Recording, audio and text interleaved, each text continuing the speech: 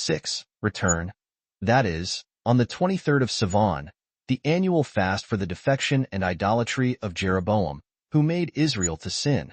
Or possibly some other fast might fall into that month, before and in the days of Josephus. 7. Return. It deserves here to be noted that this pharisaical, superstitious notion that offensive fighting was unlawful to Jews, even under the utmost necessity, on the Sabbath day, of which we hear nothing before the times of the Maccabees, was the proper occasion of Jerusalem's being taken by Pompey, by Sosius, and by Titus, as appears from the places already quoted in the note on Antique, B. 13. Ch. 8. Sect. 1. Which scrupulous superstition, as to the observation of such a rigorous rest upon the Sabbath day, our Savior always opposed, when the Pharisaical Jews insisted on it, as is evident in many places in the New Testament, though he still intimated how pernicious that superstition might prove to them in their flight from the Romans. Matthew 25 verse 20. 8. Return.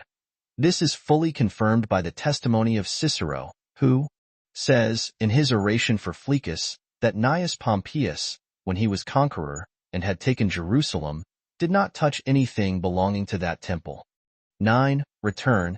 Ear of this destruction of Gadara here presupposed, and its restoration by Pompey. See the note on the war, B.I. 7. Sect. 7. 10. Return. Dean Prideaux well observes, that notwithstanding the clamor against Gabinius at Rome, Josephus gives him an able character, as if he had acquitted himself with honor in the charge committed to him, in Judea. See it the year 55. 11. Return. This history is best illustrated by Dr. Hudson out of Livy, who says that A. Gabinius, the proconsul, restored Ptolemy of Pompey and Gabinius against the Jews, while neither of them say anything new which is not in the other to his kingdom of Egypt, and ejected Archelaus, whom they had set up for king, and c. Prid. At the years 61 and 65. 12. Return.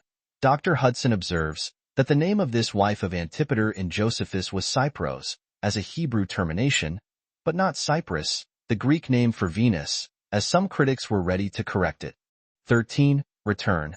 Take Dr. Hudson's note upon this place, which I suppose to be the truth. Here is some mistake in Josephus. For when he had promised us a decree for the restoration of Jerusalem, he brings in a decree of far greater antiquity, and that a league of friendship and union only. One may easily believe that Josephus gave order for one thing, and his amanuensis performed another, by transposing decrees that concerned the Hyrcani, and as diluted by the sameness of their names. For that belongs to the first high priest of this name, John Hyrcanus, which Josephus here ascribes to one that lived later, Hyrcanus, the son of Alexander Jannaeus. However, the decree which he proposes to set down follows a little lower, in the collection of Roman decrees that concern the Jews, and is that dated when Caesar was consul the 5th time. CCH 10. Sect. 5. 14. Return. Those who will carefully observe the several occasional numbers and chronological characters in the life and death of this Herod, and of his children, hereafter noted, will see that 25 years, and not 15, must for certain have been here Josephus's own number for the age of Herod, when he was made governor of Galilee. CCH 23. Sect. 5, and CH 24. Sect. 7, and particularly Antique, B. 17. CH 8. Sect. 1, where about 44 years afterwards Herod dies an old man at about 70. 15. Return. It is here worth our while to remark that none could be put to death in Judea but by the approbation of the Jewish Sanhedrim, there being an excellent provision in the law of Moses, that even in criminal causes, and particularly where life was concerned, an appeal should lie from the lesser councils of 7 in the other cities to the supreme council of 71 at Jerusalem. And that is exactly according to our Savior's words, when he says, "It could not be that a prophet should perish out of Jerusalem." Luke 13 verse 33. 16. Return.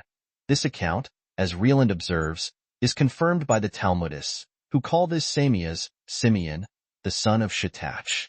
17. Return. That Hyrcanus was himself in Egypt, along with Antipater, at this time, to whom accordingly the bold and prudent actions of his deputy Antipater are here ascribed, as this decree of Julius Caesar supposes, we are further assured by the testimony of Strabo, already produced by Josephus, H8. Sect. 3. 18. Return.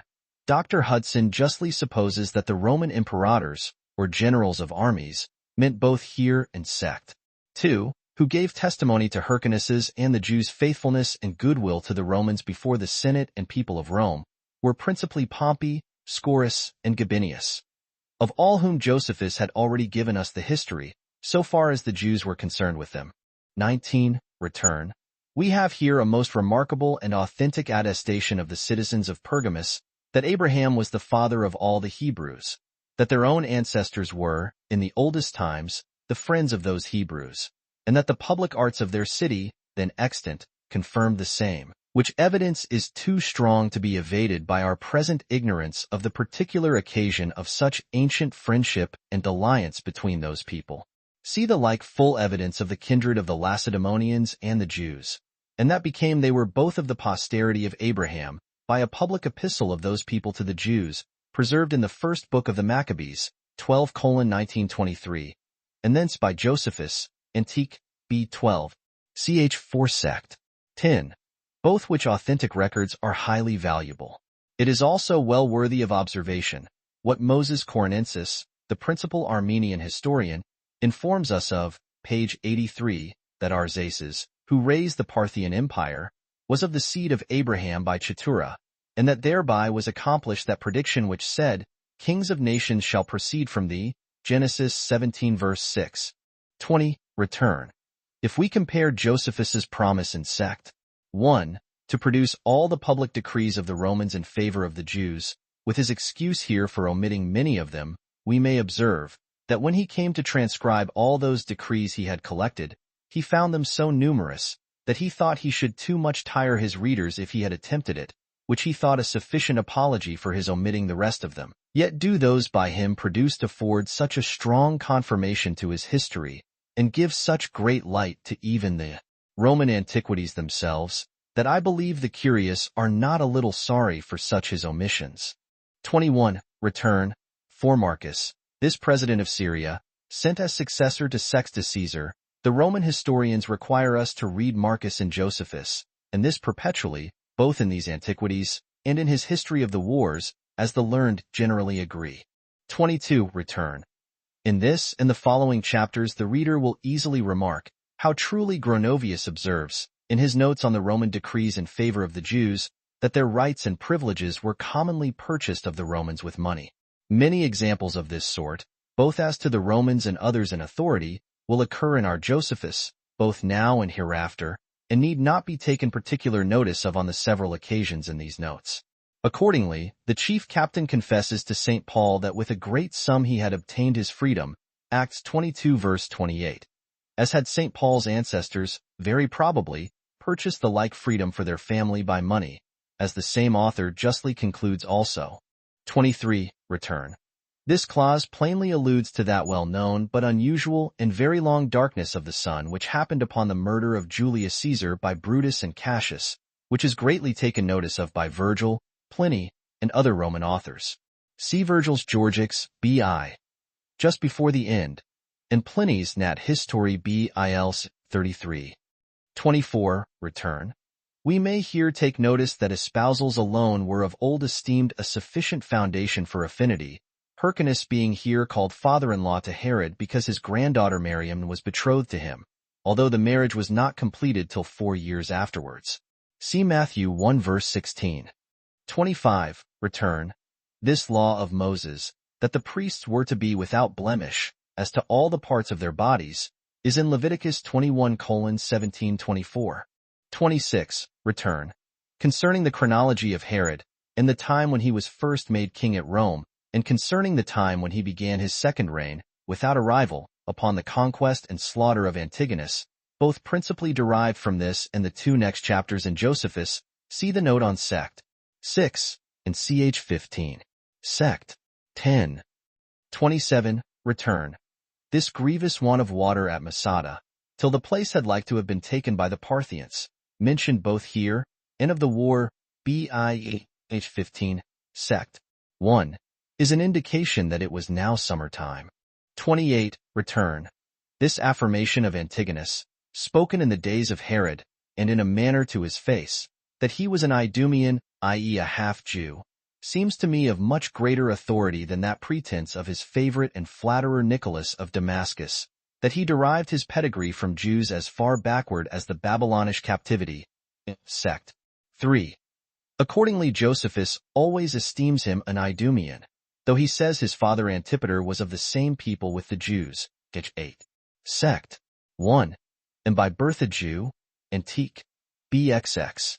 ch8. Sect. 7. As indeed all such proselytes of justice, as the Idumeans, were in time esteemed the very same people with the Jews. 29. Return. It may be worth our observation here, that these soldiers of Herod could not have gotten upon the tops of these houses which were full of enemies, in order to pull up the upper floors and destroy them beneath, but by ladders from the outside, which illustrates some texts in the New Testament, by which it appears that men used to ascend thither by ladders on the outsides. See Matthew 24 verse 17, Mark 13 verse 15, Luke 5 verse 19, 17:31. 30. Return. Note here that Josephus fully and frequently assures us that there passed above 3 years between Herod's first obtaining the kingdom at Rome and his second obtaining it upon the taking of Jerusalem and death of Antigonus. The present history of this interval twice mentions the army going into winter quarters, which perhaps belonged to 2 several winters, age 15. Sect. 3, 4. And though Josephus says nothing how long they lay in those quarters, yet does he give such an account of the long and studied delays of Ventidius, Silo, and Machaerus, who were to see Herod settled in his new kingdom, but seem not to have had sufficient forces for that purpose, and were for certain all corrupted by Antigonus to make the longest delays possible, and gives us such particular accounts of the many great actions of Herod during the same interval, as fairly imply that interval, before Herod went to Samosata, to have been very considerable. However, what is wanting in Josephus is fully supplied by Moses Coronensis, the Armenian historian, in his history of that interval, bh 18, where he directly assures us that Tigranes, then king of Armenia, and the principal manager of this Parthian war, reigned 2 years after Herod was made king at Rome, and yet Antony did not hear of his death in that very neighborhood at Samosata, till he was come thither to besiege it, after which Herod brought him an army, which was 340 miles march, and through a difficult country, full of enemies also, and joined with him in the siege of Samosata till that city was taken. Then Herod and Sosins marched back with their large armies the same number of 340 miles. And when, in a little time, they sat down to besiege Jerusalem, they were not able to take it but by a siege of 5 months. All which put together fully supplies what is wanting in Josephus, and secures the entire chronology of these times beyond contradiction. Book 15, containing the interval of 18 years. From the death of Antigonus to the finishing of the temple by Herod. Chapter 1. Concerning Pollio and Samius. Herod slays the principal of Antigonus's friends, and spoils the city of its wealth. Antony beheads Antigonus. 1. How Sosius and Herod took Jerusalem by force, and besides that, how they took Antigonus captive, has been related by us in the foregoing book. We will now proceed in the narration. And since Herod had now the government of all Judea put into his hands, he promoted such of the private men in the city as had been of his party, but never left off avenging and punishing every day those that had chosen to be of the party of his enemies. But Pollio the Pharisee and Samius, a disciple of his, were honored by him above all the rest. For when Jerusalem was besieged, they advised the citizens to receive Herod, for which advice they were well requited. But this Pollio, at the time when Herod was once upon his trial of life and death, foretold, in way of reproach, to Hyrcanus and the other judges, how this Herod, whom they suffered now to escape, would afterward inflict punishment on them all, which had its completion in time, while God fulfilled the words he had spoken. 2. At this time Herod, now he had got Jerusalem under his power, carried off all the royal ornaments, and spoiled the wealthy men of what they had gotten. And when, by these means, he had heaped together a great quantity of silver and gold, he gave it all to Antony, and his friends that were about him. He also slew 45 of the principal men of Antigonus's party, and set guards at the gates of the city, that nothing might be carried out together with their dead bodies. They also searched the dead, and whatsoever was found, either of silver or gold or other treasure, it was carried to the king. Nor was there any end of the miseries he brought upon them. And this distress was in part occasioned by the covetousness of the prince regent, who was still in want of more, and in part by the Sabbatic year, which was still going on, and forced the country to lie still uncultivated, since we are forbidden to sow our land in that year. Now when Antony had received Antigonus as his captive, he determined to keep him against his triumph. But when he heard that the nation grew seditious, and that, out of their hatred to Herod, they continued to bear goodwill to Antigonus, he resolved to behead him at Antioch, for otherwise the Jews could no way be brought to be quiet. And Strabo of Cappadocia attests to what I have said, when he thus speaks. Antony ordered Antigonus the Jew to be brought to Antioch, and there to be beheaded. And this Antony seems to me to have been the very first man who beheaded a king, as supposing he could no other way bend the minds of the Jews so as to receive Herod, whom he had made king in his stead. For by no torments could they be forced to call him king, so great a fondness they had for their former king. So he thought that this dishonorable death would diminish the value they had for Antigonus's memory, and at the same time would diminish the hatred they bare to Herod. Thus far Strabo. Chapter 2. How Hyrcanus was set at liberty by the Parthians, and returned to Herod, and what Alexandra did when she heard that Ananias was made high priest. 1. Now after Herod was in possession of the kingdom, Hyrcanus the high priest, who was then a captive among the Parthians, came to him again, and was set free from his captivity in the manner following. Barzapharnes and Pacorus, the generals of the Parthians, took Hyrcanus, who was first made high priest and afterward king, and Herod's brother, Phasaelus captives, and were them away into Parthia. Phasaelus indeed could not bear the reproach of being in bonds, and thinking that death with glory was better than any life whatsoever, he became his own executioner, as I have formerly related. 2. But when Hyrcanus was brought into Parthia, the king Phraates treated him after a very gentle manner, as having already learned of what an illustrious family he was, on which account he set him free from his bonds, and gave him a habitation at Babylon, one where there were Jews in great numbers. These Jews honored Hyrcanus as their high priest and king, as did all the Jewish nation that dwelt as far as Euphrates, which respect was very much to his satisfaction. But when he was informed that Herod had received the kingdom, new hopes came upon him, as having been himself still of a kind disposition towards him, and expecting that Herod would bear in mind what favor he had received from him. And when he was upon his trial, and when he was in danger that a capital sentence would be pronounced against him, he delivered him from that danger, and from all punishment. Accordingly, he talked of that matter with the Jews that came often to him with great affection. But they endeavored to retain him among them, and desired that he would stay with them, putting him in mind of the kind offices and honors they did him, and that those honors they paid him were not at all inferior to what they could pay to either their high priests or their kings.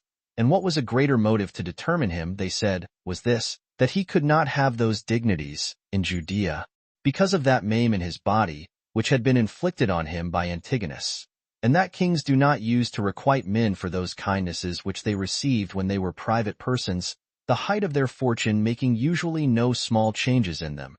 3. Now although they suggested these arguments to him for his own advantage, yet did Hyrcanus still desire to depart.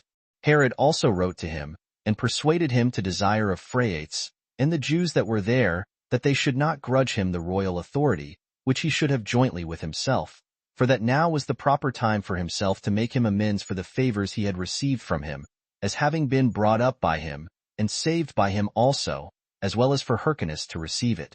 And as he wrote thus to Hyrcanus, so did he send also Saramalas, his ambassador, to Phraates, and many presents with him, and desired him in the most obliging way that he would be no hindrance to his gratitude towards his benefactor.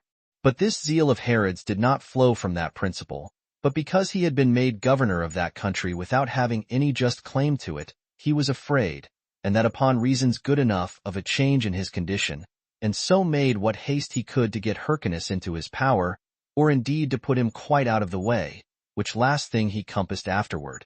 4. Accordingly, when Hyrcanus came, full of assurance, by the permission of the king of Parthia, and at the expense of the Jews, who supplied him with money, Herod received him with all possible respect, and gave him the upper place at public meetings, and set him above all the rest at feasts, and thereby deceived him. He called him his father, and endeavored, by all the ways possible, that he might have no suspicion of any treacherous design against him. He also did other things, in order to secure his government, which yet occasioned a sedition in his own family. For being cautious how he made any illustrious person the high priest of God, too he sent for an obscure priest out of Babylon, whose name was Ananias, and bestowed the high priesthood upon him. 5. However, Alexandra, the daughter of Hyrcanus, and wife of Alexander, the son of Aristobulus the king, who had also brought Alexander 2 children, could not bear this indignity. Now this son was one of the greatest comeliness, and was called Aristobulus, and the daughter, Miriam, was married to Herod, and eminent for her beauty also.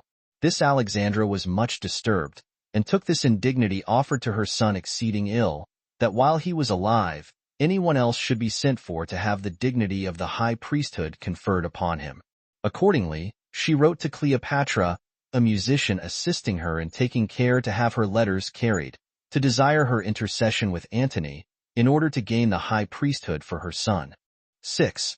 But as Antony was slow in granting this request, his friend Dellius III came into Judea upon some affairs, and when he saw Aristobulus, he stood in admiration at the tallness and handsomeness of the child, and no less at Miriam, the king's wife, and was open in his commendations of Alexandra, as the mother of most beautiful children.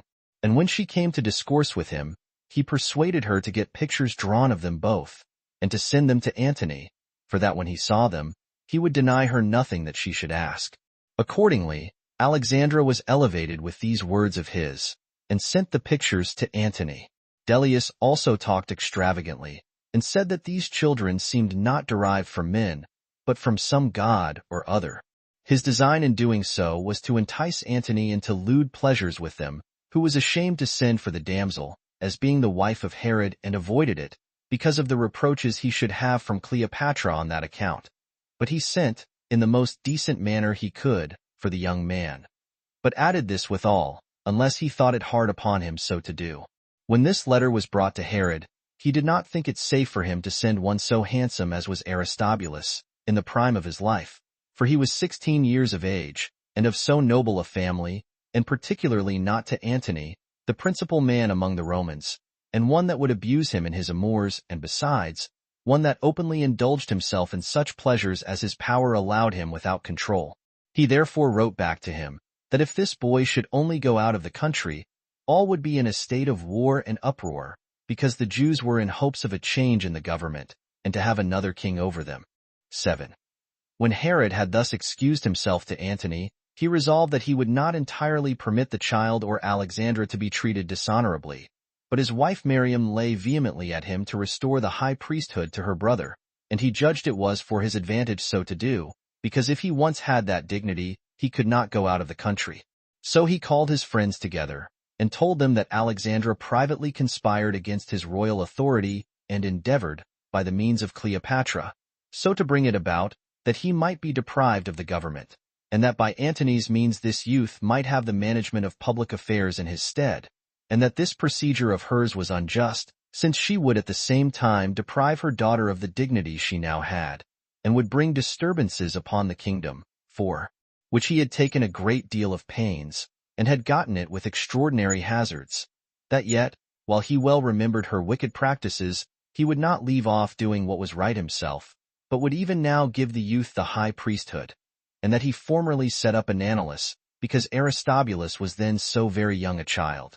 Now when he had said this, not at random, but as he thought with the best discretion he had, in order to deceive the women, and those friends whom he had taken to consult withal Alexandra, out of the great joy she had at this unexpected promise, and out of fear from the suspicions she lay under, fell a-weeping, and made the following apology for herself, and said, that as to the high priesthood, she was very much concerned for the disgrace her son was under, and so did her utmost endeavors to procure it for him, but that as to the kingdom, she had made no attempts, and that if it were offered her for her son, she would not accept it, and that now she would be satisfied with her son's dignity, while he himself held the civil government, and she had thereby the security that arose from his peculiar ability in governing to all the remainder of her family, that she was now overcome by his benefits, and thankfully accepted of this honor showed by him to her son, and that she would hereafter be entirely obedient. And she desired him to excuse her, if the nobility of her family, and that freedom of acting which she thought that allowed her, had made her act too precipitately and imprudently in this matter. So when they had spoken thus to one another, they came to an agreement, and all suspicions, so far as appeared, were vanished away. Chapter 3. How Herod, upon his making Aristobulus high priest, took care that he should be murdered in a little time, and what apology he made to Antony about Aristobulus, as also concerning Joseph and Miriam. 1.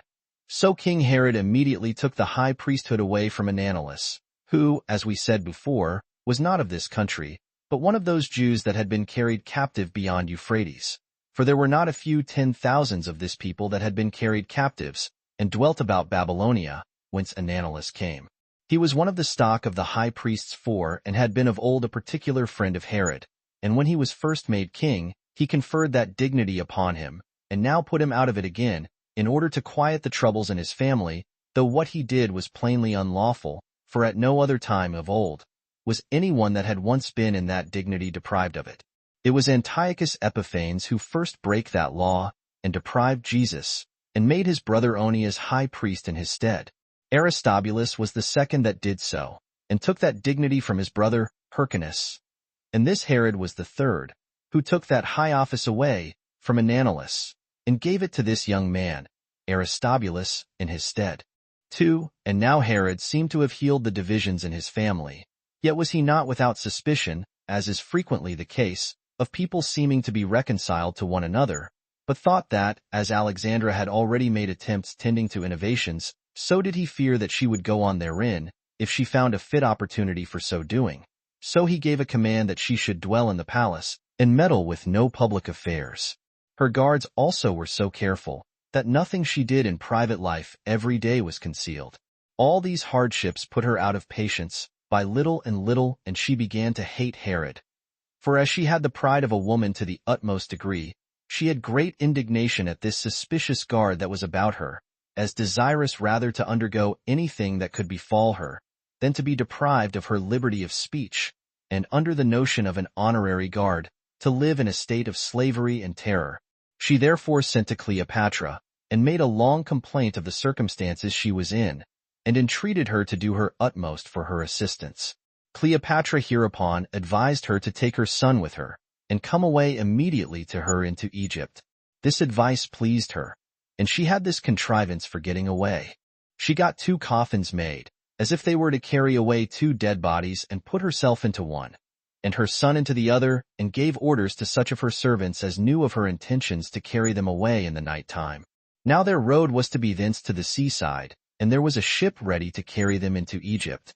Now Aesop, one of her servants, happened to fall upon Sabian, one of her friends, and spake of this matter to him, as thinking he had known of it before. When Sabian knew this, who had formerly been an enemy of Herod, and been esteemed one of those that laid snares for and gave the poison to his father, Antipater, he expected that this discovery would change Herod's hatred into kindness. So he told the king of this private stratagem of Alexandra, whereupon he suffered her to proceed to the execution of her project, and caught her in the very fact. But still he passed by her offense, and though he had a great mind to do it, he durst not inflict anything that was severe upon her, for he knew that Cleopatra would not bear that he should have her accused, on account of her hatred to him, but made a show as if it were rather the generosity of his soul, and his great moderation, that made him forgive them. However, he fully proposed to himself to put this young man out of the way, by one means or other.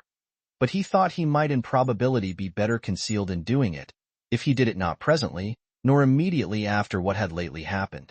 3. And now, upon the approach of the Feast of Tabernacles, which is a festival very much observed among us, he let those days pass over, and both he and the rest of the people were therein very merry.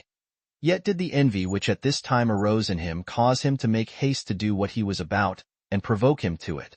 For when this youth Aristobulus, who was now in the 17th year of his age, went up to the altar, according to the law, to offer the sacrifices, and this with the ornaments of his high priesthood. And when he performed the sacred offices, 5 he seemed to be exceedingly comely and taller than men usually were at that age, and to exhibit in his countenance a great deal of that high family he was sprung from. A warm zeal and affection towards him appeared among the people, and the memory of the actions of his grandfather Aristobulus was fresh in their minds, and their affections got so far the mastery of them that they could not forbear to show their inclinations to him. They at once rejoiced and were confounded, and mingled with good wishes their joyful acclamations which they made to him, till the goodwill of the multitude was made too evident, and they more rashly proclaimed the happiness they had received from his family than was fit under a monarchy to have done. Upon all this, Herod resolved to complete what he had intended against the young man. When therefore the festival was over, and he was feasting at Jericho 6 with Alexandra, who entertained them there, he was then very pleasant with the young man, and drew him into a lonely place, and at the same time played with him in a juvenile and ludicrous manner. Now, the nature of that place was hotter than ordinary. So they went out in a body, and of a sudden, and in a vein of madness. And as they stood by the fish ponds, of which there were large ones about the house, they went to cool themselves by bathing, because it was in the midst of a hot day. At first they were only spectators of Herod's servants and acquaintance as they were swimming. But after a while, the young man, at the instigation of Herod, went into the water among them, while such of Herod's acquaintance, as he had appointed to do it, dipped him as he was swimming, and plunged him under water, in the dark of the evening, as if it had been done in sport only. Nor did they desist till he was entirely suffocated. And thus was Aristobulus murdered, having lived no more in all than 18 years, 7, and kept the high priesthood 1 year only, which high priesthood Ananelus now recovered again. 4. When this sad accident was told the women, their joy was soon changed to lamentation, at the sight of the dead body that lay before them, and their sorrow was immoderate. The city also of Jerusalem, upon the spreading of this news, were in very great grief, every family looking on this calamity as if it had not belonged to another, but that one of themselves was slain. But Alexandra was more deeply affected, upon her knowledge that he had been destroyed on purpose. Her sorrow was greater than that of others, by her knowing how the murder was committed. But she was under the necessity of bearing up under it, out of her prospect of a greater mischief that might otherwise follow, and she oftentimes came to an inclination to kill herself with her own hand, but still she restrained herself, in hopes she might live long enough to revenge the unjust murder thus privately committed. Nay, she further resolved to endeavor to live longer, and to give no occasion to think she suspected that her son was slain on purpose, and supposed that she might thereby be in a capacity of revenging it at a proper opportunity. Thus did she restrain herself, that she might not be noted for entertaining any such suspicion. However, Herod endeavored that none abroad should believe that the child's death was caused by any design of his, and for this purpose he did not only use the ordinary signs of sorrow, but fell into tears also, and exhibited a real confusion of soul. And perhaps his affections were overcome on this occasion, when he saw the child's countenance so young and so beautiful, although his death was supposed to tend to his own security. So far at least this grief served as to make some apology for him. And as for his funeral, that he took care should be very magnificent, by making great preparation for a sepulchre to lay his body in, and providing a great quantity of spices, and burying many ornaments together with him, till the very women, who were in such deep sorrow, were astonished at it, and received in this way some consolation. 5. However, no such things could overcome Alexandra's grief, but the remembrance of this miserable case made her sorrow both deep and obstinate. Accordingly, she wrote an account of this treacherous scene to Cleopatra, and how her son was murdered. But Cleopatra, as she had formerly been desirous to give her what satisfaction she could, and commiserating Alexandra's misfortunes, made the case her own, and would not let Antony be quiet, but excited him to punish the child's murder, for that it was an unworthy thing that Herod, who had been by him made king of a kingdom that no way belonged to him, should be guilty of such horrid crimes against those that were of the royal blood in reality. Antony was persuaded by these arguments, and when he came to Laodicea, he sent and commanded Herod to come and make his defense, as to what he had done to Aristobulus, for that such a treacherous design was not well done, if he had any hand in it. Herod was now in fear, both of the accusation and of Cleopatra's ill will to him, which was such that she was ever endeavoring to make Antony hate him. He therefore determined to obey his summons, for he had no possible way to avoid it. So he left his uncle Joseph procurator for his government and for the public affairs, and gave him a private charge that if Antony should kill him, he also should kill Miriam immediately, for that he had a tender affection for this his wife, and was afraid of the injury that should be offered him, if, after his death, she, for her beauty, should be engaged to some other man. But his intimation was nothing but this at the bottom, that Antony had fallen in love with her, when he had formerly heard somewhat of her beauty. So when Herod had given Joseph this charge, and had indeed no sure hopes of escaping with his life, he went away to Antony. 6.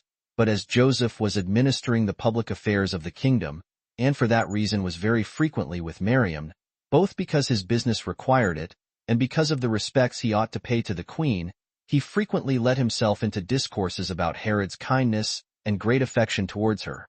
And when the women, especially Alexandra, used to turn his discourses into feminine raillery, Joseph was so over-desirous to demonstrate the king's inclinations, that he proceeded so far as to mention the charge he had received, and thence drew his demonstration that Herod was not able to live without her, and that if he should come to any ill end, he could not endure a separation from her, even after he was dead.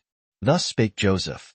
But the women, as was natural, did not take this to be an instance of Herod's strong affection for them, but of his severe usage of them, that they could not escape destruction, nor a tyrannical death, even when he was dead himself. And this saying of Joseph was a foundation for the women's severe suspicions about him afterwards. 7. At this time a report went about the city Jerusalem among Herod's enemies, that Antony had tortured Herod, and put him to death. This report, as is natural, disturbed those that were about the palace, but chiefly the women. Upon which Alexandra endeavored to persuade Joseph to go out of the palace, and fly away with them to the ensigns of the Roman legion, which then lay encamped about the city, as a guard to the kingdom, under the command of Julius. For that by this means, if any disturbance should happen about the palace, they should be in greater security, as having the Romans favorable to them, and that besides, they hoped to obtain the highest authority, if Antony did but once see Miriam, by whose means they should recover the kingdom, and want nothing which was reasonable for them to hope for, because of their royal extraction. 8. But as they were in the midst of these deliberations, letters were brought from Herod about all his affairs, and proved contrary to the report, and of what they before expected. For when he was come to Antony, he soon recovered his interest with him, by the presents he made him, which he had brought with him from Jerusalem. And he soon induced him, upon discoursing with him, to leave off his indignation at him, so that Cleopatra's persuasions had less force than the arguments and presents he brought to regain his friendship. For Antony said that it was not good to require an account of a king, as to the affairs of his government, for at this rate he could be no king at all, but that those who had given him that authority ought to permit him to make use of it. He also said the same things to Cleopatra, that it would be best for her not busily to meddle with the acts of the king's government. Herod wrote an account of these things, and enlarged upon the other honors which he had received from Antony, how he sat by him at his hearing causes, and took his diet with him every day, and that he enjoyed those favors from him, notwithstanding the reproaches that Cleopatra so severely laid against him, who having a great desire of his country, and earnestly entreating Antony that the kingdom might be given to her, labored with her utmost diligence to have him out of the way, but that he still found Antony just to him, and had no longer any apprehensions of hard treatment from him, and that he was soon upon his return, with a firmer additional assurance of his favor to him, in his reigning and managing public affairs, and that there was no longer any hope for Cleopatra's covetous temper, since Antony had given her Celesyria instead of what she had desired, by which means he had at once pacified her, and got clear of the entreaties which she made him to have Judea bestowed upon her. 9. When these letters were brought, the women left off their attempt for flying to the Romans, which they thought of while Herod was supposed to be dead. Yet was not that purpose of theirs a secret, but when the king had conducted Antony on his way against the Parthians, he returned to Judea, when both his sister Salome and his mother informed him of Alexandra's intentions. Salome also added somewhat further against Joseph, though it was no more than a calumny, that he had often had criminal conversation with Miriam. The reason of her saying so was this, that she for a long time bare her ill will. For when they had differences with one another, Miriam took great freedoms, and reproached the rest for the meanness of their birth. But Herod, whose affection to Miriam was always very warm, was presently disturbed at this, and could not bear the torments of jealousy, but was still restrained from doing any rash thing to her by the love he had for her.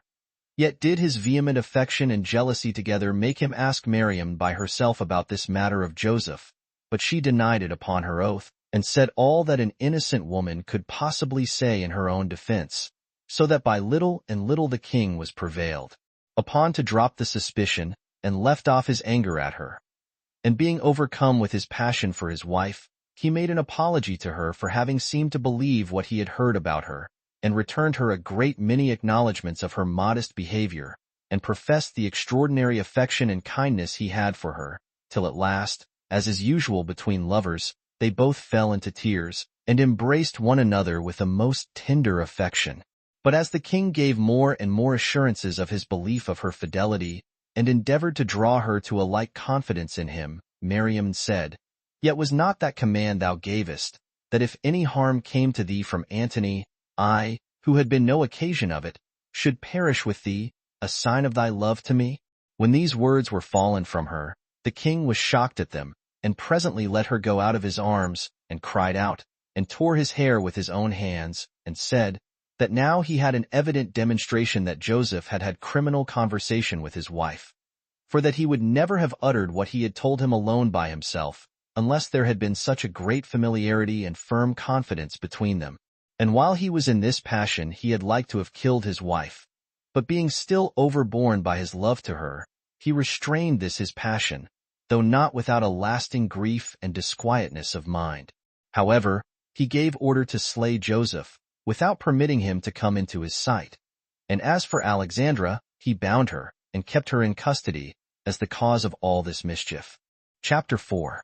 How Cleopatra, when she had gotten from Antony some parts of Judea and Arabia, came into Judea, and how Herod gave her many presents and conducted her on her way back to Egypt. 1. Now at this time the affairs of Syria were in confusion by Cleopatra's constant persuasions to Antony to make an attempt upon everybody's dominions. For she persuaded him to take those dominions away from their several princes, and bestow them upon her. And she had a mighty influence upon him, by reason of his being enslaved to her by his affections. She was also by nature very covetous, and stuck at no wickedness. She had already poisoned her brother, because she knew that he was to be king of Egypt, and this when he was but 15 years old. And she got her sister Arsinoe to be slain, by the means of Antony, when she was a supplicant at Diana's temple at Ephesus. For if there were but any hopes of getting money, she would violate both temples and sepulchres. Nor was there any holy place that was esteemed the most inviolable, from which she would not fetch the ornaments it had in it. Nor any place so profane, but was to suffer the most flagitious treatment possible from her, if it could but contribute somewhat to the covetous humor of this wicked creature.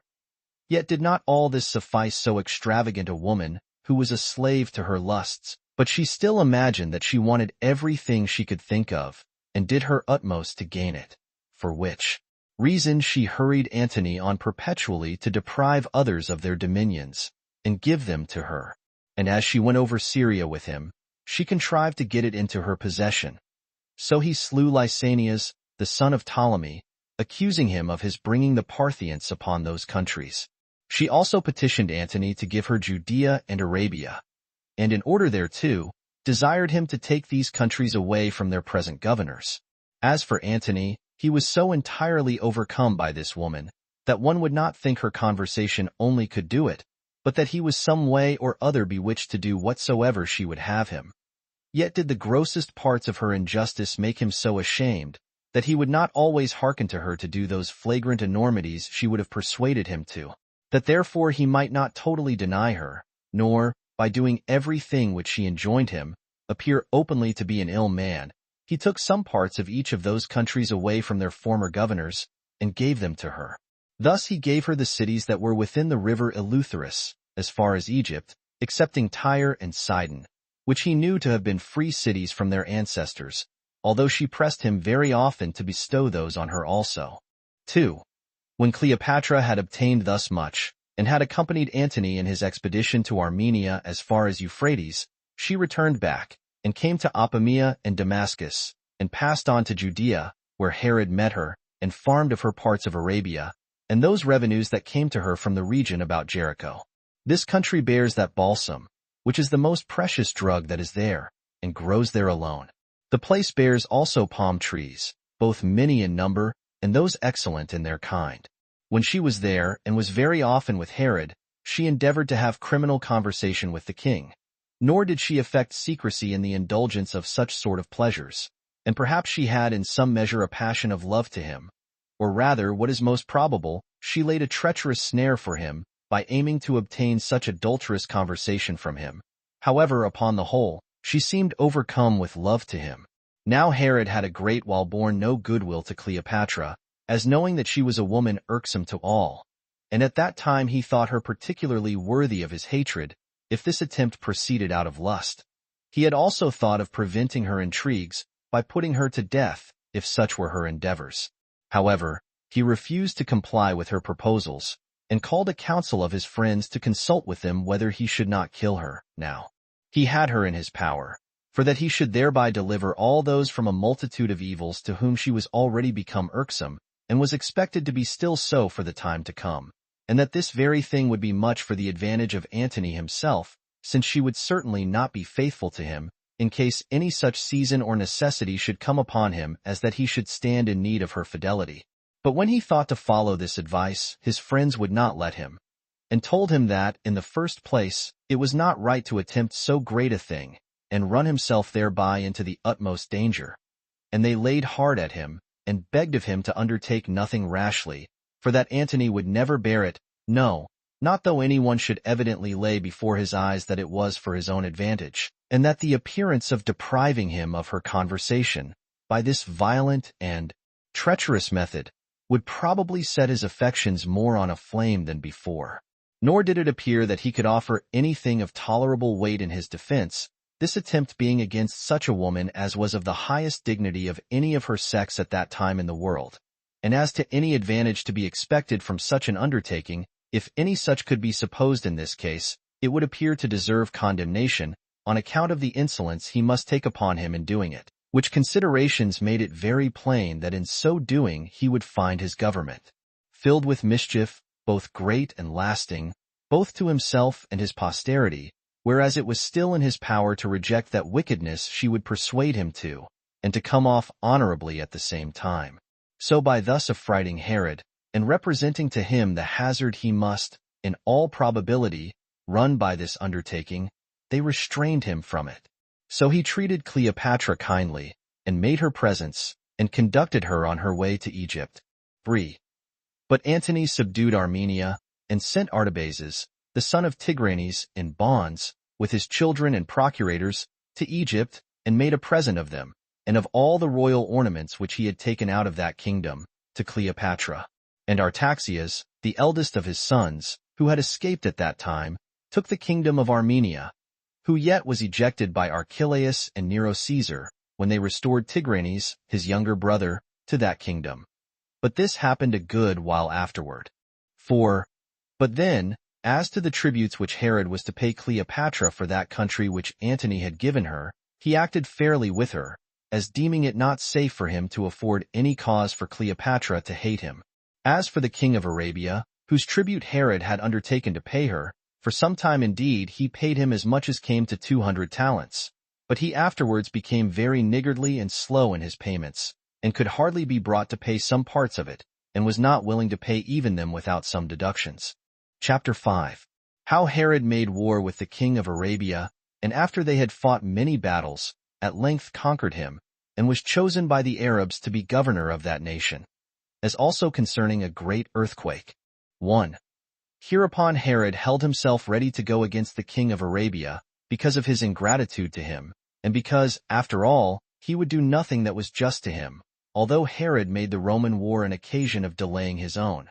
For the battle at Actium was now expected, which fell into the 187th Olympiad, where Caesar and Antony were to fight for the supreme power of the world. But Herod, having enjoyed a country that was very fruitful, and that now for a long time, and having received great taxes, and raised great armies therewith, got together a body of men, and carefully furnished them with all necessaries, and designed them as auxiliaries for Antony. But Antony said he had no want of his assistance, but he commanded him to punish the king of Arabia, for he had heard both from him and from Cleopatra how perfidious he was. For this was what Cleopatra desired, who thought it for her own advantage that these two kings should do one another as great mischief as possible. Upon this message from Antony, Herod returned back, but kept his army with him, in order to invade Arabia immediately. So when his army of horsemen and footmen was ready, he marched to Diospolis, whither the Arabians came also to meet them, for they were not unapprised of this war that was coming upon them. And after a great battle had been fought, the Jews had the victory. But afterward there were gotten together another numerous army of the Arabians, at Cana, which is a place of Celesyria. Herod was informed of this beforehand. So he came marching against them with the greatest part of the forces he had. And when he was come near to Cana, he resolved to encamp himself. And he cast up a bulwark, that he might take a proper season for attacking the enemy. But as he was giving those orders, the multitude of the Jews cried out that he should make no delay, but lead them against the Arabians. They went with great spirit, as believing they were in very good order. And those especially were so that had been in the former battle, and had been conquerors, and had not permitted their enemies so much as to come to a close fight with them. And when they were so tumultuous and showed such great alacrity, the king resolved to make use of that zeal the multitude then exhibited. And when he had assured them he would not be behindhand with them in courage, he led them on, and stood before them all in his armor, all the regiments following him in their several ranks. Whereupon a consternation fell upon the Arabians. For when they perceived that the Jews were not to be conquered, and were full of spirit, the greater part of them ran away and avoided fighting. And they had been quite destroyed, had not Antony fallen upon the Jews, and distressed them. For this man was Cleopatra's general over the soldiers she had there, and was at enmity with Herod, and very wistfully looked on to see what the event of the battle would be. He had also resolved, that in case the Arabians did anything that was brave and successful, he would lie still. But in case they were beaten, as it really happened, he would attack the Jews with those forces he had of his own, and with those that the country had gotten together for him.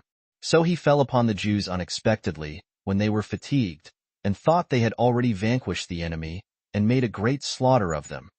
For as the Jews had spent their courage upon their known enemies, and were about to enjoy themselves in quietness after their victory, they were easily beaten by these that attacked them afresh, and in particular received a great loss in places where the horses could not be of service, and which were very stony, and where those that attacked them were better acquainted with the places than themselves.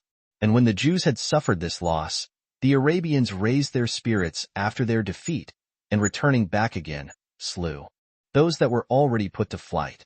And indeed all sorts of slaughter were now frequent, and of those that escaped, a few only returned into the camp. So King Herod, when he despaired of the battle, rode up to them to bring them assistance. Yet did he not come time enough to do them any service, though he labored hard to do it. But the Jewish camp was taken, so that the Arabians had unexpectedly a most glorious success, having gained that victory which of themselves they were no way likely to have gained, and slaying a great part of the enemy's army. Whence afterward Herod could only act like a private robber, and make excursions upon many parts of Arabia, and distress them by sudden incursions, while he encamped among the mountains, and avoided by any means to come to a pitched battle. Yet did he greatly harass the enemy by his assiduity, and the hard labor he took in this matter. He also took great care of his own forces, and used all the means he could to restore his affairs to their old state. 2. At this time, it was that the fight happened at Actium, between Octavius Caesar and Antony, in the 7th year of the reign of Herod VIII. And then it was also that there was an earthquake in Judea, such a one as had not happened at any other time, in which earthquake brought a great destruction upon the cattle in that country. About 10,000 men also perished by the fall of houses. But the army, which lodged in the field, received no damage by this sad accident. When the Arabians were informed of this, and when those that hated the Jews, and pleased themselves with aggravating the reports, told them of it, they raised their spirits, as if their enemy's country was quite overthrown, and the men were utterly destroyed, and thought there now remained nothing that could oppose them. Accordingly, they took the Jewish ambassadors, who came to them after all this had happened, to make peace with them, and slew them, and came with great alacrity against their army. But the Jews durst not withstand them, and were so cast down by the calamities they were under, that they took no care of their affairs, but gave up themselves to despair. For they had no hope that they should be upon a level again with them in battles, nor obtain any assistance elsewhere, while their affairs at home were in such great distress also. When matters were in this condition, the king persuaded the commanders by his words, and tried to raise their spirits, which were quite sunk. And first he endeavored to encourage and embolden some of the better sort beforehand, and then ventured to make a speech to the multitude, which he had before avoided to do, lest he should find them uneasy thereat, because of the misfortunes which had happened. So he made a consolatory speech to the multitude, in the manner following. 3. You are not unacquainted, my fellow soldiers, that we have had, not long since, many accidents that have put a stop to what we are about, and it is probable that even those that are most distinguished above others for their courage can hardly keep up their spirits in such circumstances. But since we cannot avoid fighting, and nothing that hath happened is of such a nature but it may by ourselves be recovered into a good state, and this by one brave action only well performed, I have proposed to myself both to give you some encouragement and, at the same time, some information, both which parts of my design will tend to this point, that you may still continue in your own proper fortitude. I will then, in the first place, demonstrate to you that this war is a just one on our side, and that on this account it is a war of necessity and occasioned by the injustice of our adversaries. For if you be once satisfied of this, it will be a real cause of alacrity to you. After which I will further demonstrate that the misfortunes we are under are of no great consequence, and that we have the greatest reason to hope for victory. I shall begin with the first, and appeal to yourselves as witnesses to what I shall say. You are not ignorant certainly of the wickedness of the Arabians, which is to that degree as to appear incredible to all other men, and to include somewhat that shows the grossest barbarity and ignorance of God. The chief things wherein they have affronted us have arisen from covetousness and envy, and they have attacked us in an insidious manner and on the sudden. And what occasion is there for me to mention many instances of such their procedure, when they were in danger of losing their own government of themselves, and of being slaves to Cleopatra? What others were they that freed them from that fear? For it was the friendship I had with Antony, and the kind disposition he was in towards us, that hath been the occasion that even these Arabians have not been utterly undone, Antony being unwilling to undertake anything which might be suspected by us of unkindness. But when he had a mind to bestow some parts of each of our dominions on Cleopatra, I also managed that matter so, that by giving him presents of my own, I might obtain a security to both nations, while I undertook myself to answer for the money, and gave him 200 talents, and became surety for those 200 more which were imposed upon the land that was subject to this tribute. And this they have defrauded us of, although it was not reasonable that Jews should pay tribute to any man living, or allow part of their land to be taxable. But although that was to be, yet ought we not to pay tribute for these Arabians, whom we have ourselves preserved, nor is it fit that they, who have professed, and that with great integrity and sense of our kindness, that it is by our means that they keep their principality, should injure us, and deprive us of what is our due. And this while we have been still not their enemies, but their friends. And whereas observation of covenants takes place among the bitterest enemies, but among friends is absolutely necessary, this is not observed among these men, who think gain to be the best of all things, let it be by any means whatsoever, and that injustice is no harm, if they may but get money by it. Is it therefore a question with you, whether the unjust are to be punished or not? When God himself hath declared his mind that so it ought to be, and hath commanded that we ever should hate injuries and injustice, which is not only just, but necessary, in wars between several nations. For these Arabians have done what both the Greeks and barbarians own to be an instance of the grossest wickedness, with regard to our ambassadors, which they have beheaded, while the Greeks declare that such ambassadors are sacred and inviolable. 9. And for ourselves, we have learned from God the most excellent of our doctrines, and the most holy part of our law, by angels or ambassadors. For this name brings God to the knowledge of mankind, and is sufficient to reconcile enemies one to another. What wickedness then can be greater than the slaughter of ambassadors, who come to treat about doing what is right? And when such have been their actions, how is it possible they can either live securely in common life, or be successful in war? In my opinion, this is impossible. But perhaps some will say that what is holy, and what is righteous, is indeed on our side, but that the Arabians are either more courageous or more numerous than we are. Now, as to this, in the first place, it is not fit for us to say so, for with whom is what is righteous, with them is God himself. Now where God is, there is both multitude and courage. But to examine our own circumstances a little, we were conquerors in the first battle, and when we fought again, they were not able to oppose us, but ran away, and could not endure our attacks or our courage. But when we had conquered them, then came Athenian, and made war against us without declaring it.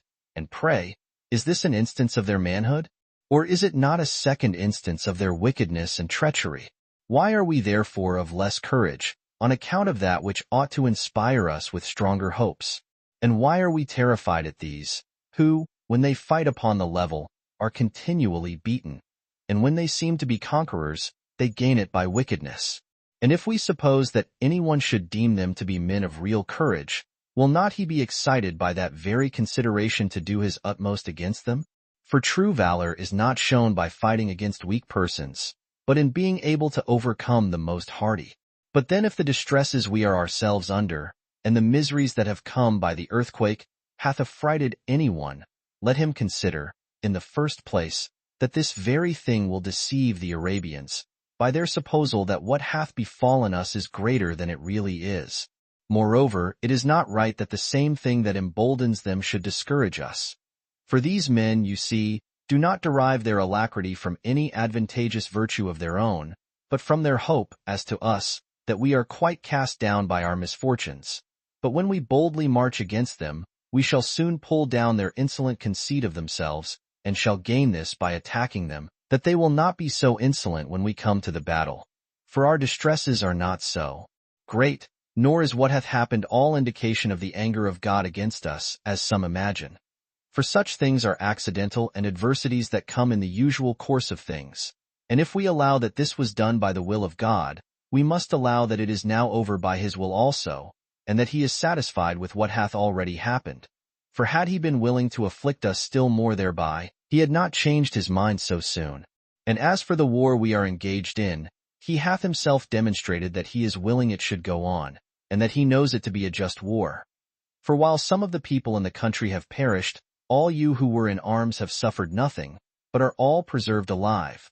Whereby God makes it plain to us, that if you had universally, with your children and wives, been in the army, it had come to pass that you had not undergone anything that would have much hurt you. Consider these things, and, what is more than all the rest, that you have God at all times for your protector. And prosecute these men with a just bravery, who, in point of friendship, are unjust, in their battles perfidious, towards ambassadors impious, and always inferior to you in valor. For, when the Jews heard this speech, they were much raised in their minds, and more disposed to fight than before. So Herod, when he had offered the sacrifices appointed by the law, made haste, and took them, and led them against the Arabians. And in order to that passed over Jordan, and pitched his camp near to that of the enemy. He also thought fit to seize upon a certain castle that lay in the midst of them, as hoping it would be for his advantage, and would the sooner produce a battle, and that if there were occasion for delay, he should by it have his camp fortified. And as the Arabians had the same intentions upon that place, a contest arose about it. At first they were but skirmishes, after which there came more soldiers, and it proved a sort of fight, and some fell on both sides, till those of the Arabian side were beaten and retreated. This was no small encouragement to the Jews immediately.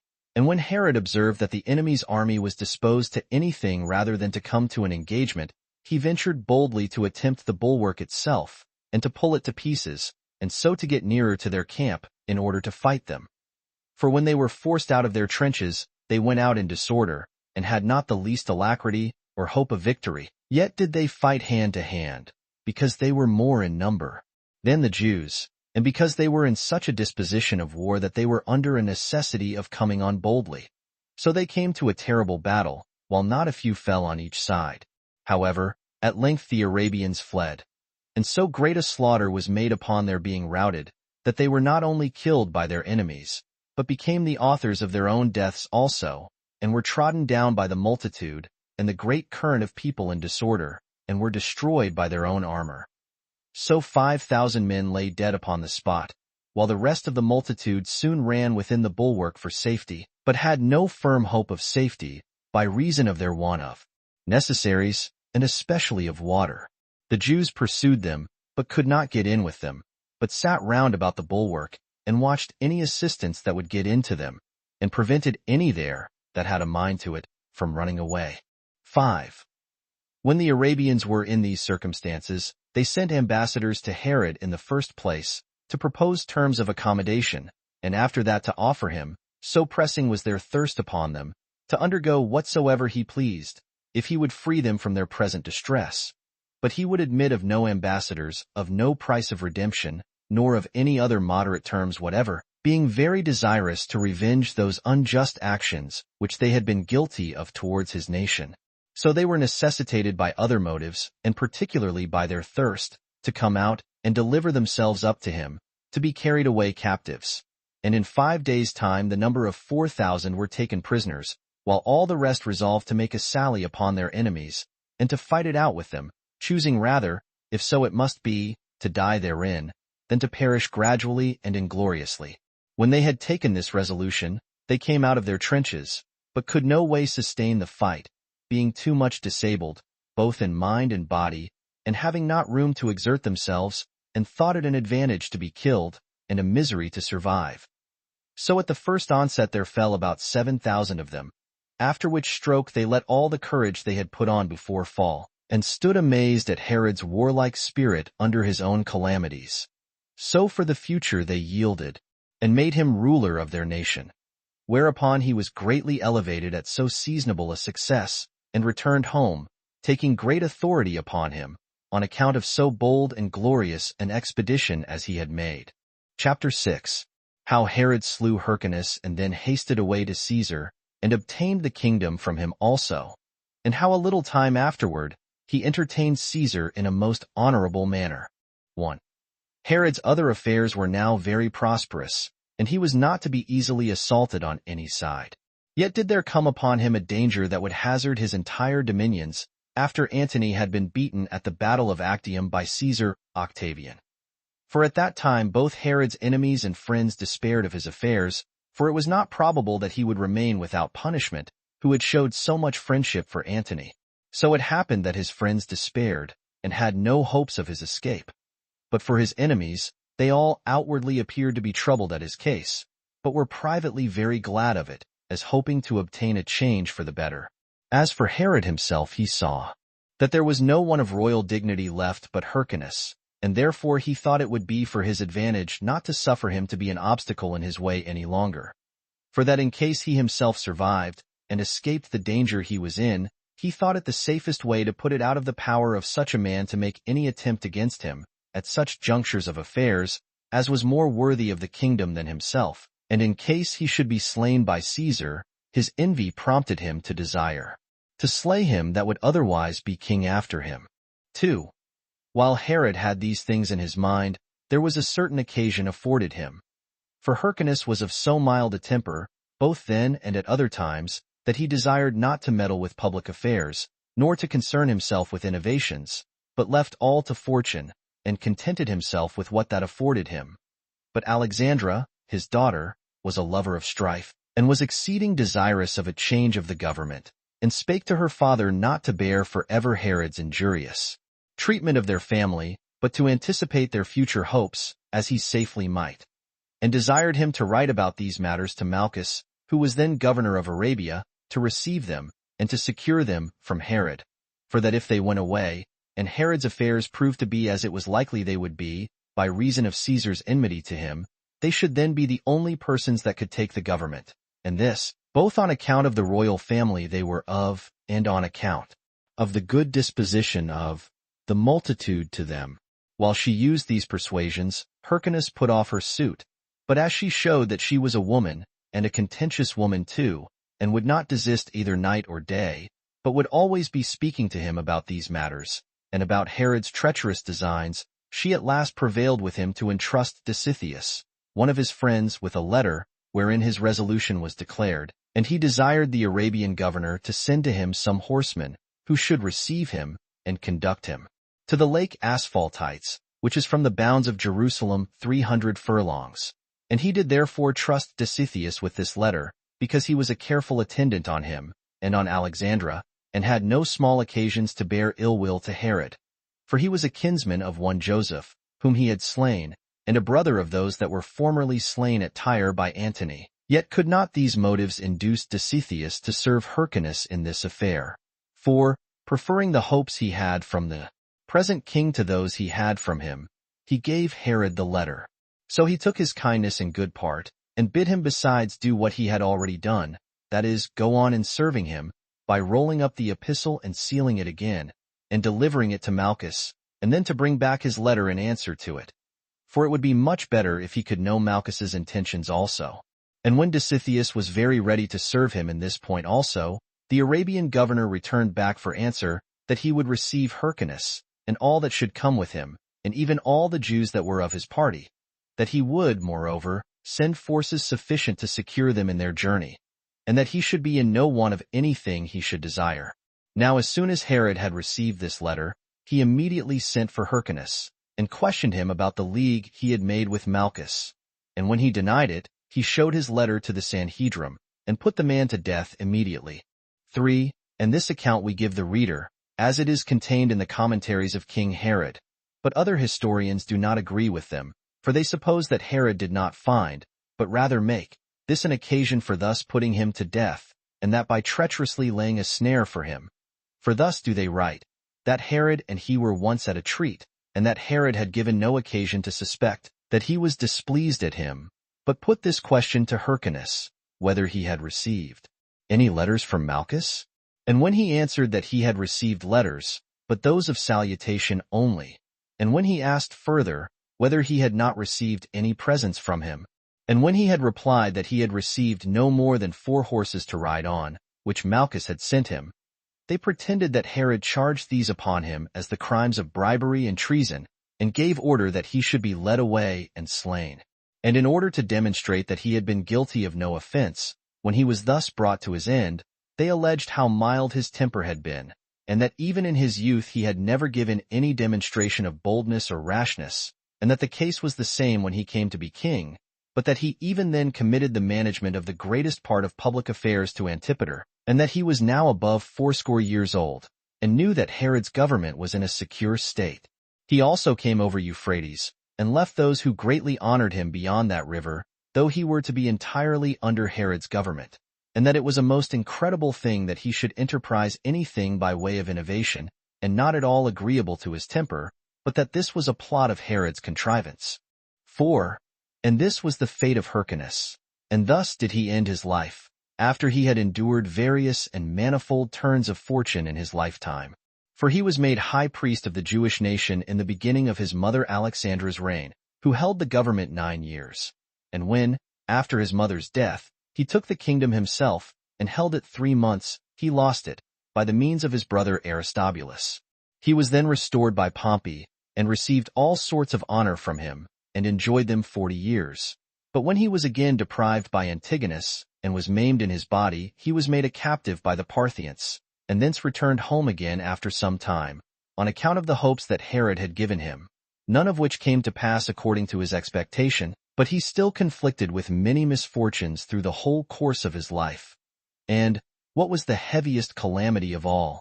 As we have related already, he came to an end which was undeserved by him. His character appeared to be that of a man of a mild and moderate disposition, and suffered the administration of affairs to be generally done by others under him. He was averse to much meddling with the public, nor had shrewdness enough to govern a kingdom. And both Antipater and Herod came to their greatness by reason of his mildness. And at last he met with such an end from them as was not agreeable either to justice or piety. 5. Now Herod, as soon as he had put Hyrcanus out of the way, made haste to Caesar. And because he could not have any hopes of kindness from him, on account of the friendship he had for Antony, he had a suspicion of Alexandra, lest she should take this opportunity to bring the multitude to a revolt, and introduce a sedition into the affairs of the kingdom. So he committed the care of everything to his brother Pheroras, and placed his mother Cypros, and his sister, Salome, and the whole family, at Masada, and gave him a charge, that if he should hear any sad news about him, he should take care of the government. But as to Miriam his wife, because of the misunderstanding between her and his sister's mother, which made it impossible for them to live together, he placed her at Alexandrium, with Alexandra her mother, and left his treasurer Joseph and Sohemus of Iturea to take care of that fortress. These two had been very faithful to him from the beginning, and were now left as a guard to the women. They also had it in charge, that if they should hear any mischief had befallen him, they should kill them both, and, as far as they were able, to preserve the kingdom for his sons, and for his brother Pheroras. 6. When he had given them this charge, he made haste to Rhodes, to meet Caesar. And when he had sailed to that city, he took off his diadem, but remitted nothing else of his usual dignity. And when, upon his meeting him, he desired that he would let him speak to him, he therein exhibited a much more noble specimen of a great soul. For he did not betake himself to supplications, as men usually do upon such occasions, nor offered him any petition, as if he were an offender, but, after an undaunted manner, gave an account of what he had done. For he spake thus to Caesar, that he had the greatest friendship for Antony, and did everything he could that he might attain the government, that he was not indeed in the army with him, because the Arabians had diverted him, but that he had sent him both money and corn, which was but too little in comparison of what he ought to have done for him. For if a man owns himself to be another's friend, and knows him to be a benefactor, he is obliged to hazard everything, to use every faculty of his soul, every member of his body, and all the wealth he hath, for him, in which I confess I have been too deficient. However, I am conscious to myself, that so far I have done right, that I have not deserted him upon his defeat at Actium, nor upon the evident change of his fortune have I transferred my hopes from him to another, but have preserved myself, though not as a valuable fellow soldier, yet certainly as a faithful counselor to Antony, when I demonstrated to him that the only way that he had to save himself, and not to lose all his authority, was to slay Cleopatra. For when she was once dead, there would be room for him to retain his authority, and rather to bring thee to make a composition with him, than to continue at enmity any longer. None of which advises would he attend to, but preferred his own rash resolution before them, which have happened unprofitably for him, but profitably for thee. Now, therefore, in case thou determinest about me, and my alacrity in serving Antony, according to thy anger at him, I own there is no room for me to deny what I have done, nor will I be ashamed to own, and that publicly too, that I had a great kindness for him. But if thou wilt put him out of the case, and only examine how I behave myself to my benefactors in general, and what sort of friend I am, thou wilt find by experience that we shall do and be the same to thyself, for it is but changing the names, and the firmness of friendship that we shall bear to thee will not be disapproved by thee. 7. By this speech, and by his behavior, which showed Caesar the frankness of his mind, he greatly gained upon him, who was himself of a generous and magnificent temper, insomuch that those very actions, which were the foundation of the accusation against him, procured him Caesar's good will. Accordingly, he restored him his diadem again, and encouraged him to exhibit himself as great a friend to himself as he had been to Antony, and then had him in great esteem. Moreover, he added this, that Quintus Didius had written to him that Herod had very readily assisted him in the affair of the gladiators. So when he had obtained such a kind reception, and had, beyond all his hopes, procured his crown to be more entirely and firmly settled upon him than ever by Caesar's donation, as well as by that decree of the Romans, which Caesar took care to procure for his greater security, he conducted Caesar on his way to Egypt, and made presents, even beyond his ability, to both him and his friends, and in general behaved himself with great magnanimity. He also desired that Caesar would not put to death one Alexander, who had been a companion of Antony, but Caesar had sworn to put him to death, and so he could not obtain that his petition. And now he returned to Judea again with greater honor and assurance than ever, and affrighted those that had expectations to the contrary, as still acquiring from his very dangers greater splendor than before, by the favor of God to him. So he prepared for the reception of Caesar, as he was going out of Syria to invade Egypt. And when he came, he entertained him at Ptolemais with all royal magnificence. He also bestowed presents on the army, and brought them provisions in abundance. He also proved to be one of Caesar's most cordial friends, and put the army in array, and rode along with Caesar, and had 150 men, well appointed in all respects, after a rich and sumptuous manner, for the better reception of him and his friends. He also provided them with what they should want, as they passed over the dry desert, insomuch that they lacked neither wine nor water, which last the soldiers stood in the greatest need of. And besides, he presented Caesar with 800 talents, and procured to himself the goodwill of them all, because he was assisting to them in a much greater and more splendid degree than the kingdom he had obtained could afford, by which means he more and more demonstrated to Caesar the firmness of his friendship and his readiness to assist him. And what was of the greatest advantage to him was this, that his liberality came at a seasonable time also.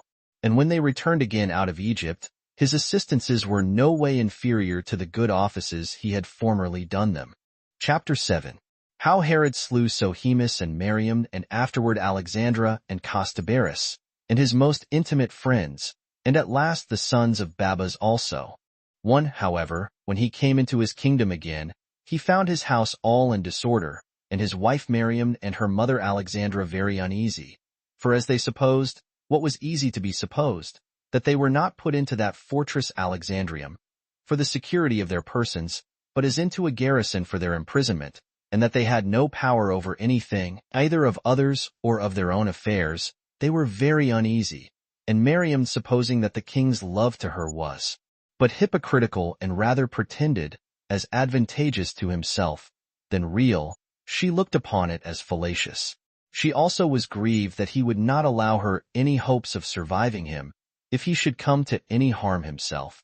She also recollected what commands he had formerly given to Joseph, insomuch that she endeavored to please her keepers, and especially Sohemus, as well apprised how all was in his power. And at the first Sohemus was faithful to Herod, and neglected none of the things he had given him in charge.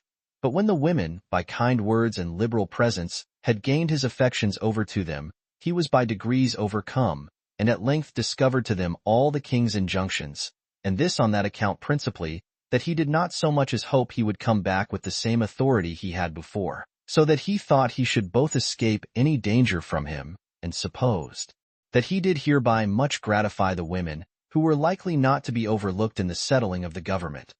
Nay, that they would be able to make him abundant recompense, since they must either reign themselves, or be very near to him that should reign.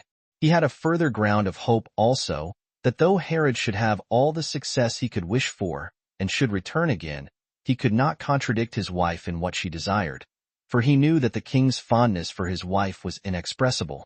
These were the motives that drew Sohemus to discover what injunctions had been given him. So Miriam was greatly displeased to hear that there was no end of the dangers she was under from Herod, and was greatly uneasy at it, and wished that he might obtain no favors from Caesar, and esteemed it almost an insupportable task to live with him any longer. And this she afterward openly declared, without concealing her resentment. 2. And now Herod sailed home with joy, at the unexpected good success he had had, and went first of all, as was proper, to this his wife, and told her, and her only, the good news, as preferring her before the rest, on account of his fondness for her, and the intimacy there had been between them, and saluted her. But so it happened, that as he told her of the good success he had had, she was so far from rejoicing at it, that she rather was sorry for it. Nor was she able to conceal her resentments, but, depending on her dignity and the nobility of her birth, in return for his salutations, she gave a groan, and declared evidently that she rather grieved than rejoiced at his success, and this till Herod was disturbed at her, as affording him, not only marks of her suspicion, but evident signs of her dissatisfaction. This much troubled him, to see that this surprising hatred of his wife to him was not concealed, but open. And he took this so ill, and yet was so unable to bear it, on account of the fondness he had for her, that he could not continue long in any one mind, but sometimes was angry at her, and sometimes reconciled himself to her. But by always changing one passion for another, he was still in great uncertainty, and thus was he entangled between hatred and love, and was frequently disposed to inflict punishment on her for her insolence towards him. But being deeply in love with her in his soul, he was not able to get quit of this woman. In short, as he would gladly have her punished, so was he afraid lest, ere he were aware, he should, by putting her to death, bring a heavier punishment upon himself at the same time. 3. When Herod's sister and mother perceived that he was in this temper with regard to Miriam, they thought they had now got an excellent opportunity to exercise their hatred against her, and provoked Herod to wrath by telling him such long stories and calumnies about her, as might at once excite his hatred and his jealousy. Now, though he willingly enough heard their words, yet had not he courage enough to do anything to her as if he believed them. But still he became worse and worse disposed to her, and these ill passions were more and more inflamed on both sides, while she did not hide her disposition towards him, and he turned his love to her into wrath against her. But when he was just going to put this matter past all remedy, he heard the news that Caesar was the victor in the war, and that Antony and Cleopatra were both dead, and that he had conquered Egypt. Whereupon he made haste to go to meet Caesar, and left the affairs of his family in their present state. However, Miriam recommended Sohemus to him, as he was setting out on his journey, and professed that she owed him thanks for the care he had taken of her, and asked of the king for him a place in the government, upon which an honorable employment was bestowed upon him accordingly. Now when Herod was come into Egypt, he was introduced to Caesar with great freedom, as already a friend of his, and received very great favors from him. For he made him a present of those 400 Galatians who had been Cleopatra's guards, and restored that country to him again, which, by her means, had been taken away from him. He also added to his kingdom Gadara, Hippos, and Samaria. And besides those, the maritime cities, Gaza, and Anthedon, and Joppa, and Strato's tower. For upon these new acquisitions he grew more magnificent, and conducted Caesar as far as Antioch. But upon his return, as much as his prosperity was augmented by the foreign additions that had been made him, so much the greater were the distresses that came upon him in his own family, and chiefly in the affair of his wife, wherein he formerly appeared to have been most of all fortunate. For the affection he had for Miriam was no way inferior to the affections of such as are on that account celebrated in history, and this very justly. As for her, she was in other respects a chaste woman, and faithful to him. Yet had she somewhat of a woman rough by nature, and treated her husband imperiously enough, because she saw he was so fond of her as to be enslaved to her. She did not also consider seasonably with herself that she lived under a monarchy, and that she was at another's disposal, and accordingly would behave herself after a saucy manner to him, which yet he usually put off in a jesting way, and bore with moderation and good temper. She would also expose his mother and his sister openly, on account of the meanness of their birth, and would speak unkindly of them, insomuch that there was before this a disagreement and unpardonable hatred among the women, and it was now come to greater reproaches of one another than formerly, which suspicions increased, and lasted a whole year after Herod returned from Caesar. However, these misfortunes, which had been kept under some decency for a great while, burst out all at once upon such an occasion as was now offered. For as the king was one day about noon lain down on his bed to rest him, he called for Miriam, out of the great affection he had always for her. She came in accordingly, but would not lie down by him. And when he was very desirous of her company, she showed her contempt of him, and added, by way of reproach, that he had caused her father and her brother to be slain. 11. And when he took this injury very unkindly, and was ready to use violence to her, in a precipitate manner, the king's sister Salome, observing that he was more than ordinarily disturbed, sent in to the king his cupbearer, who had been prepared long beforehand for such a design, and bid him tell the king how Miriam had persuaded him to give his assistance in preparing a love potion for him, and if he appeared to be greatly concerned, and to ask what that love potion was, to tell him that she had the potion, and that he was desired only to give it him, but that in case he did not appear to be much concerned at this potion, to let the thing drop, and that if he did so, no harm should thereby come to him. When she had given him these instructions, she sent him in at this time to make such a speech. So he went in, after a composed manner, to gain credit to what he should say, and yet somewhat hastily, and said that Miriam had given him presents, and persuaded him to give him a love potion. And when this moved the king, he said that this love potion was a composition that she had given him, whose effects he did not know, which was the reason of his resolving to give him this information, as the safest course he could take, both for himself and for the king. When Herod heard what he said, and was in an ill disposition before, his indignation grew more violent. And he ordered that eunuch of Miriam, who was most faithful to her, to be brought to torture about this potion, as well knowing it was not possible that anything small or great could be done without him. And when the man was under the utmost agonies, he could say nothing concerning the thing he was tortured about, but so far he knew that Miriam's hatred against him was occasioned by somewhat that Josephus had said to her. Now as he was saying this, Herod cried out aloud, and said that Josephus, who had been at all other times most faithful to him, and to his government, would not have betrayed what injunctions he had given him, unless he had had a nearer conversation than ordinary with Miriam. So he gave order that Josephus should be seized on and slain immediately, but he allowed his wife to take her trial, and got together those that were most faithful to him, and laid an elaborate accusation against her for this love potion and composition, which had been charged upon her by way of calumny only. However, he kept no temper in what he said, and was in too great a passion for judging well about this matter. Accordingly, when the court was at length satisfied that he was so resolved, they passed the sentence of death upon her. But when the sentence was passed upon her, this temper was suggested by himself, and by some others of the court, that she should not be thus hastily put to death, but be laid in prison in one of the fortresses belonging to the kingdom. But Salome and her party labored hard to have the woman put to death, and they prevailed with the king to do so, and advised this out of caution, lest the multitude should be tumultuous if she were suffered to live. And thus was Miriam led to execution. 5. When Alexandra observed how things went, and that there were small hopes that she herself should escape the like treatment from Herod, she changed her behavior to quite the reverse of what might have been expected from her former boldness, and this after a very indecent manner. For out of her desire to show how entirely ignorant she was of the crimes laid against Miriam, she leaped out of her place, and reproached her daughter in the hearing of all the people, and cried out that she had been an ill woman and ungrateful to her husband, and that her punishment came justly upon her for such her insolent behavior, for that she had not made proper returns to him who had been their common benefactor. And when she had for some time acted after this hypocritical manner, and been so outrageous as to tear her hair, this indecent and dissembling behavior, as was to be expected, was greatly condemned by the rest of the spectators, as it was principally by the poor woman who was to suffer. For at the first she gave her not a word, nor was discomposed at her peevishness, and only looked at her. Yet did she out of a greatness of soul discover her concern for her mother's offense, and especially for her exposing herself in a manner so unbecoming her.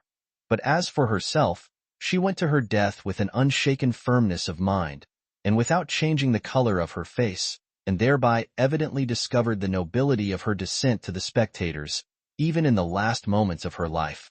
6. And thus died Miriam, a woman of an excellent character, both for chastity and greatness of soul, but she wanted moderation, and had too much of contention in her nature.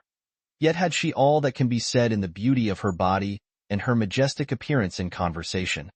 And thence arose the greatest part of the occasions why she did not prove so agreeable to the king, nor live so pleasantly with him, as she might otherwise have done. For while she was most indulgently used by the king, out of his fondness for her, and did not expect that he could do any hard thing to her, she took too unbounded a liberty. Moreover, that which most afflicted her was what he had done to her relations, and she ventured to speak of all they had suffered by him, and at last greatly provoked both the king's mother and sister, till they became enemies to her. And even he himself also did the same, on whom alone she depended for her expectations of escaping the last of punishments. 7. But when she was once dead, the king's affections for her were kindled in a more outrageous manner than before, whose old passion for her we have already described. For his love to her was not of a calm nature, nor such as we usually meet with among other husbands.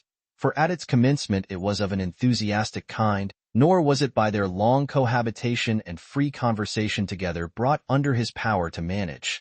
But at this time his love to Miriam seemed to seize him in such a peculiar manner, as looked like divine vengeance upon him for the taking away her life. For he would frequently call for her, and frequently lament for her in a most indecent manner.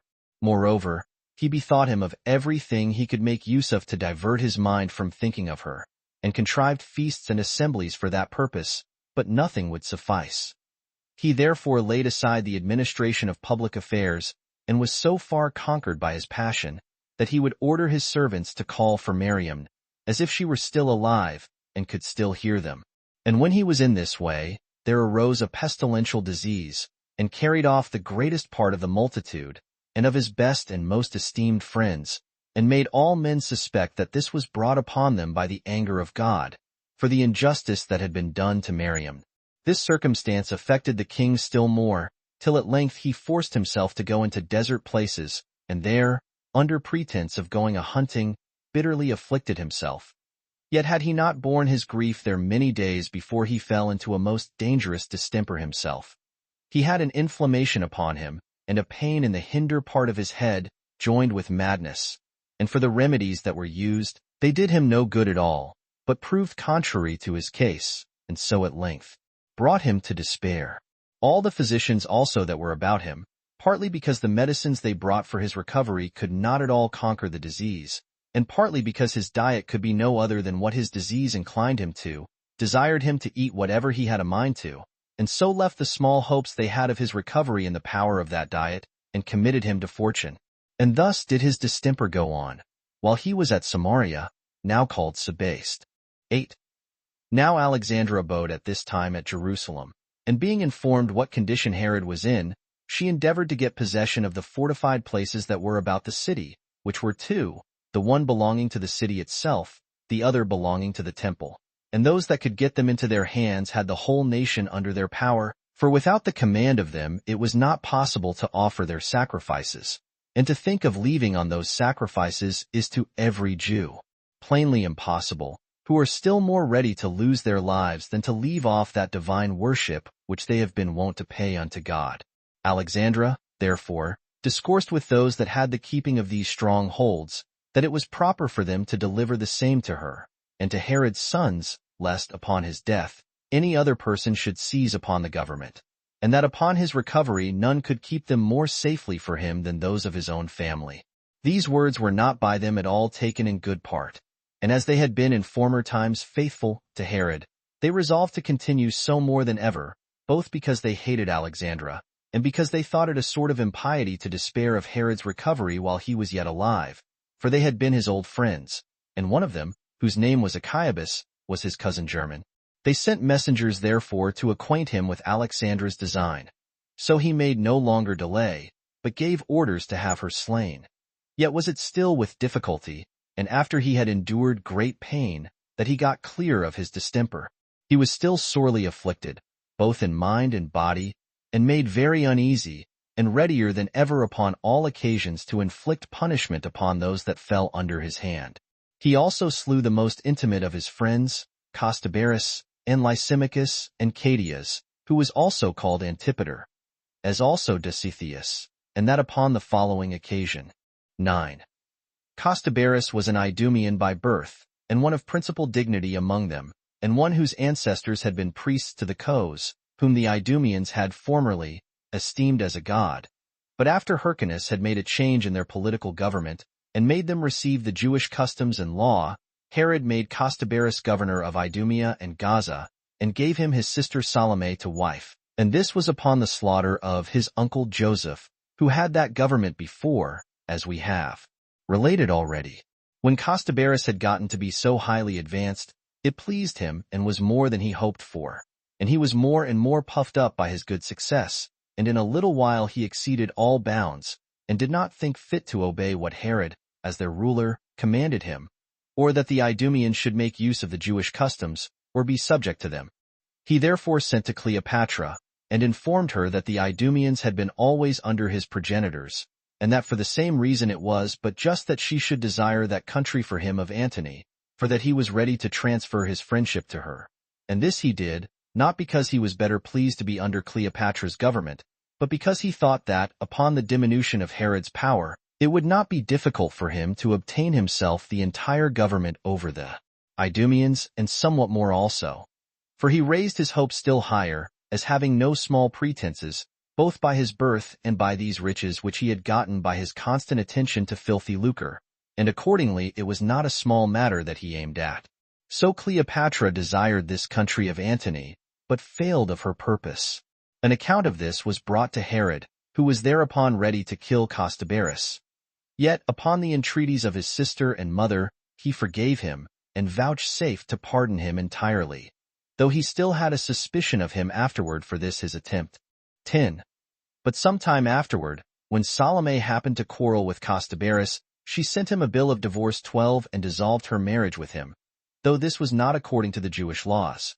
For with us it is lawful for a husband to do so, but a wife, if she departs from her husband, cannot of herself be married to another, unless her former husband put her away. However, Salome chose to follow not the law of her country, but the law of her authority, and so renounced her wedlock, and told her brother Herod that she left her husband out of her goodwill to him, because she perceived that he, with Antipater and Lysimachus and Dositheus, were raising a sedition against him. As an evidence whereof, she alleged the case of the sons of Babas, that they had been by him preserved alive already for the interval of 12 years, which proved to be true. But when Herod thus unexpectedly heard of it, he was greatly surprised at it, and was the more surprised, because the relation appeared incredible to him. As for the fact relating to these sons of Babas, Herod had formerly taken great pains to bring them to punishment, as being enemies to his government. But they were now forgotten by him, on account of the length of time, since he had ordered them to be slain. Now the cause of his ill will and hatred to them arose hence, that while Antigonus was king, Herod, with his army, besieged the city of Jerusalem, where the distress and miseries which the besieged endured were so pressing, that the greater number of them invited Herod into the city, and already placed their hopes on him. Now, the sons of Babas were of great dignity, and had power among the multitude, and were faithful to Antigonus, and were always raising calumnies against Herod, and encouraged the people to preserve the government to that royal family which held it by inheritance. So these men acted thus politically and, as they thought, for their own advantage. But when the city was taken, and Herod had gotten the government into his hands, and Costobarus was appointed to hinder men from passing out at the gates, and to guard the city, that those citizens that were guilty, and of the party opposite to the king, might not get out of it, Costobarus, being sensible that the sons of Babas were had in respect and honor by the whole multitude, and supposing that their preservation might be of great advantage to him in the changes of government afterward, he set them by themselves, and concealed them in his own farms. And when the thing was suspected, he assured Herod upon oath that he really knew nothing of that matter, and so overcame the suspicions that lay upon him. Nay, after that, when the king had publicly proposed a reward for the discovery, and had put in practice all sorts of methods for searching out this matter, he would not confess it, but being persuaded that when he had at first denied it, if the men were found, he should not escape unpunished, he was forced to keep them secret, not only out of his goodwill to them, but out of a necessary regard to his own preservation also.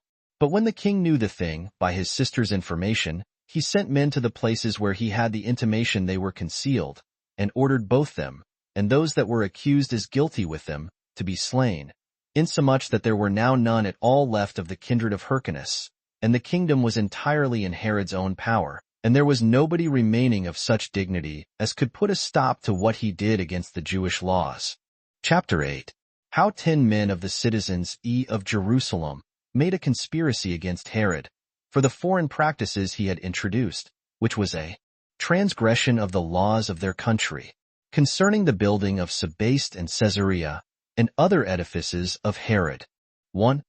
On this account it was that Herod revolted from the laws of his country, and corrupted their ancient constitution by the introduction of foreign practices, which constitution yet ought to have been preserved inviolable, by which means we became guilty of great wickedness afterward, while those religious observances which used to lead the multitude to piety were now neglected. For, in the first place, He appointed solemn games to be celebrated every 5th year in honor of Caesar and built a theater at Jerusalem, as also a very great amphitheater in the plain. Both of them were indeed costly works, but opposite to the Jewish customs. For we have had no such shows delivered down to us as fit to be used or exhibited by us. Yet did he celebrate these games every 5 years, in the most solemn and splendid manner. He also made proclamation to the neighboring countries, and called men together out of every nation. The wrestlers also, and the rest of those that strove for the prizes in such games, were invited out of every land, both by the hopes of the rewards there to be bestowed, and by the glory of victory to be there gained. So the principal persons that were the most eminent in these sorts of exercises were gotten together, for there were very great rewards for victory proposed, not only to those that performed their exercises naked, but to those that played the musicians also, and were called Thymelaci. And he spared no pains to induce all persons, the most famous for such exercises, to come to this contest for victory. He also proposed no small rewards to those who ran for the prizes in chariot races, when they were drawn by 2, or 3, or 4 pair of horses. He also imitated everything, though never so costly or magnificent, in other nations, out of an ambition that he might give most public demonstration of his grandeur. Inscriptions also of the great actions of Caesar, and trophies of those nations which he had conquered in his wars, and all made of the purest gold and silver, encompassed the theater itself. Nor was there anything that could be subservient to his design, whether it were precious garments or precious stones set in order, which was not also exposed to sight in these games.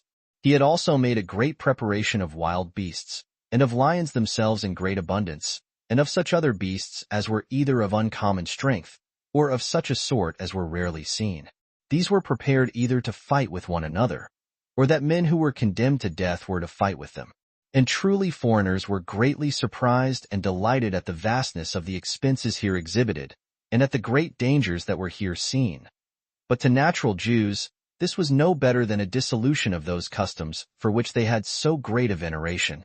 13. It appeared also no better than an instance of barefaced impiety, to throw men to wild beasts, for the affording delight to the spectators. And it appeared an instance of no less impiety, to change their own laws for such foreign exercises. But, above all the rest, the trophies gave most distaste to the Jews. For as they imagined them to be images, included within the armor that hung round about them, they were sorely displeased at them, because it was not the custom of their country to pay honors to such images. 2. Nor was Herod unacquainted with the disturbance they were under, and as he thought it unseasonable to use violence with them, so he spake to some of them by way of consolation, and in order to free them from that superstitious fear they were under. Yet could not he satisfy them, but they cried out with one accord, out of their great uneasiness at the offenses they thought he had been guilty of, that although they should think of bearing all the rest, yet would they never bear images of men in their city, meaning the trophies, because this was disagreeable to the laws of their country. Now when Herod saw them in such a disorder, and that they would not easily change their resolution unless they received satisfaction in this point, he called to him the most eminent men among them, and brought them upon the theater, and showed them the trophies, and asked them what sort of things they took these trophies to be. And when they cried out that they were the images of men, he gave order that they should be stripped of these outward ornaments which were about them, and showed them the naked pieces of wood, which pieces of wood, now without any ornament, became matter of great sport and laughter to them, because they had before always had the ornaments of images themselves in derision. 3. When therefore Herod had thus got clear of the multitude, and had dissipated the vehemency of passion under which they had been, the greatest part of the people were disposed to change their conduct, and not to be displeased at him any longer. But still some of them continued in their displeasure against him, for his introduction of new customs, and esteemed the violation of the laws of their country as likely to be the origin of very great mischiefs to them, so that they deemed it an instance of piety rather to hazard themselves to be put to death, than to seem as if they took no notice of Herod, who, upon the change he had made in their government, introduced such customs, and that in a violent manner, which they had never been used to before, as indeed in pretense a king, but in reality one that showed himself an enemy to their whole nation. On which account 10 men that were citizens of Jerusalem conspired together against him, and swear to one another to undergo any dangers in the attempt, and took daggers with them under their garments, for the purpose of killing Herod. Now there was a certain blind man among those conspirators who had thus sworn to one another, on account of the indignation he had against what he heard to have been done. He was not indeed able to afford the rest any assistance in the undertaking, but was ready to undergo any suffering with them, if so be they should come to any harm, insomuch that he became a very great encourager of the rest of the undertakers. For, when they had taken this resolution, and that by common consent, they went into the theater, hoping that, in the first place, Herod himself could not escape them, as they should fall upon him so unexpectedly. And supposing, however, that if they missed him, they should kill a great many of those that were about him. And this resolution they took, though they should die for it, in order to suggest to the king what injuries he had done to the multitude. These conspirators, therefore, standing thus prepared beforehand, went about their design with great alacrity. But there was one of those spies of Herod, that were appointed for such purposes, to fish out and inform him of any conspiracies that should be made against him, who found out the whole affair, and told the king of it, as he was about to go into the theater. So when he reflected on the hatred which he knew the greatest part of the people bore him, and on the disturbances that arose upon every occasion, he thought this plot against him not to be improbable. Accordingly he retired into his palace, and called those that were accused of this conspiracy before him by their several names. And as, upon the guards falling upon them, they were caught in the very fact, and knew they could not escape, they prepared themselves for their ends with all the decency they could, and so as not at all to recede from their resolute behavior, for they showed no shame for what they were about, nor denied it. But when they were seized, they showed their daggers, and professed that the conspiracy they had sworn to was a holy and pious action, that what they intended to do was not for gain, or out of any indulgence to their passions, but principally for those common customs of their country, which all the Jews were obliged to observe, or to die for them. This was what these men said, out of their undaunted courage in this conspiracy. So they were led away to execution by the king's guards that stood about them, and patiently underwent all the torments inflicted on them till they died. Nor was it long before that spy who had discovered them was seized on by some of the people, out of the hatred they bore to him, and was not only slain by them, but pulled to pieces, limb from limb, and given to the dogs. This execution was seen by many of the citizens, yet would not one of them discover the doers of it, till upon Herod's making a strict scrutiny after them, by bitter and severe tortures, certain women that were tortured confessed what they had seen done. The authors of which fact were so terribly punished by the king, that their entire families were destroyed for this their rash attempt. Yet did not the obstinacy of the people, and that undaunted constancy they showed in the defense of their laws, make Herod any easier to them, but he still strengthened himself after a more secure manner, and resolved to encompass the multitude every way, lest such innovations should end in an open rebellion. 5. Since, therefore, he had now the city fortified by the palace in which he lived, and by the temple which had a strong fortress by it, called Antonia, and was rebuilt by himself, he contrived to make Samaria a fortress for himself also against all the people, and called it Sebaste, supposing that this place would be a strong hold against the country, not inferior to the former.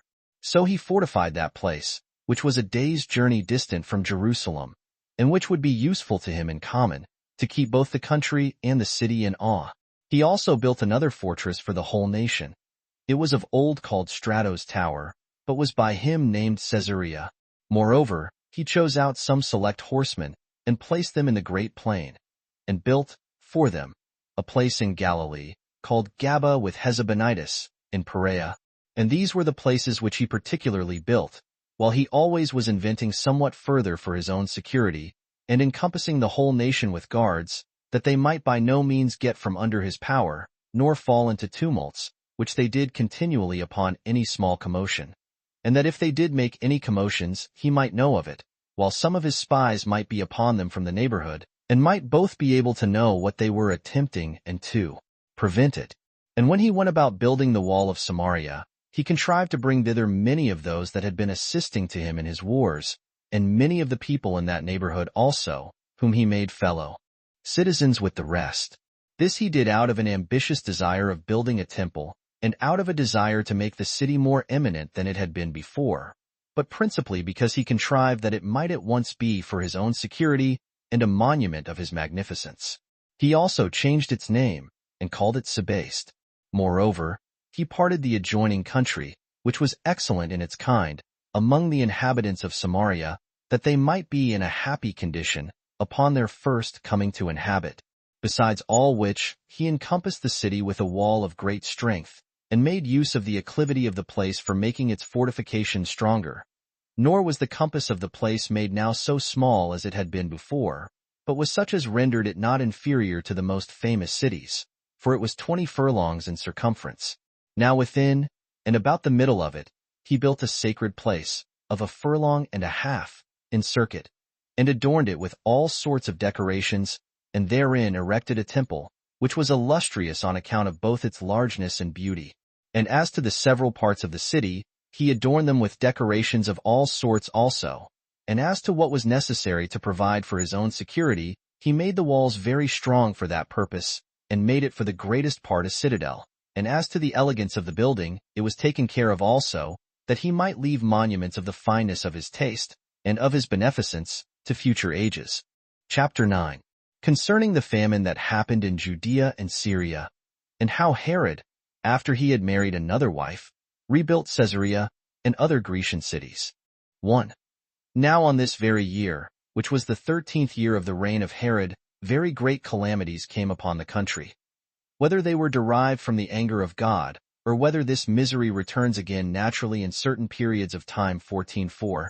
In the first place, there were perpetual droughts, and for that reason the ground was barren, and did not bring forth the same quantity of fruits that it used to produce. And after this barrenness of the soil, that change of food which the want of corn occasioned produced distempers in the bodies of men, and a pestilential disease prevailed, one misery following upon the back of another.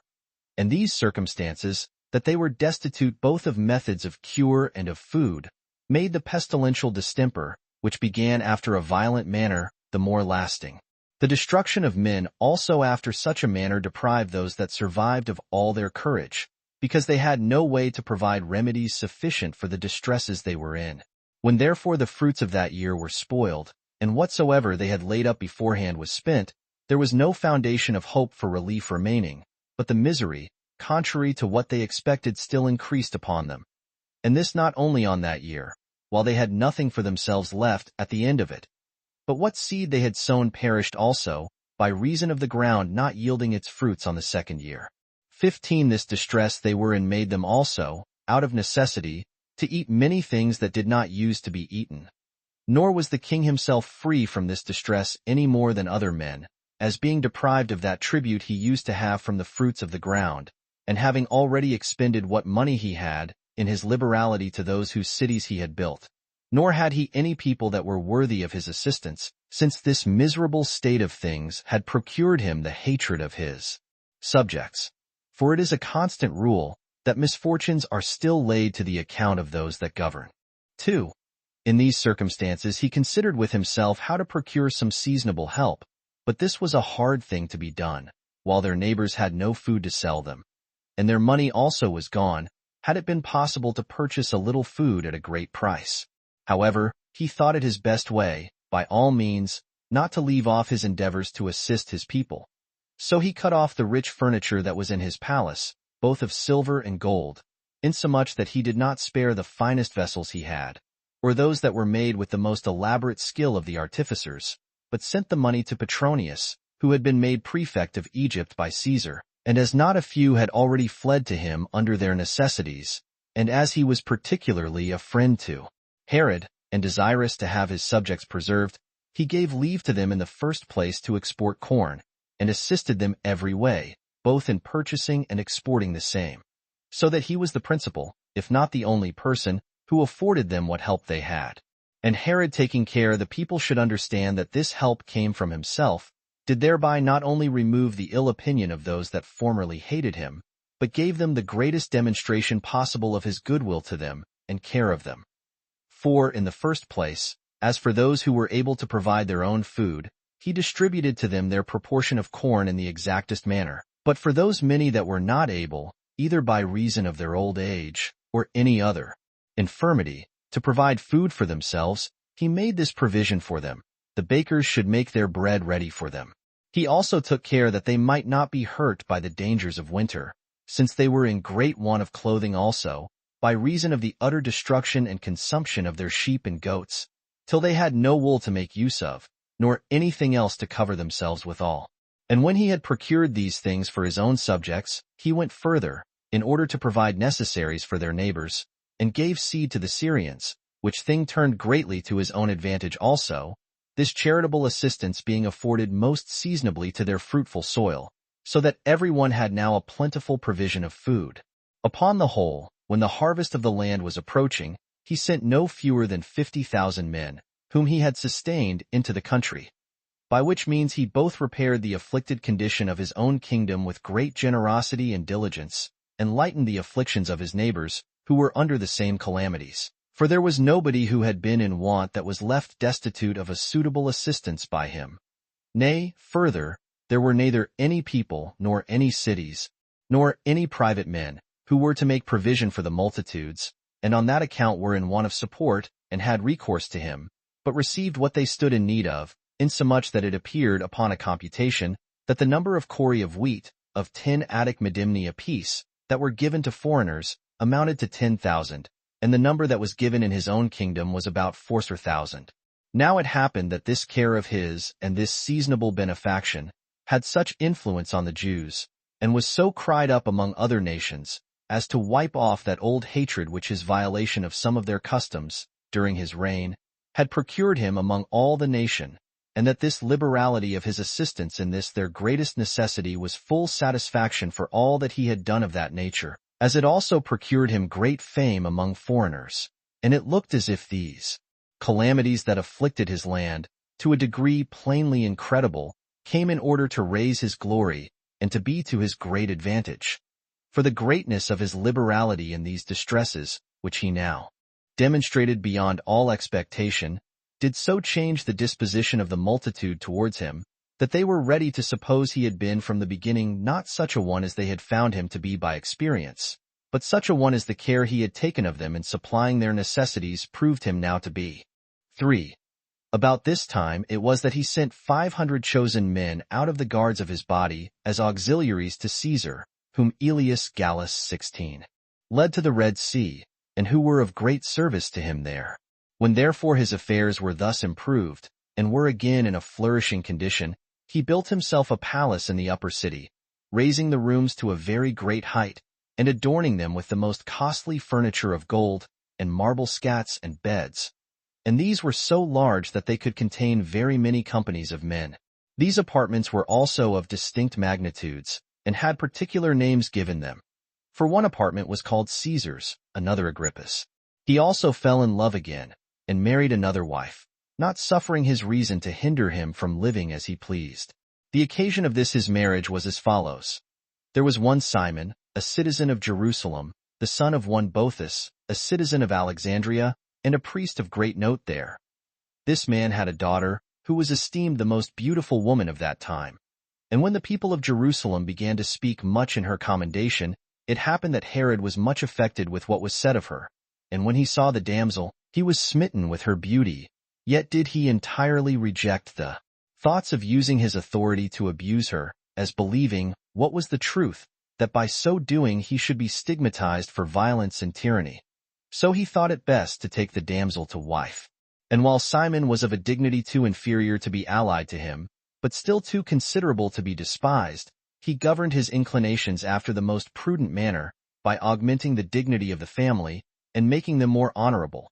So he immediately deprived Jesus, the son of Phabit, of the high priesthood, and conferred that dignity on Simon, and so joined in affinity with him, by marrying his daughter. 4. When this wedding was over, he built another citadel in that place where he had conquered the Jews when he was driven out of his government, and Antigonus enjoyed it. This citadel is distant from Jerusalem about 60 furlongs. It was strong by nature, and fit for such a building.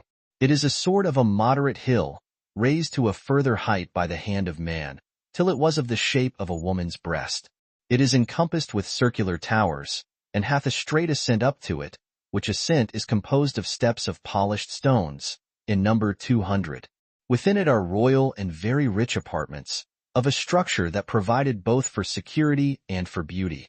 About the bottom there are habitations of such a structure as are well worth seeing, both on other accounts, and also on account of the water which is brought thither from a great way off, and at vast expenses, for the place itself is destitute of water. The plain that is about this citadel is full of edifices, not inferior to any city in largeness, and having the hill above it in the nature of a castle. 5. And now, when all Herod's designs had succeeded according to his hopes, he had not the least suspicion that any troubles could arise in his kingdom, because he kept his people obedient, as well by the fear they stood in of him, for he was implacable in the infliction of his punishments, as by the provident care he had showed towards them, after the most magnanimous manner, when they were under their distresses. But still he took care to have external security for his government as a fortress against his subjects. For the orations he made to the cities were very fine, and full of kindness. And he cultivated a seasonable good understanding with their governors, and bestowed presents on every one of them, inducing them thereby to be more friendly to him, and using his magnificent disposition, so as his kingdom might be the better secured to him, and this till all his affairs were every way more and more augmented. But then this magnificent temper of his, and that submissive behavior and liberality which he exercised towards Caesar, and the most powerful men of Rome, obliged him to transgress the customs of his nation, and to set aside many of their laws, and by building cities after an extravagant manner and erecting temples, not in Judea indeed, for that would not have been borne, it being forbidden for us to pay any honor to images or representations of animals, after the manner of the Greeks. But still he did thus in the country, properly, out of our bounds, and in the cities thereof. 17. The apology which he made to the Jews for these things was this, that all was done, not out of his own inclinations, but by the commands and injunctions of others, in order to please Caesar and the Romans, as though he had not the Jewish customs so much in his eye as he had the honor of those Romans, while yet he had himself entirely in view all the while, and indeed was very ambitious to leave great monuments of his government to posterity. Whence it was that he was so zealous in building such fine cities, and spent such vast sums of money upon them. 6.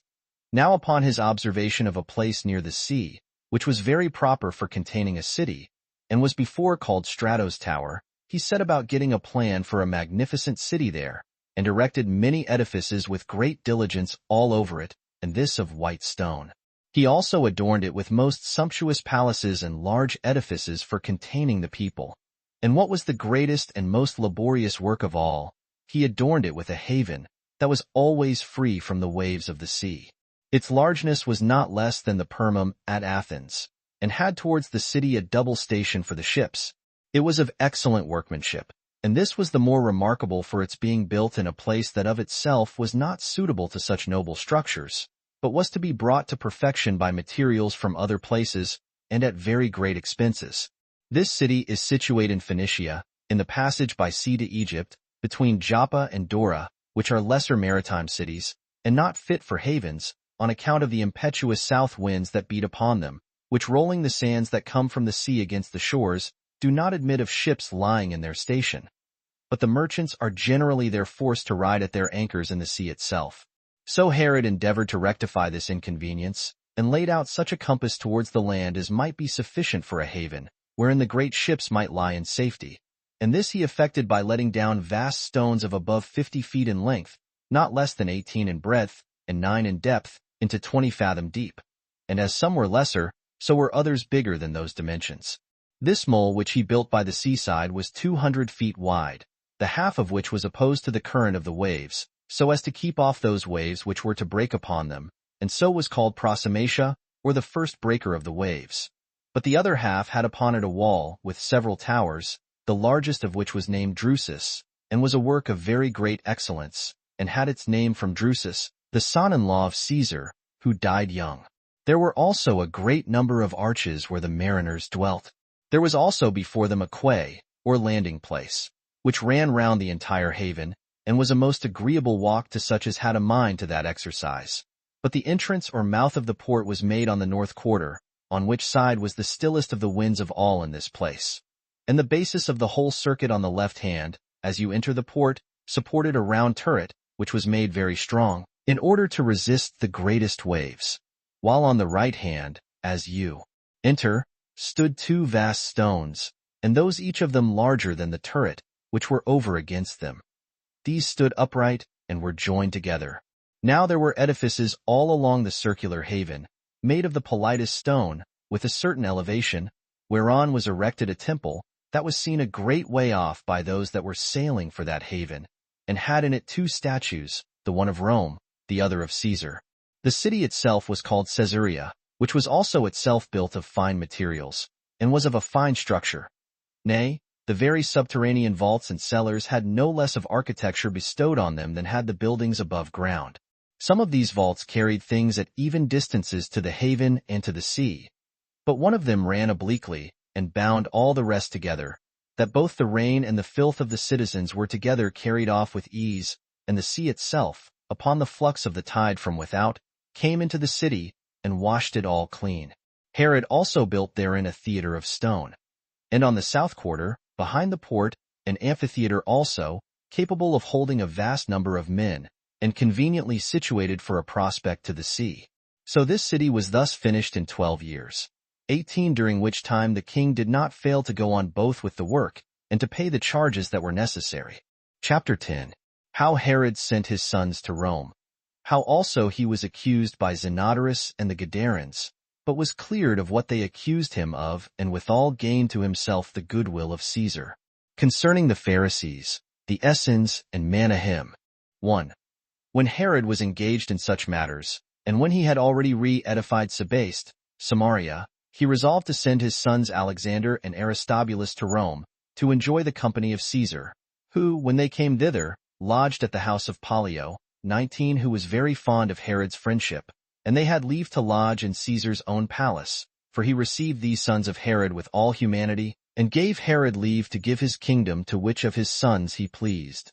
And besides all this, he bestowed on him Trachon and Battania and Auranitis, which he gave him on the occasion following. One Zenodorus 20 had hired what was called the house of Lysanias, who, as he was not satisfied with its revenues, became a partner with the robbers that inhabited the Trachonites, and so procured himself a larger income, for the inhabitants of those places lived in a mad way, and pillaged the country of the Damascenes, while Zenodorus did not restrain them, but partook of the prey they acquired.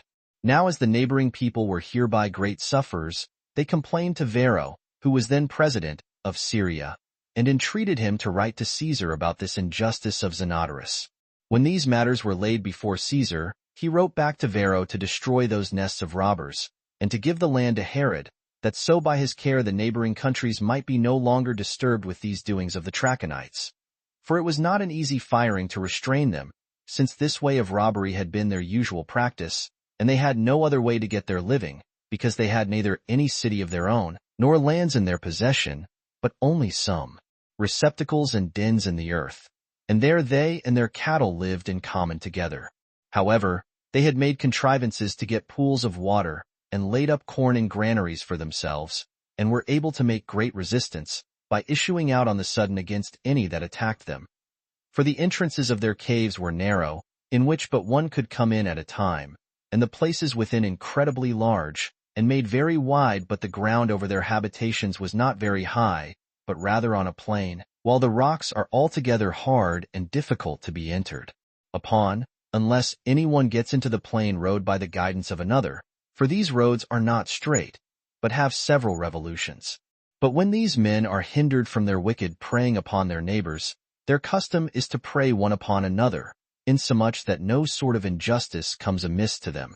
But when Herod had received this grant from Caesar, and was come into this country, he procured skillful guides, and put a stop to their wicked robberies, and procured peace and quietness to the neighboring people. 2.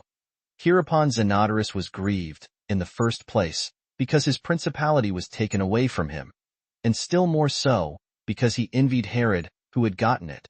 So he went up to Rome to accuse him, but returned back again without success. Now Agrippa was, about this time, sent to succeed Caesar in the government of the countries beyond the Ionian Sea, upon whom Herod lighted when he was wintering about Mytilene.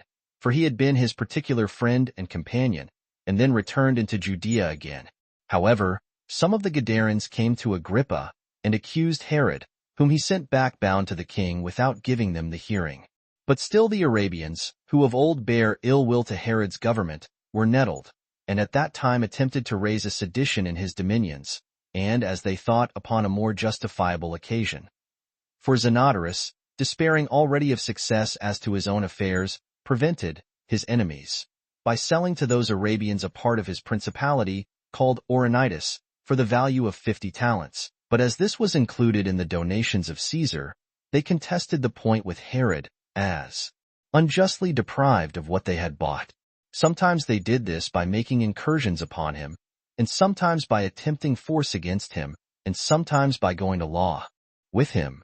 Moreover, they persuaded the poorer soldiers to help them, and were troublesome to him, out of a constant hope that they should reduce the people to raise a sedition, in which designs those that are in the most miserable circumstances of life are still the most earnest. And although Herod had been a great while apprised of these attempts, yet did not he indulge any severity to them, but by rational methods aimed to mitigate things, as not willing to give any handle for tumults. 3. Now when Herod had already reigned 17 years, Caesar came into Syria, at which time the greatest part of the inhabitants of Gadara clamored against Herod, as one that was heavy in his injunctions and tyrannical. These reproaches they mainly ventured upon by the encouragement of Zenodorus, who took his oath that he would never leave Herod till he had procured that they should be severed from Herod's kingdom and joined to Caesar's province. The Gadarens were induced hereby, and made no small cry against him, and that the more boldly, because those that had been delivered up by Agrippa were not punished by Herod, who let them go, and did them no harm. For indeed he was the principal man in the world who appeared almost inexorable in punishing crimes in his own family, but very generous in remitting the offenses that were committed elsewhere.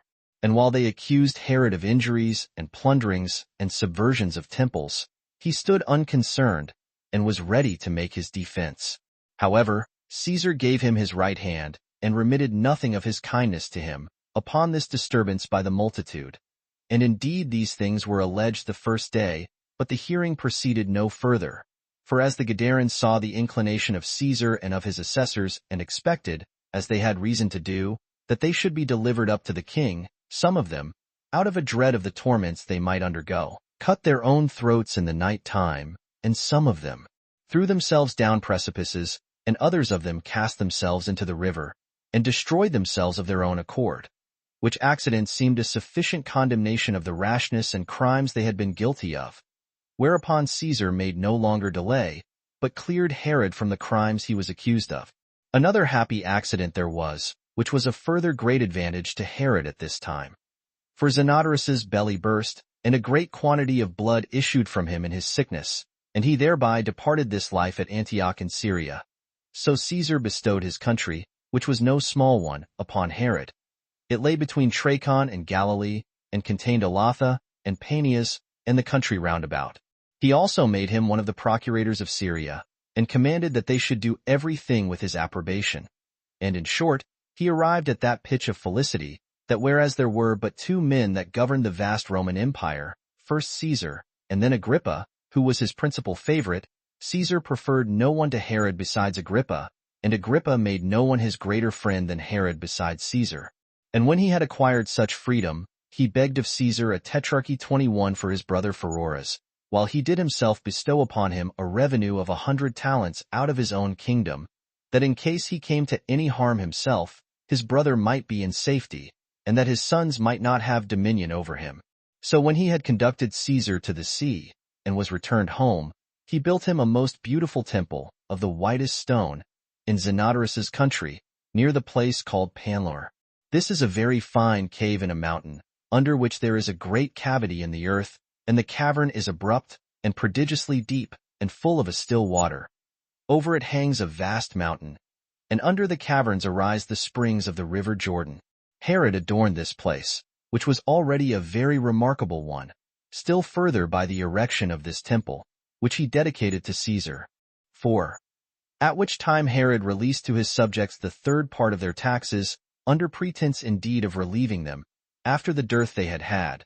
but the main reason was to recover their goodwill, which he now wanted. For they were uneasy at him, because of the innovations he had introduced in their practices, of the dissolution of their religion, and of the disuse of their own customs. And the people everywhere talked against him, like those that were still more provoked and disturbed at his procedure, against which discontents he greatly guarded himself, and took away the opportunities they might have to disturb him, and enjoined them to be always at work. Nor did he permit the citizens either to meet together, or to walk or eat together, but watched everything they did, and when any were caught, they were severely punished. And many there were who were brought to the citadel Hyrcania, both openly and secretly, and were there put to death. And there were spies set everywhere, both in the city and in the roads, who watched those that met together. Nay, it is reported that he did not himself neglect this part of caution, but that he would oftentimes himself take the habit of a private man, and mix among the multitude in the night time, and make trial what opinion they had of his government. And as for those that could no way be reduced to acquiesce under his scheme of government, he prosecuted them all manner of ways. But for the rest of the multitude, he required that they should be obliged to take an oath of fidelity to him, and at the same time compelled them to swear that they would bear him goodwill, and continue certainly so to do in his management of the government. And indeed a great part of them, either to please him or out of fear of him, yielded to what he required of them. But for such as were of a more open and generous disposition, and had indignation at the force he used to them, he by one means or other made away with them. He endeavored also to persuade Pollio the Pharisee, and Satnias, and the greatest part of their scholars, to take the oath. But these would neither submit so to do, nor were they punished together with the rest, out of the reverence he bore to Pollio. The Essens also, as we call a sect of ours, were excused from this imposition. These men live the same kind of life as do those whom the Greeks call Pythagoreans, concerning whom I shall discourse more fully elsewhere. However, it is but fit to set down here the reasons wherefore Herod had these Essens in such honor, and thought higher of them than their mortal nature required. Nor will this account be unsuitable to the nature of this history, as it will show the opinion men had of these Essens. 5. Now there was one of these Essens, whose name was Manahem, who had this testimony, that he not only conducted his life after an excellent manner, but had the foreknowledge of future events given him by God also. This man once saw Herod when he was a child, and going to school, and saluted him as king of the Jews. But he, thinking that either he did not know him, or that he was in jest, put him in mind that he was but a private man. But Manahem smiled to himself, and clapped him on his backside with his hand, and said, However that be, thou wilt be king, and wilt begin thy reign happily, for God finds thee worthy of it. And do thou remember the blows that Manahem hath given thee, as being a signal of the change of thy fortune. And truly this will be the best reasoning for thee, that thou love justice towards men, and piety towards God, and clemency towards thy citizens. Yet do I know how thy whole conduct will be, that thou wilt not be such a one, for thou wilt excel all men in happiness and obtain an everlasting reputation, but wilt forget piety and righteousness, and these crimes will not be concealed from God at the conclusion of thy life, when thou wilt find that he will be mindful of them, and punish them for them. Now at that time Herod did not at all attend to what Manahem said, as having no hopes of such advancement. But a little afterward, when he was so fortunate as to be advanced to the dignity of king, and was in the height of his dominion, he sent for Manahem, and asked him how long he should reign. Manahem did not tell him the full length of his reign. Wherefore, upon that silence of his, he asked him further, whether he should reign 10 years or not. He replied, Yes, 20, nay, 30 years, but did not assign the just determinate limit of his reign. Herod was satisfied with these replies, and gave Manahem his hand, and dismissed him. And from that time he continued to honor all the Essens. We have thought it proper to relate these facts to our readers, how strange soever they be, and to declare what hath happened among us, because many of these Essens have, by their excellent virtue, been thought worthy of this knowledge of divine revelations. Chapter 11. How Herod rebuilt the temple and raised it higher, and made it more magnificent than it was before, as also concerning that tower which he called Antonia. 1. And now Herod, in the 18th year of his reign, and after the acts already mentioned, undertook a very great work, that is, to build of himself the temple of God, 22, and make it larger in compass, and to raise it to a most magnificent altitude, as esteeming it to be the most glorious of all his actions, as it really was, to bring it to perfection, and that this would be sufficient for an everlasting memorial of him. But as he knew the multitude were not ready nor willing to assist him in so vast a design, he thought to prepare them first by making a speech to them, and then set about the work itself. So he called them together, and spake thus to them. I think I need not speak to you, my countrymen, about such other works as I have done since I came to the kingdom, although I may say they have been performed in such a manner as to bring more security to you than glory to myself. For I have neither been negligent in the most difficult times about what tended to ease your necessities, nor have the buildings I have made been so proper to preserve me as yourselves from injuries. And I imagine that, with God's assistance, I have advanced the nation of the Jews to a degree of happiness which they never had before. And for the particular edifices belonging to your own country and your own cities, as also to those cities that we have lately acquired, which we have erected and greatly adorned, and thereby augmented the dignity of your nation, it seems to me a needless task to enumerate them to you, since you well know them yourselves. But as to that undertaking which I have a mind to set about at present, and which will be a work of the greatest piety and excellence that can possibly be undertaken by us, I will now declare it to you. Our fathers, indeed, when they were returned from Babylon, built this temple to God Almighty, yet does it want 60 cubits of its largeness in altitude. For so much did that first temple which Solomon built exceed this temple. Nor let anyone condemn our fathers for their negligence or want of piety herein, for it was not their fault that the temple was no higher. For they were Cyrus and Darius the son of Hystaspes, who determined the measures for its rebuilding, and it hath been by reason of the subjection of those fathers of ours to them and to their posterity, and after them to the Macedonians, that they had not the opportunity to follow the original model of this pious edifice, nor could raise it to its ancient altitude. But since I am now, by God's will, your governor, and I have had peace a long time, and have gained great riches and large revenues, and, what is the principal thing of all, I am at amity with and well regarded by the Romans, who, if I may so say, are the rulers of the whole world, I will do my endeavor to correct that imperfection, which hath arisen from the necessity of our affairs, and the slavery we have been under formerly, and to make a thankful return, after the most pious manner, to God, for what blessings I have received from him, by giving me this kingdom, and that by rendering his temple as complete as I am able. 2. And this was the speech which Herod made to them. But still this speech affrighted many of the people, as being unexpected by them. And because it seemed incredible, it did not encourage them, but put a damp upon them. For they were afraid that he would pull down the whole edifice, and not be able to bring his intentions to perfection for its rebuilding.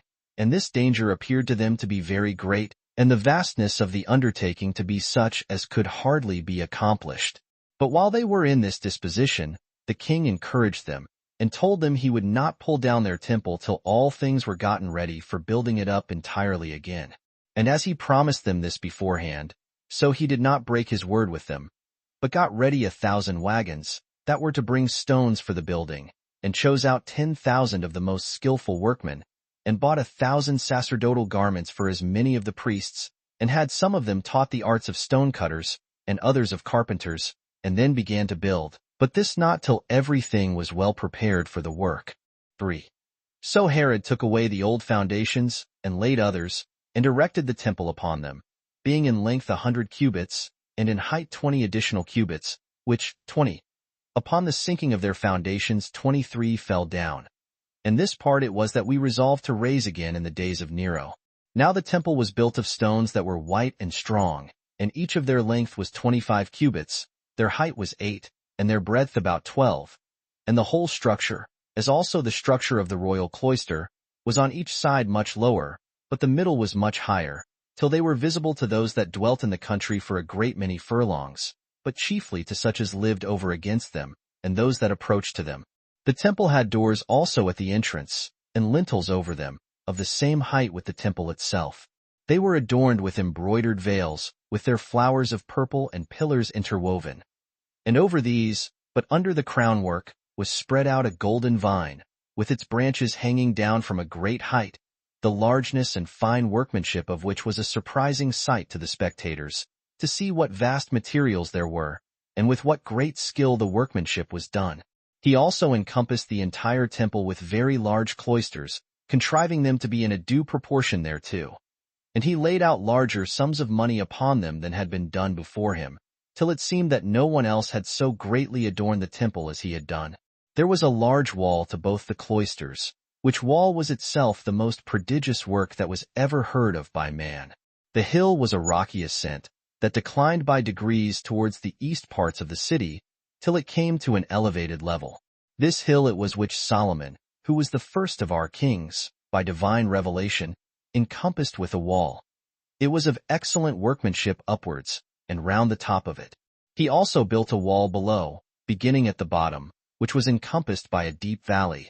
And at the south side he laid rocks together, and bound them one to another with lead, and included some of the inner parts, till it proceeded to a great height, until both the largeness of the square edifice and its altitude were immense, until the vastness of the stones in the front were plainly visible on the outside, yet so that the inward parts were fastened together with iron, and preserved, the joints immovable for all future times.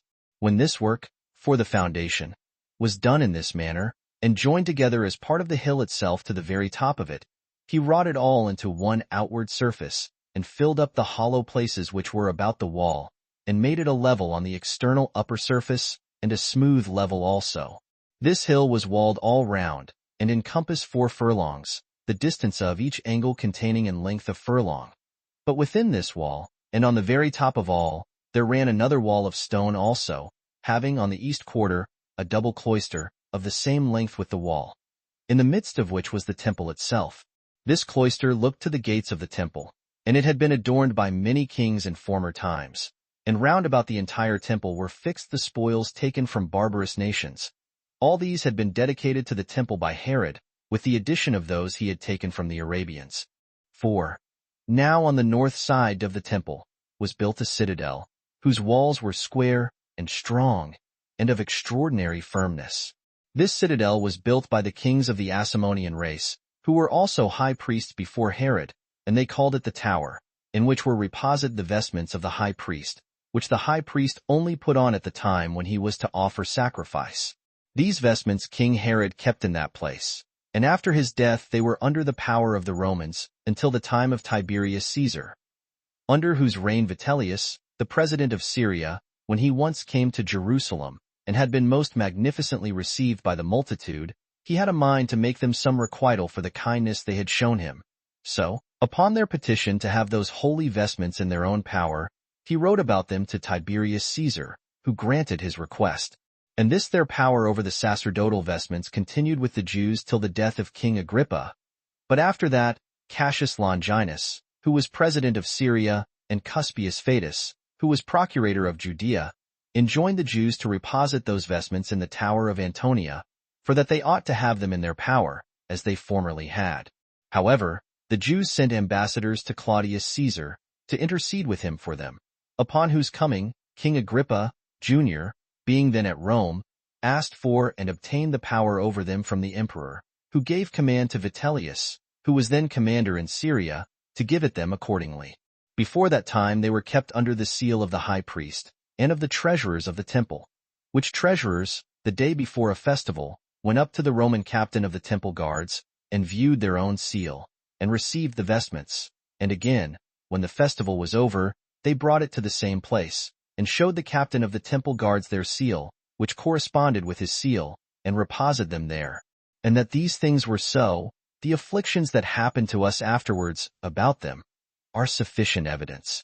But for the tower itself, when Herod the king of the Jews had fortified it more firmly than before, in order to secure and guard the temple, he gratified Antonius, who was his friend, and the Roman ruler, and then gave it the name of the Tower of Antonia. 5. Now in the western quarters of the enclosure of the temple there were 4 gates. The first led to the king's palace, and went to a passage over the intermediate valley. 2 more led to the suburbs of the city, and the last led to the other city, where the road descended down into the valley by a great number of steps, and thence up again by the ascent, for the city lay over against the temple in the manner of a theater, and was encompassed with a deep valley along the entire south quarter. But the fourth front of the temple, which was southward, had indeed itself gates in its middle, as also it had the royal cloisters, with 3 walks, which reached in length from the east valley unto that on the west, for it was impossible it should reach any farther. And this cloister deserves to be mentioned better than any other under the sun. For while the valley was very deep, and its bottom could not be seen, if you looked from above into the depth, this further vastly high elevation of the cloister stood upon that height, insomuch that if anyone looked down from the top of the battlements, or down both those altitudes, he would be giddy, while his sight could not reach to such an immense depth. This cloister had pillars that stood in 4 rows one over against the other all along, for the 4th row was interwoven into the wall, which also was built of stone. And the thickness of each pillar was such, that 3 men might, with their arms extended, fathom it round, and join their hands again, while its length was 27 feet, with a double spiral at its basis, and the number of all the pillars, in that court, was 162. Their chapiters were made with sculptures after the Corinthian order, and caused an amazement to the spectators, by reason of the grandeur of the whole. These 4 rows of pillars included 3 intervals for walking in the middle of this cloister, 2 of which walks were made parallel to each other, and were contrived after the same manner. The breadth of each of them was 30 feet, the length was a furlong, and the height 50 feet.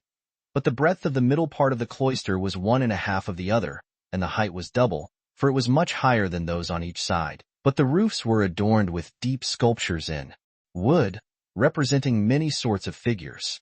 The middle was much higher than the rest, and the wall of the front was adorned with beams, resting upon pillars, that were interwoven into it, and that front was all of polished stone, insomuch that its fineness, to such as had not seen it, was incredible, and to such as had seen it, was greatly amazing.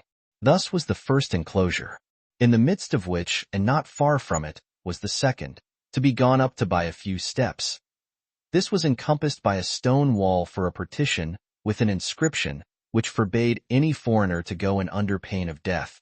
Now this inner enclosure had on its southern and northern quarters 3 gates, equally distant one from another. But on the east quarter, towards the sun rising, there was 1 large gate, through which such as were pure came in, together with their wives. But the temple further inward in that gate was not allowed to the women. But still more inward was there a 3rd court of the temple, whereinto it was not lawful for any but the priests alone to enter. The temple itself was within this, and before that temple was the altar, upon which we offer our sacrifices and burnt offerings to God. Into none of these 3 did King Herod enter, 24, for he was forbidden, because he was not a priest. However, he took care of the cloisters and the outer enclosures, and these he built in 8 years. 6.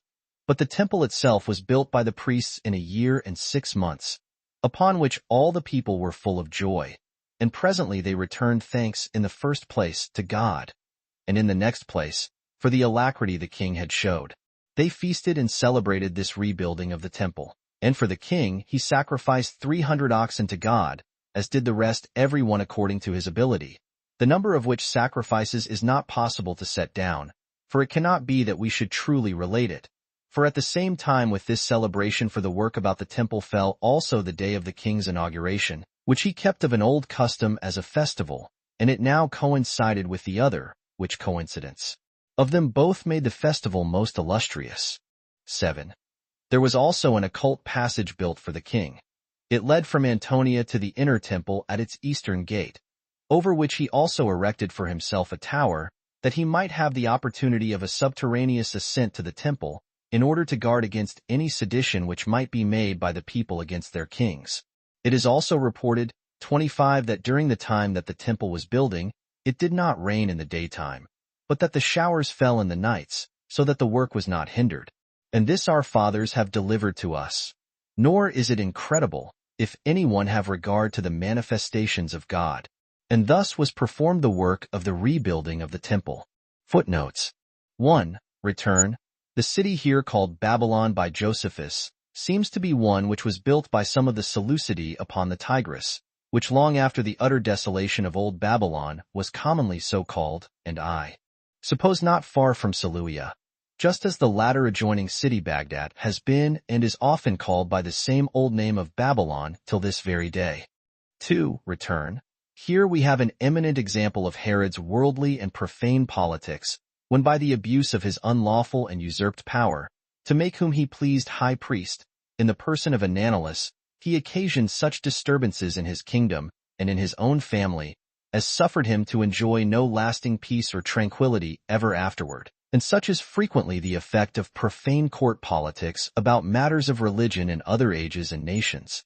The Old Testament is full of the miseries of the people of the Jews derived from such court politics, especially in and after the days of Jeroboam the son of Nebat, who made Israel to sin, who gave the most pernicious example of it, who brought on the grossest corruption of religion by it, and the punishment of whose family for it was most remarkable. The case is too well known to stand in need of particular citations. 3. Return. Of this wicked Delius. See the note on the war, ch. 15, sect. 3. 4. Return. When Josephus says here that this Ananias, the new high priest, was of the stock of the high priests, and since he had been just telling us that he was a priest of an obscure family or character, ch. sect. 4. It is not at all probable that he could so soon say that he was of the stock of the high priests. However, Josephus here makes a remarkable observation, that this Ananias was the third that was ever unjustly and wickedly turned out of the high priesthood by the civil power, no king or governor having ventured to do so, that Josephus knew of, but that heathen tyrant and persecutor Antiochus Epiphanes, that barbarous parricide Aristobulus, the first that took royal authority among the Maccabees, and this tyrant king Herod the Great, although afterward that infamous practice became frequent, till the very destruction of Jerusalem, when the office of high priesthood was at an end. 5. Return. This entirely confutes the Talmudists, who pretend that no one under 20 years of age could officiate as high priest among the Jews. 6. Return. A Hebrew chronicle, cited by Rieland, says this drowning was at Jordan, not at Jericho, and this even when he quote Josephus. I suspect the transcriber of the Hebrew chronicle mistook the name, and wrote Jordan for Jericho. 7. Return.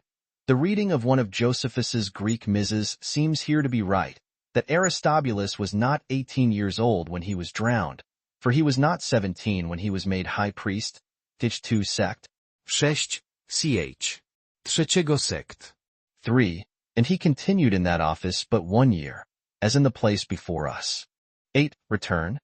The reader is here to take notice that this 7th year of the reign of Herod, and all the other years of his reign, in Josephus, are dated from the death of Antigonus, or at the soonest from the conclusion of Antigonus, and the taking of Jerusalem a few months before, and never from his first obtaining the kingdom at Rome, above 3 years before, as some have very weakly and injudiciously done.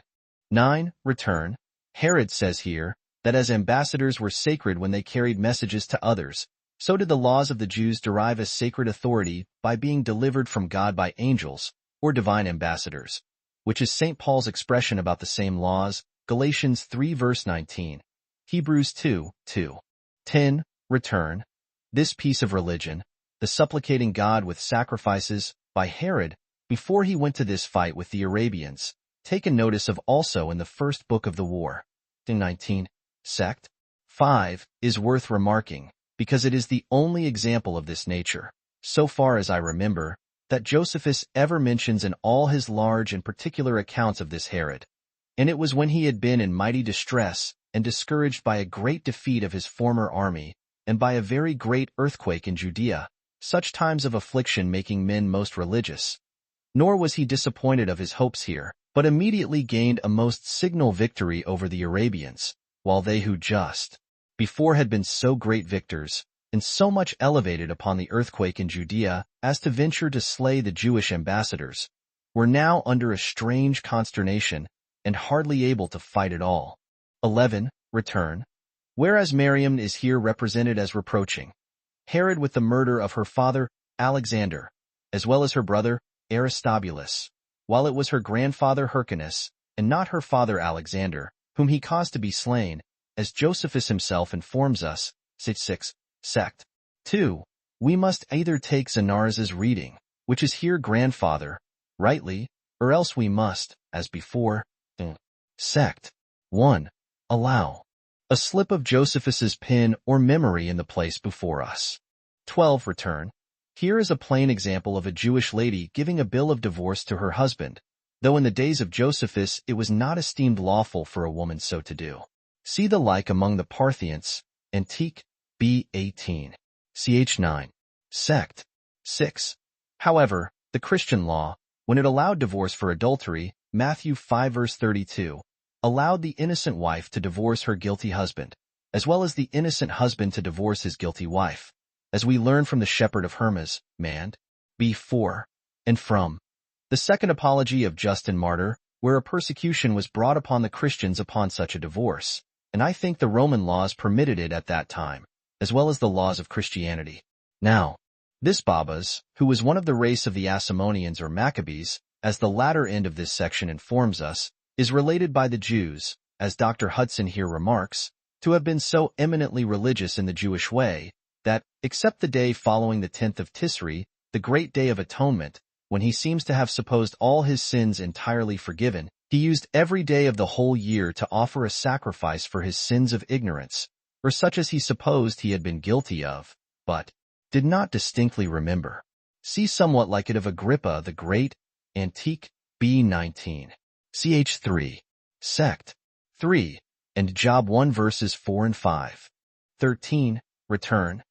These grand plays and shows and thymelaci, or music meetings and chariot races, when the chariots were drawn by 2, 3, or 4 pair of horses, etc., instituted by Herod in his theaters, were still, as we see here, looked on by the sober Jews as heathenish sports, intending to corrupt the manners of the Jewish nation, and to bring them in love with paganish idolatry and paganish conduct of life, but to the dissolution of the law of Moses, and accordingly were greatly and justly condemned by them, as appears here and everywhere else in Josephus. Nor is the case of our modern masquerades, plays, operas, and the like pomps and vanities of this wicked world, of any better tendency under Christianity. 14. Return.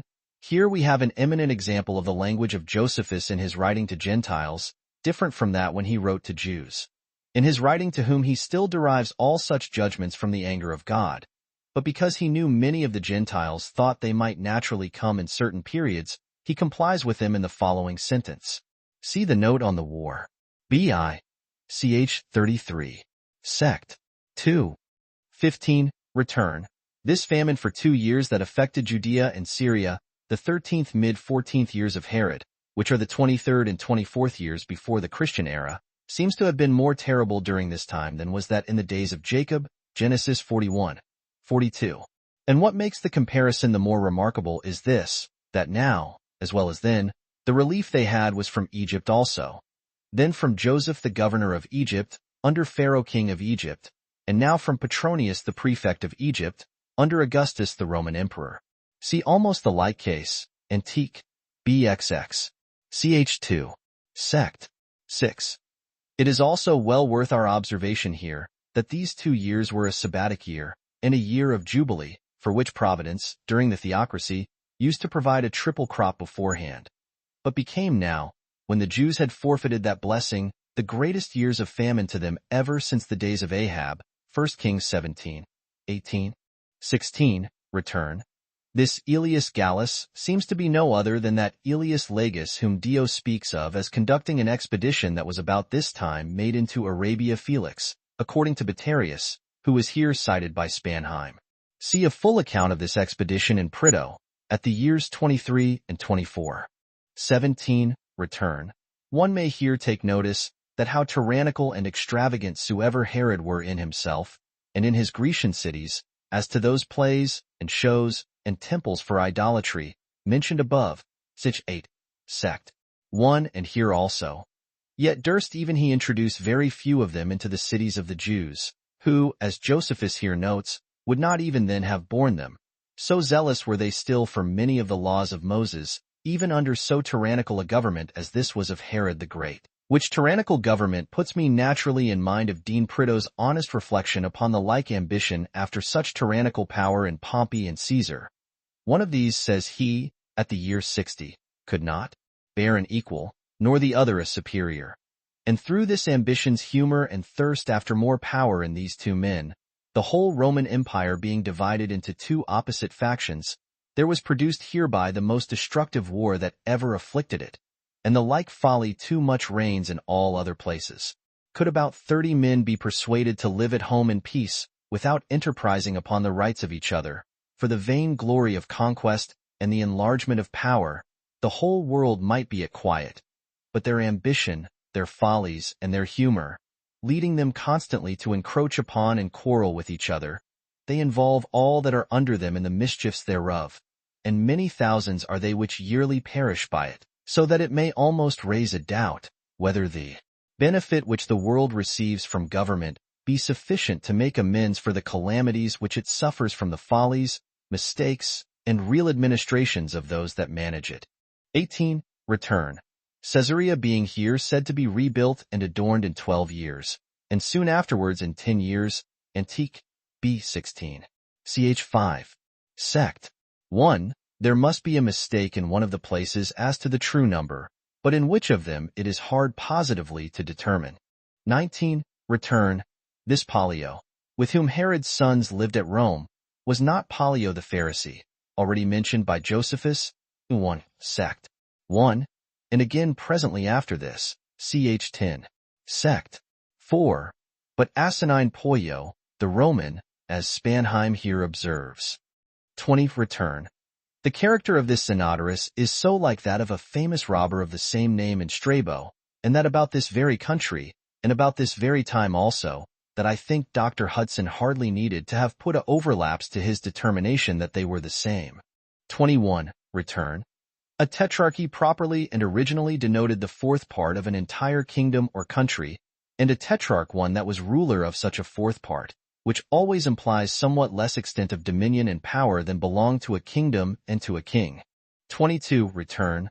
We may here observe that the fancy of the modern Jews, in calling this temple, which was really the third of their temples, the second temple, followed so long by later Christians, seems to be without any solid foundation.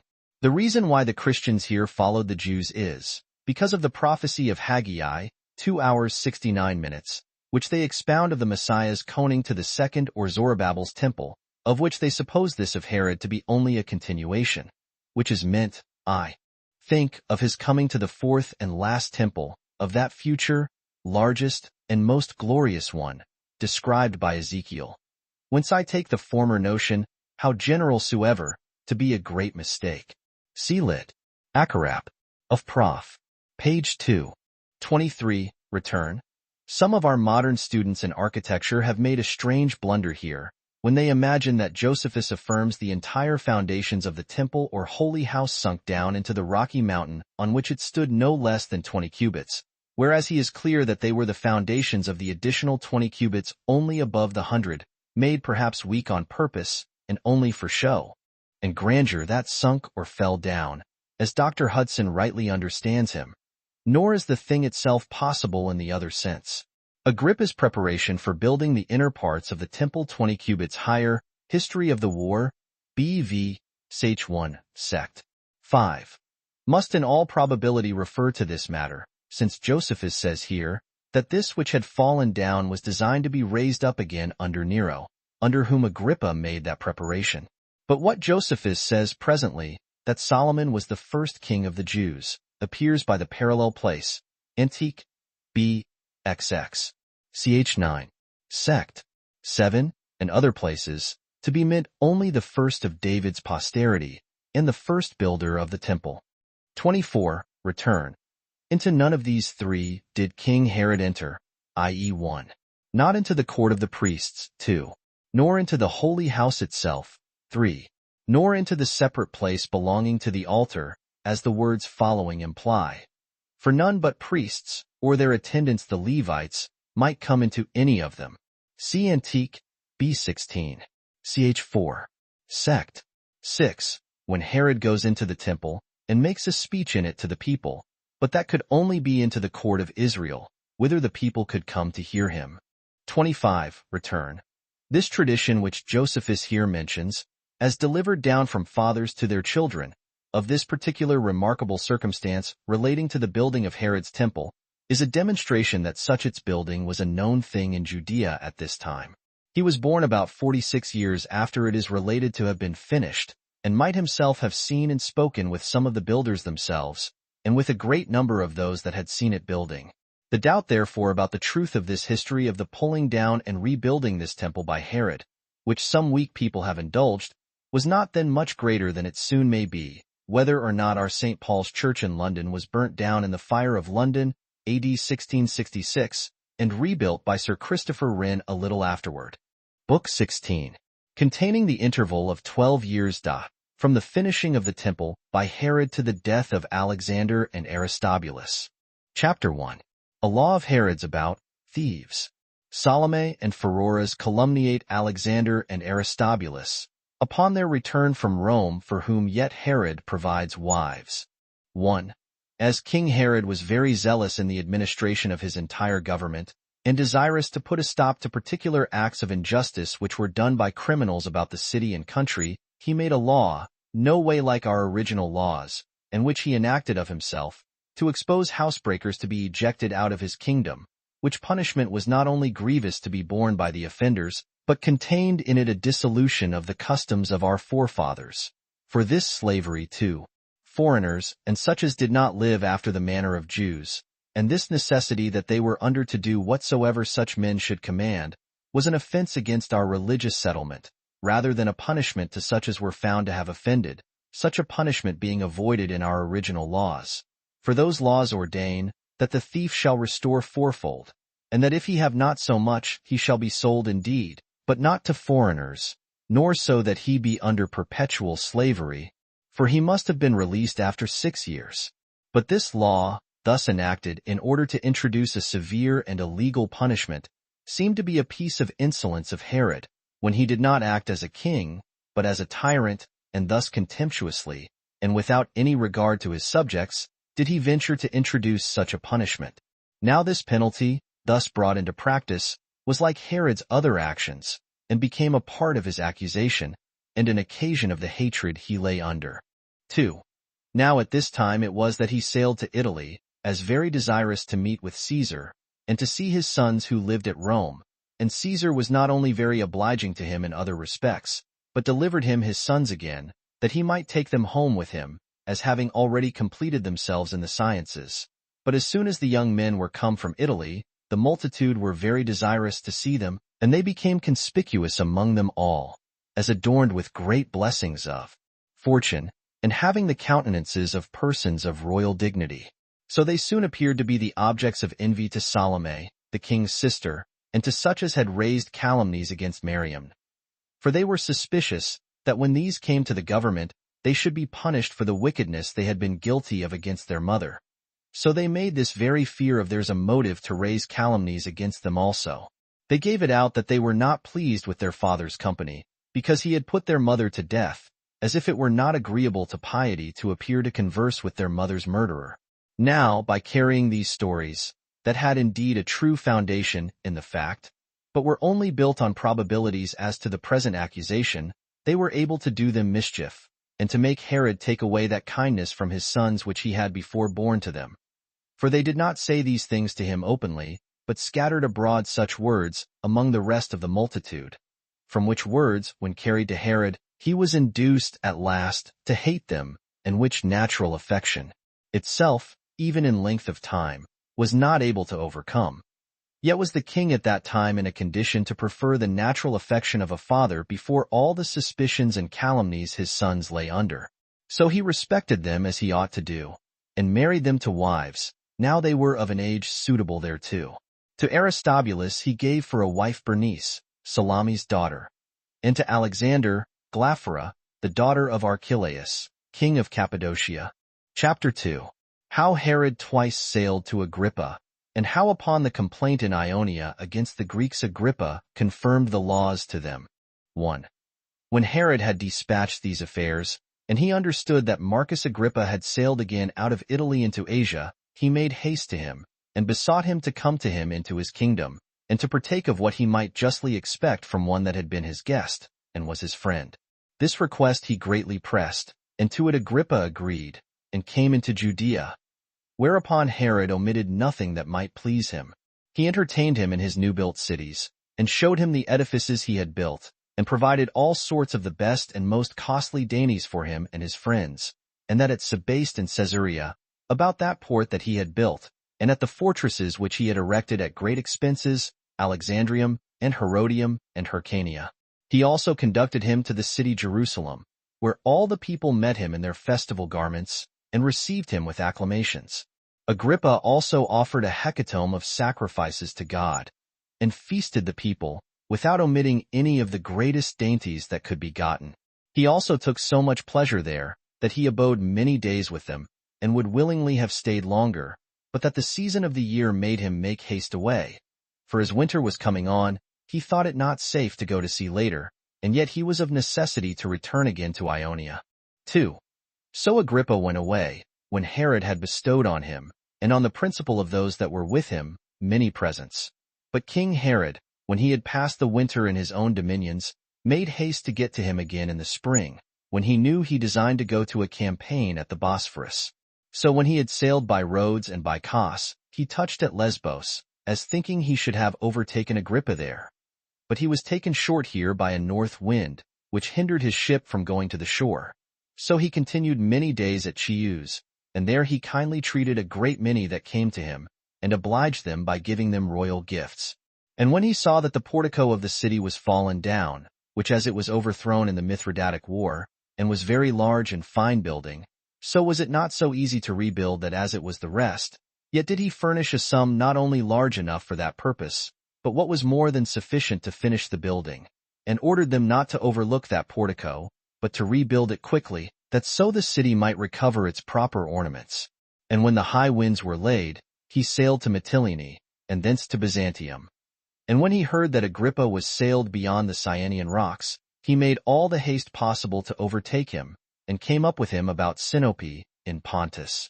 He was seen sailing by the shipmen most unexpectedly, but appeared to their great joy, and many friendly salutations there were between them, insomuch that Agrippa thought he had received the greatest marks of the king's kindness and humanity towards him possible, since the king had come so long a voyage, and at a very proper season, for his assistance, and had left the government of his own dominions, and thought it more worth his while to come to him. Accordingly, Herod was all in all to Agrippa, in the management of the war, and a great assistant in civil affairs, and in giving him counsel as to particular matters. He was also a pleasant companion for him when he relaxed himself, and a joint partaker with him in all things.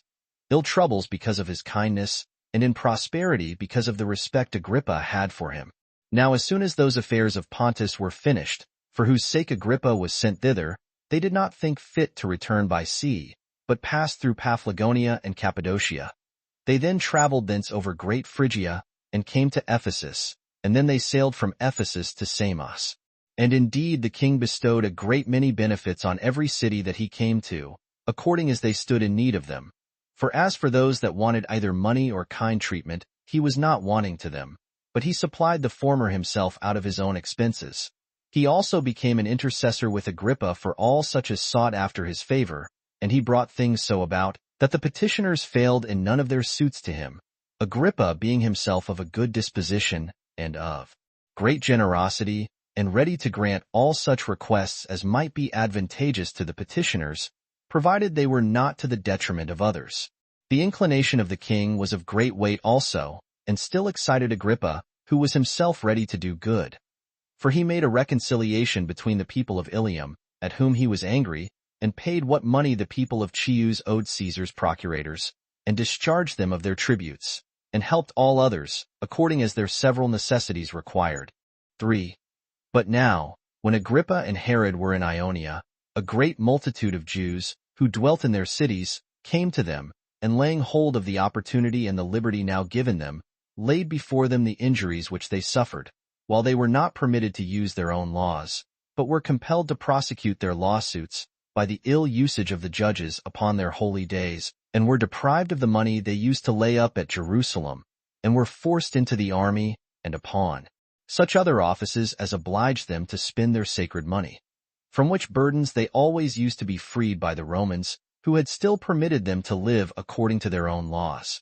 When this clamor was made, the king desired of Agrippa that he would hear their cause, and assigned Nicholas, one of his friends, to plead for those their privileges. Accordingly, when Agrippa had called the principal of the Romans, and such of the kings and rulers as were there, to be his assessors, Nicholas stood up and pleaded for the Jews as follows. It is of necessity incumbent on such as are in distress to have recourse to those that have it in their power to free them from those injuries they lie under. And for those that now are complainants, they approach you with great assurance. For as they have formerly often obtained your favor, so far as they have even wished to have it, they now only entreat that you, who have been the donors, will take care that those favors you have already granted them may not be taken away from them.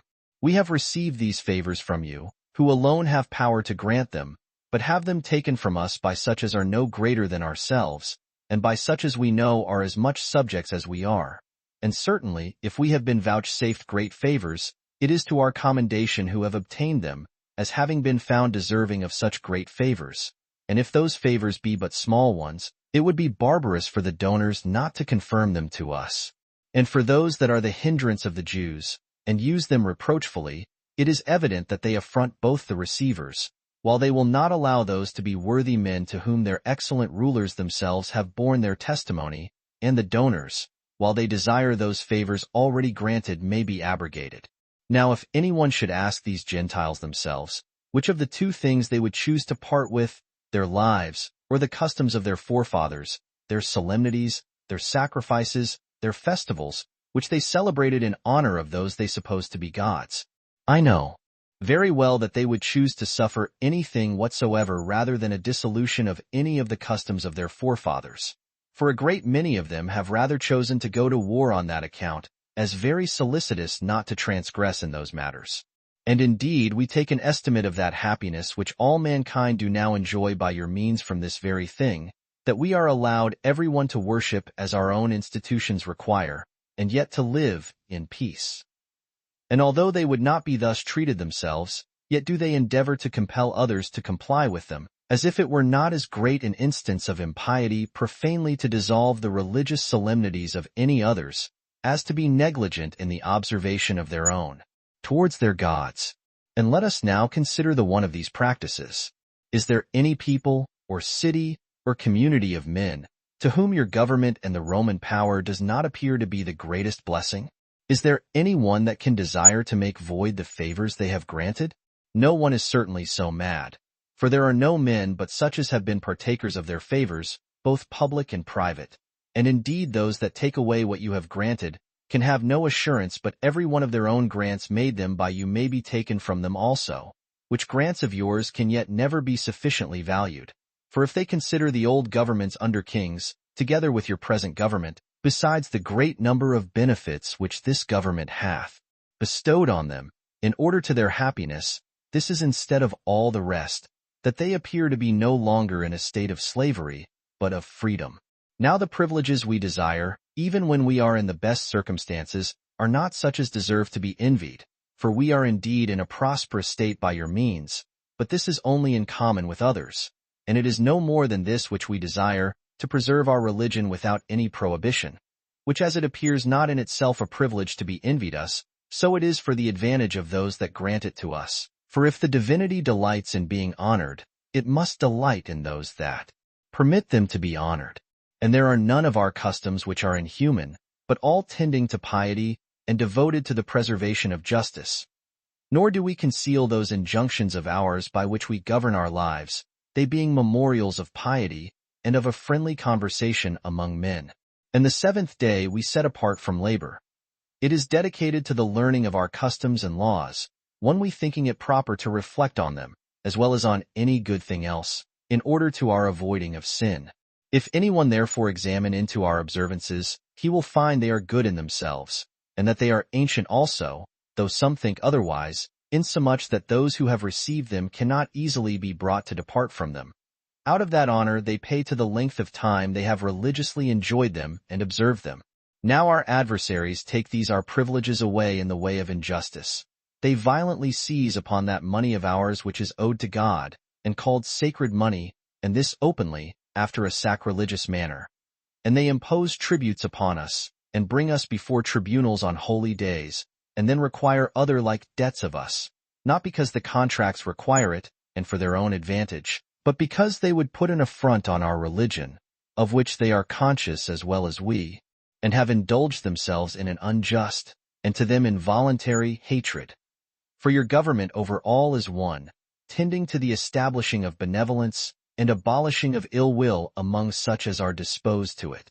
This is therefore what we implore from thee, most excellent Agrippa, that we may not be ill-treated, that we may not be abused, that we may not be hindered from making use of our own customs, nor be despoiled of our goods, nor be forced by these men to do what we ourselves force nobody to do. For these privileges of ours are not only according to justice, but have formerly been granted us by you. And we are able to read to you many decrees of the Senate, and the tables that contain them, which are still extant in the Capitol, concerning these things, which it is evident were granted after you had experience of our fidelity towards you, which ought to be valued, though no such fidelity had been. For you have hitherto preserved what people were in possession of, not to us only, but almost to all men, and have added greater advantages than they could have hoped for, and thereby your government is become a great advantage to them. And if anyone were able to enumerate the prosperity you have conferred on every nation, which they possess by your means, he could never put an end to his discourse.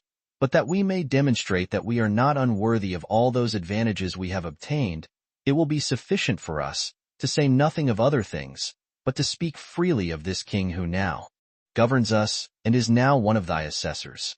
And indeed, in what instance of goodwill, as to your house, hath he been deficient? What mark of fidelity to it hath he omitted? What token of honor hath he not devised? What occasion for his assistance of you hath he not regarded at the very first? What hindereth, therefore, but that your kindnesses may be as numerous as his so great benefits to you have been? It may also perhaps be fit not here to pass over in silence the valor of his father Antipater, who, when Caesar made an expedition into Egypt, assisted him with 2,000 armed men, and proved inferior to none, neither in the battles on land, nor in the management of the navy. And what need I say anything of how great weight those soldiers were at that juncture, or how many and how great presents they were vouchsafed by Caesar? And truly I ought before now to have mentioned the epistles which Caesar wrote to the Senate, and how Antipater had honors, and the freedom of the city of Rome, bestowed upon him.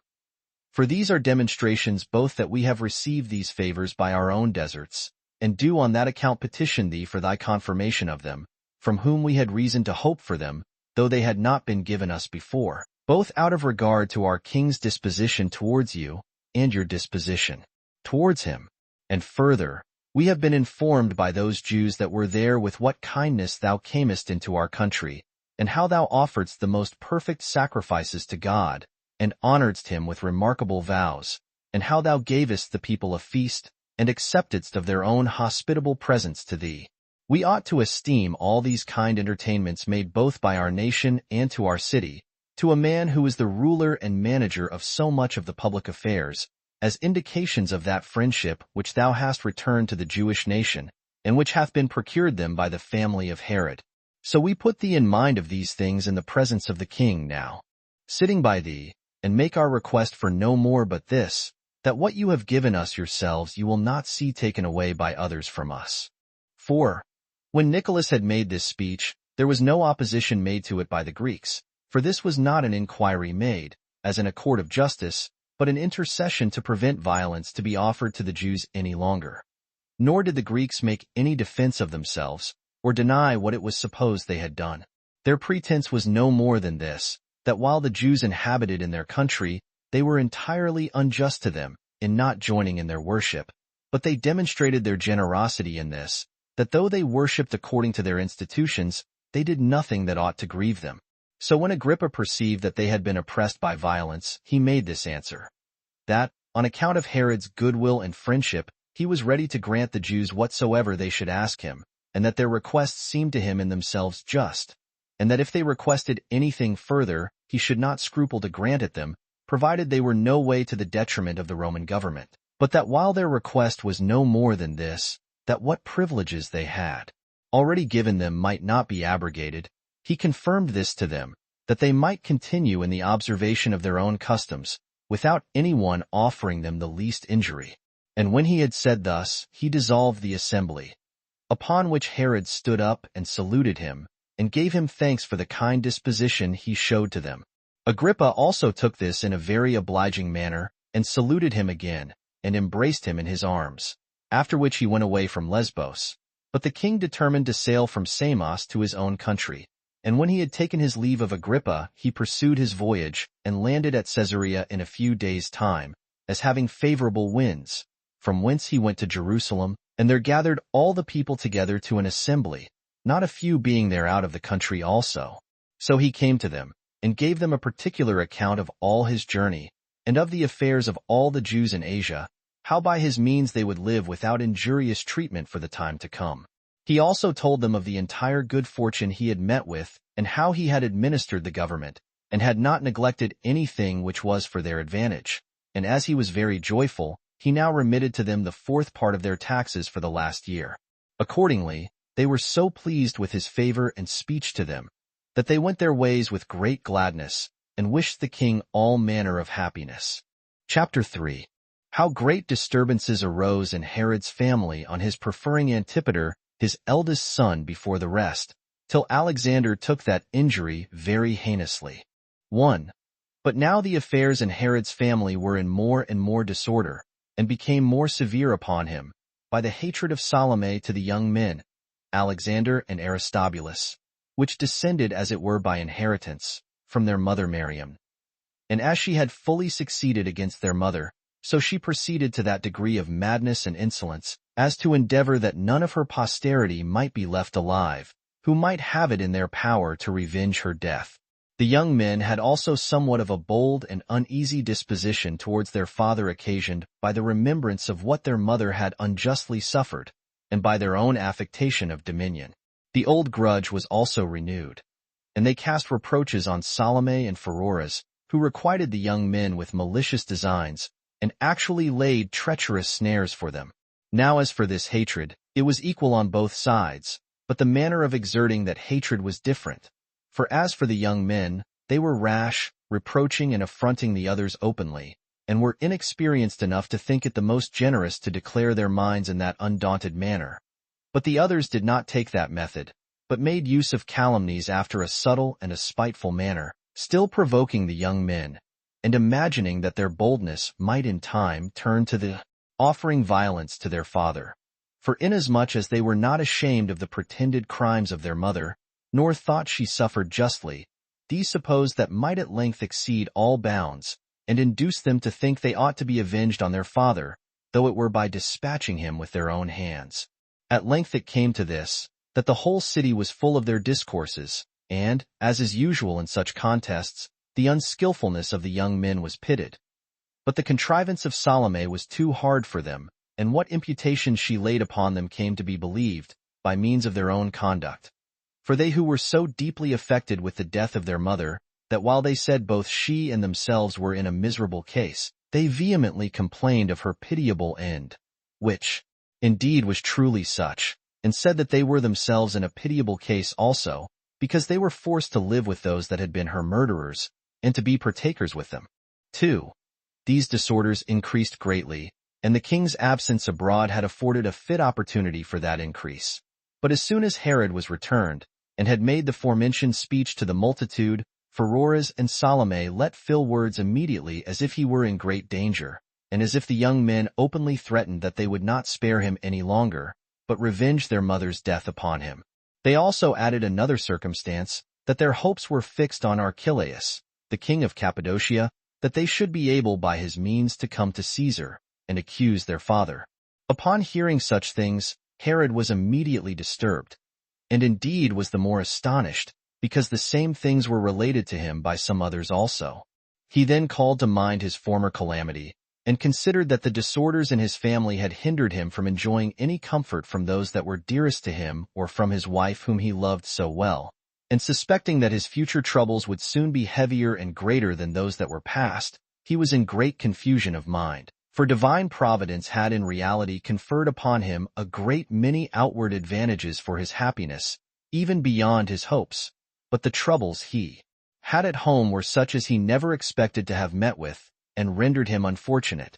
Nay, both sorts came upon him to such a degree as no one could imagine, and made it a doubtful question, whether, upon the comparison of both, he ought to have exchanged so great a success of outward good things for so great misfortunes at home, or whether he ought not to have chosen to avoid the calamities relating to his family, though he had, for a compensation, never been possessed of the admired grandeur of a kingdom.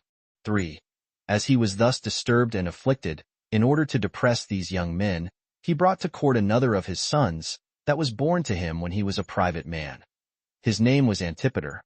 Yet did he not then indulge him as he did afterwards, when he was quite overcome by him, and let him do everything as he pleased, but rather with a design of depressing the insolence of the sons of Miriam, and managing this elevation of his so, that it might be for a warning to them. For this bold behavior of theirs, he thought, would not be so great, if they were once persuaded that the succession to the kingdom did not appertain to them alone, or must of necessity come to them.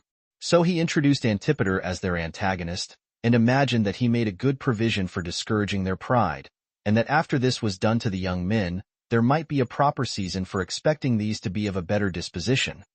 But the event proved otherwise than he intended, for the young men thought he did them a very great injury, and as Antipater was a shrewd man, when he had once obtained this degree of freedom, and began to expect greater things than he had before hoped for, he had but one single design in his head, and that was to distress his brethren, and not at all to yield to them the preeminence, but to keep close to his father, who was already alienated from them by the calumnies he had heard about them, and ready to be wrought upon in any way his zeal against them should advise him to pursue, that he might be continually more and more severe against them. Accordingly, all the reports that were spread abroad came from him, while he avoided himself the suspicion as if those discoveries proceeded from him. But he rather chose to make use of those persons for his assistance that were unsuspected, and such as might be believed to speak truth by reason of the goodwill they bore to the king. And indeed there were already not a few who cultivated a friendship with Antipater, in hopes of gaining somewhat by him, and these were the men who most of all persuaded Herod, because they appeared to speak thus out of their goodwill to him. And with these joint accusations, which from various foundations supported one another's veracity, the young men themselves afforded further occasions to Antipater also. For they were observed to shed tears often, on account of the injury that was offered them, and had their mother in their mouths. And among their friends they ventured to reproach their father, as not acting justly by them, all which things were with an evil intention reserved in memory by Antipater against a proper opportunity, and when they were told to Herod with aggravations, increased the disorder so much, that it brought a great tumult into the family. For while the king was very angry at imputations that were laid upon the sons of Miriam, and was desirous to humble them, he still increased the honor that he had bestowed on Antipater, and was at last so overcome by his persuasions, that he brought his mother to court also. He also wrote frequently to Caesar in favor of him, and more earnestly recommended him to his care particularly. And when Agrippa was returning to Rome, after he had finished his 10 years' government in Asia, 2.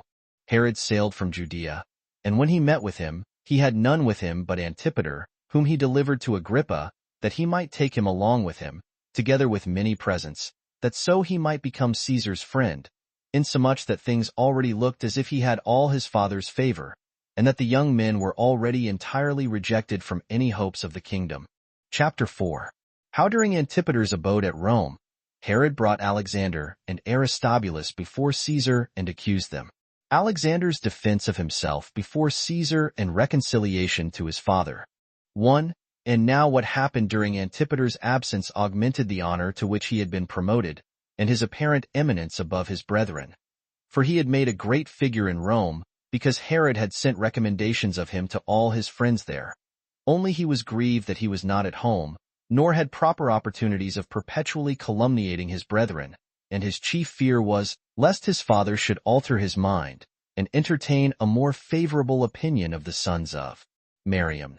And as he had this in his mind, he did not desist from his purpose, but continually sent from Rome any such stories as he hoped might grieve and irritate his father against his brethren, under pretense indeed of a deep concern for his preservation, but in truth such as his malicious mind dictated, in order to purchase a greater hope of the succession, which yet was already great in itself. And thus he did till he had excited such a degree of anger in Herod, that he was already become very ill-disposed towards the young men. But still while he delayed to exercise so violent a disgust against them, and that he might not either be too remiss or too rash, and so offend, he thought it best to sail to Rome, and there accuse his sons before Caesar, and not indulge himself in any such crime as might be heinous enough to be suspected of impiety. But as he was going up to Rome, it happened that he made such haste as to meet with Caesar at the city Aquilii 3. So when he came to the speech of Caesar, he asked for a time for hearing this great cause, wherein he thought himself very miserable, and presented his sons there, and accused them of their mad actions, and of their attempts against him, that they were enemies to him, and by all the means they were able, did their endeavors to show their hatred to their own father, and would take away his life, and so obtain his kingdom, after the most barbarous manner. That he had power from Caesar to dispose of it, not by necessity, but by choice, to him who shall exercise the greatest piety towards him. While these my sons are not so desirous of ruling, as they are, upon a disappointment thereof, to expose their own life, if so be they may but deprive their father of his life, so wild and polluted is their mind by time become, out of their hatred to him, that whereas he had a long time borne this his misfortune, he was now compelled to lay it before Caesar, and to pollute his ears with such language, while he himself wants to know what severity they have ever suffered from him, or what hardships he hath ever laid upon them to make them complain of him, and how they can think it just that he should not be lord of that kingdom which he in a long time, and with great danger, had gained, and not allow him to keep it and dispose of it to him who should deserve best. And this, with other advantages, he proposes as a reward for the piety of such a one as will hereafter imitate the care he hath taken of it, and that such a one may gain so great a requital as that is, and that it is an impious thing for them to pretend to meddle with it beforehand. For he who hath ever the kingdom in his view, at the same time reckons upon procuring the death of his father, because otherwise he cannot come at the government. That as for himself, he had hitherto given them all that he was able, and what was agreeable to such as are subject to the royal authority, and the sons of a king. What ornaments they wanted with servants and delicate fare, and had married them into the most illustrious families, the one Aristobulus, to his sister's daughter, but Alexander to the daughter of King Archelaus. And, what was the greatest favor of all, when their crimes were so very bad, and he had authority to punish them, yet had he not made use of it against them, but had brought them before Caesar, their common benefactor, and had not used the severity which either as a father who had been impiously abused, or as a king who had been assaulted treacherously he might have done, but made them stand upon a level with him in judgment. That, however, it was necessary that all this should not be passed over without punishment, nor himself live in the greatest fears. Nay, that it was not for their own advantage to see the light of the sun after what they have done, although they should escape at this time, since they had done the vilest things, and would certainly suffer the greatest punishments that ever were known among mankind. 2. These were the accusations which Herod laid with great vehemency against his sons before Caesar. Now the young men, both while he was speaking, and chiefly at his concluding, wept, and were in confusion. Now as to themselves, they knew in their own conscience they were innocent, but because they were accused by their father, they were sensible, as the truth was, that it was hard for them to make their apology, since though they were at liberty to speak their minds freely as the occasion required, and might with force and earnestness refute the accusation, yet was it not now decent so to do. There was therefore a difficulty how they should be able to speak, and tears, and at length a deep groan, followed, while they were afraid, that if they said nothing, they should seem to be in this difficulty from a consciousness of guilt, nor had they any defense ready, by reason of their youth, and the disorder they were under.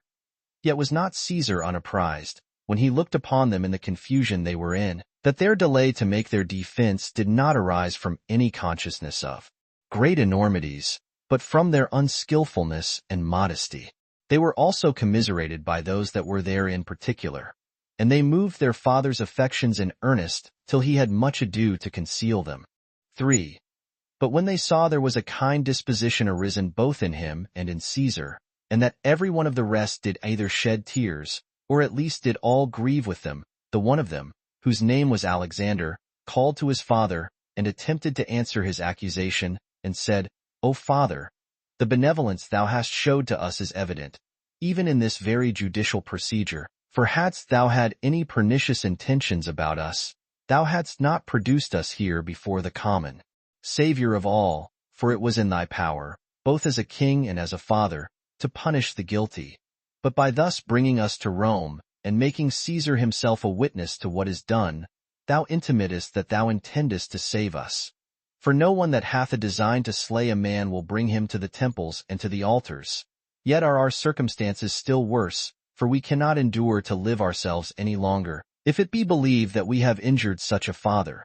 Nay, perhaps it would be worse for us to live with this suspicion upon us, that we have injured him, than to die without such guilt.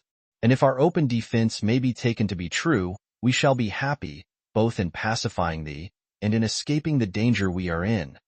But if this calumny so prevails, it is more than enough for us that we have seen the sun this day.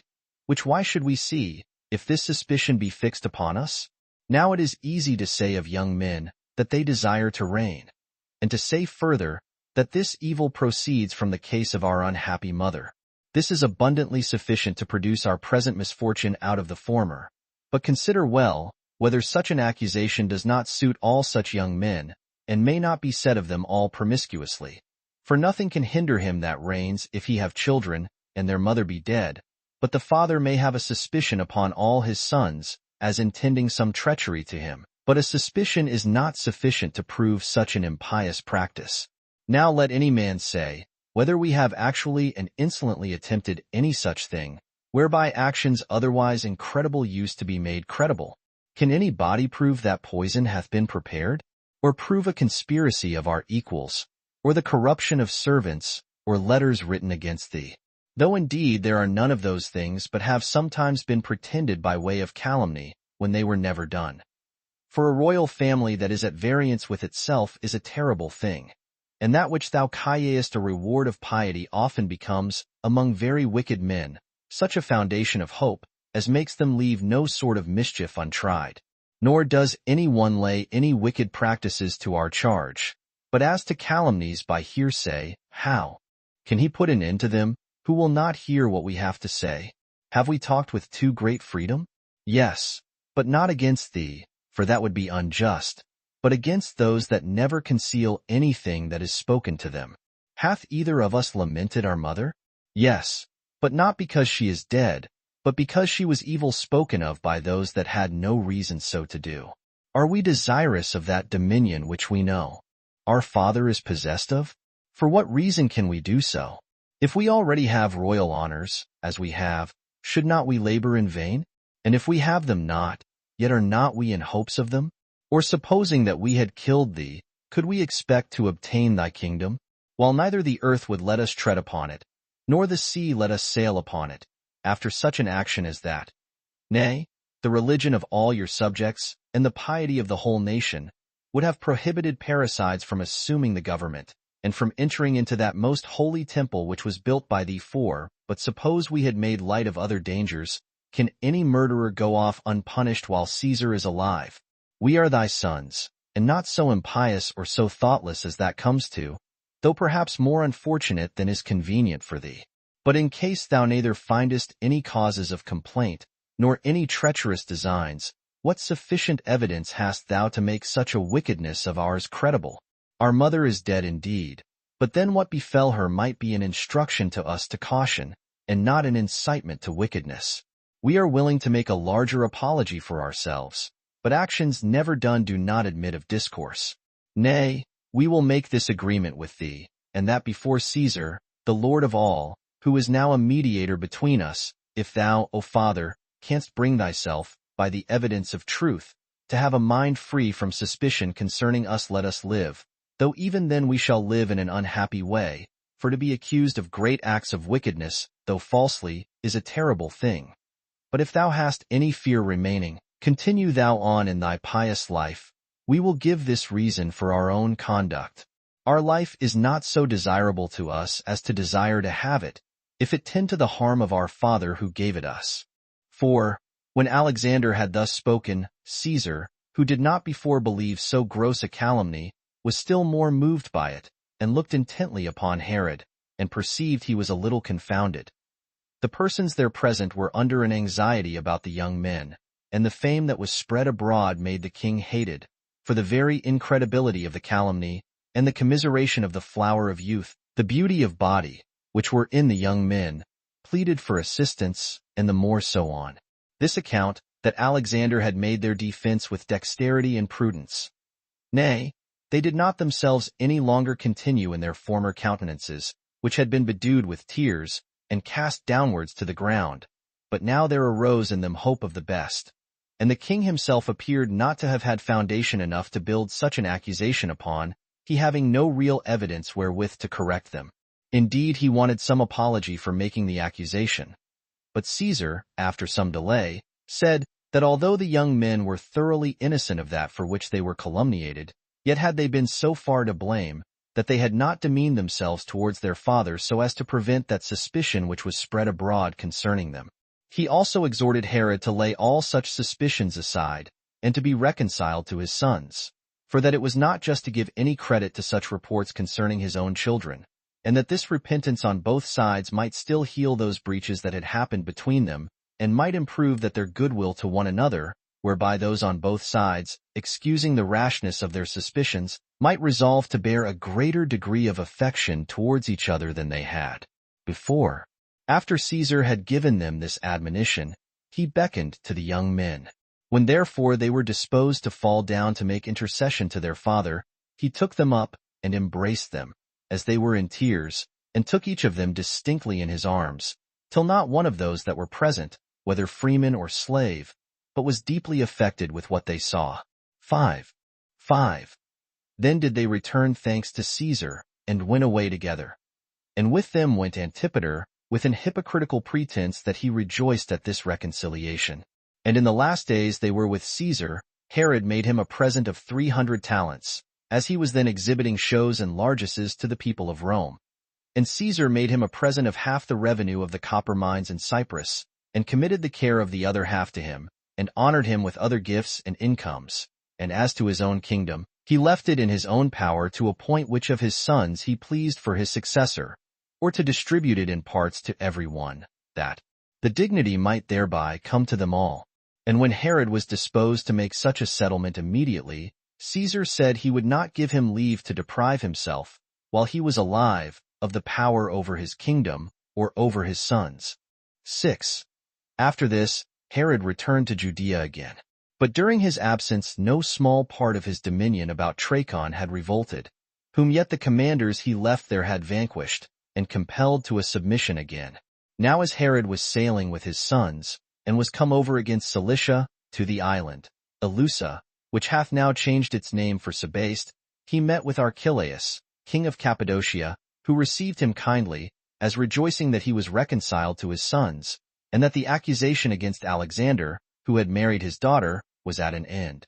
They also made one another such presents as it became kings to make. From thence Herod came to Judea and to the temple, where he made a speech to the people concerning what had been done in this his journey. He also discoursed to them about Caesar's kindness to him, and about as many of the particulars he had done as he thought it for his advantage other people should be acquainted with.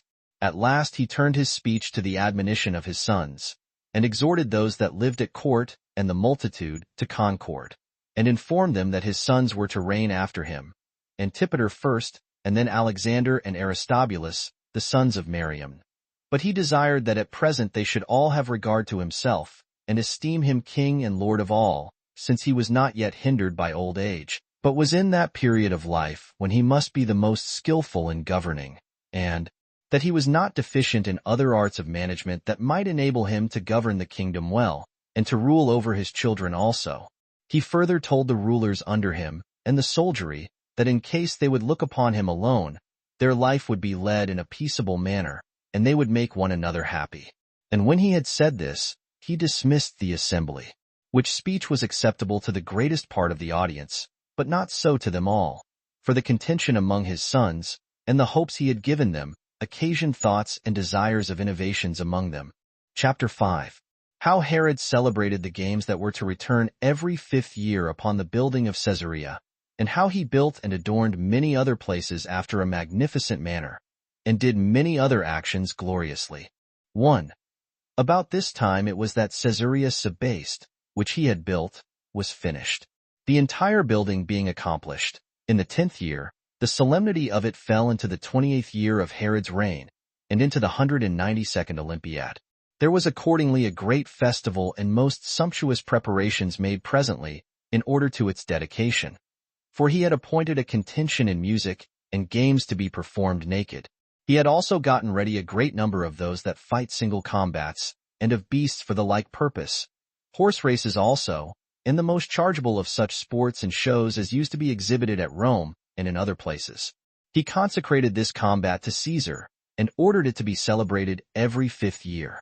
He also sent all sorts of ornaments for it out of his own furniture, that it might want nothing to make it decent. Nay, Julia, Caesar's wife, sent a great part of her most valuable furniture from Rome, insomuch that he had no want of anything. The sum of them all was estimated at 500 talents. Now when a great multitude was come to that city to see the shows, as well as the ambassadors whom other people sent, on account of the benefits they had received from Herod, he entertained them all in the public inns, and at public tables, and with perpetual feasts. This solemnity having in the daytime the diversions of the fights, and in the night time such merry meetings as cost vast sums of money, and publicly demonstrated the generosity of his soul, for in all his undertakings he was ambitious to exhibit what exceeded whatsoever had been done before of the same kind. And it is related that Caesar and Agrippa often said that the dominions of Herod were too little for the greatness of his soul, for that he deserved to have both all the kingdom of Syria and that of Egypt also. 2. After this solemnity and these festivals were over, Herod erected another city in the plain called Capharsaba, where he chose out a fit place, both for plenty of water and goodness of soil, and proper for the production of what was there planted, where a river encompassed the city itself, and a grove of the best trees for magnitude was round about it. This he named Antipatris, from his father Antipater. He also built upon another spot of ground above Jericho, of the same name with his mother, a place of great security and very pleasant for habitation, and called it Cypros. He also dedicated the finest monuments to his brother Phasaelus, on account of the great natural affection there had been between them, by erecting a tower in the city itself, not less than the Tower of Pharos, which he named Phasaelus, which was at once a part of the strong defenses of the city, and a memorial for him that was deceased, because it bare his name. He also built a city of the same name in the valley of Jericho, as you go from it northward, whereby he rendered the neighboring country more fruitful by the cultivation its inhabitants introduced. And this also he called Phasaelus. 3. But as for his other benefits, it is impossible to reckon them up, those which he bestowed on cities, both in Syria and in Greece, and in all the places he came to in his voyages. For he seems to have conferred, and that after a most plentiful manner, what would minister to many necessities, and the building of public works, and gave them the money that was necessary to such works as wanted it, to support them upon the failure of their other revenues. But what was the greatest and most illustrious of all his works, he erected Apollo's temple at Rhodes, at his own expenses, and gave them a great number of talents of silver for the repair of their fleet. He also built the greatest part of the public edifices for the inhabitants of Nicopolis, at Actium. 6. And for the Antiochus, the inhabitants of the principal city of Syria, where a broad street cuts through the place lengthways, he built cloisters along it on both sides, and laid the open road with polished stone, and was of very great advantage to the inhabitants.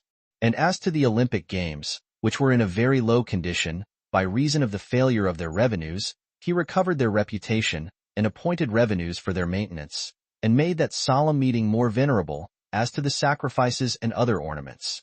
And by reason of this vast liberality, he was generally declared in their inscriptions to be one of the perpetual managers of those games.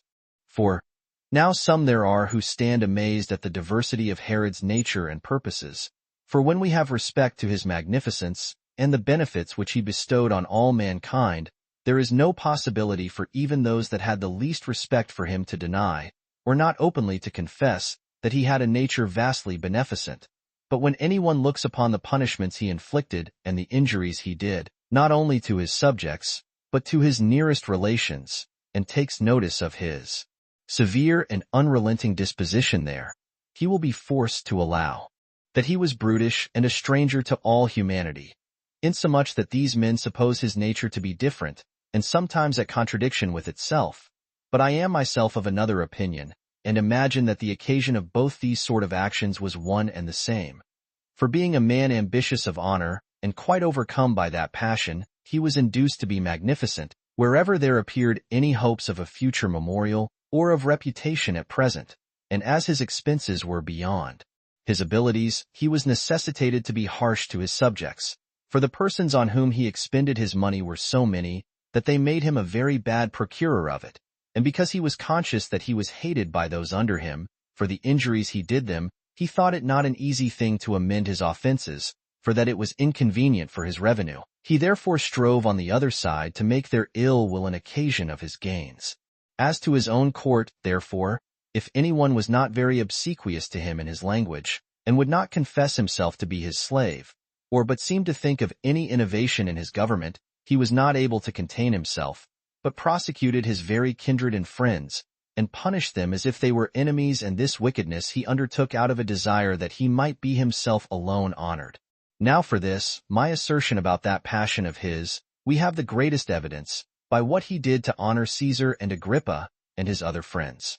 For with what honors he paid his respects to them who were his superiors, the same did he desire to be paid to himself.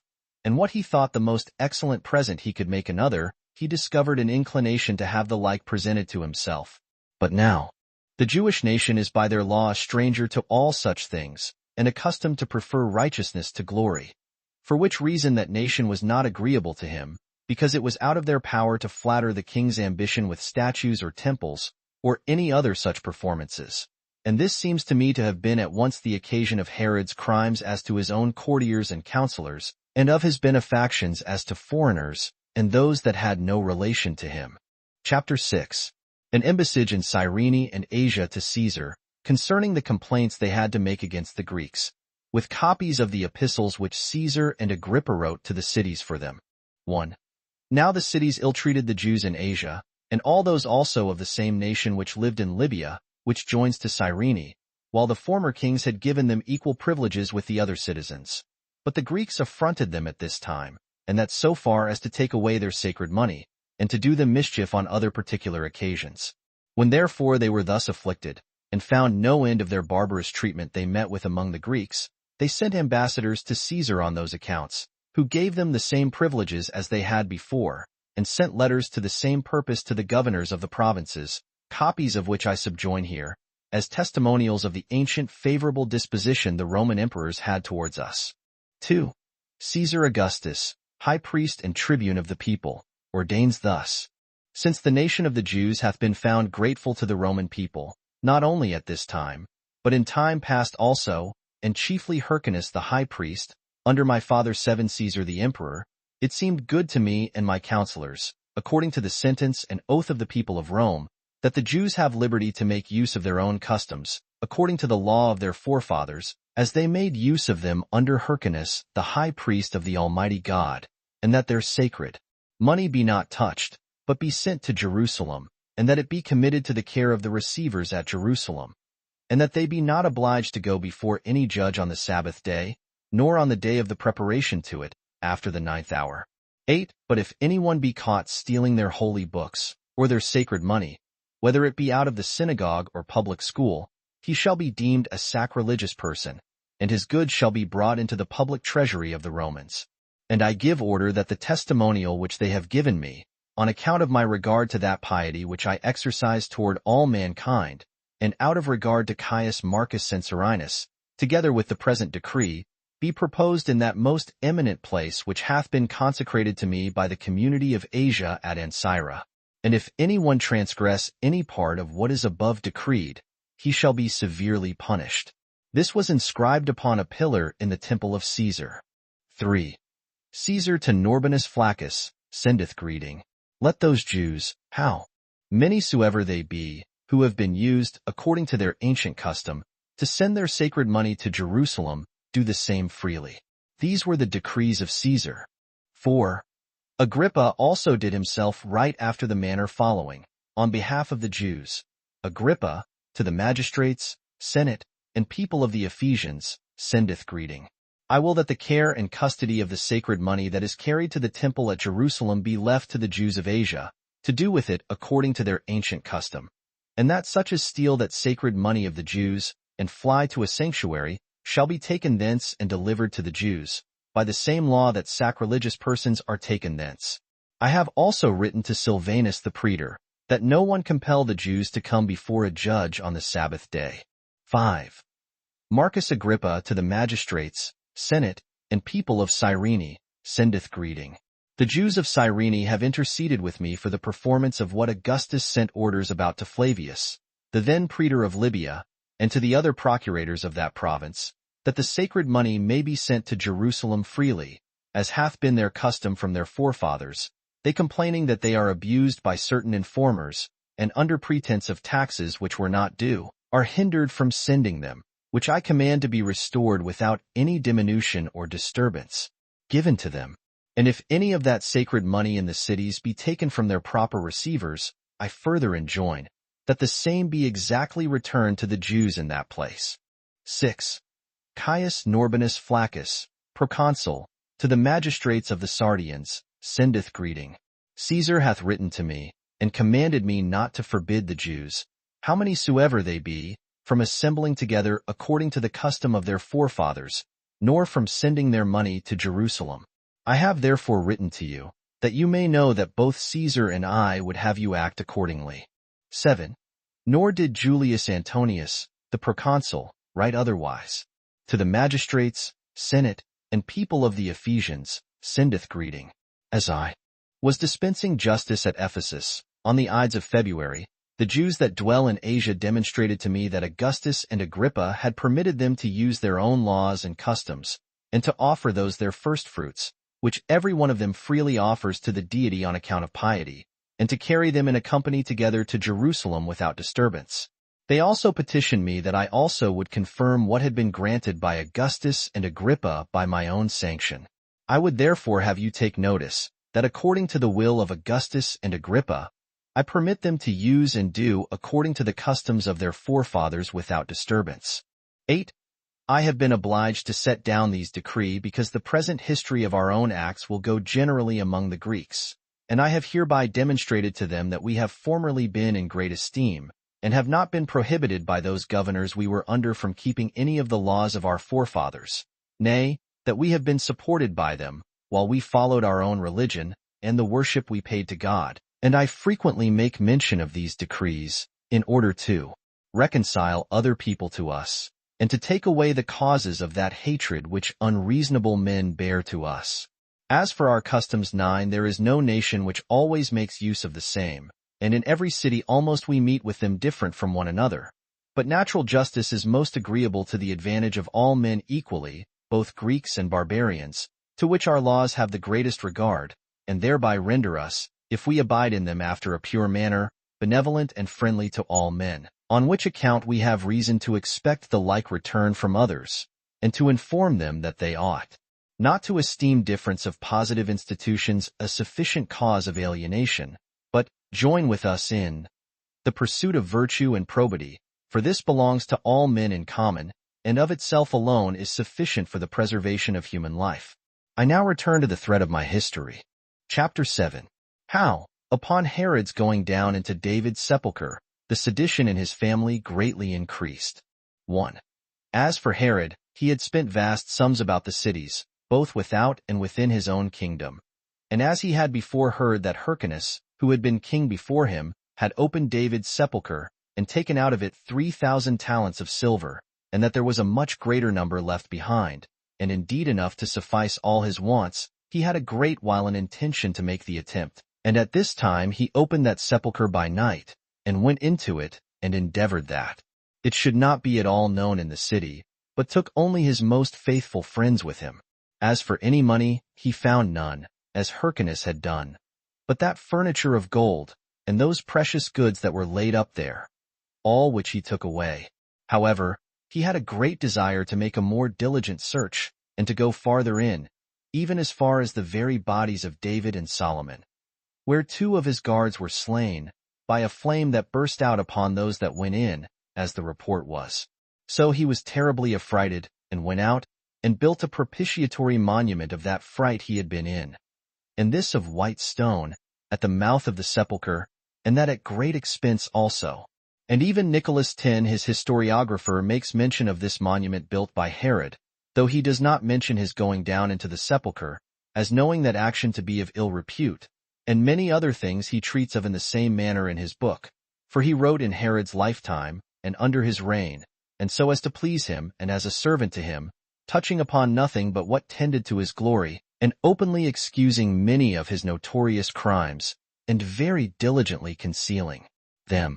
And as he was desirous to put handsome colors on the death of Miriam and her sons, which were barbarous actions in the king, he tells falsehoods about the incontinence of Miriam, and the treacherous designs of his sons upon him. And thus he proceeded in his whole work, making a pompous encomium upon what just actions he had done, but earnestly apologizing for his unjust ones. Indeed, a man, as I said, may have a great deal to say by way of excuse for Nicholas, for he did not so properly write this as a history for others, as somewhat that might be subservient to the king himself. As for ourselves, who come of a family nearly allied to the Asamonean kings, and on that account have an honorable place, which is the priesthood, we think it indecent to say anything that is false about them, and accordingly we have described their actions after an unblemished and upright manner. And although we reverence many of Herod's posterity, who still reign, yet do we pay a greater regard to truth than to them, and this though it sometimes happens that we incur their displeasure by so doing. 2. And indeed Herod's troubles in his family seem to be augmented by reason of this attempt he made upon David's sepulchre. Whether divine vengeance increased the calamities he lay under, in order to render them incurable, or whether fortune made an assault upon him, in those cases wherein the seasonableness of the cause made it strongly believed that the calamities came upon him for his impiety. For the tumult was like a civil war in his palace, and their hatred towards one another was like that where each one strove to exceed another in calumnies. However, Antipater used stratagems perpetually against his brethren, and that very cunningly. While abroad he loaded them with accusations, but still took upon him frequently to apologize for them, that this apparent benevolence to them might make him be believed, and forward his attempts against them, by which means he, after various manners, circumvented his father, who believed all that he did was for his preservation. Herod also recommended Ptolemy, who was a great director of the affairs of his kingdom, to Antipater, and consulted with his mother about the public affairs also. And indeed these were all in all, and did what they pleased, and made the king angry against any other persons, as they thought it might be to their own advantage. But still the sons of Miriam were in a worse and worse condition perpetually, and while they were thrust out and set in a more dishonorable rank, who yet by birth were the most noble, they could not bear the dishonor. And for the women, Glaphyra, Alexander's wife, the daughter of Archelaus, hated Salome, both because of her love to her husband, and because Glaphyra seemed to behave herself somewhat insolently towards Salome's daughter, who was the wife of Aristobulus, which equality of hers to herself Glaphyra took very impatiently. 3. Now, besides this second contention that had fallen among them, neither did the king's brother Pheroras keep himself out of trouble, but had a particular foundation for suspicion and hatred. For he was overcome with the charms of his wife, to such a degree of madness, that he despised the king's daughter, to whom he had been betrothed, and wholly bent his mind to the other, who had been but a servant. Herod also was grieved by the dishonor that was done him, because he had bestowed many favors upon him, and had advanced him to that height of power that he was almost a partner with him in the kingdom, and saw that he had not made him a due return for his labors, and esteemed himself unhappy on that account. So upon Pheroras's unworthy refusal, he gave the damsel to Phasaelus's son. But after some time, when he thought the heat of his brother's affections was over, he blamed him for his former conduct, and desired him to take his second daughter, whose name was Cypros. Ptolemy also advised him to leave off affronting his brother, and to forsake her whom he had loved, for that it was a base thing to be so enamored of a servant, as to deprive himself of the king's goodwill to him, and become an occasion of his trouble, and make himself hated by him. Pheroras knew that this advice would be for his own advantage, particularly because he had been accused before and forgiven. So he put his wife away, although he already had a son by her, and engaged to the king that he would take his second daughter, and agreed that the 30th day after should be the day of marriage, and swear he would have no further conversation with her whom he had put away. But when the 30 days were over, he was such a slave to his affections that he no longer performed anything he had promised, but continued still with his former wife. This occasioned Herod to grieve openly and made him angry, while the king dropped one word or other against Pheroras perpetually. And many made the king's anger an opportunity for raising calumnies against him. Nor had the king any longer a single quiet day or hour, but occasions of one fresh quarrel or another arose among his relations, and those that were dearest to him. For Salome was of a harsh temper and ill-natured to Miriam's sons. Nor would she suffer her own daughter, who was the wife of Aristobulus, one of those young men, to bear a good will to her husband, but persuaded her to tell her if he said anything to her in private, and when any misunderstandings happened, as is common, she raised a great many suspicions out of it, by which means she learned all their concerns, and made the damsel ill-natured to the young man. And in order to gratify her mother, she often said that the young men used to mention Miriam when they were by themselves, and that they hated their father, and were continually threatening, that if they had once got the kingdom, they would make Herod's sons by his other wives country schoolmasters, for that the present education which was given them, and their diligence in learning, fitted them for such an employment. And as for the women, whenever they saw them adorned with their mother's clothes, they threatened that instead of their present gaudy apparel, they should be clothed in sackcloth, and confined so closely that they should not see the light of the sun. These stories were presently carried by Salome to the king, who was troubled to hear them, and endeavored to make up matters. But these suspicions afflicted him, and becoming more and more uneasy, he believed every body against every body. However, upon his rebuking his sons, and hearing the defense they made for themselves, he was easier for a while, though a little afterwards much worse accidents came upon him. 4.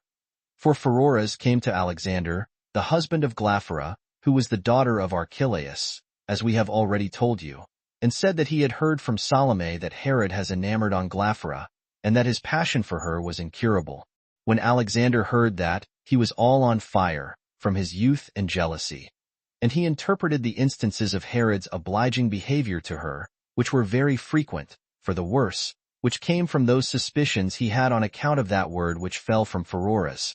Nor could he conceal his grief at the thing, but informed him what word Pheroras had said. Upon which Herod was in a greater disorder than ever, and not bearing such a false calumny, which was to his shame, was much disturbed at it. And often did he lament the wickedness of his domestics, and how good he had been to them, and how ill requitals they had made him. So he sent for Pheroras, and reproached him, and said, Thou vilest of all men, art thou come to that unmeasurable and extravagant degree of ingratitude, as not only to suppose such things of me, but to speak of them? I now indeed perceive what thy intentions are. It is not thy only aim to reproach me, when thou usest such words to my son, but thereby to persuade him to plot against me, and get me destroyed by poison. And who is there, if he had not a good genius at his elbow, as hath my son, but would not bear such a suspicion of his father, but would revenge himself upon him? Dost thou suppose that thou hast only dropped a word for him to think of, and not rather hast put a sword into his hand to slay his father? And what dost thou mean, when thou really hatest both him and his brother, to pretend kindness to them, only in order to raise a reproach against me, and talk of such things as no one but such an impious wretch as thou art could either devise in their mind, or declare in their words? Begone, thou art such a plague to thy benefactor and thy brother, and may that evil conscience of thine go along with thee. While I still overcome my relations by kindness, and am so far from avenging myself of them, as they deserve, that I bestow greater benefits upon them than they are worthy of. 5.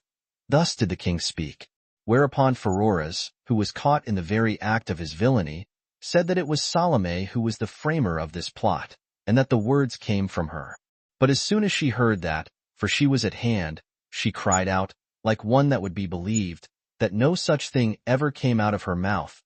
that they all earnestly endeavored to make the king hate her, and to make her away, because of the goodwill she bore to Herod, and because she was always foreseeing the dangers that were coming upon him, and that at present there were more plots against him than usual. For while she was the only person who persuaded her brother to put away the wife he now had, and to take the king's daughter, it was no wonder if she were hated by him. As she said this, and often tore her hair, and often beat her breast, her countenance made her denial to be believed. But the perverseness of her manners declared at the same time her dissimulation in these proceedings. But Pheroras was caught between them, and had nothing plausible to offer in his own defense, while he confessed that he had said what was charged upon him, but was not believed when he said he had heard it from Salome. So the confusion among them was increased, and their quarrelsome words one to another. At last the king, out of his hatred to his brother and sister, sent them both away. And when he had commended the moderation of his son, and that he had himself told him of the report, he went in the evening to refresh himself. After such a contest as this had fallen out among them, Salome's reputation suffered greatly, since she was supposed to have first raised the calumny. And the king's wives were grieved at her, as knowing she was a very ill-natured woman, and would sometimes be a friend, and sometimes an enemy at different seasons. So they perpetually said one thing or another against her, and somewhat that now fell out made them the bolder in speaking against her. 6. There was one Obodas, king of Arabia, an inactive and slothful man in his nature, but Silius managed most of his affairs for him. He was a shrewd man, although he was but young, and was handsome withal. This Silius, upon some occasion coming to Herod, and supping with him, saw Salome, and set his heart upon her. And understanding that she was a widow, he discoursed with her. Now because Salome was at this time less in favor with her brother, she looked upon Silius with some passion, and was very earnest to be married to him. And on the days following there appeared many, and those very great, indications of their agreement together. Now the women carried this news to the king, and laughed at the indecency of it. Whereupon Herod inquired about it further of Pheroras, and desired him to observe them at supper, how their behavior was one toward another, who told him that by the signals which came from their heads and their eyes, they both were evidently in love. After this, Silius the Arabian being suspected, went away, but came again in 2 or 3 months afterwards, as it were on that very design, and spake to Herod about it, and desired that Salome might be given him to wife, for that his affinity might not be disadvantageous to his affairs, by a union with Arabia, the government of which country was already in effect under his power, and more evidently would be his hereafter. Accordingly, when Herod discoursed with his sister about it, and asked her whether she were disposed to this match, she immediately agreed to it. But when Silius was desired to come over to the Jewish religion, and then he should marry her, and that it was impossible to do it on any other terms, he could not bear that proposal, and went his way. For he said that if he should do so, he should be stoned by the Arabs. Then did Pheroras reproach Salome for her incontinency, as did the women much more, and said that Silius had debauched her.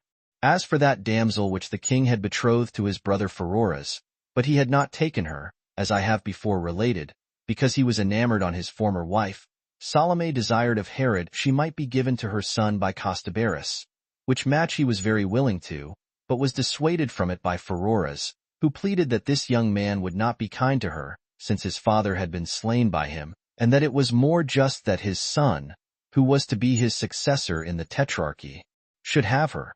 So he begged his pardon, and persuaded him to do so.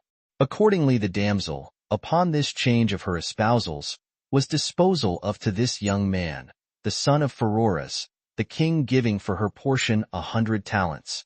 Chapter 8. How Herod took up Alexander and bound him, whom yet Archelaus king of Cappadocia reconciled to his father Herod again. 1. But still the affairs of Herod's family were no better, but perpetually more troublesome. Now this accident happened, which arose from no decent occasion, but proceeded so far as to bring great difficulties upon him. There were certain eunuchs which the king had, and on account of their beauty was very fond of them, and the care of bringing him drink was entrusted to one of them, of bringing him his supper to another, and of putting him to bed to the third, who also managed the principal affairs of the government. And there was one told the king that these eunuchs were corrupted by Alexander the king's son with great sums of money. And when they were asked whether Alexander had had criminal conversation with them, they confessed it, but said they knew of no further mischief of his against his father. But when they were more severely tortured, and were in the utmost extremity, and the tormentors, out of compliance with Antipater, stretched the rack to the very utmost, they said that Alexander bare great ill will and innate hatred to his father, and that he told them that Herod despaired to live much longer, and that, in order to cover his great age, he colored his hair black, and endeavored to conceal what would discover how old he was, but that if he would apply himself to him, when he should attain the kingdom, which, in spite of his father, could come to no one else, he should quickly have the first place in that kingdom under him, for that he was now ready to take the kingdom, not only as his birthright, but by the preparations he had made for obtaining it, because a great many of the rulers and a great many of his friends were of his side, and those no ill men neither, ready both to do and to suffer whatsoever should come on that account. 2. When Herod heard this confession, he was all over anger and fear, some parts seeming to him reproachful, and some made him suspicious of dangers that attended him, insomuch that on both accounts he was provoked, and bitterly afraid lest some more heavy plot was laid against him than he should be then able to escape from. Whereupon he did not now make an open search, but sent about spies to watch such as he suspected, for he was now overrun with suspicion and hatred against all about him. And indulging abundance of those suspicions, in order to his preservation, he continued to suspect those that were guiltless. Nor did he set any bounds to himself, but supposing that those who stayed with him had the most power to hurt him, they were to him very frightful, and for those that did not use to come to him, it seemed enough to name them, to make them suspected, and he thought himself safer when they were destroyed. And at last his domestics were come to that pass, that being no way secure of escaping themselves, they fell to accusing one another, and imagining that he who first accused another was most likely to save himself. Yet when any had overthrown others, they were hated, and they were thought to suffer justly who unjustly accused others, and they only thereby prevented their own accusation. Nay, they now executed their own private enmities by this means, and when they were caught, they were punished in the same way. Thus these men contrived to make use of this opportunity as an instrument and a snare against their enemies. Yet when they tried it, were themselves caught also in the same snare which they laid for others. And the king soon repented of what he had done, because he had no clear evidence of the guilt of those whom he had slain. And yet what was still more severe in him, he did not make use of his repentance, in order to leave off doing the like again, but in order to inflict the same punishment upon their accusers. 3. And in this state of disorder were the affairs of the palace. And he had already told many of his friends directly that they ought not to appear before him, nor come into the palace. And the reason of this injunction was, that, when they were there, he had less freedom of acting, or a greater restraint on himself on their account. For at this time it was that he expelled Andromachus and Gemellus, men who had of old been his friends, and been very useful to him in the affairs of his kingdom, and been of advantage to his family, by their embassages and counsels, and had been tutors to his sons, and had in a manner the first degree of freedom with him. He expelled Andromachus, because his son Demetrius was a companion to Alexander, and Gemellus, because he knew that he wished him well, which arose from his having been with him in his youth, when he was at school and absent at Rome. These he expelled out of his palace, and was willing enough to have done worse by them. But that he might not seem to take such liberty against men of so great reputation, he contented himself with depriving them of their dignity, and of their power to hinder his wicked proceedings. For now it was Antipater who was the cause of all this, who when he knew what a mad and licentious way of acting his father was in, and had been a great while one of his counselors, he hurried him on, and then thought he should bring him to do somewhat to purpose, when every one that could oppose him was taken away.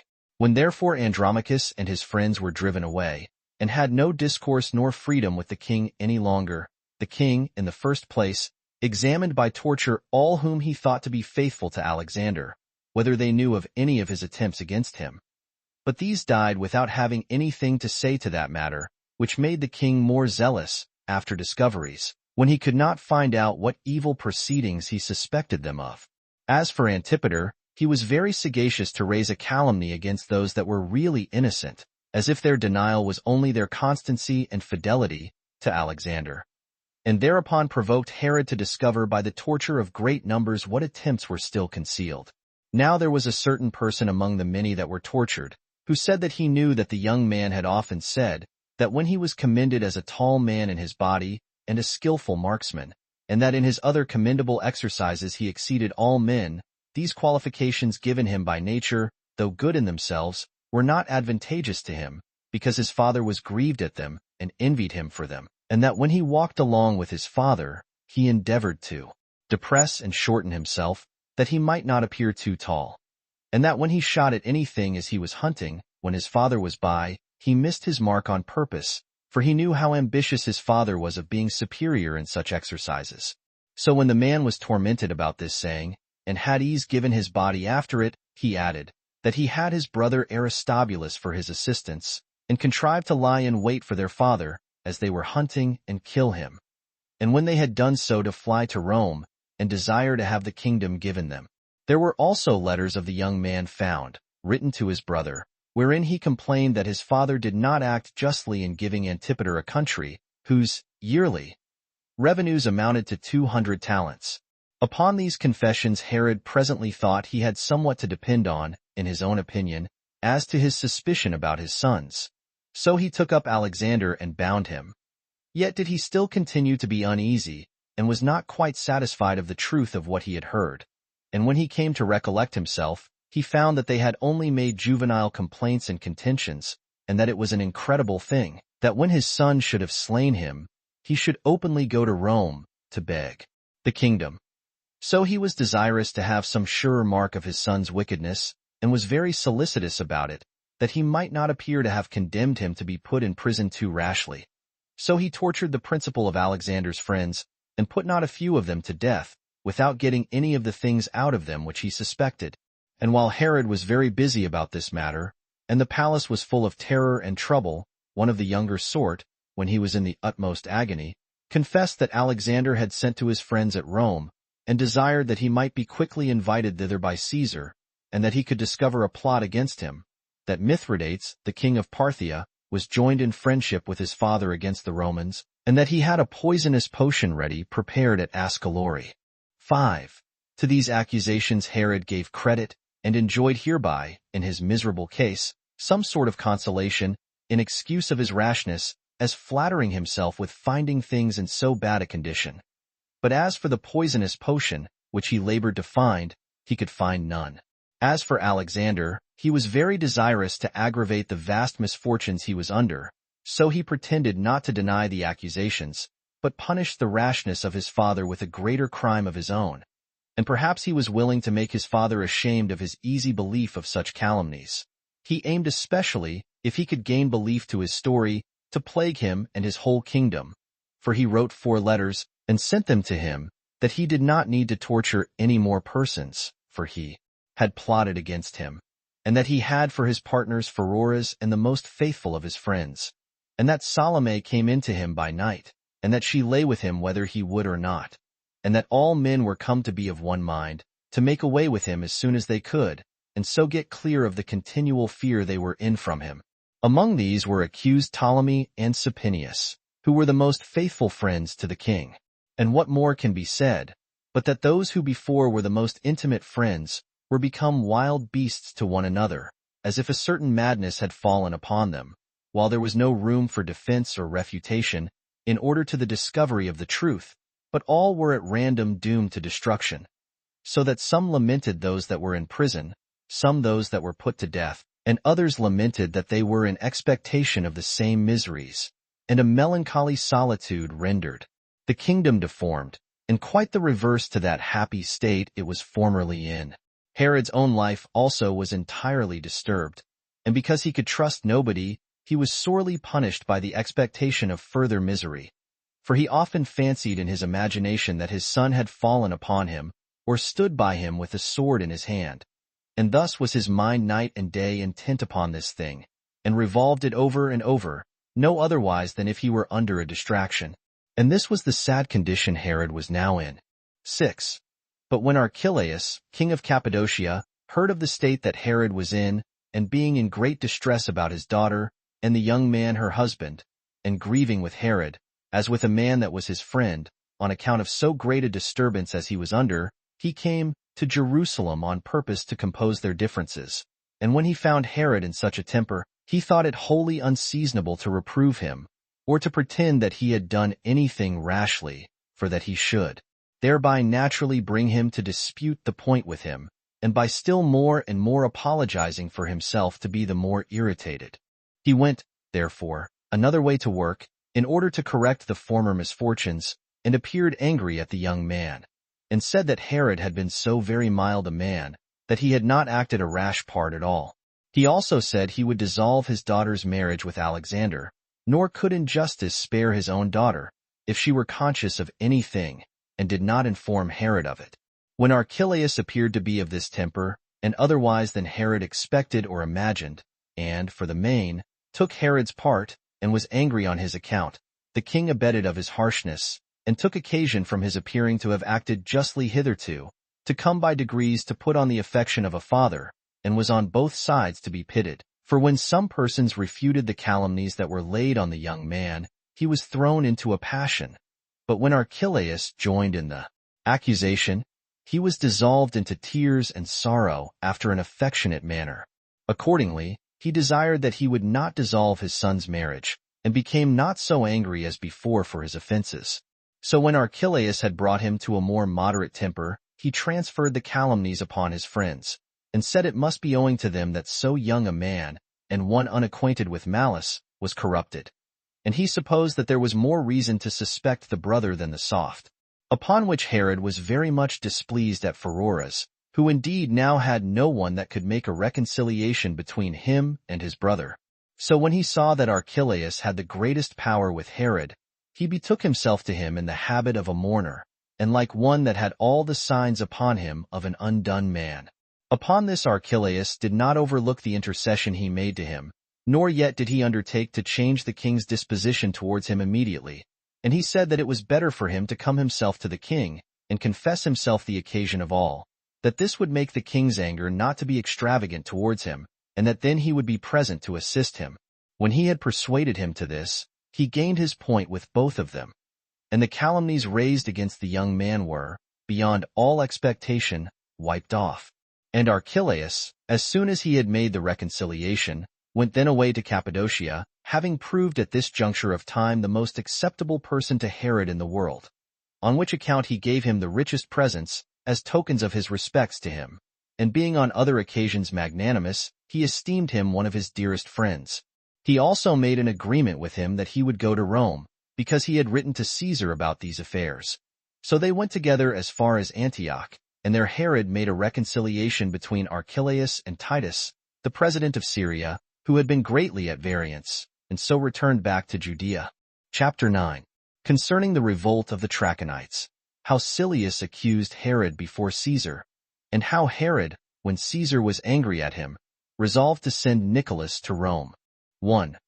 When Herod had been at Rome and was come back again, a war arose between him and the Arabians on the occasion following.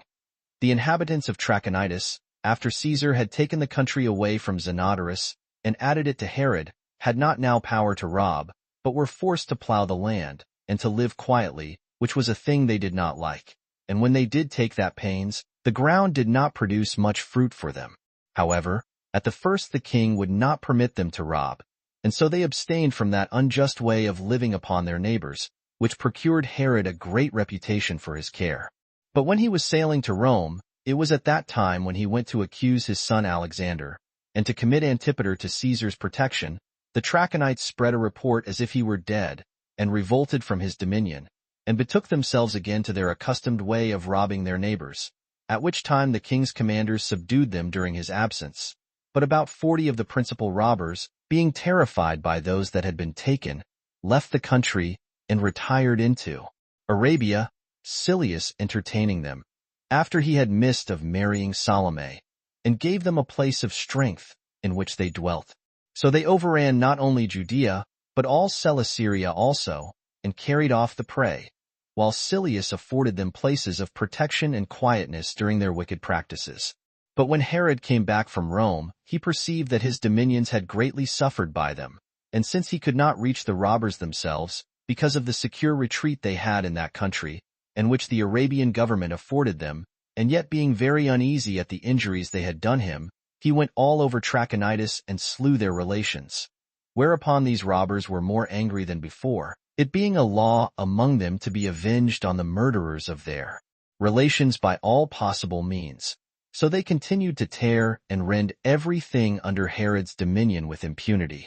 Then did he discourse about these robberies to Saturninus and Volumnius, and required that they should be punished, upon which occasion they still the more confirmed themselves in their robberies, and became more numerous, and made very great disturbances, laying waste the countries and villages that belonged to Herod's kingdom, and killing those men whom they caught, till these unjust proceedings came to be like a real war. For the robbers were now become about 1,000, at which Herod was sore displeased, and required the robbers, as well as the money which he had lent Obodas, by Silius, which was 60 talents, and since the time of payment was now past, he desired to have it paid him. But Silius, who had laid Obodas aside, and managed all by himself, denied that the robbers were in Arabia, and put off the payment of the money. About which there was a hearing before Saturninus and Volumnius, who were then the presidents of Syria.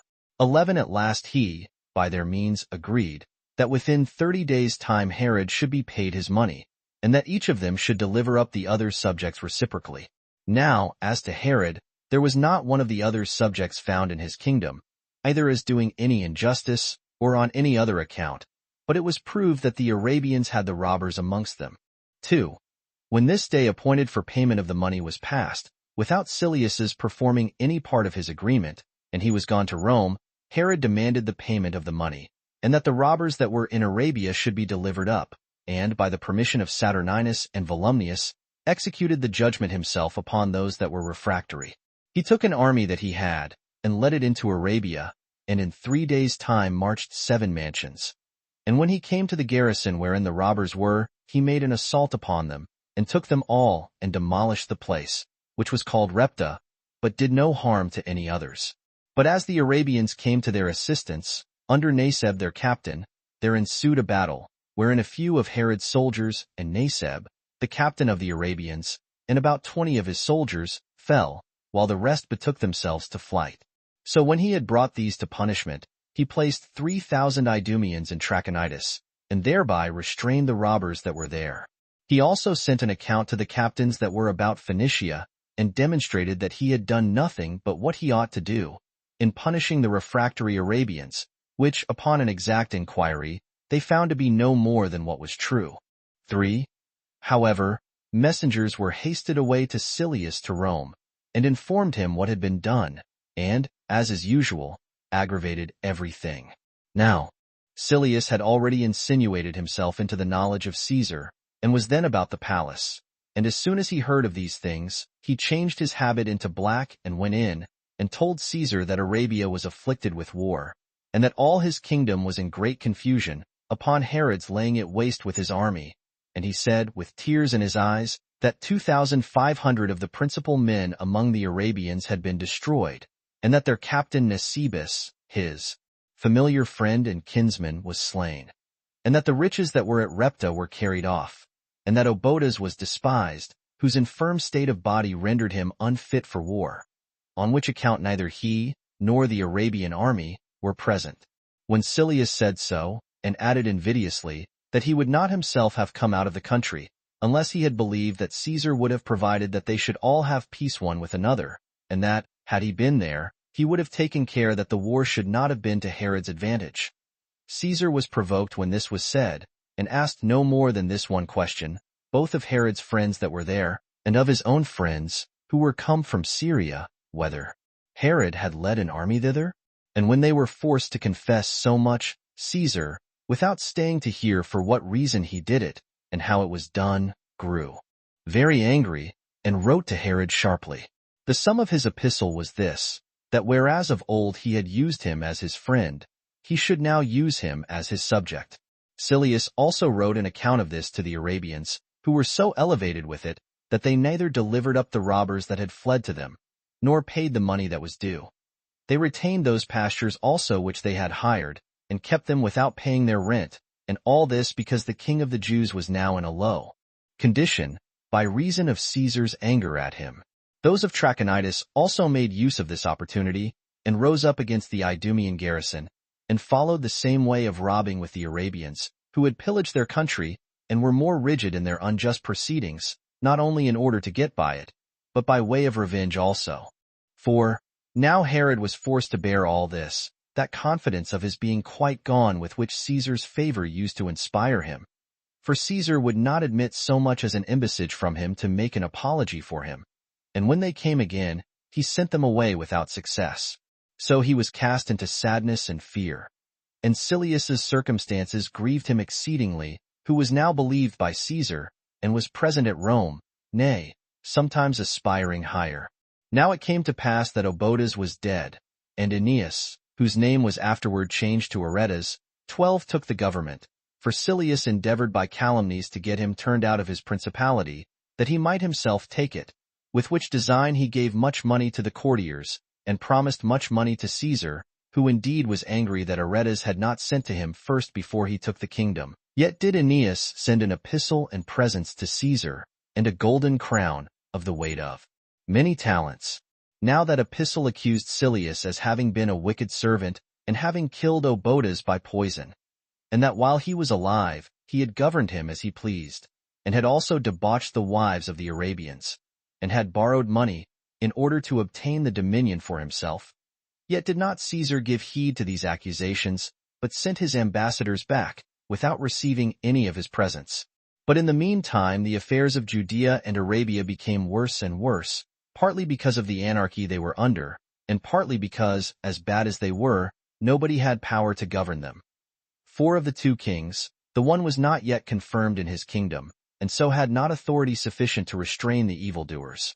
And as for Herod, Caesar was immediately angry at him for having avenged himself, and so he was compelled to bear all the injuries that were offered him. At length, when he saw no end of the mischief which surrounded him, he resolved to send ambassadors to Rome again, to see whether his friends had prevailed to mitigate Caesar, and to address themselves to Caesar himself. And the ambassador he sent thither was Nicolaus of Damascus. Chapter 10. How Eurycles falsely accused Herod's sons, and how their father bound them, and wrote to Caesar about them. Of Silius, and how he was accused by Nicolaus. 1. The disorders about Herod's family and children about this time grew much worse, for it now appeared certain, nor was it unforeseen beforehand, that fortune threatened the greatest and most insupportable misfortunes possible to his kingdom. Its progress and augmentation at this time arose on the occasion following. 1 Eurycles, a Lacedaemonian, a person of note there, but a man of a perverse mind, and so cunning in his ways of voluptuousness and flattery, as to indulge both, and yet seemed to indulge neither of them, came in his travels to Herod, and made him presents, but so that he received more presents from him. He also took such proper seasons for insinuating himself into his friendship, that he became one of the most intimate of the king's friends. He had his lodging in Antipater's house, but he had not only access, but free conversation with Alexander, as pretending to him that he was in great favor with Archelaus, the king of Cappadocia. Whence he pretended much respect to Glaphyra, and in an occult manner cultivated a friendship with them all, but always attending to what was said and done, that he might be furnished with calumnies to please them all. In short, he behaved himself so to every body in his conversation, as to appear to be his particular friend, and he made others believe that his being anywhere was for that person's advantage. So he won upon Alexander, who was but young, and persuaded him that he might open his grievances to him with assurance and with nobody else. So he declared his grief to him, how his father was alienated from him. He related to him also the affairs of his mother and of Antipater, that he had driven them from their proper dignity, and had the power over everything himself, that no part of this was tolerable, since his father was already come to hate them. And he added, that he would neither admit them to his table, nor to his conversation. Such were the complaints, as was but natural, of Alexander about the things that troubled him. And these discourses Eurycles carried to Antipater, and told him he did not inform him of this on his own account, but that being overcome by his kindness, the great importance of the thing obliged him to do it. And he warned him to have a care of Alexander, for that what he said was spoken with vehemency, and that, in consequence of what he said, he would certainly kill him with his own hand. Whereupon Antipater, thinking him to be his friend by this advice, gave him presents upon all occasions, and at length persuaded him to inform Herod of what he had heard.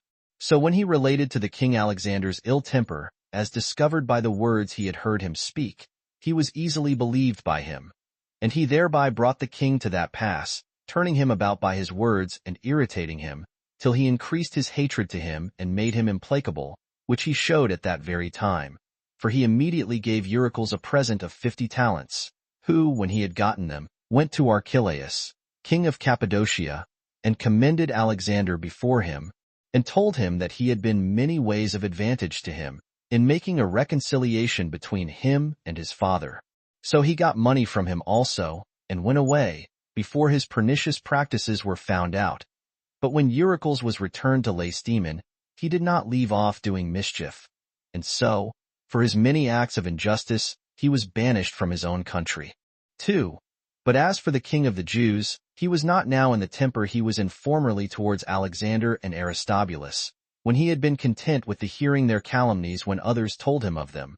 But he was now come to that pass as to hate them himself, and to urge men to speak against them, though they did not do it of themselves. He also observed all that was said, and put questions, and gave ear to every one that would but speak, if they could but say anything against them, till at length he heard that Euaratus of Cos was a conspirator with Alexander, which thing to Herod was the most agreeable and sweetest news imaginable. 3. But still a greater misfortune came upon the young men. While the calumnies against them were continually increased, and, as a man may say, one would think it was everyone's endeavor to lay some grievous thing to their charge, which might appear to be for the king's preservation. There were 2 guards of Herod's body, who were in great esteem for their strength and tallness, Jucundus and Tyrannus. These men had been cast off by Herod, who was displeased at them. These now used to ride along with Alexander, and for their skill in their exercises were in great esteem with him, and had some gold and other gifts bestowed on them. Now the king, having an immediate suspicion of those men, had them tortured, who endured the torture courageously for a long time, but at last confessed that Alexander would have persuaded them to kill Herod, when he was in pursuit of the wild beasts, that it might be said he fell from his horse, and was run through with his own spear, for that he had once such a misfortune formerly. They also showed where there was money hidden in the stable underground, and these convicted the king's chief hunter that he had given the young men the royal hunting spears and weapons to Alexander's dependents, at Alexander's command. 4. After these, the commander of the garrison of Alexandrium was caught and tortured. For he was accused to have promised to receive the young men into his fortress, and to supply them with that money of the king's which was laid up in that fortress, yet did not he acknowledge anything of it himself. But his son came ill, and said it was so, and delivered up the writing, which, so far as could be guessed, was in Alexander's hand. Its contents were these: When we have finished, by God's help, all that we have proposed to do, we will come to you. But do your endeavors, as you have promised, to receive us into your fortress. After this writing was produced, Herod had no doubt about the treacherous designs of his sons against him. But Alexander said that Diophantus the scribe had imitated his hand, and that the paper was maliciously drawn up by Antipater, for Diophantus appeared to be very cunning in such practices, and as he was afterward convicted of forging other papers, he was put to death for it. 5. So the king produced those that had been tortured before the multitude at Jericho, in order to have them accuse the young men, which accusers many of the people stoned to death. And when they were going to kill Alexander and Aristobulus likewise, the king would not permit them to do so, but restrained the multitude, by the means of Ptolemy and Pheroras. However, the young men were put under a guard, and kept in custody, that nobody might come at them. And all that they did or said was watched, and the reproach and fear they were in was little or nothing different from those of condemned criminals. And one of them, who was Aristobulus, was so deeply affected, that he brought Salome, who was his aunt and his mother-in-law, to lament with him for his calamities, and to hate him who had suffered things to come to that pass, when he said to her, Art thou not in danger of destruction also, while the report goes that thou hadst disclosed beforehand all our affairs to Silcus, when thou wast in hopes of being married to him? But she immediately carried these words to her brother. Upon this he was out of patience, and gave command to bind him, and enjoined them both, now they were kept separate one from the other, to write down the ill things they had done against their father, and bring the writings to him. So when this was enjoined them, they wrote this, that they had laid no treacherous designs, nor made any preparations against their father, but that they had intended to fly away, and that by the distress they were in, their lives being now uncertain and tedious to them. 6. About this time there came an ambassador out of Cappadocia from Archelaus, whose name was Melas. He was one of the principal rulers under him. So Herod, being desirous to show Archelaus ill will to him, called for Alexander, as he was in his bonds, and asked him again concerning his fight, whether and how they had resolved to retire. Alexander replied to Archelaus, who had promised to send them away to Rome, but that they had no wicked nor mischievous designs against their father, and that nothing of that nature which their adversaries had charged upon them was true, and that their desire was, that he might have examined Tyrannus and Jucundus more strictly, but that they had been suddenly slain by the means of Antipater, who put his own friends among the multitude for that purpose. 7. When this was said, Herod commanded that both Alexander and Melas should be carried to Glaphyra, Archelaus' daughter, and that she should be asked, whether she did not know somewhat of Alexander's treacherous designs against Herod. Now as soon as they were come to her, and she saw Alexander in bonds, she beat her head, and in a great consternation gave a deep and moving groan. The young man also fell into tears. This was so miserable a spectacle to those present, that, for a great while, they were not able to say or to do anything. But at length Ptolemy, who was ordered to bring Alexander, bid him say whether his wife was conscious of his actions. He replied, How is it possible that she, whom I love better than my own soul, and by whom I have had children, should not know what I do? Upon which she cried out that she knew of no wicked designs of his, but that yet, if her accusing herself falsely would tend to his preservation, she would confess it all. Alexander replied, There is no such wickedness as those who ought the least of all so to do. Suspect, which either I have imagined, or thou knowest of, but this only, that we had resolved to retire to Archelaus, and from thence to Rome, which she also confessed. Upon which Herod, supposing that Archelaus' ill will to him was fully proved, sent a letter by Olympus and Volumnius, and bid them, as they sailed by, to touch at Eleusa of Cilicia, and give Archelaus the letter, and that when they had expostulated with him, that he had a hand in his son's treacherous design against him, they should from thence sail to Rome, and that, in case they found Nicholas had gained any ground, and that Caesar was no longer displeased at him, he should give him his letters, and the proofs which he had ready to show against the young men. As to Archelaus, he made his defense for himself, that he had promised to receive the young men, because it was both for their own and their father's advantage so to do, lest some too severe procedure should be gone upon in that anger and disorder they were in on occasion of the present suspicions, but that still he had not promised to send them to Caesar, and that he had not promised anything else to the young men that could show any ill will to him. 8. When these ambassadors were come to Rome, they had a fit opportunity of delivering their letters to Caesar, because they found him reconciled to Herod. For the circumstances of Nicholas's embassage had been as follows. As soon as he was come to Rome, and was about the court, he did not first of all set about what he was come for only, but he thought fit also to accuse Silius. Now the Arabians, even before he came to talk with them, were quarreling one with another. And some of them left Silius's party, and joining themselves to Nicholas, informed him of all the wicked things that had been done, and produced to him evident demonstrations of the slaughter of a great number of Obotas's friends by Silius. For when these men left Silius, they had carried off with them those letters whereby they could convict him. When Nicholas saw such an opportunity afforded him, he made use of it, in order to gain his own point afterward, and endeavored immediately to make a reconciliation between Caesar and Herod. For he was fully satisfied that if he should desire to make a defense for Herod directly, he should not be allowed that liberty, but that if he desired to accuse Silius, there would an occasion present itself of speaking on Herod's behalf. So when the cause was ready for a hearing, and the day was appointed, Nicholas, while Aretas's ambassadors were present, accused Silius, and said that he imputed to him the destruction of the king Obotas, and of many others of the Arabians, that he had borrowed money for no good design. And he proved that he had been guilty of adultery, not only with the Arabian, but Raanan women also. And he added, that above all the rest he had alienated Caesar from Herod, and that all that he had said about the actions of Herod were falsities. When Nicholas was come to this topic, Caesar stopped him from going on, and desired him only to speak to this affair of Herod, and to show that he had not led an army into Arabia, nor slain 2,500 men there, nor taken prisoners, nor pillaged the country. To which Nicholas made this answer, I shall principally demonstrate that either nothing at all, or but a very little of those imputations are true, of which thou hast been informed. For had they been true, thou mightest justly have been still more angry at Herod.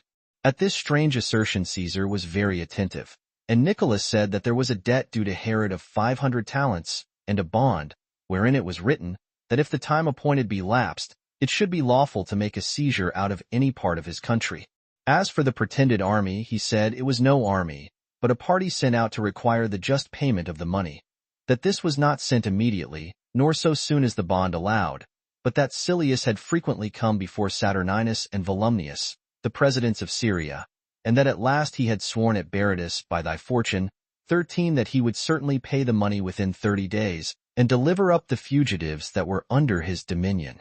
And that when Silius had performed nothing of this, Herod came again before the presidents, and upon their permission to make a seizure for his money, he, with difficulty, went out of his country with a party of soldiers for that purpose. And this is all the war which these men so tragically describe. And this is the affair of the expedition into Arabia.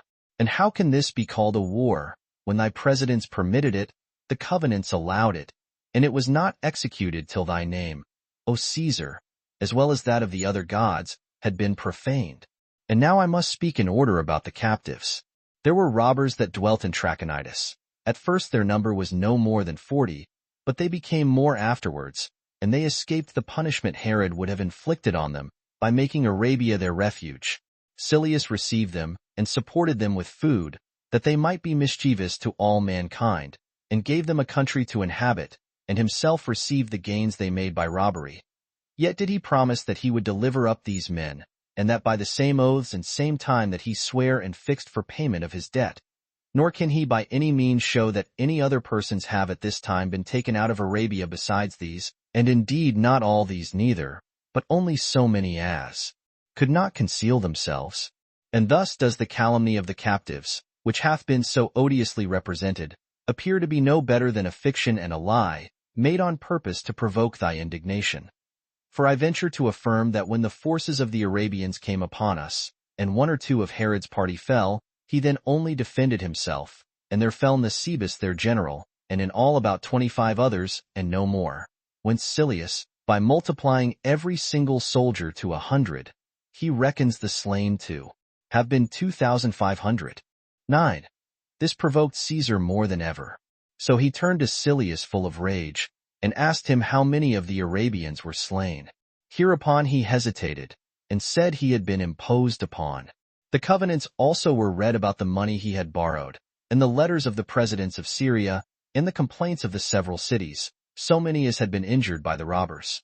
The conclusion was this, that Silius was condemned to die, and that Caesar was reconciled to Herod, and owned his repentance for what severe things he had written to him, occasioned by calumny, insomuch that he told Silius that he had compelled him, by his lying account of things, to be guilty of ingratitude against a man that was his friend.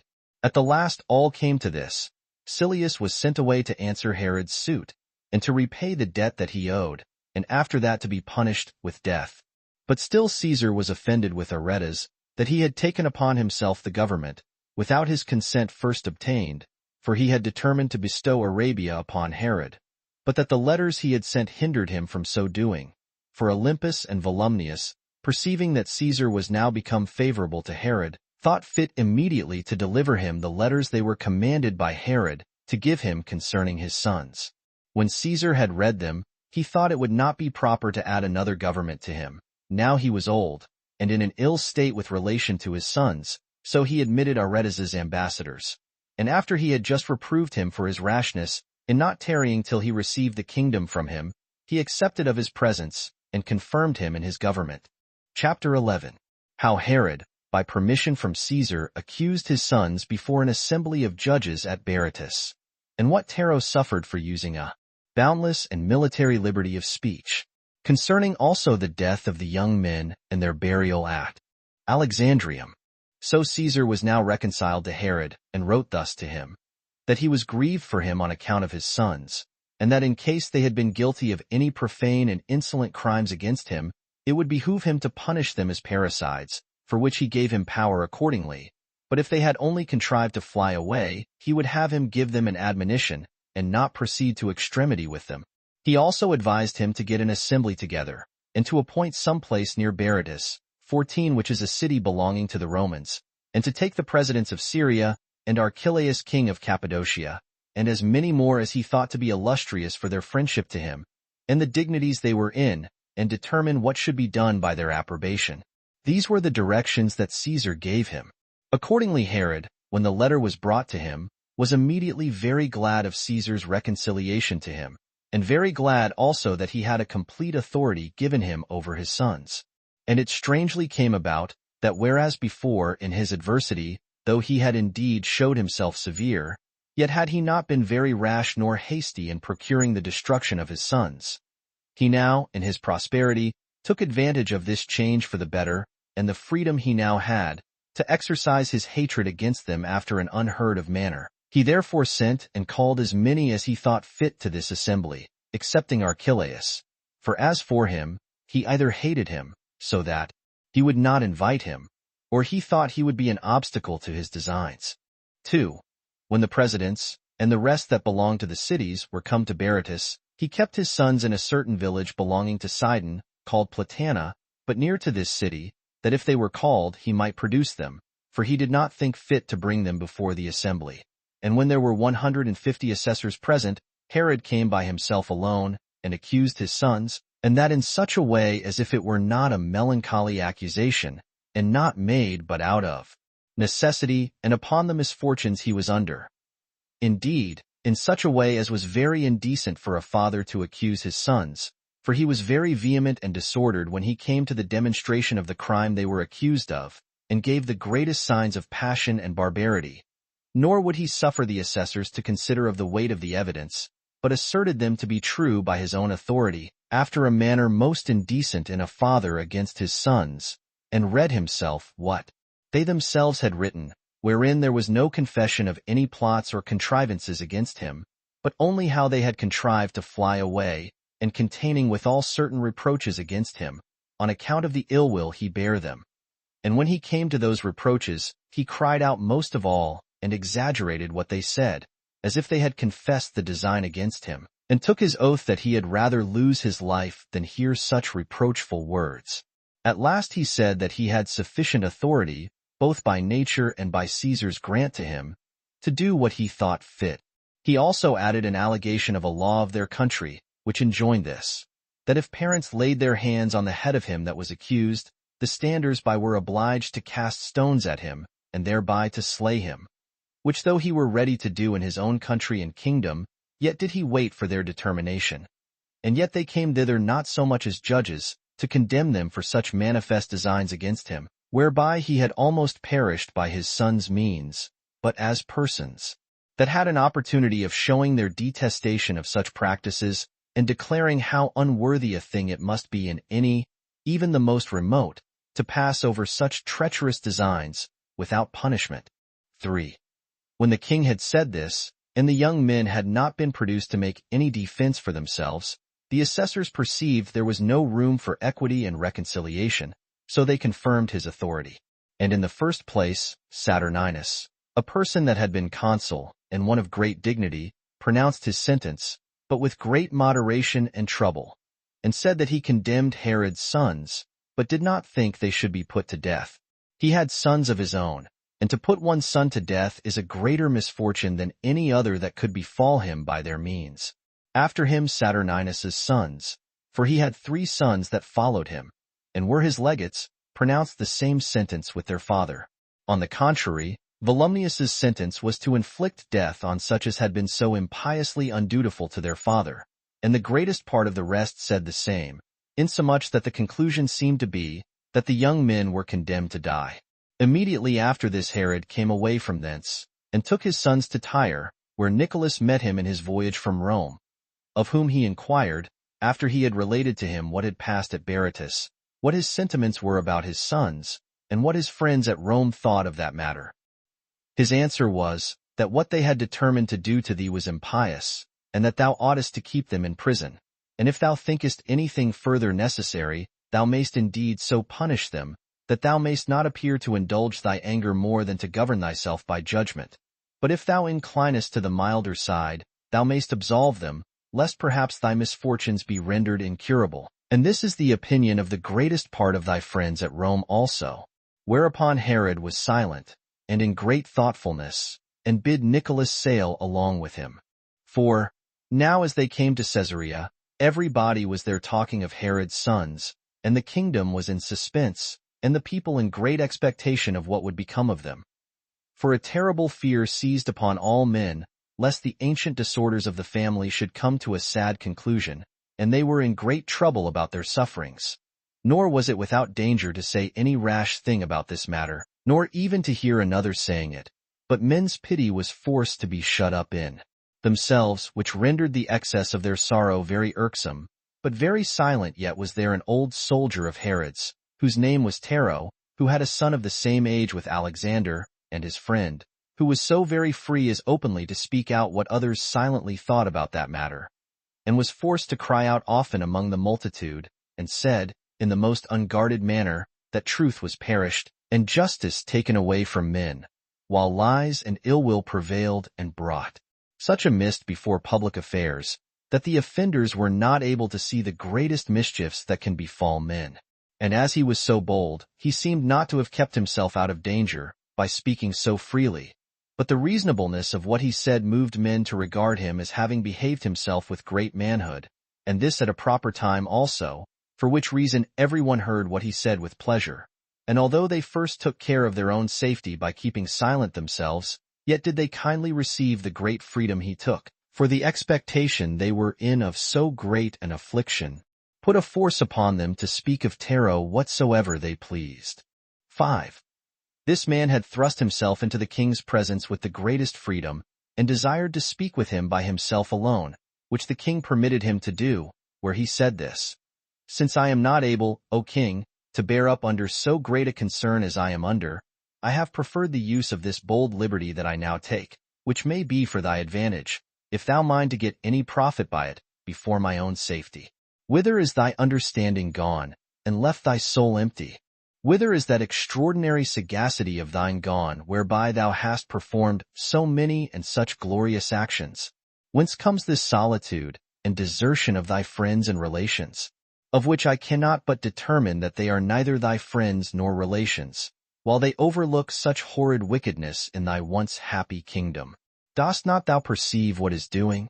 Wilt thou slay these 2 young men, born of thy queen, who are accomplished with every virtue in the highest degree, and leave thyself destitute in thy old age, but exposed to one son, who hath very ill managed the hopes thou hast given him, and to relations, whose death thou hast so often resolved on thyself? Dost not thou take notice, that the very silence of the multitude at once sees the crime, and abhors the fact? The whole army and the officers have commiseration on the poor unhappy youths, and hatred to those that are the actors in this matter. These words the king heard, and for some time with good temper. But what can one say? When Tero plainly touched upon the bad behavior and perfidiousness of his domestics, he was moved at it.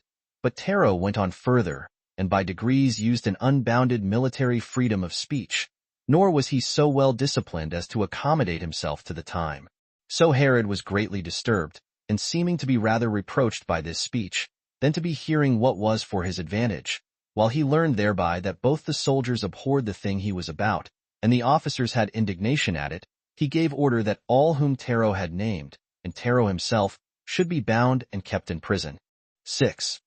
When this was over, one Trypho, who was the king's barber, took the opportunity, and came and told the king, that Tero would often have persuaded him, when he trimmed him with a razor, to cut his throat, for that by this means he should be among the chief of Alexander's friends, and receive great rewards from him.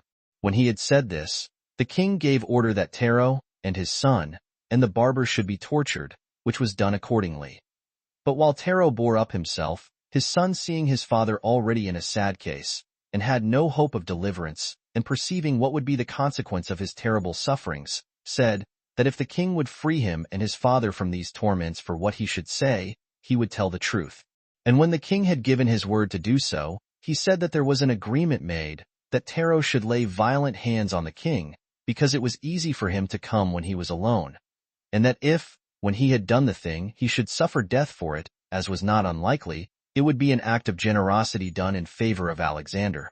This was what Tero's son said, and thereby freed his father from the distress he was in. But uncertain it is whether he had been thus forced to speak what was true, or whether it were a contrivance of his, in order to procure his own and his father's deliverance from their miseries. 7. As for Herod, if he had before any doubt about the slaughter of his sons, there was now no longer any room left in his soul for it.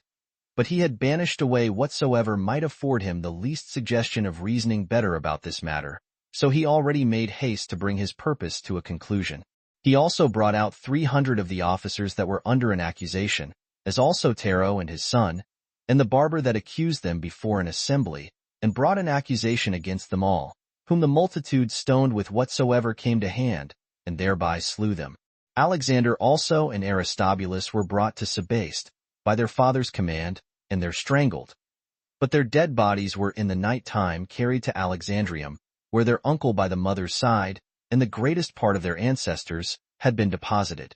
8:15 And now perhaps it may not seem unreasonable to some, that such an inveterate hatred might increase so much on both sides, as to proceed further and overcome nature.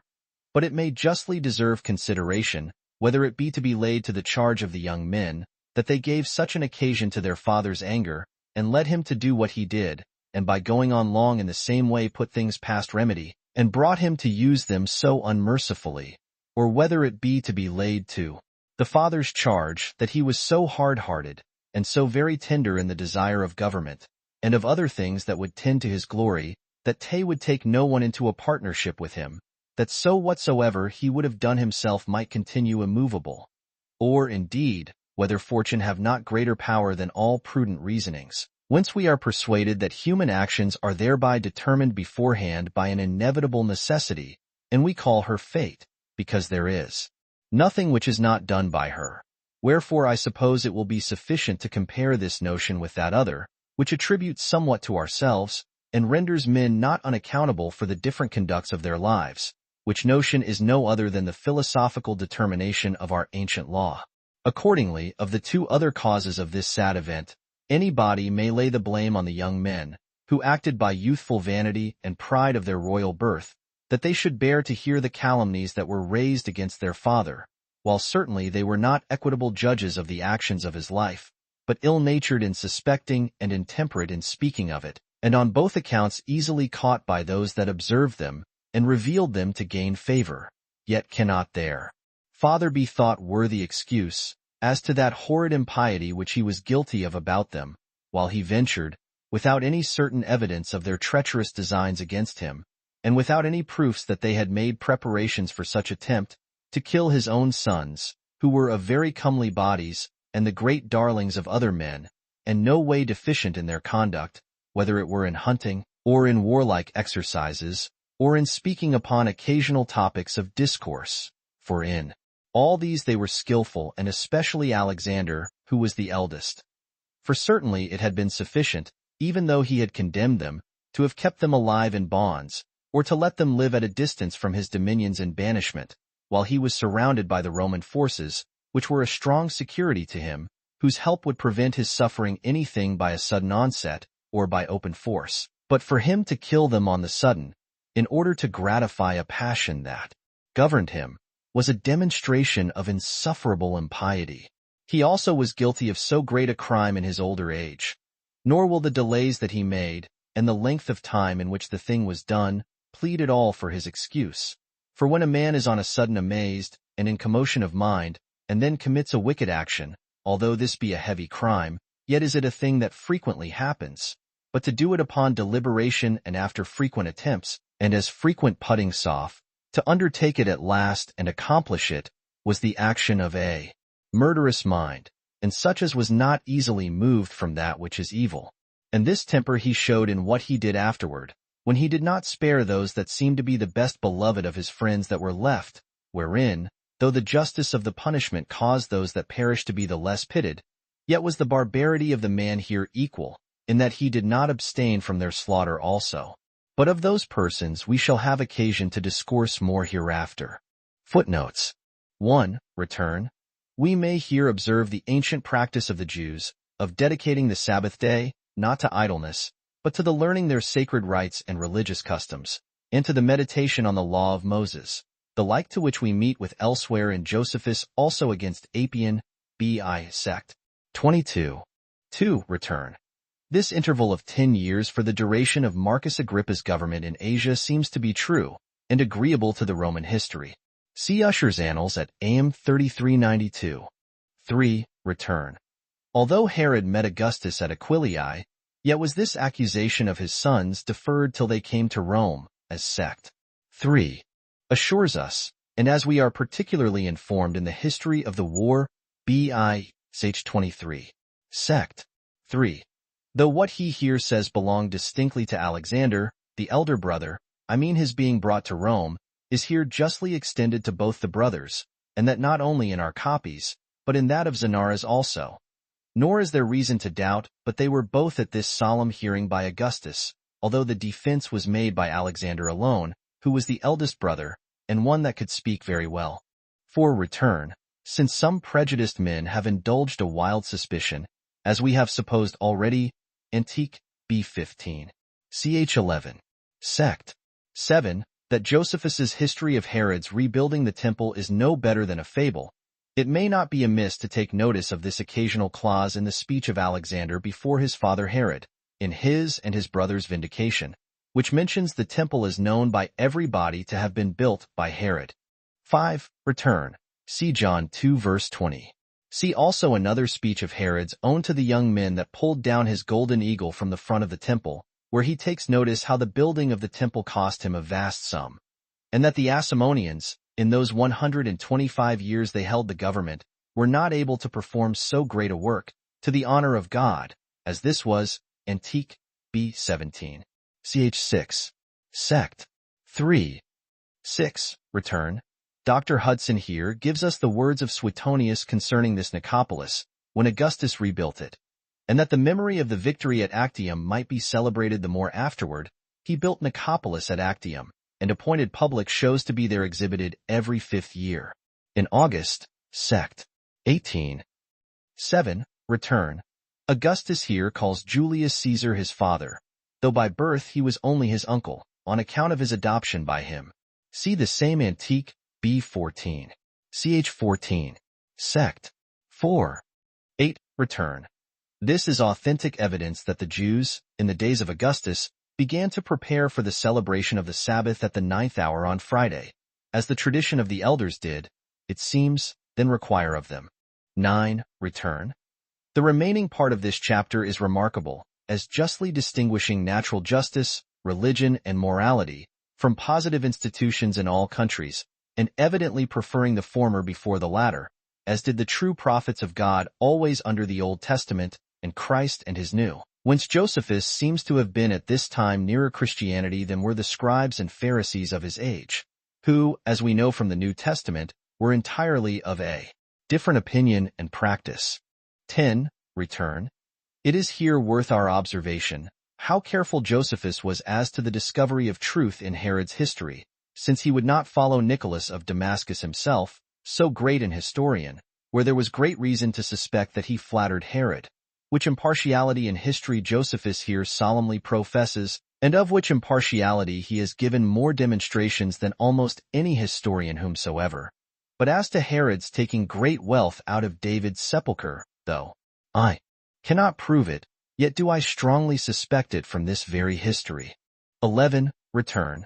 These joint presidents of Syria, Saturninus and Volumnius, were not perhaps of equal authority, but the latter like a procurator under the former, as the very learned Norris and Pagi, and with them Dr. Hudson, determine. 12. Return. This Aretas was now become so established a name for the kings of Arabia, at Petra and Damascus, that when the crown came to this Aeneas, he changed his name to Aretas, as Haverkamp here justly observes. See Antique, B. 13. Ch. 15. Sect. 2. 13. Return. This oath, by the fortune of Caesar, was put to Polycarp, a bishop of Smyrna, by the Roman governor, to try whether he were a Christian, as they were then esteemed who refused to swear that oath. Martyr. Polycarp, Sect. 9. 14. Return. What Josephus relates Augustus to have here said, that Berytus was a city belonging to the Romans, is confirmed by Spanheim's notes here.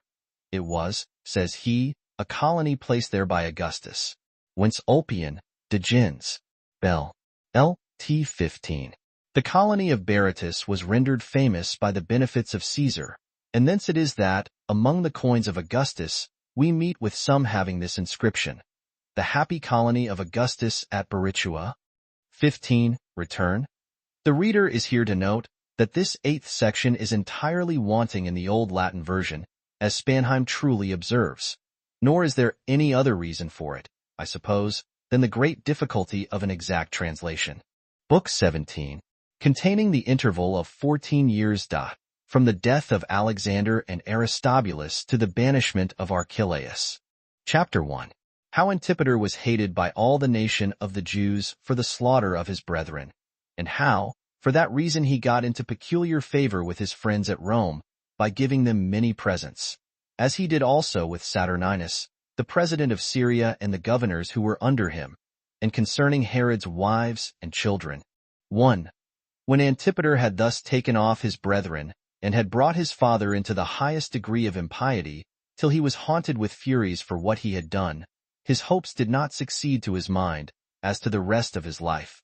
For although he was delivered from the fear of his brethren being his rivals as to the government, yet did he find it a very hard thing, and almost impracticable, to come at the kingdom, because the hatred of the nation against him on that account was become very great. And besides this very disagreeable circumstance, the affair of the soldiery grieved him still more, who were alienated from him, from which yet these kings derived all the safety which they had, whenever they found the nation desirous of innovation. And all this danger was drawn upon him by his destruction of his brethren. However, he governed the nation jointly with his father, being indeed no other than a king already. And he was for that very reason trusted, and the more firmly depended on, for the which he ought himself to have been put to death, as appearing to have betrayed his brethren out of his concern for the preservation of Herod, and not rather out of his ill will to them, and before them, to his father himself. And this was the accursed state he was in.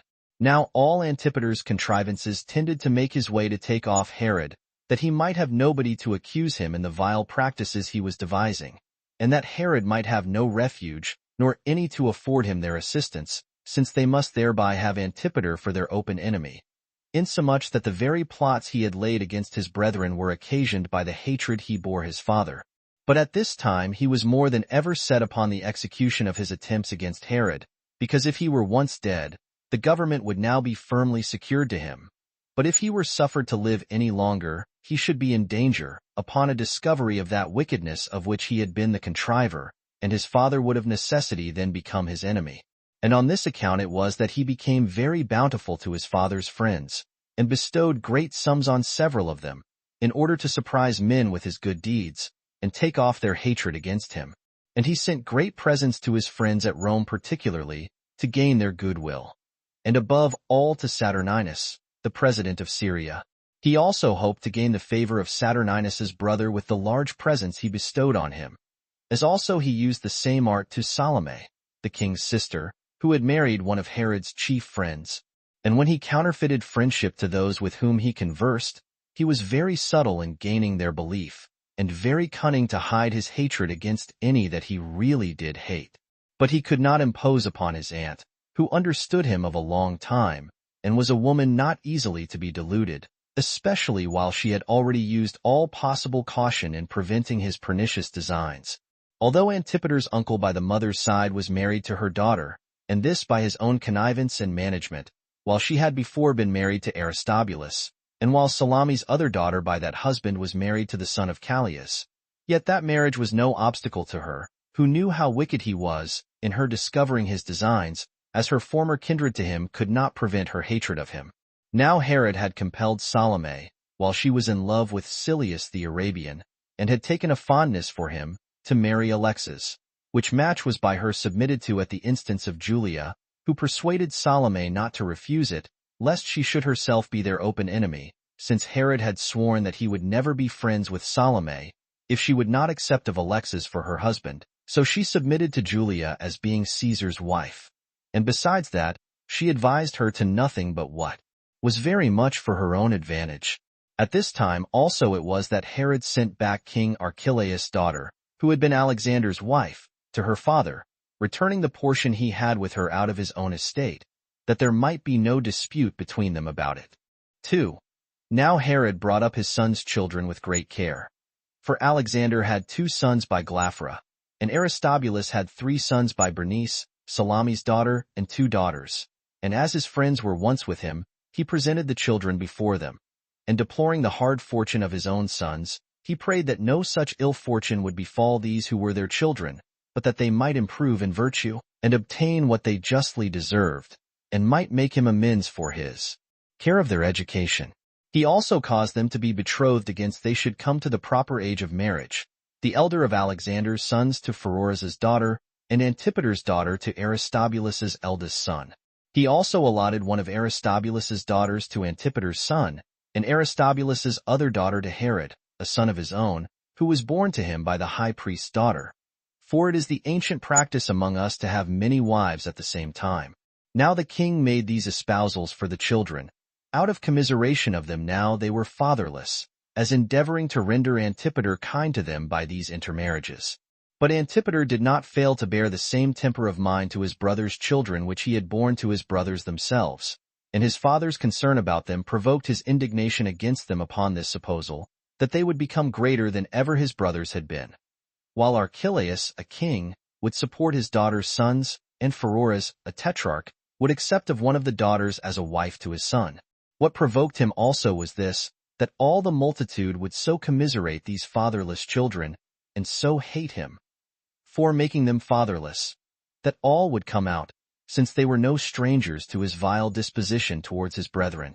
He contrived, therefore, to overturn his father's settlements, as thinking it a terrible thing that they should be so related to him, and be so powerful withal. So Herod yielded to him, and changed his resolution at his entreaty. And the determination now was, that Antipater himself should marry Aristobulus's daughter, and Antipater's son should marry Pheroras's daughter. So the espousals for the marriages were changed after this manner, even without the king's real approbation. 3. Now Herod the king had at this time 9 wives, one of them Antipater's mother, and another the high priest's daughter, by whom he had a son of his own name. He had also one who was his brother's daughter, and another his sister's daughter, which 2 had no children. One of his wives also was of the Samaritan nation, whose sons were Antipas and Archelaus, and whose daughter was Olympias, which daughter was afterward married to Joseph, the king's brother's son. But Archelaus and Antipas were brought up with a certain private man at Rome. Herod had also to wife Cleopatra of Jerusalem, and by her he had his sons Herod and Philip, which last was also brought up at Rome. Pallas also was one of his wives, which bare him his son Phasaelus. And besides these, he had for his wives Phaedra and Elpis, by whom he had his daughters Roxana and Salome. As for his elder daughters by the same mother with Alexander and Aristobulus, and whom Pheroras neglected to marry, he gave the one in marriage to Antipater, the king's sister's son, and the other to Phasaelus, his brother's son. And this was the posterity of Herod. 1. Chapter 2. Concerning Zamaris, the Babylonian Jew. Concerning the plots laid by Antipater against his father, and somewhat about the Pharisees. 1. And now it was that Herod, being desirous of securing himself on the side of the Trachonites, resolved to build a village as large as a city for the Jews, in the middle of that country, which might make his own country difficult to be assaulted, and whence he might be at hand to make sallies upon them, and do them a mischief. Accordingly, when he understood that there was a man that was a Jew come out of Babylon, with 500 horsemen, all of whom could shoot their arrows as they rode on horseback, and with 100 of his relations had passed over Euphrates, and now abode at Antioch by Daphne of Syria, where Saturninus, who was then president, had given them a place for habitation, called Valatha. He sent for this man, with the multitude that followed him, and promised to give him land in the toparchy, called Battania, which country is bounded with Trachonitis, as desirous to make that his habitation a guard to himself. He also engaged to let him hold the country free from tribute, and that they should dwell entirely without paying such customs as used to be paid, and gave it him tax-free. 2. The Babylonian was reduced by these offers to come hither. So he took possession of the land, and built in it fortresses and a village, and named it Bethyra, whereby this man became a safeguard to the inhabitants against the Trachonites, and preserved those Jews who came out of Babylon to offer their sacrifices at Jerusalem from being hurt by the Trachonite robbers, so that a great number came to him from all those parts where the ancient Jewish laws were observed, and the country became full of people by reason of their universal freedom from taxes. This continued during the life of Herod. But when Philip, who was tetrarch, after him, took the government, he made them pay some small taxes, and that for a little while only. And Agrippa the Great, and his son of the same name, although they harassed them greatly, yet would they not take their liberty away, from whom, when the Romans have now taken the government into their own hands, they still gave them the privilege of their freedom, but oppressed them entirely with the imposition of taxes, of which matter I shall treat more accurately in the progress of this history. 2. 3. At length Zamaris the Babylonian, to whom Herod had given that country for a possession, died, having lived virtuously, and left children of a good character behind him, one of whom was Jason, who was famous for his valor, and taught his Babylonians how to ride their horses, and a troop of them were guards to the forementioned kings.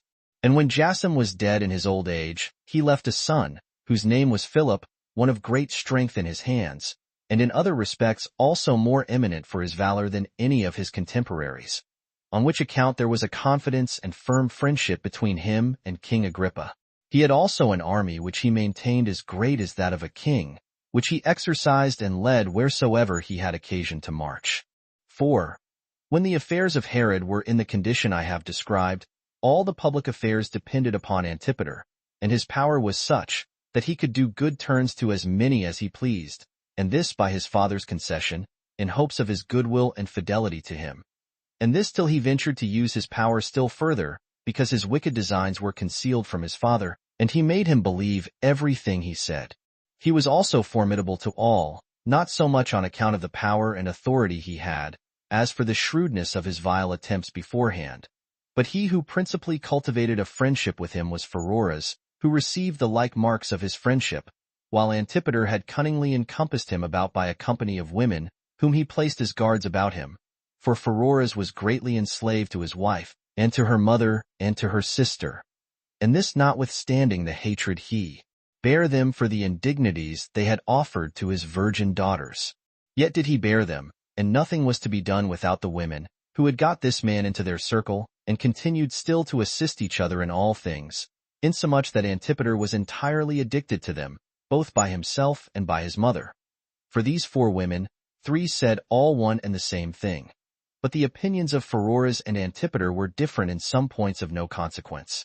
But the king's sister, Salome, was their antagonist, who for a good while had looked about all their affairs, and was apprised that this their friendship was made in order to do Herod some mischief, and was disposed to inform the king of it.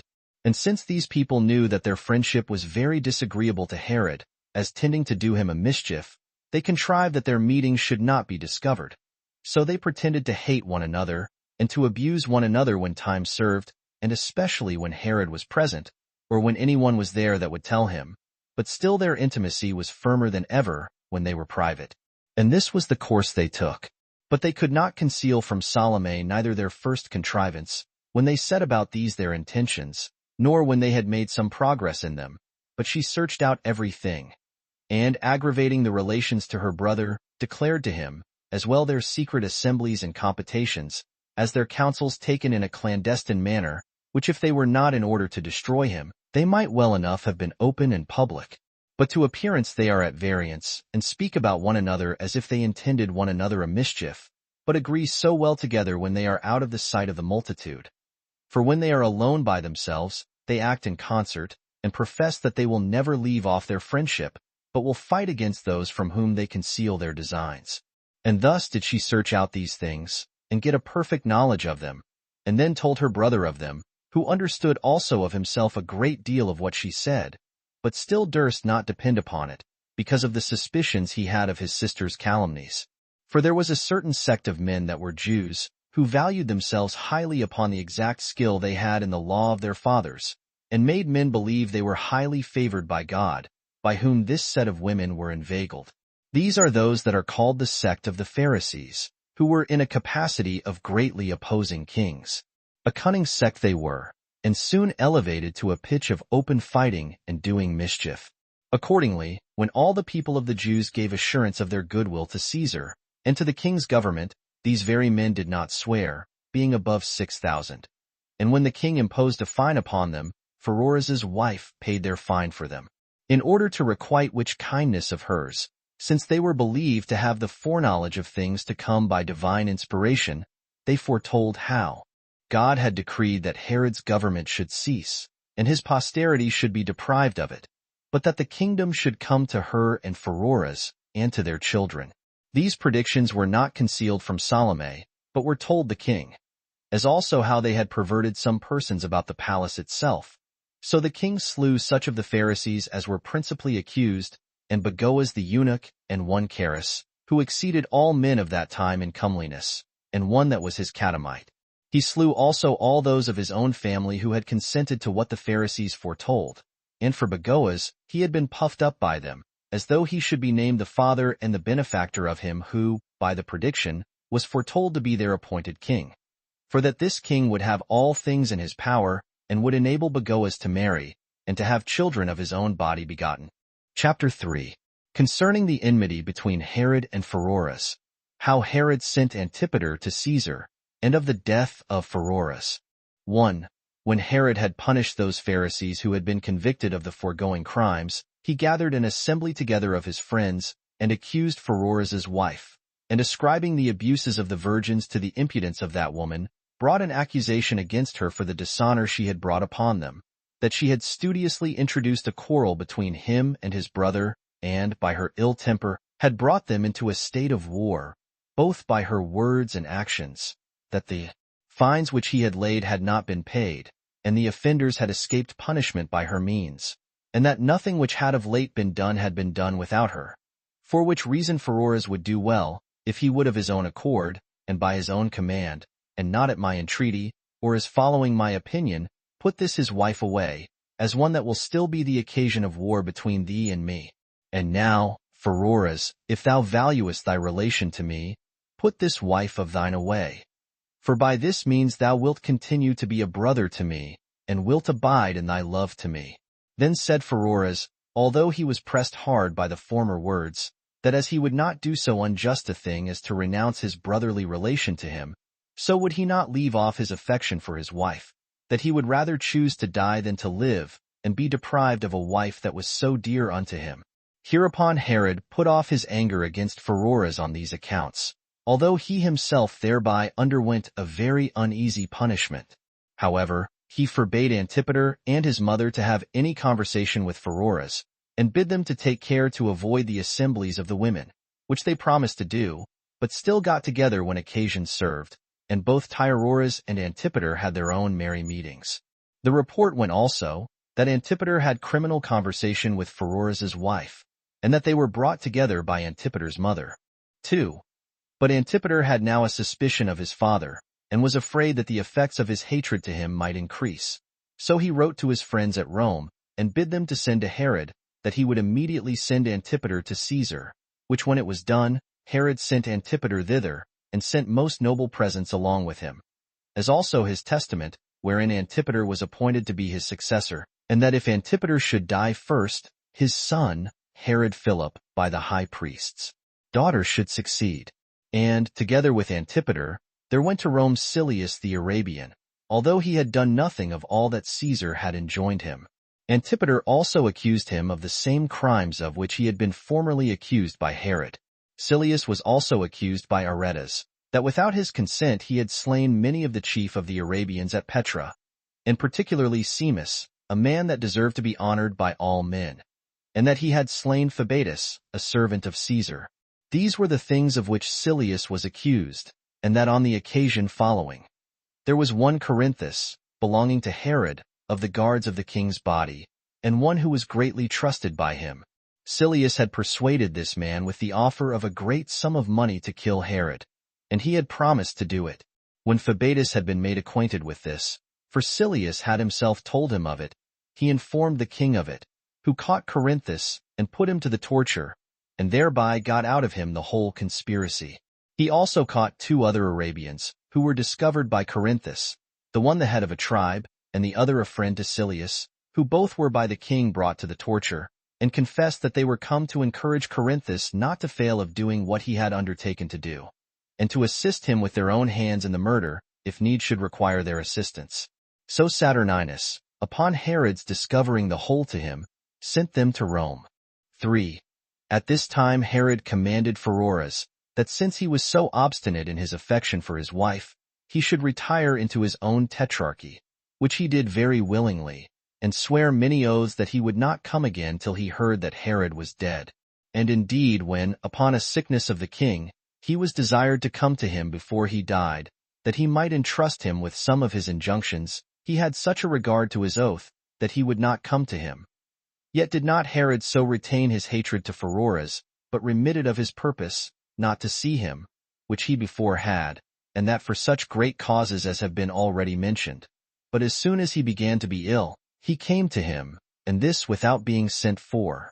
And when he was dead, he took care of his funeral, and had his body brought to Jerusalem, and buried there, and appointed a solemn mourning for him. This death of Pheroras became the origin of Antipater's misfortunes.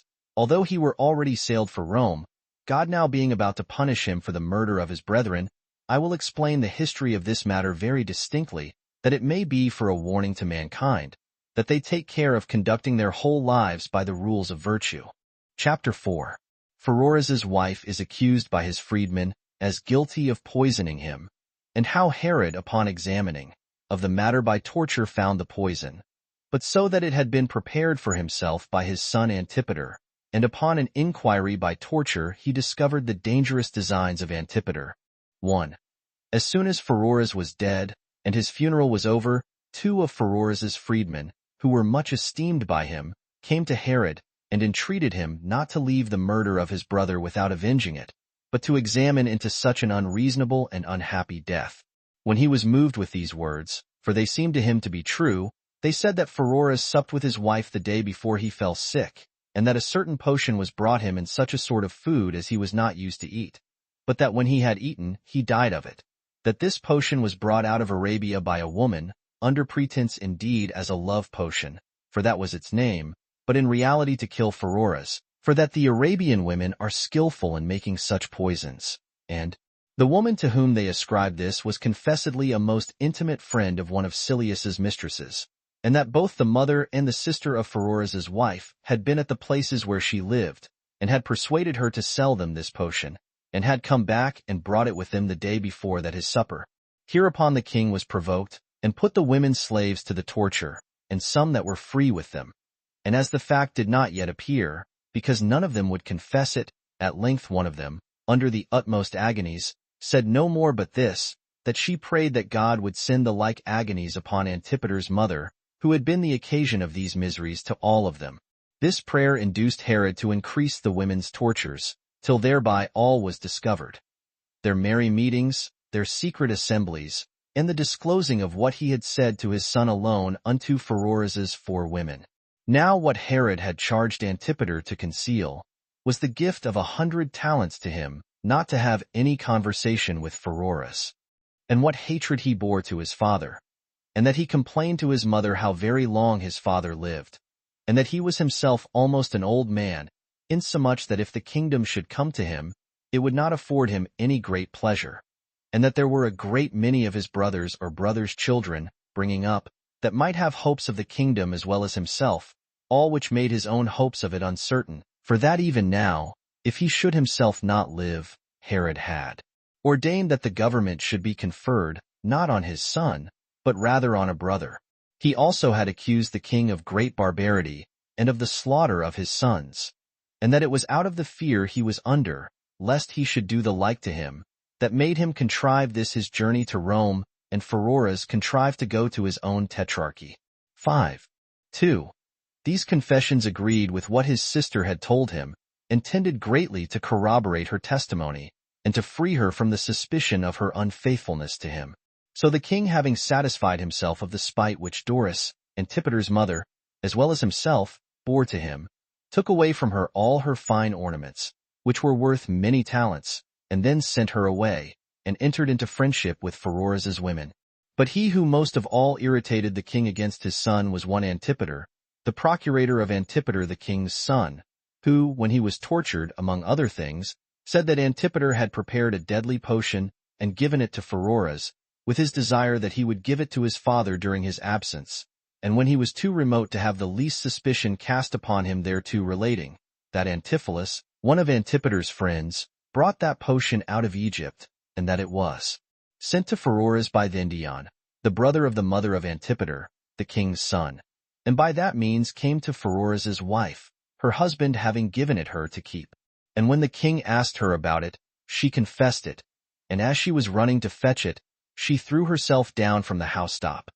Yet did she not kill herself, because she fell upon her feet, by which means, when the king had comforted her, and had promised her and her domestics pardon, upon condition of their concealing nothing of the truth from him, but had threatened her with the utmost miseries if she proved ungrateful, and concealed anything, so she promised, and swore that she would speak out everything, and tell after what manner everything was done, and said what many took to be entirely true, that the potion was brought out of Egypt by Antipholus, and that his brother, who was a physician, had procured it, and that when Vendion brought it us, she kept it upon Pheroras's committing it to her, and that it was prepared by Antipater for thee.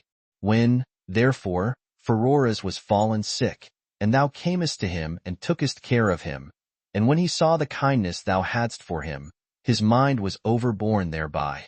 So he called me to him, and said to me, O woman, Antipater hath circumvented me in this affair of his father and my brother, by persuading me to have a murderous intention to him, and procuring a potion to be subservient thereto.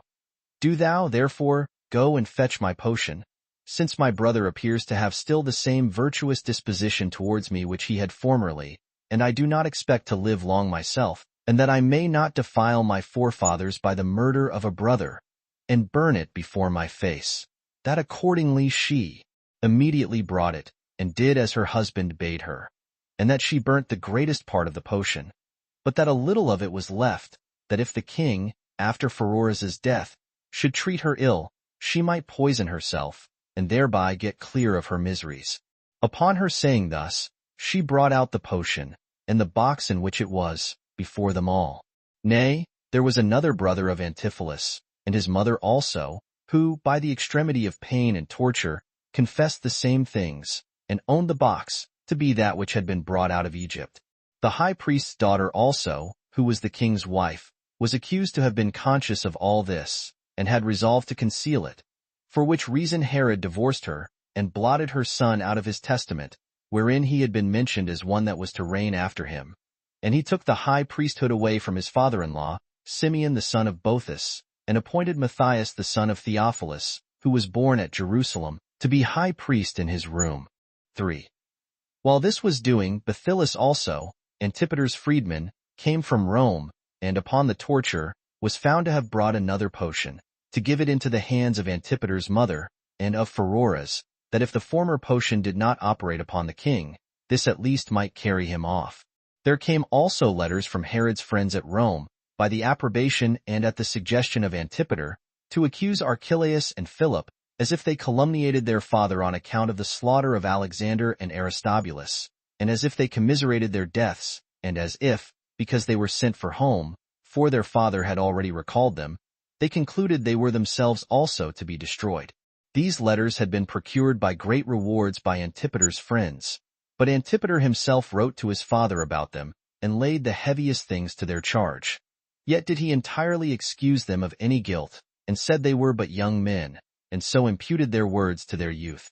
But he said that he had himself been very busy in the affair relating to Silius, and in getting interest among the great men, and on that account had bought splendid ornaments to present them withal, which cost him 200 talents. Now one may wonder how it came about, that while so many accusations were laid against him in Judea during 7 months before this time, he was not made acquainted with any of them. The causes of which were, that the roads were exactly guarded, and that men hated Antipater. For there was nobody who would run any hazard himself to gain him any advantages. Chapter 5. Antipater's navigation from Rome to his father, and how he was accused by Nicholas of Damascus and condemned to die by his father, and by Quintilius Varus, who was then president of Syria, and how he was then bound till Caesar should be informed of his cause. 1. Now Herod, upon Antipater's writing to him, that having done all that he was to do, and this in the manner he was to do it, he would suddenly come to him, concealed his anger against him, and wrote back to him, and bid him not delay his journey, lest any harm should befall himself in his absence. At the same time also he made some little complaint about his mother, but promised that he would lay those complaints aside when he should return. He withal expressed his entire affection for him, as fearing lest he should have some suspicion of him, and defer his journey to him, and lest, while he lived at Rome, he should lay plots for the kingdom, and moreover, do somewhat against himself. This letter Antipater met with in Cilicia, but had received an account of Pheroras's death before at Tarentum. This last news affected him deeply, not out of any affection for Pheroras, but because he was dead without having murdered his father, which he had promised him to do. And when he was at Cylindrus in Cilicia, he began to deliberate with himself about his sailing home, as being much grieved with the ejection of his mother.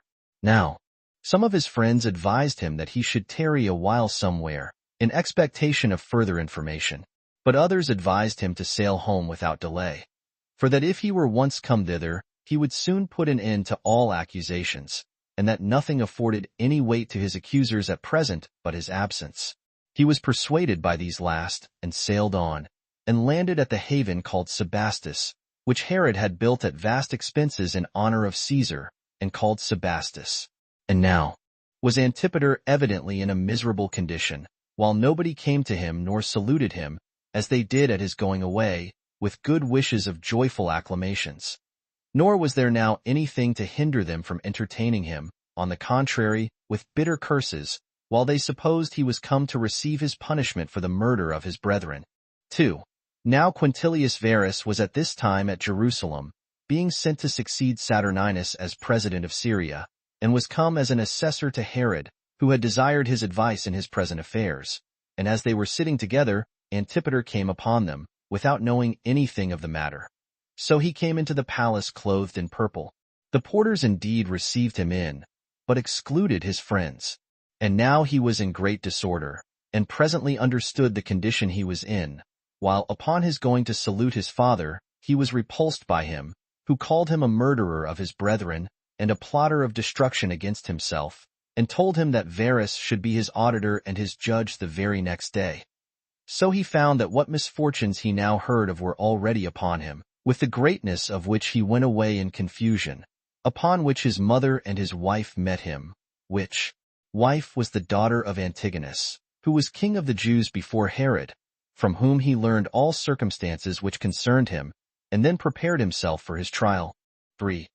On the next day Varus and the king sat together in judgment, and both their friends were also called in, as also the king's relations, with his sister Salome, and as many as could discover anything, and such as had been tortured.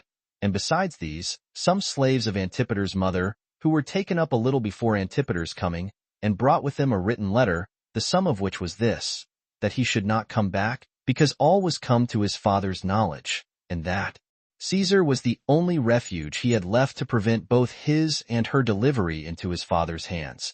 Then did Antipater fall down at his father's feet, and besought him not to prejudge his cause, but that he might be first heard by his father, and that his father would keep himself unprejudiced.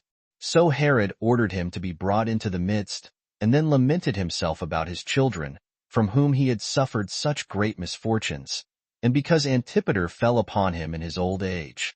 He also reckoned up what maintenance and what education he had given them, and what seasonable supplies of wealth he had afforded them, according to their own desires. None of which favors had hindered them from contriving against him, and from bringing his very life into danger, in order to gain his kingdom, after an impious manner, by taking away his life before the course of nature, their father's wishes, or justice required that that kingdom should come to them, and that he wondered what hopes could elevate Antipater to such a pass as to be hardy enough to attempt such things, that he had by his testament in writing declared him his successor in the government. And while he was alive, he was in no respect inferior to him, either in his illustrious dignity, or in power and authority, he having no less than 50 talents for his yearly income, and had received for his journey to Rome no fewer than 30 talents. He also objected to him the case of his brethren whom he had accused, and if they were guilty, he had imitated their example, and if not, he had brought him groundless accusations against his near relations, for that he had been acquainted with all those things by him, and by nobody else, and had done what was done by his approbation, and whom he now absolved from all that was criminal, by becoming the inheritor of the guilt of such their parricide. 4. When Herod had thus spoken, he fell a-weeping, and was not able to say any more. But at his desire Nicholas of Damascus, being the king's friend, and always conversant with him, and acquainted with whatsoever he did, and with the circumstances of his affairs, proceeded to what remained, and explained all that concerned the demonstrations and evidences of the facts. Upon which Antipater, in order to make his legal defense, turned himself to his father, and enlarged upon the many indications he had given of his goodwill to him, and instanced in the honors that had been done him, which yet had not been done, had he not deserved them by his virtuous concern about him. For that he had made provision for everything that was fit to be foreseen beforehand, as to giving him his wisest advice. And whenever there was occasion for the labor of his own hands, he had not grudged any such pains for him, and that it was almost impossible that he, who had delivered his father from so many treacherous contrivances laid against him, should be himself in a plot against him, and so lose all the reputation he had gained for his virtue, by his wickedness which succeeded it. And this while he had nothing to prohibit him, who was already appointed his successor, to enjoy the royal honor with his father also at present, and that there was no likelihood that a person who had the one half of that authority, without any danger, and with a good character, should hunt after the whole with infamy and danger, and this when it was doubtful whether he could obtain it or not. And when he saw the sad example of his brethren before him, and was both the informer and the accuser against them, at a time when they might not otherwise have been discovered, nay, was the author of the punishment inflicted upon them, when it appeared evidently that they were guilty of a wicked attempt against their father, and that even the contentions there were in the king's family were indications that he had ever managed affairs out of the sincerest affection to his father. And as to what he had done at Rome, Caesar was a witness thereto, who yet was no more to be imposed upon than God himself, of whose opinions his letters sent hither are sufficient evidence, and that it was not reasonable to prefer the calumnies of such as proposed to raise disturbances before those letters, the greatest part of which calumnies had been raised during his absence, which gave scope to his enemies to forge them, which they had not been able to do if he had been there. Moreover, he showed the weakness of the evidence obtained by torture, which was commonly false, because the distressed men are in under such tortures naturally obliges them to say many things in order to please those that govern them. He also offered himself to the torture. 5. Hereupon there was a change observed in the assembly, while they greatly pitied Antipater, who by weeping and putting on a countenance suitable to his sad case made them commiserate the same, insomuch that his very enemies were moved to compassion. And it appeared plainly that Herod himself was affected in his own mind, although he was not willing it should be taken notice of. Then did Nicholas begin to prosecute what the king had begun, and that with great bitterness, and summed up all the evidence which arose from the tortures, or from the testimonies. He principally and largely cried up the king's virtues, which he had exhibited in the maintenance and education of his sons, while he never could gain any advantage thereby, but still fell from one misfortune to another. Although he owned that he was not so much surprised with that thoughtless behavior of his former sons, who were but young, and were besides corrupted by wicked counselors, who were the occasion of their wiping out of their minds the righteous dictates of nature, and this out of a desire of coming to the government sooner than they ought to do. Yet that he could not but justly stand amazed at the horrid wickedness of Antipater, who, although he had not only had great benefits bestowed on him by his father, enough to tame his reason, yet could not be more tamed than the most envenomed serpents, whereas even those creatures admit of some mitigation, and will not bite their benefactors, while Antipater hath not let the misfortunes of his brethren be any hindrance to him, but he hath gone on to imitate their barbarity notwithstanding. Yet wast thou, O Antipater, as thou hast thyself confessed, the informer as to what wicked actions they had done, and the searcher out of the evidence against them, and the author of the punishment they underwent upon their detection. Nor do we say this as accusing thee for being so zealous in thy anger against them, but are astonished at thy endeavors to imitate their profligate behavior. And we discover thereby that thou didst not act thus for the safety of thy father, but for the destruction of thy brethren, that by such outside hatred of their impiety thou mightest be believed a lover of thy father, and mightest thereby get thee power enough to do mischief with the greatest impunity, which design thy actions indeed demonstrate. It is true, thou tookest thy brethren off, because thou didst convict theft of their wicked designs. But thou didst not yield up to justice those who were their partners, and thereby didst make it evident to all men that thou madest a covenant with them against thy father, when thou chosest to be the accuser of thy brethren, as desirous to gain to thyself alone this advantage of laying plots to kill thy father, and so to enjoy double pleasure, which is truly worthy of thy evil disposition, which thou hast openly showed against thy brethren, on which account thou didst rejoice, as having done a most famous exploit, nor was that behavior unworthy of thee. But if thy intention were otherwise, thou art worse than they. While thou didst contrive to hide thy treachery against thy father, thou didst hate them, not as plotters against thy father. For in that case thou hadst not thyself fallen upon the like crime, but as successors of his dominions, and more worthy of that succession than thyself. Thou wouldst kill thy father after thy brethren, lest thy lies raised against them might be detected. And lest thou shouldst suffer what punishment thou hadst deserved, thou hadst a mind to exact that punishment of thy unhappy father, and didst devise such a sort of uncommon parricide as the world never yet saw. For thou who art his son didst not only lay a treacherous design against thy father, and didst it while he loved thee, and had been thy benefactor, had made thee in reality his partner in the kingdom, and had openly declared thee his successor, while thou wast not forbidden to taste the sweetness of authority already, and hadst the firm hope of what was future by thy father's determination, and the security of a written testament. But, for certain, thou didst not measure these things according to thy father's various disposition, but according to thy own thoughts and inclinations, and was desirous to take the part that remained away from thy too indulgent father, and soughtest to destroy him with thy deeds, whom thou in words pretendedst to preserve. Nor wast thou content to be wicked thyself, but thou filledst thy mother's head with thy devices, and raised disturbances among thy brethren, and hadst the boldness to call thy father a wild beast.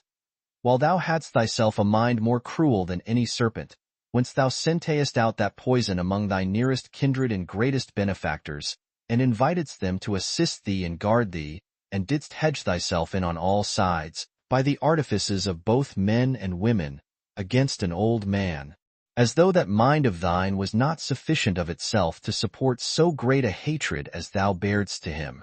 And here thou appearest, after the tortures of freemen, of domestics, of men and women, which have been examined on thy account, and after the informations of thy fellow conspirators, as making haste to contradict the truth, and hast thought on ways not only how to take thy father out of the world, but to disannul that written law which is against thee, and the virtue of Verus, and the nature of justice. Nay, such is that impudence of thine on which thou confidest, that thou desirest to be put to the torture thyself, while thou allegest that the tortures of those already examined thereby have made them tell lies, that those that have been the deliverers of thy father may not be allowed to have spoken the truth, but that thy tortures may be esteemed the discoverers of truth. Wilt not thou, O Verus, deliver the king from the injuries of his kindred? Wilt not thou destroy this wicked wild beast, which hath pretended kindness to his father, in order to destroy his brethren, while yet he is himself alone ready to carry off the kingdom immediately, and appears to be the most bloody butcher to him of them all? For thou art sensible that parricide is a general injury both to nature and to common life, and that the intention of parricide is not inferior to its perpetration, and he who does not punish it is injurious to nature itself. 6. Nicholas added further what belonged to Antipater's mother, and whatsoever she had prattled like a woman, as also about the predictions and the sacrifices relating to the king, and whatsoever Antipater had done lasciviously in his cups and his amours among Pheroras's women, the examination upon torture, and whatsoever concerned the testimonies of the witnesses, which were many and of various kinds, some prepared beforehand, and others were sudden answers, which further declared and confirmed the foregoing evidence.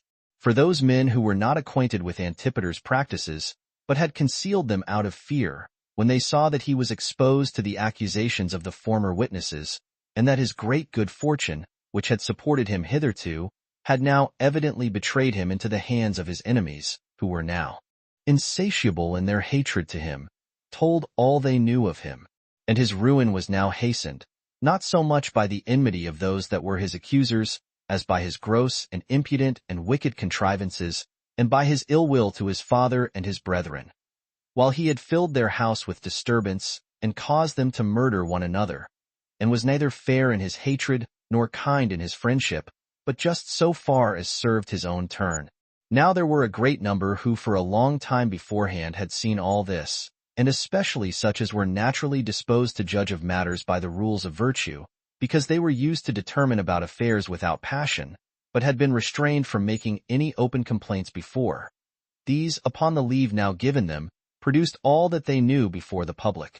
The demonstrations also of these wicked facts could no way be disproved, because the many witnesses there were did neither speak out of favor to Herod, nor were they obliged to keep what they had to say silent, out of suspicion of any danger they were in, but they spake what they knew, because they thought such actions very wicked, and that Antipater deserved the greatest punishment, and indeed not so much for Herod's safety, as on account of the man's own wickedness.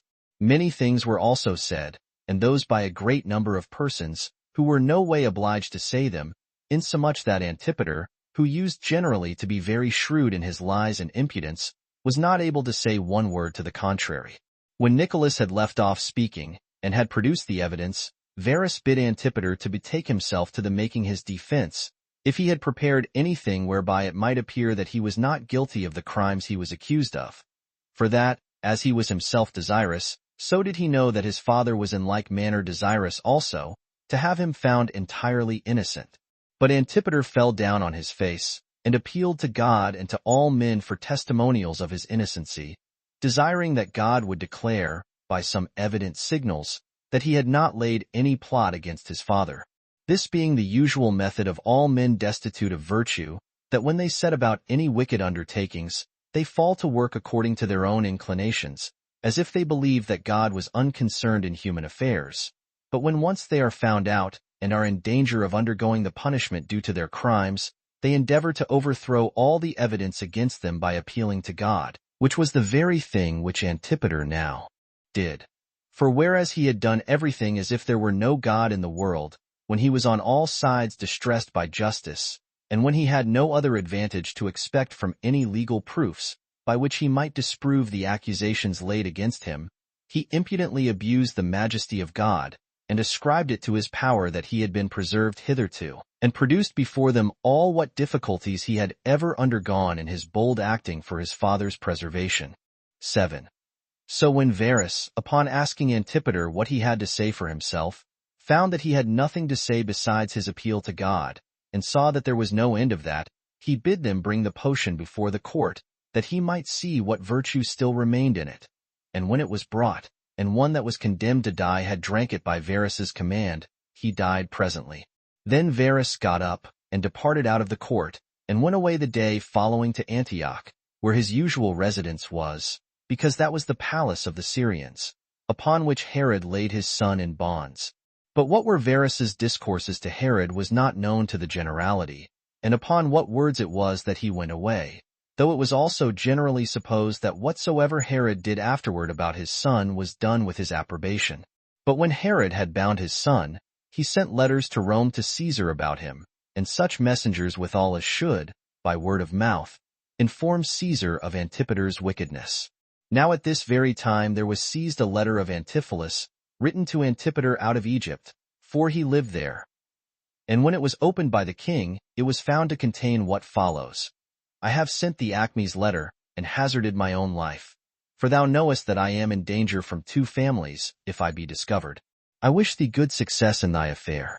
These were the contents of this letter. But the king made inquiry about the other letter also, for it did not appear. And Antipholus's slave, who brought that letter which had been read, denied that he had received the other. But while the king was in doubt about it, one of Herod's friends, seeing a seam upon the inner coat of the slave, and a doubling of the cloth, for he had 2 coats on, he guessed that the letter might be within that doubling, which accordingly proved to be true. So they took out the letter, and its contents were these. Acme to Antipater. I have written such a letter to thy father as thou desiredst me. I have also taken a copy and sent it, as if it came from Salome, to my lady Livia, which, when thou readest, I know that Herod will punish Salome, as plotting against him. Now this pretended letter of Salome to her lady was composed by Antipater, in the name of Salome, as to its meaning, but in the words of Acme.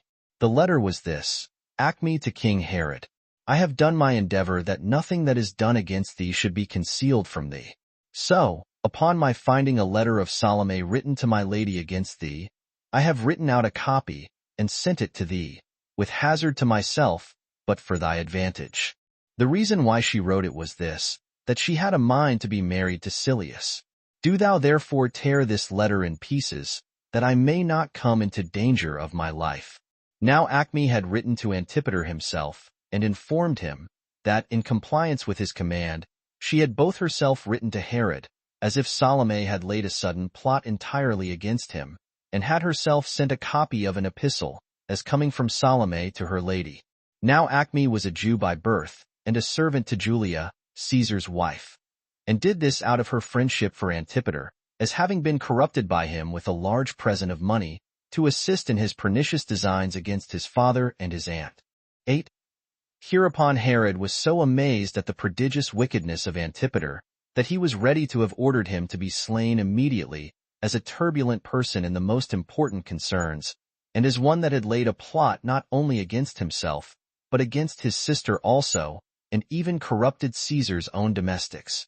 Salome also provoked him to it, beating her breast, and bidding him kill her, if he could produce any credible testimony that she had acted in that manner. Herod also sent for his son, and asked him about this matter, and bid him contradict if he could, and not suppress anything he had to say for himself. And when he had not one word to say, he asked him, since he was every way caught in his villainy, that he would make no further delay, but discover his associates in these his wicked designs. So he laid all upon Antipholus, but discovered nobody else. Hereupon Herod was in such great grief, that he was ready to send his son to Rome to Caesar, there to give an account of these his wicked contrivances.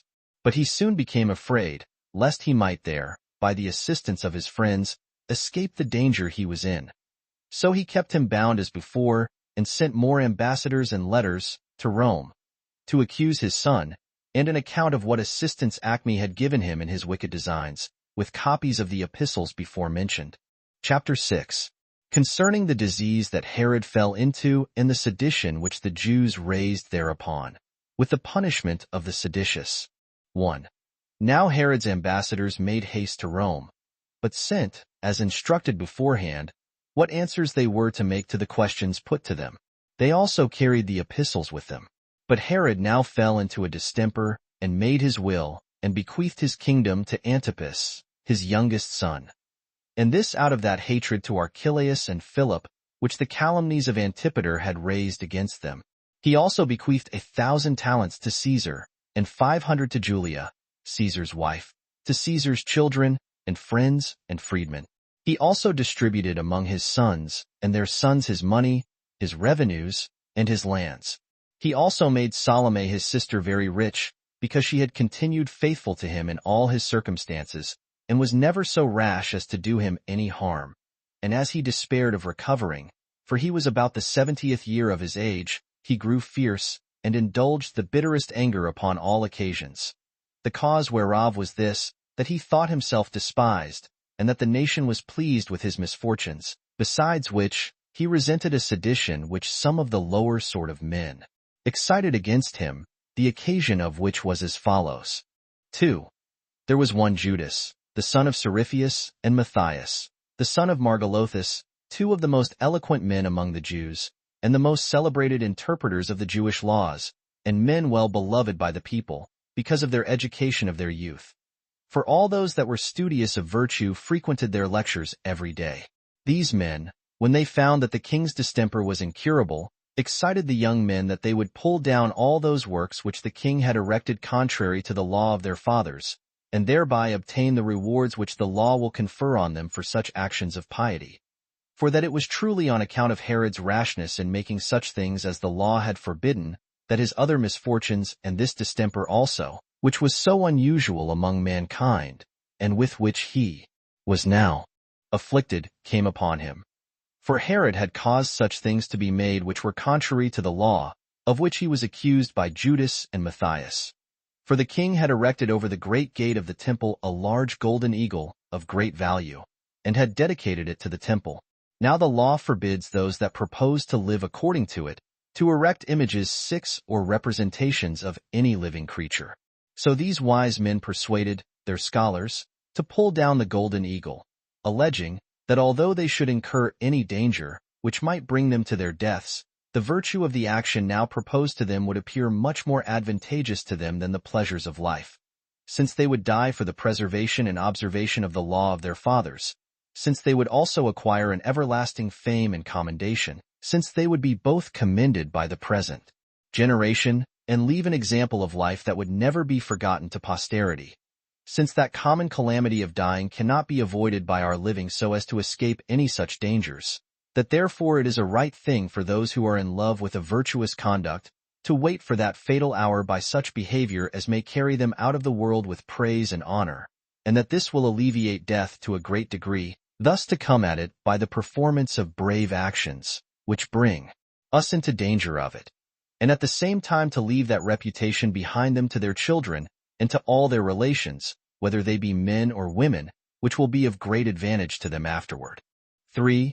And with such discourses as this did these men excite the young men to this action. And a report being come to them that the king was dead, this was an addition to the wise men's persuasions. So, in the very middle of the day, they got upon the place, they pulled down the eagle, and cut it into pieces with axes, while a great number of the people were in the temple. And now the king's captain, upon hearing what the undertaking was, and supposing it was a thing of a higher nature than it proved to be, came up thither, having a great band of soldiers with him, such as was sufficient to put a stop to the multitude of those who pulled down what was dedicated to God. So he fell upon them unexpectedly, and as they were upon this bold attempt, in a foolish presumption rather than a cautious circumspection, as is usual with the multitude, and while they were in disorder, and incautious of what was for their advantage. So he caught no fewer than 40 of the young men, who had the courage to stay behind when the rest ran away, together with the authors of this bold attempt, Judas and Matthias, who thought it an ignominious thing to retire upon his approach, and led them to the king. And when they were come to the king, and he asked them if they had been so bold as to pull down what he had dedicated to God, yes, said they. What was contrived we contrived, and what hath been performed we performed it, and that with such a virtuous courage as becomes men.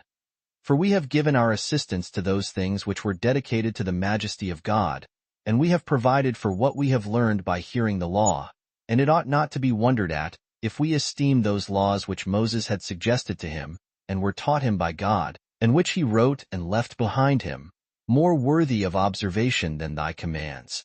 Accordingly we will undergo death, and all sorts of punishments which thou canst inflict upon us, with pleasure, since we are conscious to ourselves that we shall die, not for any unrighteous actions, but for our love to religion. And thus they all said, and their courage was still equal to their profession, and equal to that with which they readily set about this undertaking. And when the king had ordered them to be bound, he sent them to Jericho, and called together the principal men among the Jews. And when they were come, he made them assemble in the theater, and because he could not himself stand, he lay upon a couch, and enumerated the many labors that he had long endured on their account, and his building of the temple, and what a vast charge that was to him. While the Asamoneans, during the 125 years of their government, had not been able to perform any so great a work for the honor of God as that was, that he had also adorned it with very valuable donations, on which account he hoped that he had left himself a memorial, and procured himself a reputation after his death. He then cried out that these men had not abstained from affronting him, even in his lifetime, but that in the very day time, and in the sight of the multitude, they had abused him to that degree, as to fall upon what he had dedicated, and in that way of abuse had pulled it down to the ground. They pretended, indeed, that they did it to affront him. But if anyone consider the thing truly, they will find that they were guilty of sacrilege against God therein.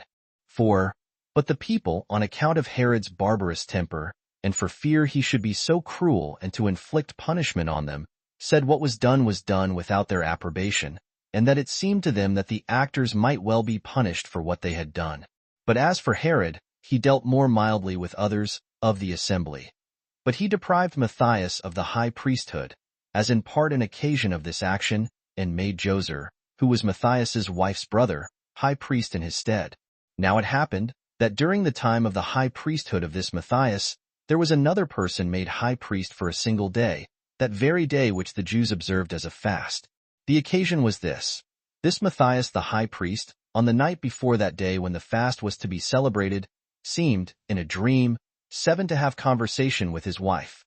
And because he could not officiate himself on that account, Joseph, the son of Elymas, his kinsman, assisted him in that sacred office.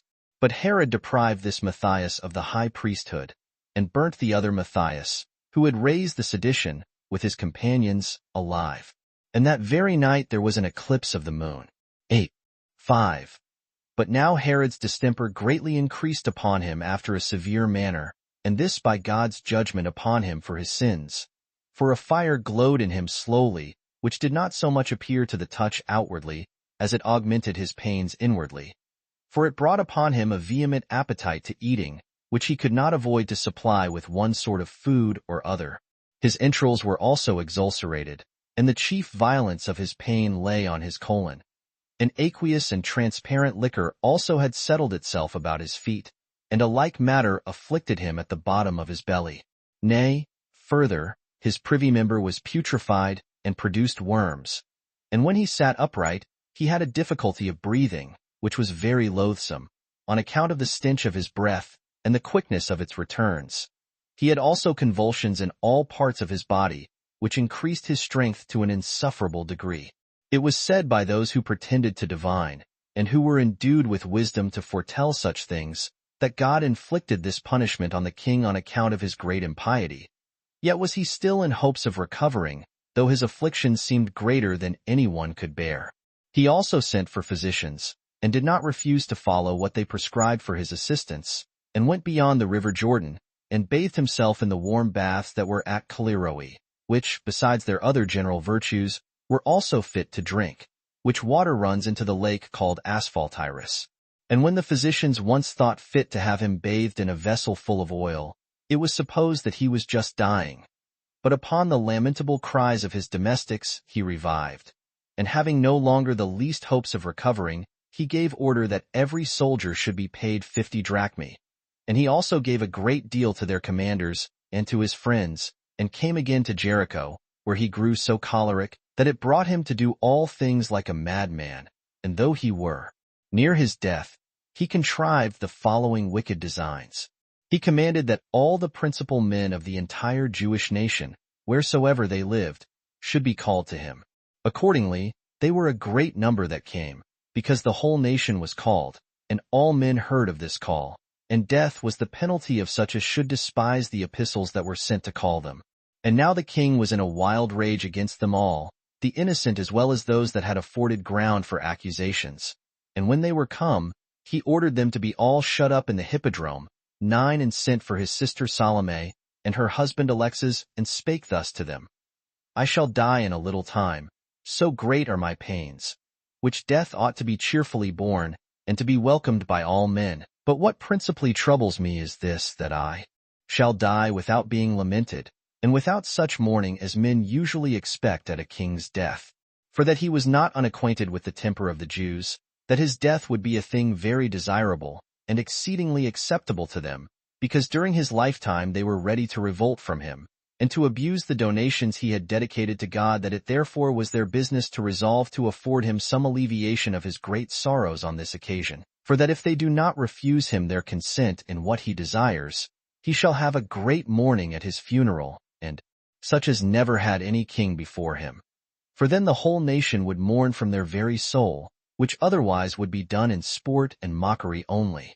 He desired therefore, that as soon as they see he hath given up the ghost, they shall place soldiers round the hippodrome, while they do not know that he is dead, and that they shall not declare his death to the multitude till this is done, but that they shall give orders to have those that are in custody shot with their darts, and that this slaughter of them all will cause that he shall not miss to rejoice on a double account, that as he is dying, they will make him secure that his will shall be executed in what he charges them to do, and that he shall have the honor of a memorable mourning at his funeral. So he deplored his condition, with tears in his eyes, and optised them by the kindness due from them, as of his kindred, and by the faith they owed to God, and begged of them that they would not hinder him of this honorable mourning at his funeral. So they promised him not to transgress his commands. 6. Now anyone may easily discover the temper of this man's mind, which not only took pleasure in doing what he had done formerly against his relations, out of the love of life, but by those commands of his which savored of no humanity, since he took care, when he was departing out of this life, that the whole nation should be put into mourning, and indeed made desolate of their dearest kindred, when he gave order that one out of every family should be slain, although they had done nothing that was unjust, or that was against him, nor were they accused of any other crimes. While it is usual for those who have any regard to virtue to lay aside their hatred at such a time, even with respect to those they justly esteem their enemies. Chapter 7. Herod has thoughts of killing himself with his own hand, and a little afterwards he orders Antipater to be slain. 1. As he was giving these commands to his relations, there came letters from his ambassadors, who had been sent to Rome unto Caesar, which, when they were read, their purport was this: that Acme was slain by Caesar, out of his indignation at what hand she had in Antipater's wicked practices, and that as to Antipater himself, Caesar left it to Herod to act as became a father and a king, and either to banish him, or to take away his life, which he pleased. When Herod heard this, he was somewhat better, out of the pleasure he had from the contents of the letters, and was elevated at the death of Acme, and at the power that was given him over his son. But as his pains were become very great, he was now ready to faint for want of somewhat to eat. So he called for an apple and a knife. For it was his custom formerly to pare the apple himself, and soon afterwards to cut it, and eat it. When he had got the knife, he looked about, and had a mind to stab himself with it. And he had done it, had not his first cousin, Achiabus, prevented him, and held his hand, and cried out loudly. Whereupon a woeful lamentation echoed through the palace, and a great tumult was made, as if the king were dead. Upon which Antipater, who verily believed his father was deceased, grew bold in his discourse, as hoping to be immediately and entirely released from his bonds, and to take the kingdom into his hands without any more ado. So he discoursed with the jailer about letting him go, and in that case promised him great things, both now and hereafter, as if that were the only thing now in question. But the jailer did not only refuse to do what Antipater would have him, but informed the king of his intentions, and how many solicitations he had had from him of that nature. Hereupon Herod, who had formerly no affection nor goodwill towards his son to restrain him, when he heard what the jailer said, he cried out and beat his head, although he was at death's door, and raised himself upon his elbow, and sent for some of his guards, and commanded them to kill Antipater without tiny further delay, and to do it presently, and to bury him in an ignoble manner at Hyrcania. Chapter 8. Concerning Herod's death, and testament, and burial. 1. And now Herod altered his testament upon the alteration of his mind, for he appointed Antipas, to whom he had before left the kingdom, to be tetrarch of Galilee and Perea, and granted the kingdom to Archelaus. He also gave Gaulonitis and Trachonitis and Paneas to Philip, who was his son, but own brother to Archelaus 10 by the name of a tetrarchy, and bequeathed Jarnia and Ashdod, and Phasaelis to Salome his sister, with 500,000 drachmae of silver that was coined. He also made provision for all the rest of his kindred, by giving them sums of money and annual revenues, and so left them all in a wealthy condition. He bequeathed also to Caesar 10 millions of drachmae of coined money, besides both vessels of gold and silver, and garments exceeding costly, to Julia, Caesar's wife, and to certain others, 5 millions. When he had done these things, he died, the 5th day after he had caused Antipater to be slain, having reigned, since he had procured Antigonus to be slain, 34 years. But since he had been declared king by the Romans, 37. 11 A man he was of great barbarity towards all men equally, and a slave to his passion, but above the consideration of what was right. Yet was he favored by fortune as much as any man ever was, for from a private man he became a king. And though he were encompassed with 10,000 dangers, he got clear of them all, and continued his life till a very old age. But then, as to the affairs of his family and children, in which indeed, according to his own opinion, he was also very fortunate, because he was able to conquer his enemies, yet, in my opinion, he was herein very unfortunate. 2. But then Salome and Alexis, before the king's death was made known, dismissed those that were shut up in the hippodrome, and told them that the king ordered them to go away to their own lands, and take care of their own affairs, which was esteemed by the nation a great benefit. And now the king's death was made public, when Salome and Alexis gathered the soldiery together in the amphitheater at Jericho. And the first thing they did was, they read Herod's letter, written to the soldiery, thanking them for their fidelity and goodwill to him, and exhorting them to afford his son Archelaus, whom he had appointed for their king, like fidelity and goodwill. After which Ptolemy, who had the king's seal entrusted to him, read the king's testament, which was to be of force no otherwise than as it should stand when Caesar had inspected it. So there was presently an acclamation made to Archelaus as king. And the soldiers came by bands, and their commanders with them, and promised the same goodwill to him, and readiness to serve him, which they had exhibited to Herod, and they prayed God to be assistant to him. 3. After this was over, they prepared for his funeral, it being Archelaus' care that the procession to his father's sepulchre should be very sumptuous.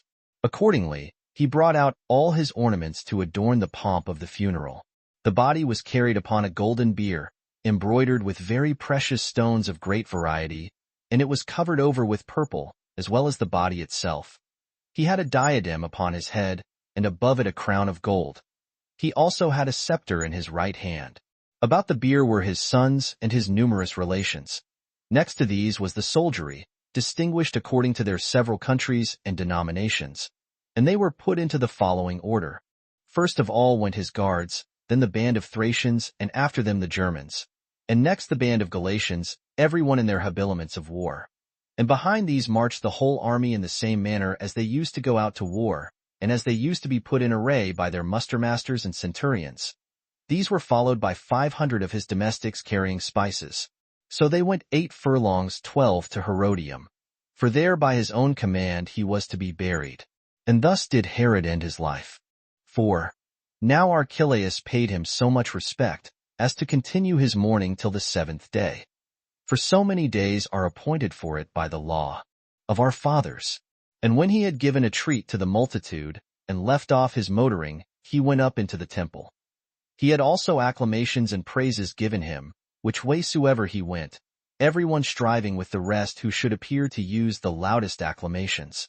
So he ascended a high elevation made for him, and took his seat, in a throne made of gold, and spake kindly to the multitude, and declared with what joy he received their acclamations, and the marks of the goodwill they showed to him, and returned them thanks that they did not remember the injuries his father had done them to his disadvantage, and promised them he would endeavor not to be behindhand with them in rewarding their alacrity in his service, after a suitable manner, but that he should abstain at present from the name of king, and that he should have the honor of that dignity, if Caesar should confirm and settle that testament which his father had made, and that it was on this account, that when the army would have put the diadem on him at Jericho, he would not accept of that honor, which is usually so much desired, because it was not yet evident that he who was to be principally concerned in bestowing it would give it him, although, by his acceptance of the government, he should not want the ability of rewarding their kindness to him, and that it should be his endeavor,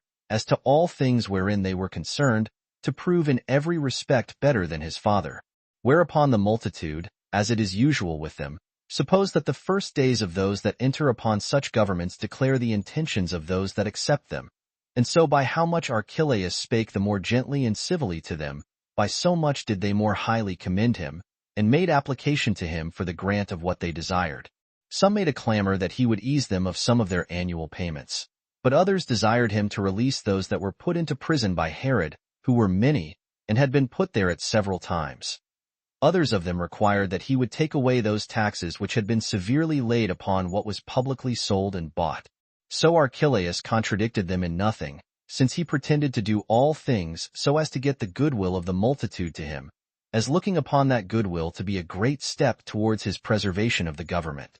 Hereupon he went and offered sacrifice to God, and then betook himself to feast with his friends.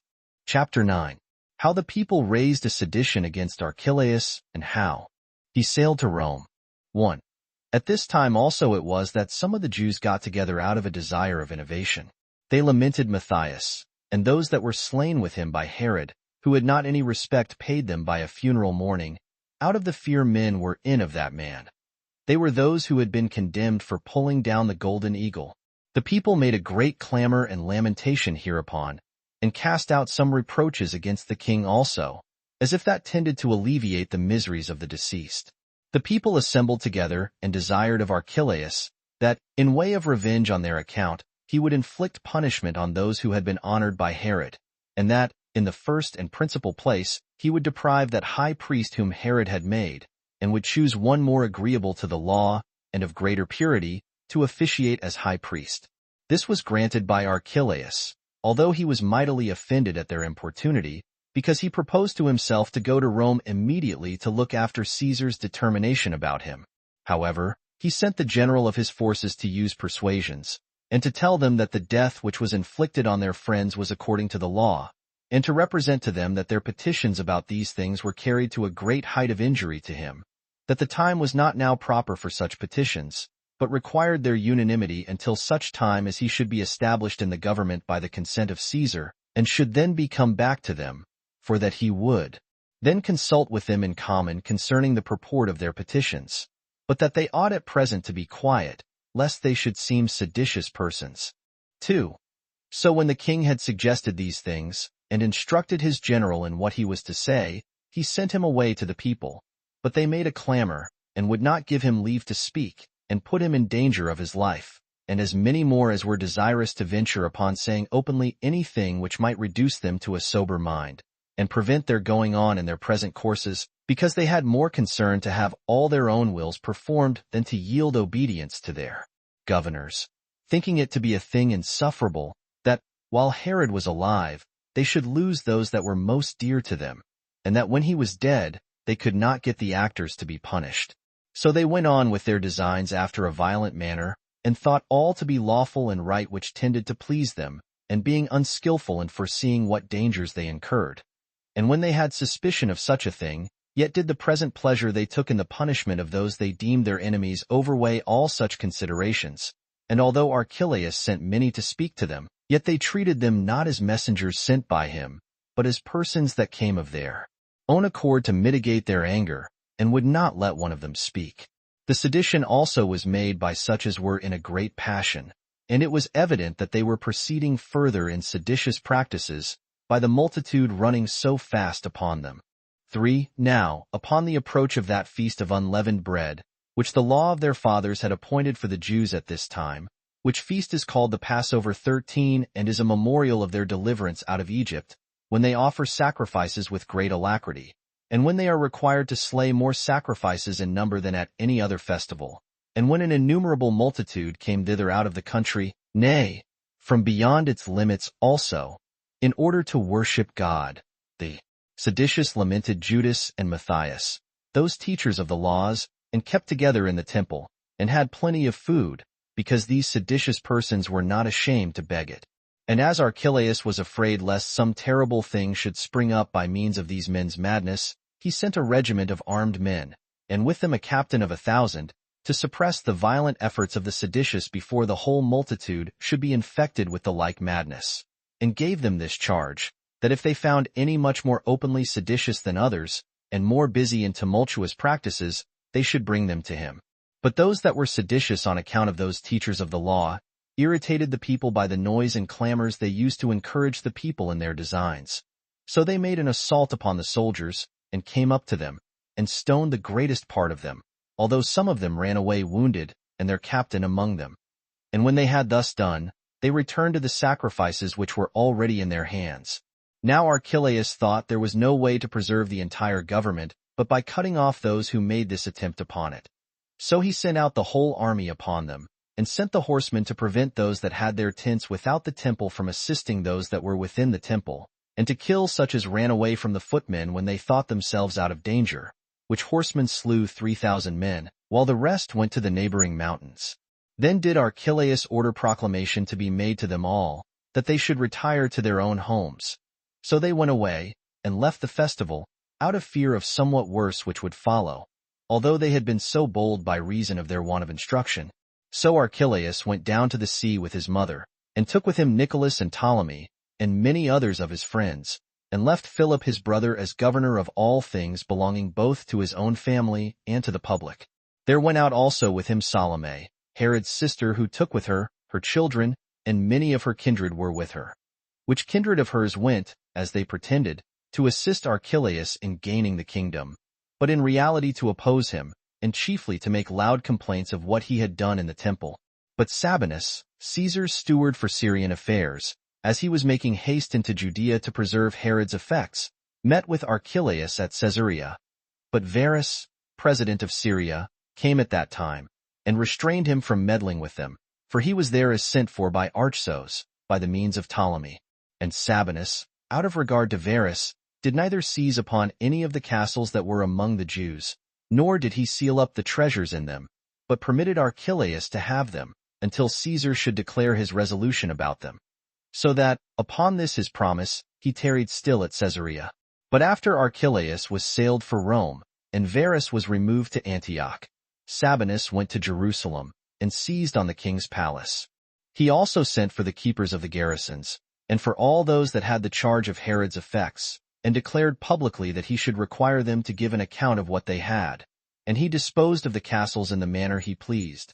But those who kept them did not neglect what Archelaus had given them in command, but continued to keep all things in the manner that had been enjoined them, and their pretense was that they kept them all for Caesar. 4.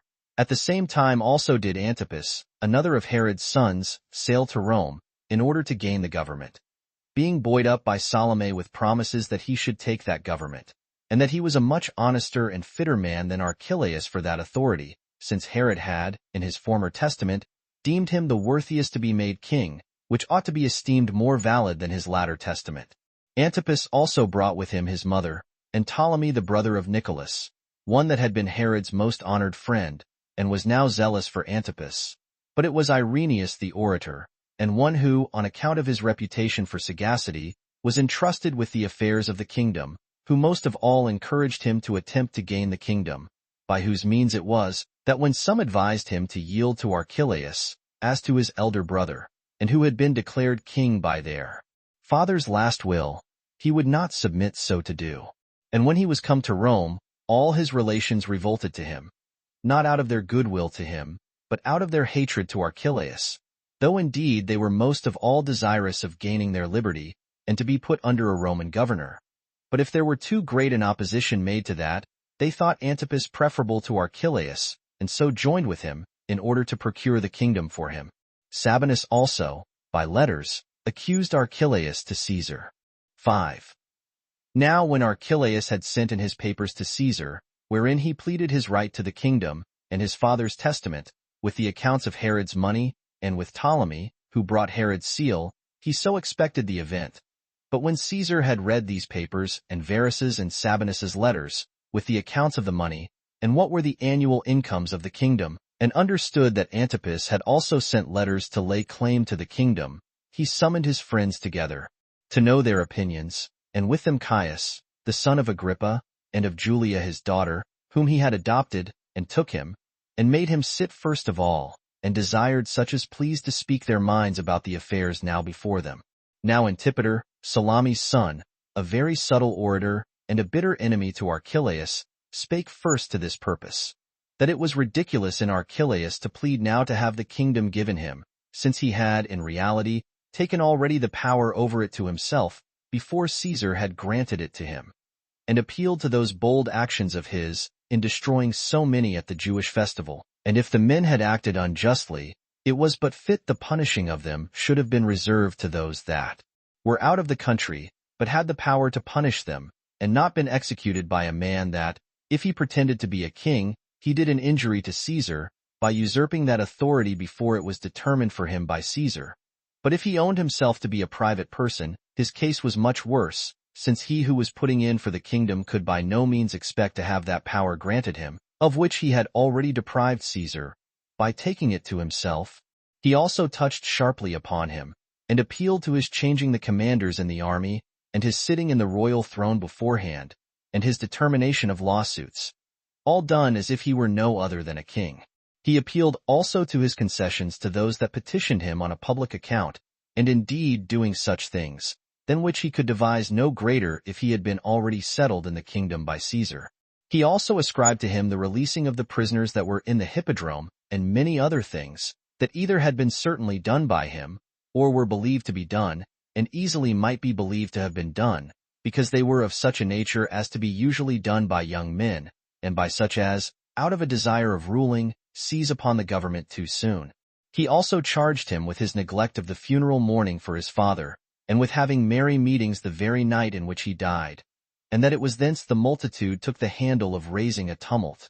And if Archelaus could thus requite his dead father, who had bestowed such benefits upon him, and bequeathed such great things to him, by pretending to shed tears for him in the daytime, like an actor on the stage, but every night making mirth for having gotten the government, he would appear to be the same Archelaus with regard to Caesar, if he granted him the kingdom, which he hath been to his father, since he had then dancing and singing, as though an enemy of his were fallen, and not as though a man were carried to his funeral, that was so nearly related, and had been so great a benefactor to him. But he said that the greatest crime of all was this, that he came now before Caesar to obtain the government by his grant, while he had before acted in all things as he could have acted if Caesar himself, who ruled all, had fixed him firmly in the government. And what he most aggravated in his pleading was the slaughter of those about the temple, and the impiety of it, as done at the festival, and how they were slain like sacrifices themselves, some of whom were foreigners, and others of their own country, till the temple was full of dead bodies. And all this was done, not by an alien, but by one who pretended to the lawful title of a king, that he might complete the wicked tyranny which his nature prompted him to, and which is hated by all men. On which account his father never so much as dreamed of making him his successor in the kingdom, when he was of a sound mind, because he knew his disposition, and in his former and more authentic testament he appointed his antagonist Antipas to succeed. But that Archelaus was called by his father to that dignity when he was in a dying condition, both of body and mind, while Antipas was called when he was ripest in his judgment, and of such strength of body as made him capable of managing his own affairs. And if his father had the like notion of him formerly that he hath now showed, yet hath he given a sufficient specimen what a king he is likely to be, when he hath in effect deprived Caesar of that power of disposing of the kingdom, which he justly hath, and hath not abstained from making a terrible slaughter of his fellow citizens in the temple, while he was but a private person. 6. So when Antipater had made this speech, and had confirmed what he had said by producing many witnesses from among Archelaus' own relations, he made an end of his pleading. Upon which Nicholas arose up to plead for Archelaus, and said, that what had been done at the temple was rather to be attributed to the mind of those that had been killed, than to the authority of Archelaus. For that those who were the authors of such things are not only wicked in the injuries they do of themselves, but in forcing sober persons to avenge themselves upon them. Now it is evident that what these did in way of opposition was done under pretense, indeed, against Archelaus, but in reality against Caesar himself, for they, after an injurious manner, attacked and slew those who were sent by Archelaus, and who came only to put a stop to their doings. They had no regard, either to God or to the festival, whom Antipater yet is not ashamed to patronize, whether it be out of his indulgence of an enmity to Archelaus, or out of his hatred of virtue and justice. For as to those who begin such tumults, and first set about such unrighteous actions, they are the men who force those that punish them to betake themselves to arms even against their will. So that Antipater in effect describes the rest of what was done to all those who were of counsel to the accusers. For nothing which is here accused of injustice has been done but what was derived from them as its authors. Nor are those things evil in themselves, but so represented only in order to do harm to Archelaus. Such is these men's inclination to do an injury to a man that is of their kindred, their father's benefactor and familiarity acquainted with them, and that hath ever lived in friendship with them. For that, as to this testament, it was made by the king when he was of a sound mind, and so ought to be of more authority than his former testament, and that for this reason, because Caesar is therein left to be the judge and disposer of all therein contained. And for Caesar, he will not, to be sure, at all imitate the unjust proceedings of those men, who, during Herod's whole life, had on all occasions been joint partakers of power with him, and yet do zealously endeavor to injure his determination, while they have not themselves had the same regard to their kinsmen, which Archelaus had. Caesar will not therefore disannul the testament of a man whom he had entirely supported, of his friend and confederate, and that which is committed to him in trust to ratify. Nor will Caesar's virtuous and upright disposition, which is known and uncontested through all the habitable world, imitate the wickedness of these men in condemning a king as a madman, and as having lost his reason, while he hath bequeathed the succession to a good son of his, and to one who flies to Caesar's upright determination for refuge. Nor can Herod at any time have been mistaken in his judgment about a successor, while he showed so much prudence as to submit all to Caesar's determination. 7. Now when Nicholas had laid these things before Caesar, he ended his plea. Whereupon Caesar was so obliging to Archelaus, that he raised him up when he had cast himself down at his feet, and said that he well deserved the kingdom. And he soon let them know that he was so far moved in his favor, that he would not act otherwise than his father's testament directed, and than was for the advantage of Archelaus. However, while he gave this encouragement to Archelaus to depend on him securely, he made no full determination about him. And when the assembly was broken up, he considered by himself whether he should confirm the kingdom to Archelaus, or whether he should part it among all Herod's posterity, and this because they all stood in need of much assistance to support them. Chapter 10. A sedition against Sabinus, and how Varus brought the authors of it to punishment. 1. But before these things could be brought to a settlement, Malthace, Archelaus' mother, fell into a distemper, and died of it. And letters came from Varus, the president of Syria, which informed Caesar of the revolt of the Jews. For after Archelaus was sailed, the whole nation was in a tumult. So Varus, since he was there himself, brought the authors of the disturbance to punishment. And when he had restrained them for the most part from this sedition, which was a great one, he took his journey to Antioch, leaving 1 legion of his army at Jerusalem to keep the Jews quiet, who were now very fond of innovation. Yet did not this at all avail to put an end to that their sedition. For after Varus was gone away, Sabinus, Caesar's procurator, stayed behind, and greatly distressed the Jews, relying on the forces that were left there that they would by their multitude protect him. For he made use of them, and armed them as his guards, thereby so oppressing the Jews, and giving them so great disturbance, that at length they rebelled. For he used force in seizing the citadels, and zealously pressed on the search after the king's money, in order to seize upon it by force, on account of his love of gain and his extraordinary covetousness. 2. But on the approach of Pentecost, which is a festival of ours, so called from the days of our forefathers, a great many 10,000s of men got together. Nor did they come only to celebrate the festival, but out of their indignation at the madness of Sabinus, and at the injuries he offered them. A great number there was of Galileans and Idumeans, and many men from Jericho, and others who had passed over the river Jordan, and inhabited those parts. This whole multitude joined themselves to all the rest, and were more zealous than the others in making an assault on Sabinus, in order to be avenged on him. So they parted themselves into 3 bands, and encamped themselves in the places following. Some of them seized on the hippodrome, and of the other 2 bands, one pitched themselves from the northern part of the temple to the southern, on the east quarter. But the 3rd band held the western part of the city, where the king's palace was.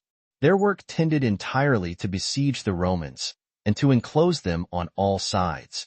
Now, Sabinus was afraid of these men's number, and of their resolution, who had little regard to their lives, but were very desirous not to be overcome, while they thought it a point of puissance to overcome their enemies. So he sent immediately a letter to Varus, and, as he used to do, was very pressing with him, and entreated him to come quickly to his assistance, because the forces he had left were in imminent danger, and would probably, in no long time, be seized upon and cut to pieces, while he did himself get up to the highest tower of the fortress Phasaelus, which had been built in honor of Phasaelus, King Herod's brother, and called so when the Parthians had brought him to his death. 14 So Sabinus gave thence a signal to the Romans to fall upon the Jews, although he did not himself venture so much as to come down to his friends, and thought he might expect that the others should expose themselves first to die on account of his avarice.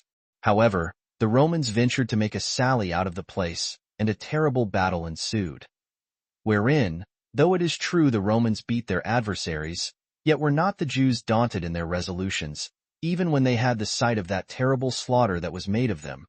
But they went round about, and got upon those cloisters which encompassed the outer court of the temple, where a great fight was still continued, and they cast stones at the Romans, partly with their hands, and partly with slings, as being much used to those exercises. All the archers also in array did the Romans a great deal of mischief, because they used their hands dexterously from a place superior to the others, and because the others were at an utter loss what to do. For when they tried to shoot their arrows against the Jews upwards, these arrows could not reach them, insomuch that the Jews were easily too hard for their enemies. And this sort of fight lasted a great while, till at last the Romans, who were greatly distressed by what was done, set fire to the cloisters so privately, that those that were gotten upon them did not perceive it. This fire 15 being fed by a great deal of combustible matter, caught hold immediately on the roof of the cloisters. So the wood, which was full of pitch and wax, and whose gold was laid on it with wax, yielded to the flame presently, and those vast works, which were of the highest value and esteem, were destroyed utterly, while those that were on the roof unexpectedly perished at the same time. For as the roof tumbled down, some of these men tumbled down with it, and others of them were killed by their enemies who encompassed them. There was a great number more, who, out of despair of saving their lives, and out of astonishment at the misery that surrounded them, did either cast themselves into the fire, or threw themselves upon their swords, and so got out of their misery. But as to those that retired behind the same way by which they ascended, and thereby escaped, they were all killed by the Romans, as being unarmed men, and their courage failing them. Their wild fury being now not able to help them, because they were destitute of armor, insomuch that of those that went up to the top of the roof, not one escaped. The Romans also rushed through the fire, where it gave them room so to do, and seized on that treasure where the sacred money was reposite, a great part of which was stolen by the soldiers, and Sabinus got openly 400 talents. 3. But this calamity of the Jews' friends, who fell in this battle, grieved them, as did also this plundering of the money dedicated to God in the temple. Accordingly, that body of them which continued best together, and was the most warlike, encompassed the palace, and threatened to set fire to it, and kill all that were in it. Yet still they commanded them to go out presently, and promised, that if they would do so, they would not hurt them, nor Sabinus neither. At which time the greatest part of the king's troops deserted to them, while Rufus and Gratus, who had 3,000 of the most warlike of Herod's army with them, who were men of active bodies, went over to the Romans. There was also a band of horsemen under the command of Rufus, which itself went over to the Romans also. However, the Jews went on with the siege and dug mines under the palace walls, and besought those that were gone over to the other side not to be their hindrance. Now they had such a proper opportunity for the recovery of their country's ancient liberty. And for Sabinus, truly he was desirous of going away with his soldiers, but was not able to trust himself with the enemy, on account of what mischief he had already done them. And he took this great, pretended lenity of theirs for an argument why he should not comply with them. And so, because he expected that Varus was coming, he still bore the siege. 4. Now at this time there were 10,000 other disorders in Judea, which were like tumults, because a great number put themselves into a warlike posture, either out of hopes of gain to themselves, or out of enmity to the Jews. In particular, 2,000 of Herod's old soldiers, who had been already disbanded, got together in Judea itself and fought against the king's troops, although Achiabus, Herod's first cousin, opposed them. But as he was driven out of the plains into the mountainous parts by the military skill of those men, he kept himself in the fastnesses that were there, and saved what he could. 5. There was also Judas, 16, the son of that Ezekias who had been head of the robbers, which Ezekias was a very strong man, and had with great difficulty been caught by Herod. This Judas, having gotten together a multitude of men of a profligate character about Sepphoris in Galilee, made an assault upon the palace there, and seized upon all the weapons that were laid up in it, and with them armed every one of those that were with him, and carried away what money was left there. And he became terrible to all men, by tearing and rending those that came near him, and all this in order to raise himself, and out of an ambitious desire of the royal dignity, and he hoped to obtain that as the reward not of his virtuous skill in war, but of his extravagance in doing injuries. 6. There was also Simon, who had been a slave of Herod the king, but in other respects a comely person, of a tall and robust body. He was one that was much superior to others of his order, and had had great things committed to his care. This man was elevated at the disorderly state of things, and was so bold as to put a diadem on his head, while a certain number of the people stood by him, and by them he was declared to be a king, and thought himself more worthy of that dignity than anyone else. He burnt down the royal palace at Jericho, and plundered what was left in it. He also set fire to many other of the king's houses in several places of the country, and utterly destroyed them, and permitted those that were with him to take what was left in them for a prey. And he would have done greater things, unless care had been taken to repress him immediately. For Gratus, when he had joined himself to some Roman soldiers, took the forces he had with him, and met Simon, and after a great and a long fight, no small part of those that came from Perea, who were a disordered body of men, and fought rather in a bold than in a skillful manner, were destroyed. And although Simon had saved himself by flying away through a certain valley, yet Gratus overtook him, and cut off his head. The royal palace also at Amathus, by the river Jordan, was burnt down by a party of men that were got together, as were those belonging to Simon. And thus did a great and wild fury spread itself over the nation, because they had no king to keep the multitude in good order, and because those foreigners who came to reduce the seditious to sobriety did, on the contrary, set them more in a flame, because of the injuries they offered them, and the avaricious management of their affairs. 7. But because of Thronges, a person neither eminent by the dignity of his progenitors, nor for any great wealth he was possessed of, but one that had in all respects been a shepherd only, and was not known by anybody. Yet because he was a tall man, and excelled others in the strength of his hands, he was so bold as to set up for king. This man thought it so sweet a thing to do more than ordinary injuries to others, that although he should be killed, he did not much care if he lost his life in so great a design. He had also 4 brethren, who were tall men themselves, and were believed to be superior to others in the strength of their hands, and thereby were encouraged to aim at great things, and thought that strength of theirs would support them in retaining the kingdom. Each of these ruled over a band of men of their own, for those that got together to them were very numerous. They were every one of them also commanders, but when they came to fight, they were subordinate to him and fought for him, while he put a diadem about his head, and assembled a council to debate about what things should be done, and all things were done according to his pleasure. And this man retained his power a great while. He was also called king, and had nothing to hinder him from doing what he pleased. He also, as well as his brethren, slew a great many both of the Romans and of the king's forces, and managed matters with the like hatred to each of them. The king's forces they fell upon, because of the licentious conduct they had been allowed under Herod's government, and they fell upon the Romans, because of the injuries they had so lately received from them.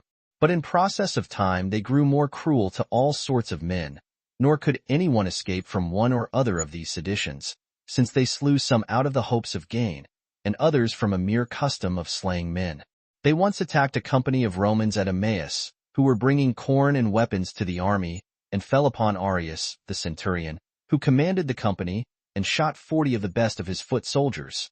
But the rest of them were affrighted at their slaughter, and left their dead behind them, but saved themselves by the means of Gratus, who came with the king's troops that were about him to their assistance. Now these 4 brethren continued the war a long while by such sort of expeditions, and much grieved the Romans, but did their own nation also a great deal of mischief. Yet were they afterwards subdued, one of them in a fight with Gratus, another with Ptolemy. Archelaus also took the eldest of them prisoner, while the last of them was so dejected at the other's misfortune, and saw so plainly that he had no way now left to save himself, his army being worn away with sickness and continual labors, that he also delivered himself up to Archelaus, upon his promise and oath to God, to preserve his life. But these things came to pass a good while afterward. 8. And now Judea was full of robberies, and as the several companies of the seditious lighted upon any one to head them, he was created a king immediately, in order to do mischief to the public. They were in some small measure indeed, and in small matters, hurtful to the Romans. But the murders they committed upon their own people lasted a long while. 9. As soon as Varus was once informed of the state of Judea by Sabinus's writing to him, he was afraid for the legion he had left there. So he took the 2 other legions, for there were 3 legions in all belonging to Syria, and 4 troops of horsemen, with the several auxiliary forces which either the kings or certain of the tetrarchs afforded him, and made what haste he could to assist those that were then besieged in Judea. He also gave order that all that were sent out for this expedition should make haste to Ptolemy. The citizens of Berytus also gave him 1,500 auxiliaries as he passed through their city. Aretas also, the king of Arabia Petrea, out of his hatred to Herod, and in order to purchase the favor of the Romans, sent him no small assistance, besides their footmen and horsemen. And when he had now collected all his forces together, he committed part of them to his son, and to a friend of his, and sent them upon an expedition into Galilee, which lies in the neighborhood of Ptolemy, who made an attack upon the enemy, and put them to flight, and took Sepphoris, and made its inhabitants slaves, and burnt the city. But Varus himself pursued his march for Samaria with his whole army. Yet did not he meddle with the city of that name, because it had not at all joined with the seditious, but pitched his camp at a certain village that belonged to Ptolemy, whose name was Aruz, which the Arabians burnt, out of their hatred to Herod, and out of the enmity they bore to his friends. Whence they marched to another village, whose name was Sampho, which the Arabians plundered and burnt, although it was a fortified and a strong place. And all along this march nothing escaped them, but all places were full of fire and of slaughter. Emmaus was also burnt by Varus's order, after its inhabitants had deserted it, that he might avenge those that had there been destroyed. From thence he now marched to Jerusalem. Whereupon those Jews whose camp lay there, and who had besieged the Roman legion, not bearing the coming of this army, left the siege imperfect. But as to the Jerusalem Jews, when Varus reproached them bitterly for what had been done, they cleared themselves of the accusation, and alleged that the conflux of the people was occasioned by the feast, that the war was not made with their approbation, but by the rashness of the strangers, while they were on the side of the Romans, and besieged together with them, rather than having any inclination to besiege them. There also came beforehand to meet Varus, Joseph, the cousin german of King Herod, as also Gratus and Rufus, who brought their soldiers along with them, together with those Romans who had been besieged. But Sabinus did not come into Varus's presence, but stole out of the city privately, and went to the seaside. 10. Upon this, Varus sent a part of his army into the country, to seek out those that had been the authors of the revolt, and when they were discovered, he punished some of them that were most guilty, and some he dismissed.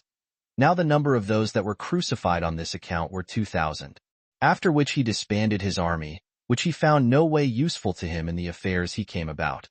For they behaved themselves very disorderly, and disobeyed his orders, and what Varus desired them to do, and this out of regard to that gain which they made by the mischief they did. As for himself, when he was informed that 10,000 Jews had gotten together, he made haste to catch them. But they did not proceed so far as to fight him, but, by the advice of Achiabus, they came together, and delivered themselves up to him.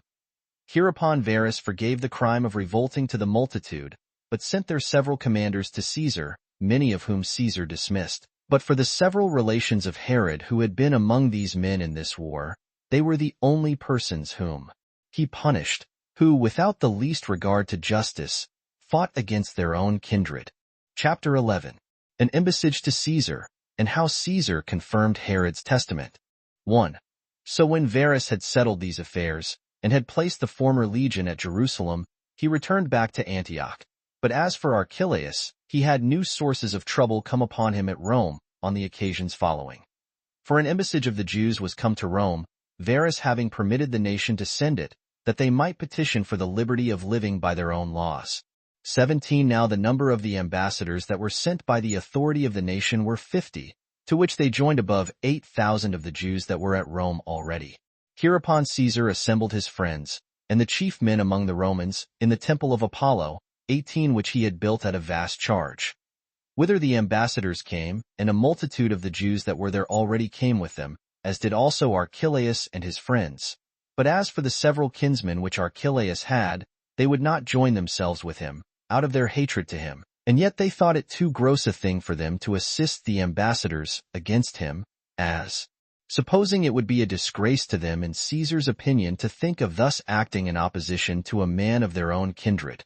Philip 19 also was come hither out of Syria, by the persuasion of Varus, with this principal intention to assist his brother Archelaus. For Varus was his great friend, but still so, that if there should any change happen in the form of government, which Varus suspected there would, and if any distribution should be made on account of the number that desired the liberty of living by their own laws, that he might not be disappointed, but might have his share in it. 2. Now upon the liberty that was given to the Jewish ambassadors to speak, they who hoped to obtain a dissolution of kingly government betook themselves to accuse Herod of his iniquities.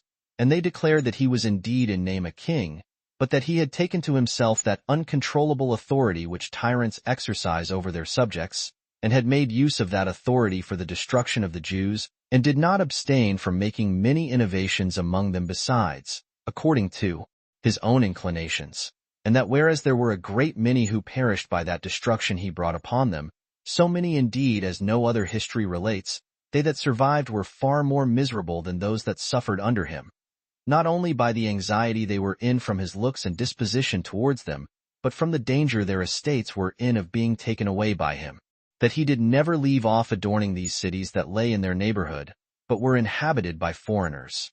But so that the cities belonging to his own government were ruined, and utterly destroyed, that whereas, when he took the kingdom, it was in an extraordinary flourishing condition, he had filled the nation with the utmost degree of poverty, and when upon unjust pretenses he had slain any of the nobility, he took away their estates, and when he permitted any of them to live, he condemned them to the forfeiture of what they possessed. And besides the annual impositions which he laid upon every one of them, they were to make liberal presents to himself, to his domestics and friends, and to such of his slaves as were vouchsafed the favor of being his tax-gatherers, because there was no way of obtaining a freedom from unjust violence without giving either gold or silver for it, that they would say nothing of the corruption of the chastity of their virgins, and the reproach laid on their wives for incontinency, and those things acted after an insolent and inhuman manner, because it was not a smaller pleasure to the sufferers to have such things concealed than it would have been not to have suffered them, that Herod had put such abuses upon them as a wild beast would not have put on them, if he had power given him to rule over us, and that although their nation had passed through many subversions and alterations of government, their history gave no account of any calamity they had ever been under that could be compared with this which Herod had brought upon their nation, that it was for this reason that they thought they might justly and gladly salute Archelaus as king,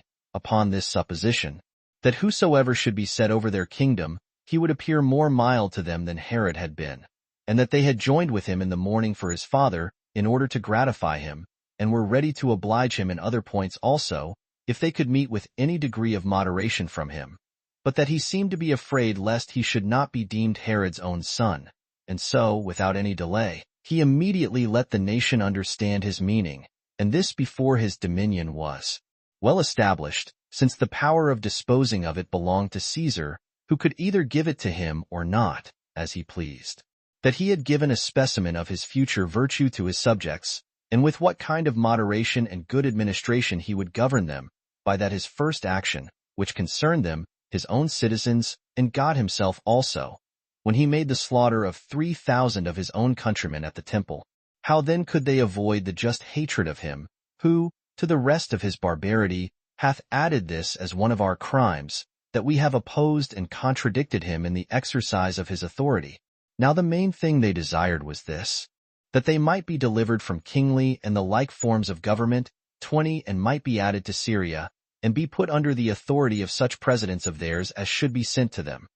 For that it would thereby be made evident, whether they be really a seditious people, and generally fond of innovations, or whether they would live in an orderly manner, if they might have governors of any sort of moderation set over them.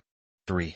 Now when the Jews had said this, Nicholas vindicated the kings from those accusations, and said, that as for Herod, since he had never been thus accused all the time of his life, it was not fit for those that might have accused him of lesser crimes than those now mentioned, and might have procured him to be punished during his lifetime, to bring an accusation against him now he is dead.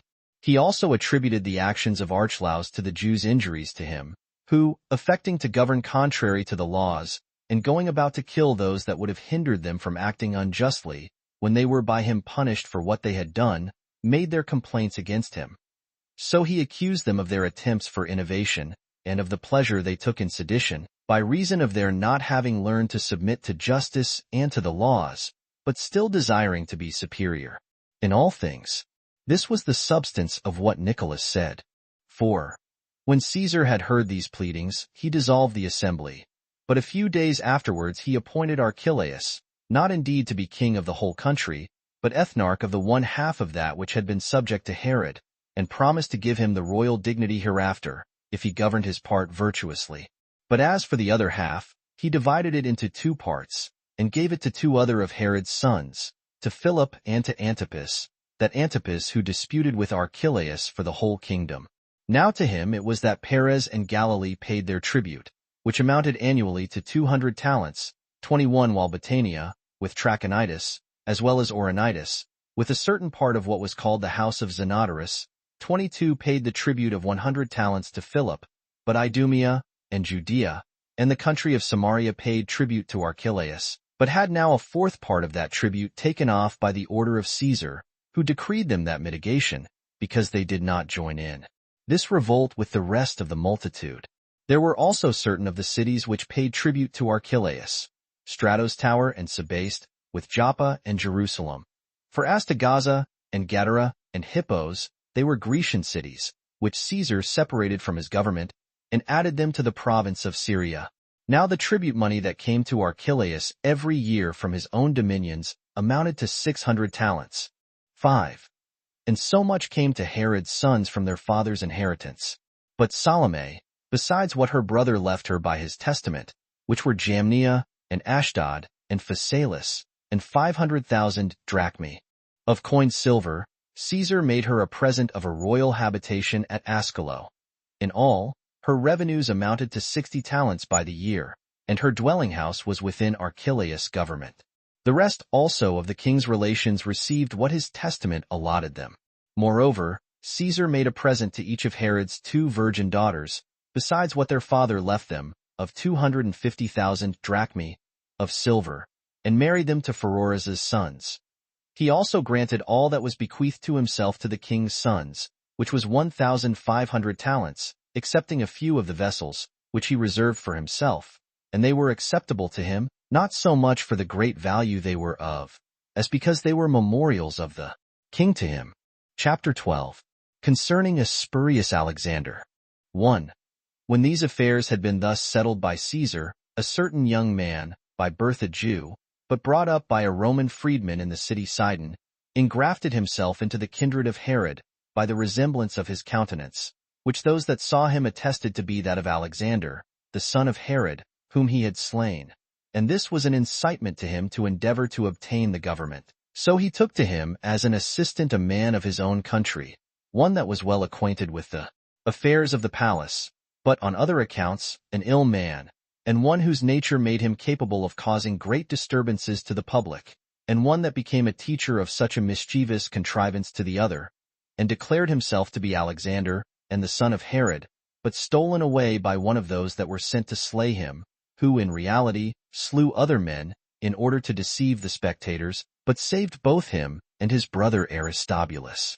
Thus was this man elated, and able to impose on those that came to him. And when he was come to Crete, he made all the Jews that came to discourse with him believe him to be Alexander. And when he had gotten much money which had been presented to him there, he passed over to Melos, where he got much more money than he had before, out of the belief they had that he was of the royal family, and their hopes that he would recover his father's principality and reward his benefactors. So he made haste to Rome, and was conducted thither by those strangers who entertained him. He was also so fortunate, as, upon his landing at Dicerchia, to bring the Jews that were there into the same delusion.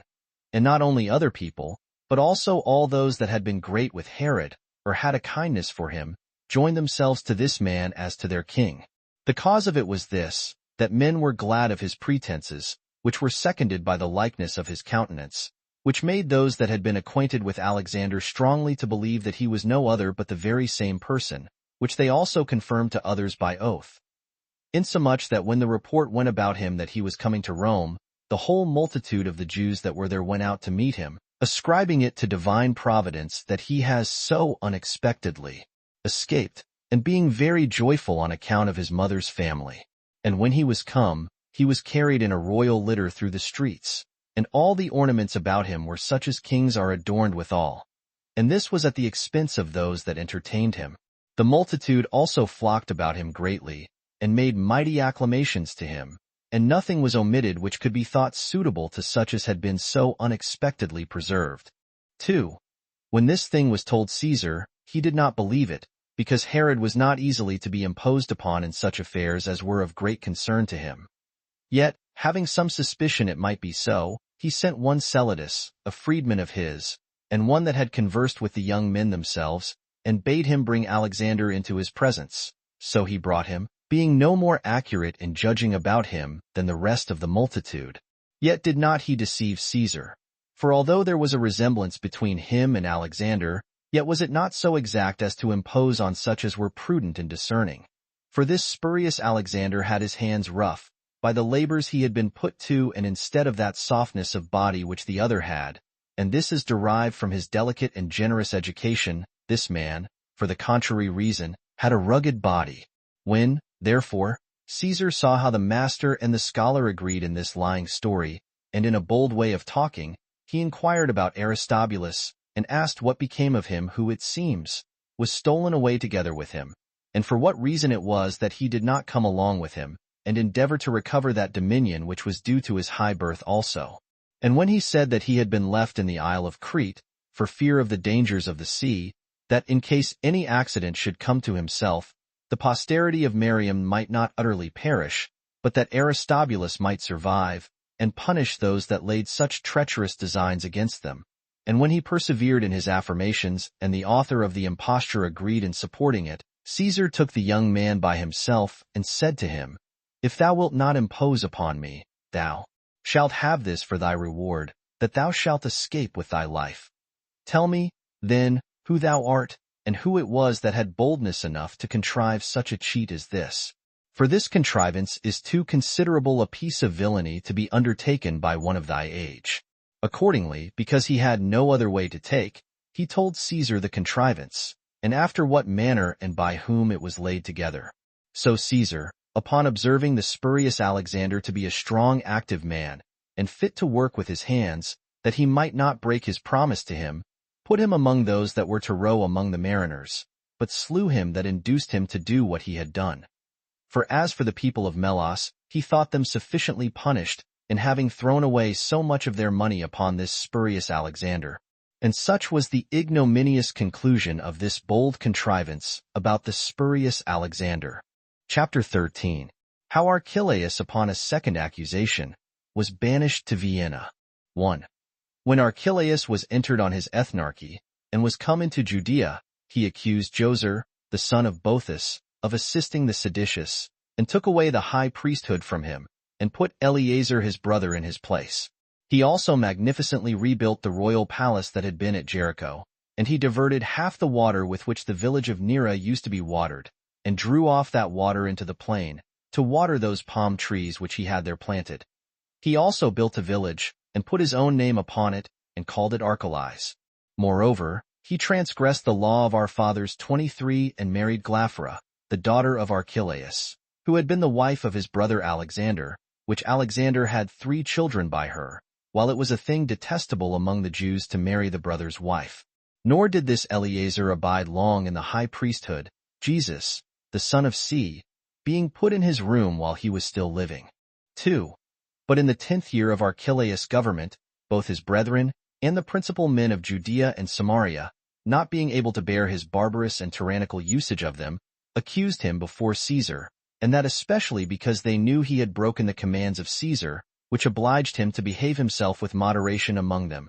Whereupon Caesar, when he heard it, was very angry, and called for Archelaus' steward, who took care of his affairs at Rome, and whose name was Archelaus also.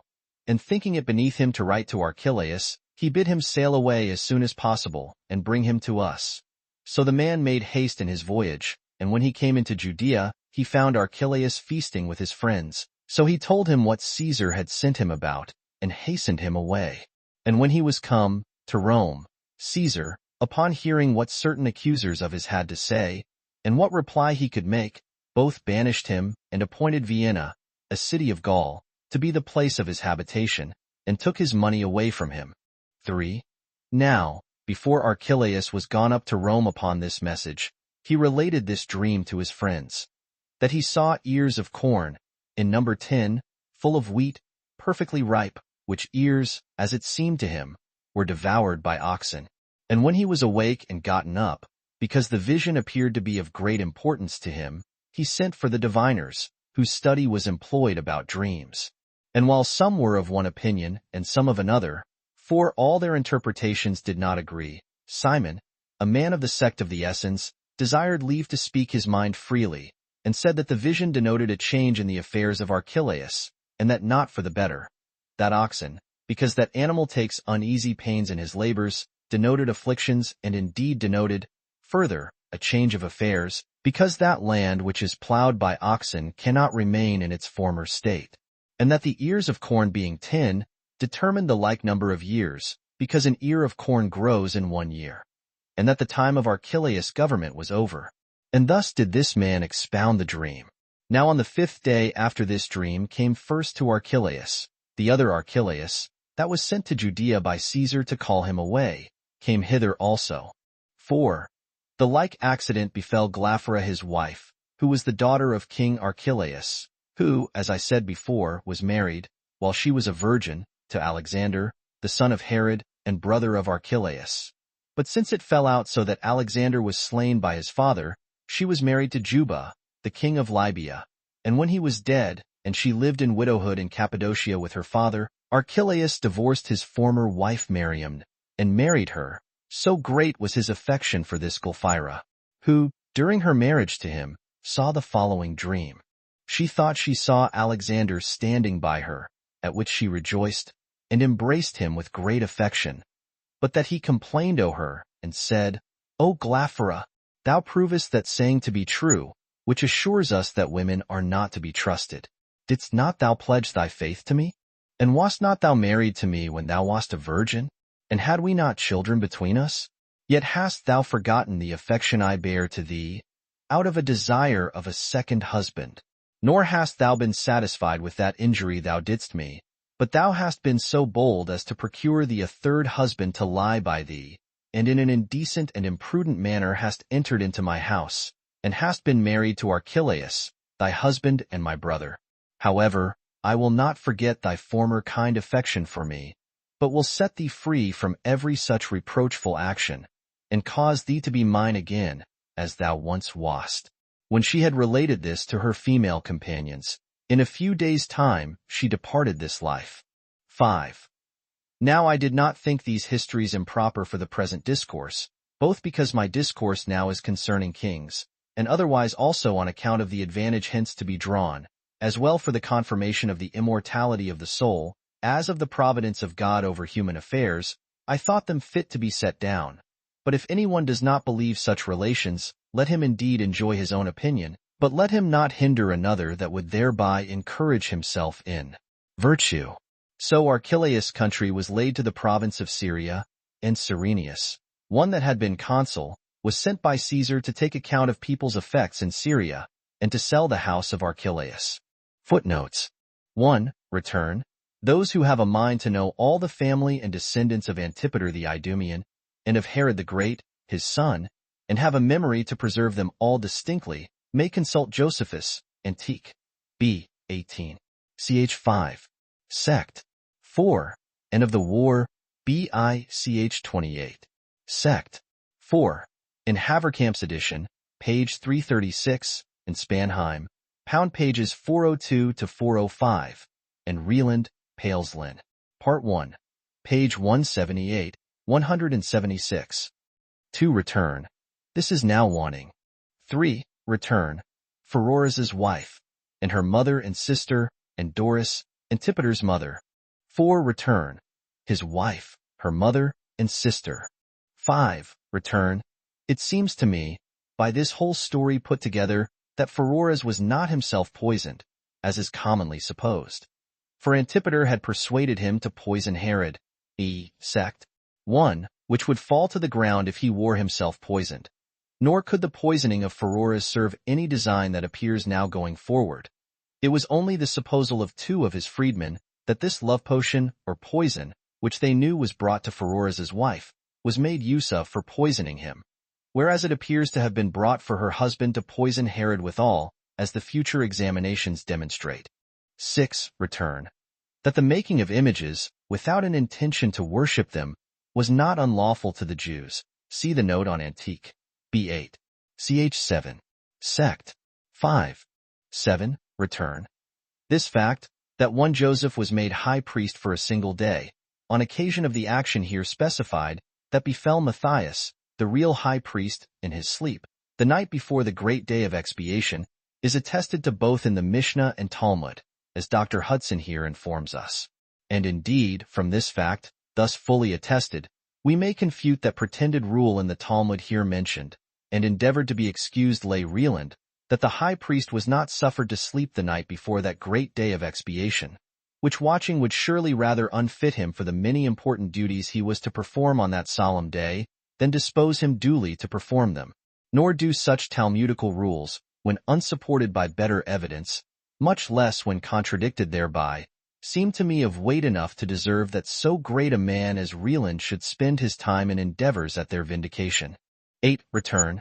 This eclipse of the moon, which is the only eclipse of either of the luminaries mentioned by our Josephus in any of his writings, is of the greatest consequence for the determination of the time for the death of Herod and Antipater, and for the birth and entire chronology of Jesus Christ. It happened March 13th, in the year of the Julian period 4710, in the 4th year before the Christian era. See its calculation by the rules of astronomy, at the end of the Astronomical Lectures, edit. Lat. page 451, 452. 9. Return. A place for the horse races. 10. Return. When it is here said that Philip the Tetrarch and Archelaus the king, or ethnarch, were own brother, or genuine brothers, if those words mean own brothers, or born of the same father and mother, there must be here some mistake, because they had indeed the same father, Herod, but different mothers, the former Cleopatra, and Archelaus Malthace. They were indeed brought up together privately at Rome like when he went to have his kingdom confirmed to him at Rome. 9. Sect. 5. And of the War, B2. Ch. 2. Sect. 1.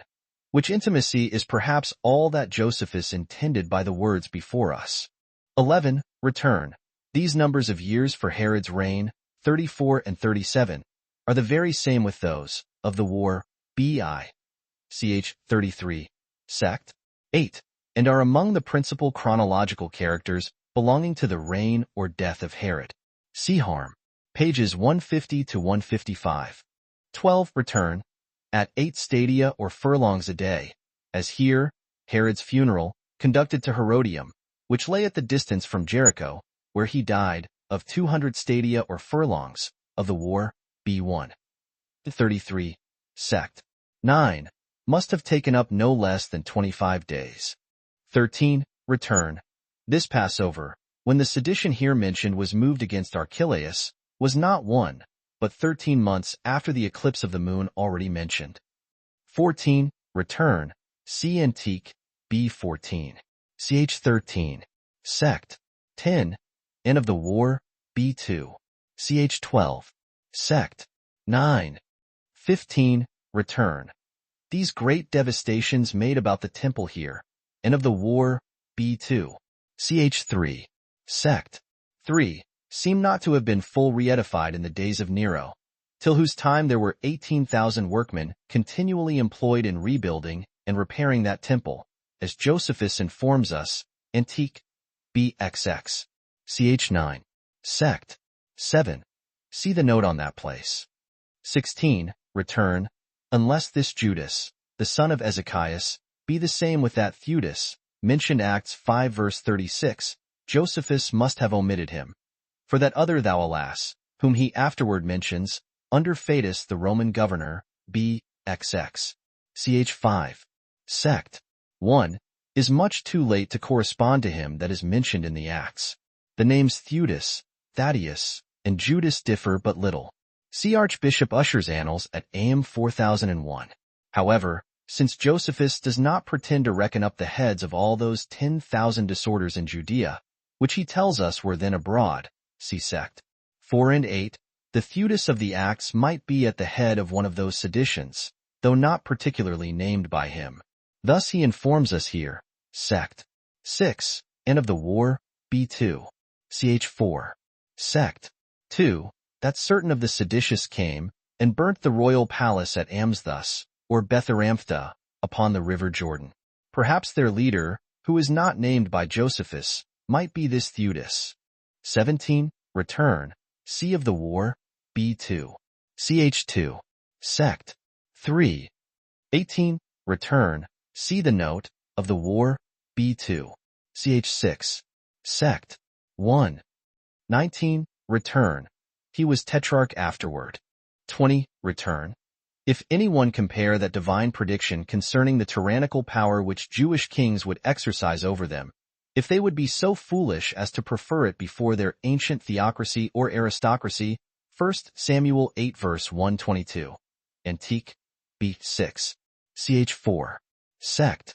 4. He will soon find that it was superabundantly fulfilled in the days of Herod, and that to such a degree, that the nation now at last seems sorely to repent of such their ancient choice, in opposition to God's better choice for them, and had much rather be subject to even a pagan Roman government, and their deputies, than to be any longer under the oppression of the family of Herod, which request of theirs Augustus did not now grant them, but did it for the one half of that nation in a few years afterward, upon fresh complaints made by the Jews against Archelaus, who, under the more humble name of an ethnarch, which Augustus only would now allow him, soon took upon him the insolence and tyranny of his father King Herod, as the remaining part of this book will inform us, and particularly 13. Sect. 2. 21. Return. This is not true. See Antique, b14. Ch. 9. Sect. 3, 4, and Ch. 12. Sect. 2, and Ch. 13. Sect. 1, 2. Antique, b15. Ch. 3. Sect. 5, and Ch. 10. Sect. 2, 3. Antique, b16. Ch. 9. Sect. 3. Since Josephus here informs us that Archelaus had one half of the kingdom of Herod, and presently informs us further that Archelaus' annual income, after an abatement of 1/4 for the present, was 600 talents, we may therefore gather pretty nearly what was Herod the Great's yearly income, about 1,600 talents, which, at the known value of 3,000 shekels to a talent, and about 2s. 10d, to a shekel, in the days of Josephus, see the note on Antique, b3. Ch. 8.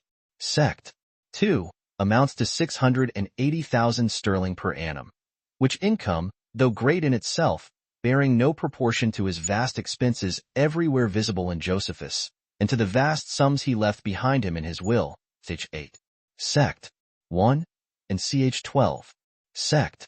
1, the rest must have arisen either from his confiscation of those great men's estates whom he put to death, or made to pay fine for the saving of their lives, or from some other heavy methods of oppression which such savage tyrants usually exercise upon their miserable subjects, or rather from these several methods not together, all which yet seem very much too small for his expenses, being drawn from no larger a nation than that of the Jews, which was very populous, but without the advantage of trade to bring them riches, so that I cannot but strongly suspect that no small part of this his wealth arose from another source. I mean from some vast sums he took out of David's sepulchre, but concealed from the people. See the note on Antique, B7, ch. 15. Sect. 3. 22. Return. Take here a very useful note of Grotius, on Luke 3 verse 1, here quoted by Dr. Hudson. When Josephus says that some part of the house, or possession, of Zenodorus, i.e. Abilene, was allotted to Philip, he thereby declares that the larger part of it belonged to another. This other was Lysanias, whom Luke mentions, of the posterity of that Lysanias who was possessed of the same country called Abilene, from the city Abila, and by others Chalcedene, from the city Shalius, when the government of the east was under Antonius, and this after Ptolemy, the son of Menneus, from which Lysanias this country came to be commonly called the country of Lysanias, and as, after the death of the former Lyanias, it was called the tetrarchy of Zenodorus, so, after the death of Zenodorus, or when the time for which he hired it was ended, when another Lysanias, of the same name with the former, was possessed of the same country, it began to be called the tetrarchy of Lysanias. However, since Josephus elsewhere, Antique, B.XX, ch. 7, Sect. 1, clearly distinguishes Abilene from Salalsidque, Grotius must be here so far mistaken. 23. Return. Spanheim seasonably observes here that it was forbidden the Jews to marry their brother's wife when she had children by her first husband, and that Zenaras cites, or interprets the clause before us accordingly. Book 18, containing the interval of 32 years. From the banishment of Archelaus to the departure from Babylon. Chapter 1. How Cyrenius was sent by Caesar to make a taxation of Syria and Judea, and how Coponius was sent to be procurator of Judea, concerning Judas of Galilee, and concerning the sects that were among the Jews. 1. Now Cyrenius, a Roman senator, and one who had gone through other magistracies, and had passed through them till he had been consul, and one who, on other accounts, was of great dignity, came at this time into Syria, with a few others, being sent by Caesar to be a judge of that nation, and to take an account of their substance. Coponius also, a man of the equestrian order, was sent together with him, to have the supreme power over the Jews. Moreover, Cyrenius came himself into Judea, which was now added to the province of Syria, to take an account of their substance, and to dispose of Archelaus' money. But the Jews, although at the beginning they took the report of a taxation heinously, yet did they leave off any further opposition to it, by the persuasion of Joser, who was the son of Bethus and high priest. So they, being overpersuaded by Joser's words, gave an account of their estates, without any dispute about it. Yet was there one Judas, a Gaulonite, one of a city whose name was Gamala, who, taking with him Sadduc, too a Pharisee, became zealous to draw them to a revolt, who both said that this taxation was no better than an introduction to slavery, and exhorted the nation to assert their liberty, as if they could procure them happiness and security for what they possessed, and an assured enjoyment of a still greater good, which was that of the honor and glory they would thereby acquire for magnanimity. They also said that God would not otherwise be assisting to them, than upon their joining with one another in such counsels as might be successful, and for their own advantage, and this especially, if they would set about great exploits, and not grow weary in executing the same. So men received what they said with pleasure, and this bold attempt proceeded to a great height. All sorts of misfortunes also sprang from these men, and the nation was infected with this doctrine to an incredible degree. One violent war came upon us after another, and we lost our friends which used to alleviate our pains. There were also very great robberies and murder of our principal men. This was done in pretense indeed for the public welfare, but in reality for the hopes of gain to themselves, whence arose seditions, and from them murders of men, which sometimes fell on those of their own people, by the madness of these men towards one another, while their desire was that none of the adverse party might be left, and sometimes on their enemies. A famine also coming upon us, reduced us to the last degree of despair, as did also the taking and demolishing of cities. Nay, sedition at last increased so high, that the very temple of God was burnt down by their enemies' fire. Such were the consequences of this, that the customs of our fathers were altered, and such a change was made, as added a mighty weight toward bringing all to destruction, which these men occasioned by their thus conspiring together. For Judas and Sadduc, who excited a fourth philosophic sect among us, and had a great many followers therein, filled our civil government with tumults at present, and laid the foundations of our future miseries, by this system of philosophy, which we were before unacquainted withal, concerning which I will discourse a little, and this the rather because the infection which spread thence among the younger sort, who were zealous for it, brought the public to destruction. 2.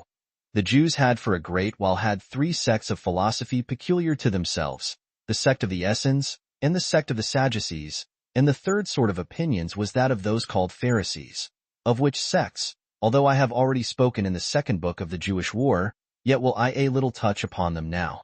3. Now, for the Pharisees, they live meanly and despise delicacies in diet, and they follow the conduct of reason.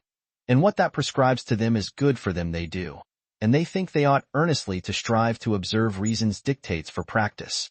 They also pay a respect to such as are in years, nor are they so bold as to contradict them in anything which they have introduced.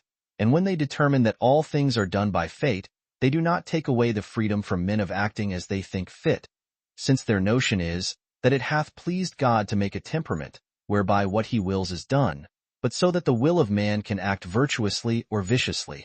They also believe that souls have an immortal rigor in them, and that under the earth there will be rewards or punishments, according as they have lived virtuously or viciously in this life. And the latter are to be detained in an everlasting prison, but that the former shall have power to revive and live again. On account of which doctrines they are able greatly to persuade the body of the people, and whatsoever they do about divine worship, prayers, and sacrifices, they perform them according to their direction, insomuch that the cities give great attestations to them on account of their entire virtuous conduct, both in the actions of their lives and their discourses also. 4. But the doctrine of the Sadducees is this, that souls die with the bodies, nor do they regard the observation of anything besides what the law enjoins them.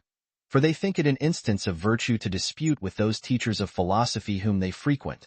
But this doctrine is received but by a few, yet by those still of the greatest dignity.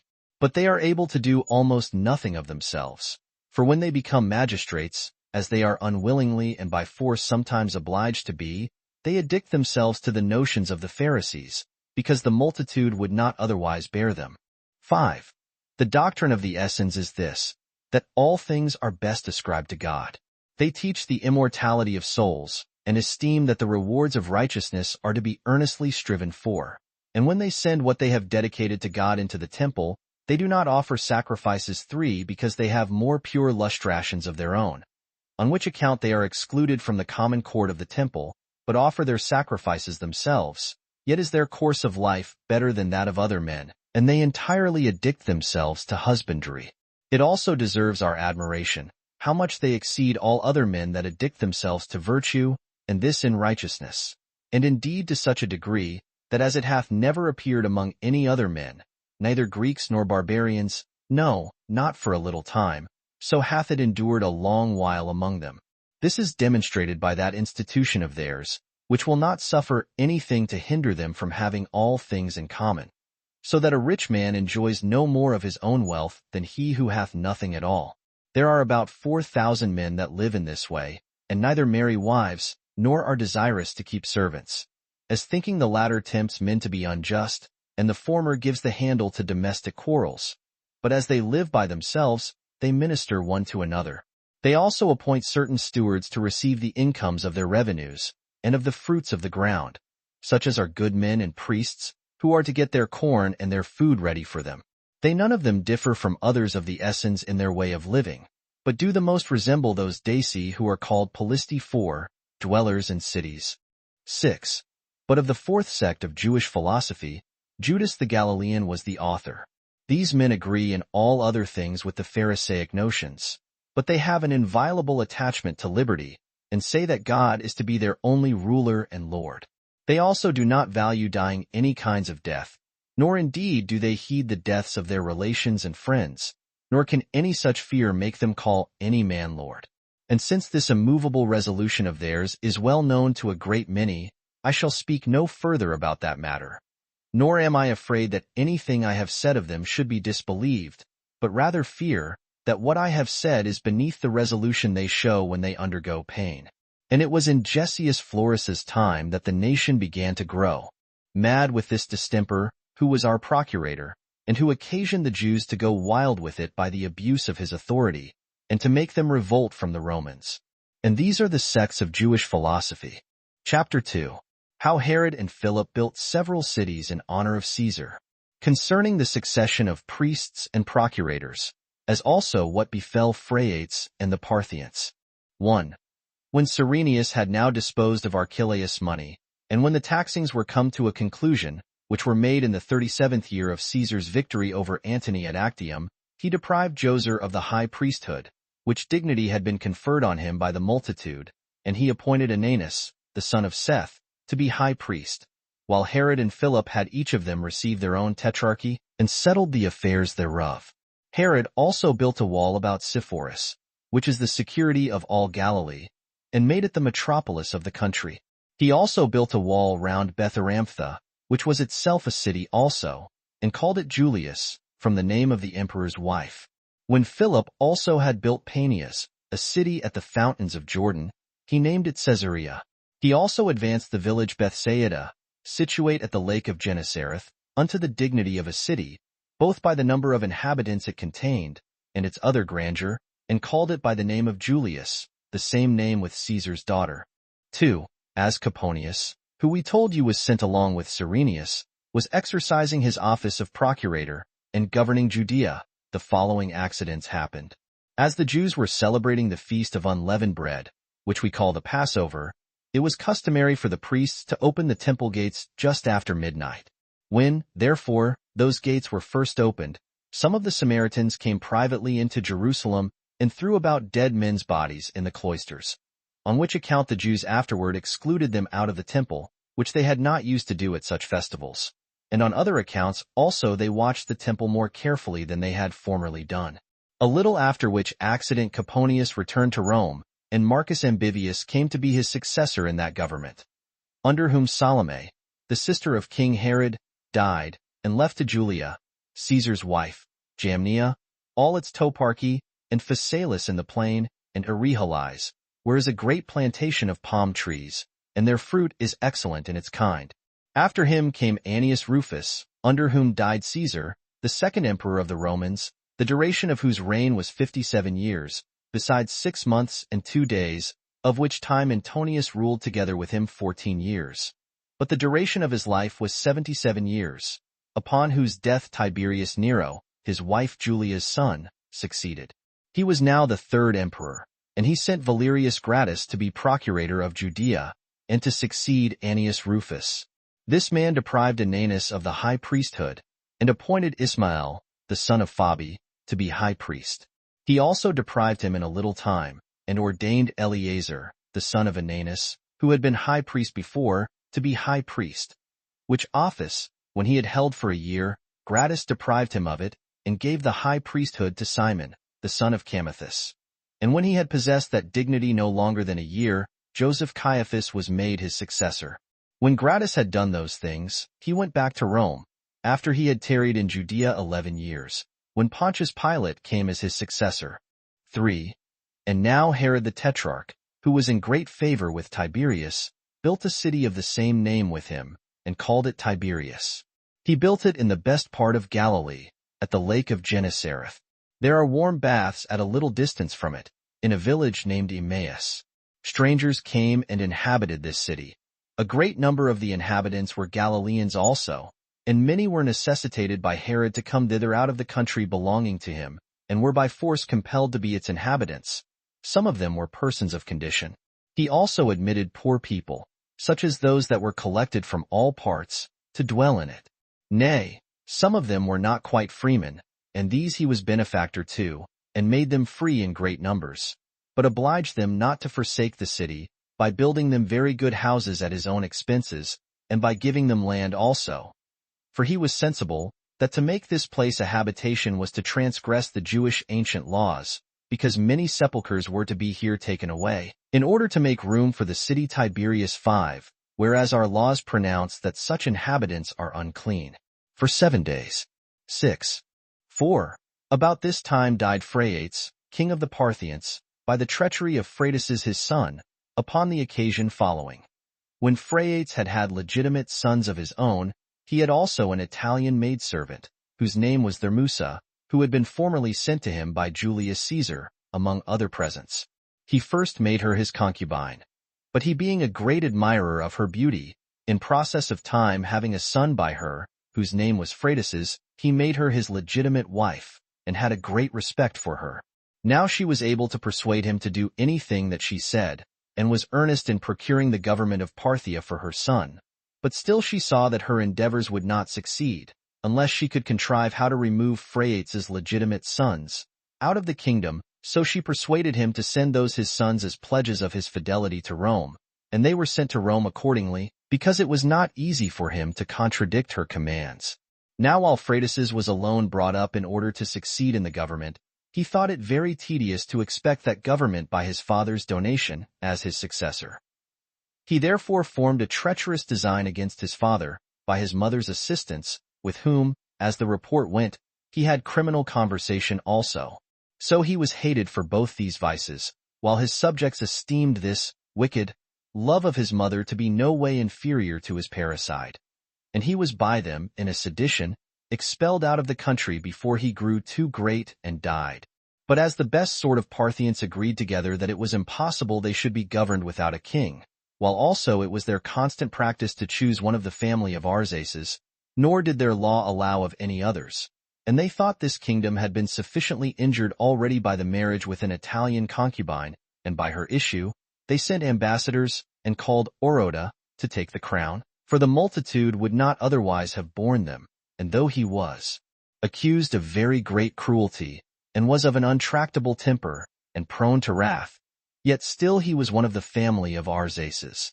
However, they made a conspiracy against him, and slew him, and that, as some say, at a festival and among their sacrifices. For it is the universal custom there to carry their swords with them, but, as the more general report is, they slew him when they had drawn him out a-hunting. So they sent ambassadors to Rome, and desired they would send one of those that were there as pledges to be their king. Accordingly, Vonwons was preferred before the rest, and sent to them, for he seemed capable of such great fortune, which two of the greatest kingdoms under the sun now offered him, his own and a foreign one. However, the barbarians soon changed their minds, they being naturally of a mutable disposition, upon the supposal that this man was not worthy to be their governor. For they could not think of obeying the commands of one that had been a slave. For so they called those that had been hostages, nor could they bear the ignominy of that name. And this was the more intolerable, because then the Parthians must have such a king set over them, not by right of war, but in time of peace. So they presently invited Artabanus, king of Media, to be their king, he being also of the race of Arsaces. Artabanus complied with the offer that was made him, and came to them with an army. So Vonwons met him, and at first the multitude of the Parthians stood on this side, and he put his army in array. But Artabanus was beaten, and fled to the mountains of Media. Yet did he a little after gather a great army together, and fought with Vonwons, and beat him. Whereupon Vonwons fled away on horseback, with a few of his attendants about him, to Seleucia upon Tigris. So when Artabanus had slain a great number, and this after he had gotten the victory by reason of the very great dismay the barbarians were in, he retired to Ctesiphon with a great number of his people, and so he now reigned over the Parthians. But Vonwons fled away to Armenia, and as soon as he came thither, he had an inclination to have the government of the country given him, and sent ambassadors to Rome for that purpose. But because Tiberius refused it him, and because he wanted courage, and because the Parthian king threatened him, and sent ambassadors to him to denounce war against him if he proceeded, and because he had no way to take to regain any other kingdom, for the people of authority among the Armenians about Niphates joined themselves to Artabanus, he delivered up himself to Silanus, the president of Syria, who, out of regard to his education at Rome, kept him in Syria, while Artabanus gave Armenia to Oroda, one of his own sons. 5. At this time died Antiochus, the king of Commagene. Whereupon the multitude contended with the nobility, and both sent ambassadors to Rome. For the men of power were desirous that their form of government might be changed into that of a Roman province, as were the multitude desirous to be under kings, as their fathers had been. So the Senate made a decree that Germanicus should be sent to settle the affairs of the East, fortune hereby taking a proper opportunity for depriving him of his life. For when he had been in the East and settled all affairs there, his life was taken away by the poison which Piso gave him, as hath been related elsewhere. 7. Chapter 3. Sedition of the Jews against Pontius Pilate, concerning Christ, and what befell Paulina and the Jews at Rome. 1. But now Pilate, the procurator of Judea, removed the army from Caesarea to Jerusalem, to take their winter quarters there, in order to abolish the Jewish laws. So he introduced Caesar's effigies, which were upon the ensigns, and brought them into the city, whereas our law forbids us the very making of images, on which account the former procurators were wont to make their entry into the city with such ensigns as had not those ornaments. Pilate was the first who brought those images to Jerusalem, and set them up there, which was done without the knowledge of the people, because it was done in the night time. But as soon as they knew it, they came in multitudes to Caesarea, and interceded with Pilate many days that he would remove the images. And when he would not grant their requests, because it would tend to the injury of Caesar, while yet they persevered in their request, on the 6th day he ordered his soldiers to have their weapons privately, while he came and sat upon his judgment seat, which seat was so prepared in the open place of the city, that it concealed the army that lay ready to oppress them.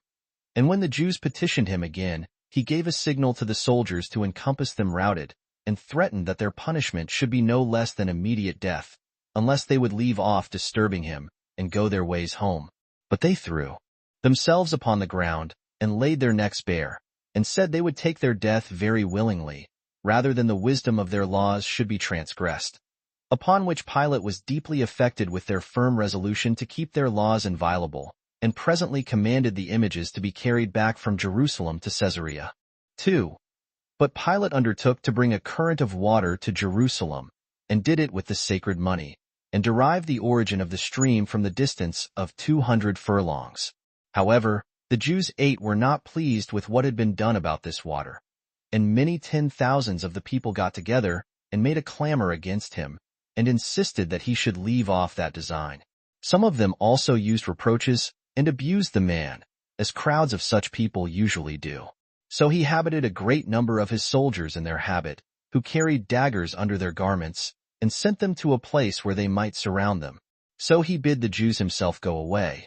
But they boldly casting reproaches upon him, he gave the soldiers that signal which had been beforehand agreed on, who laid upon them much greater blows than Pilate had commanded them, and equally punished those that were tumultuous, and those that were not.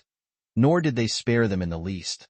And since the people were unarmed, and were caught by men prepared for what they were about, there were a great number of them slain by this means, and others of them ran away wounded. And thus an end was put to this sedition. 3. Now there was about this time Jesus, a wise man, if it be lawful to call him a man. For he was a doer of wonderful works, a teacher of such men as receive the truth with pleasure. He drew over to him both many of the Jews and many of the Gentiles. He was the Christ. And when Pilate, at the suggestion of the principal men amongst us, had condemned him to the cross, 9 those that loved him at the first did not forsake him. For he appeared to them alive again the 3rd day. 10 as the divine prophets had foretold these and 10,000 other wonderful things concerning him. And the tribe of Christians, so named from him, are not extinct at this day. 4. About the same time also another sad calamity put the Jews into disorder, and certain shameful practices happened about the temple of Isis that was at Rome. I will now first take notice of the wicked attempt about the temple of Isis, and will then give an account of the Jewish affairs.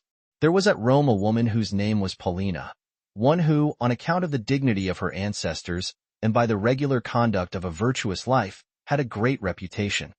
She was also very rich, and although she was of a beautiful countenance, and in that flower of her age wherein women are the most gay, yet did she lead a life of great modesty. She was married to Saturninus, one that was every way answerable to her in an excellent character.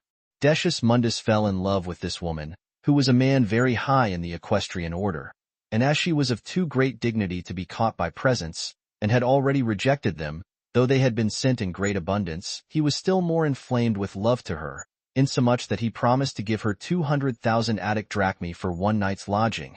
And when this would not prevail upon her, and he was not able to bear this misfortune in his amours, he thought it the best way to famish himself to death for want of food, on account of Paulina's sad refusal. And he determined with himself to die after such a manner, and he went on with his purpose accordingly.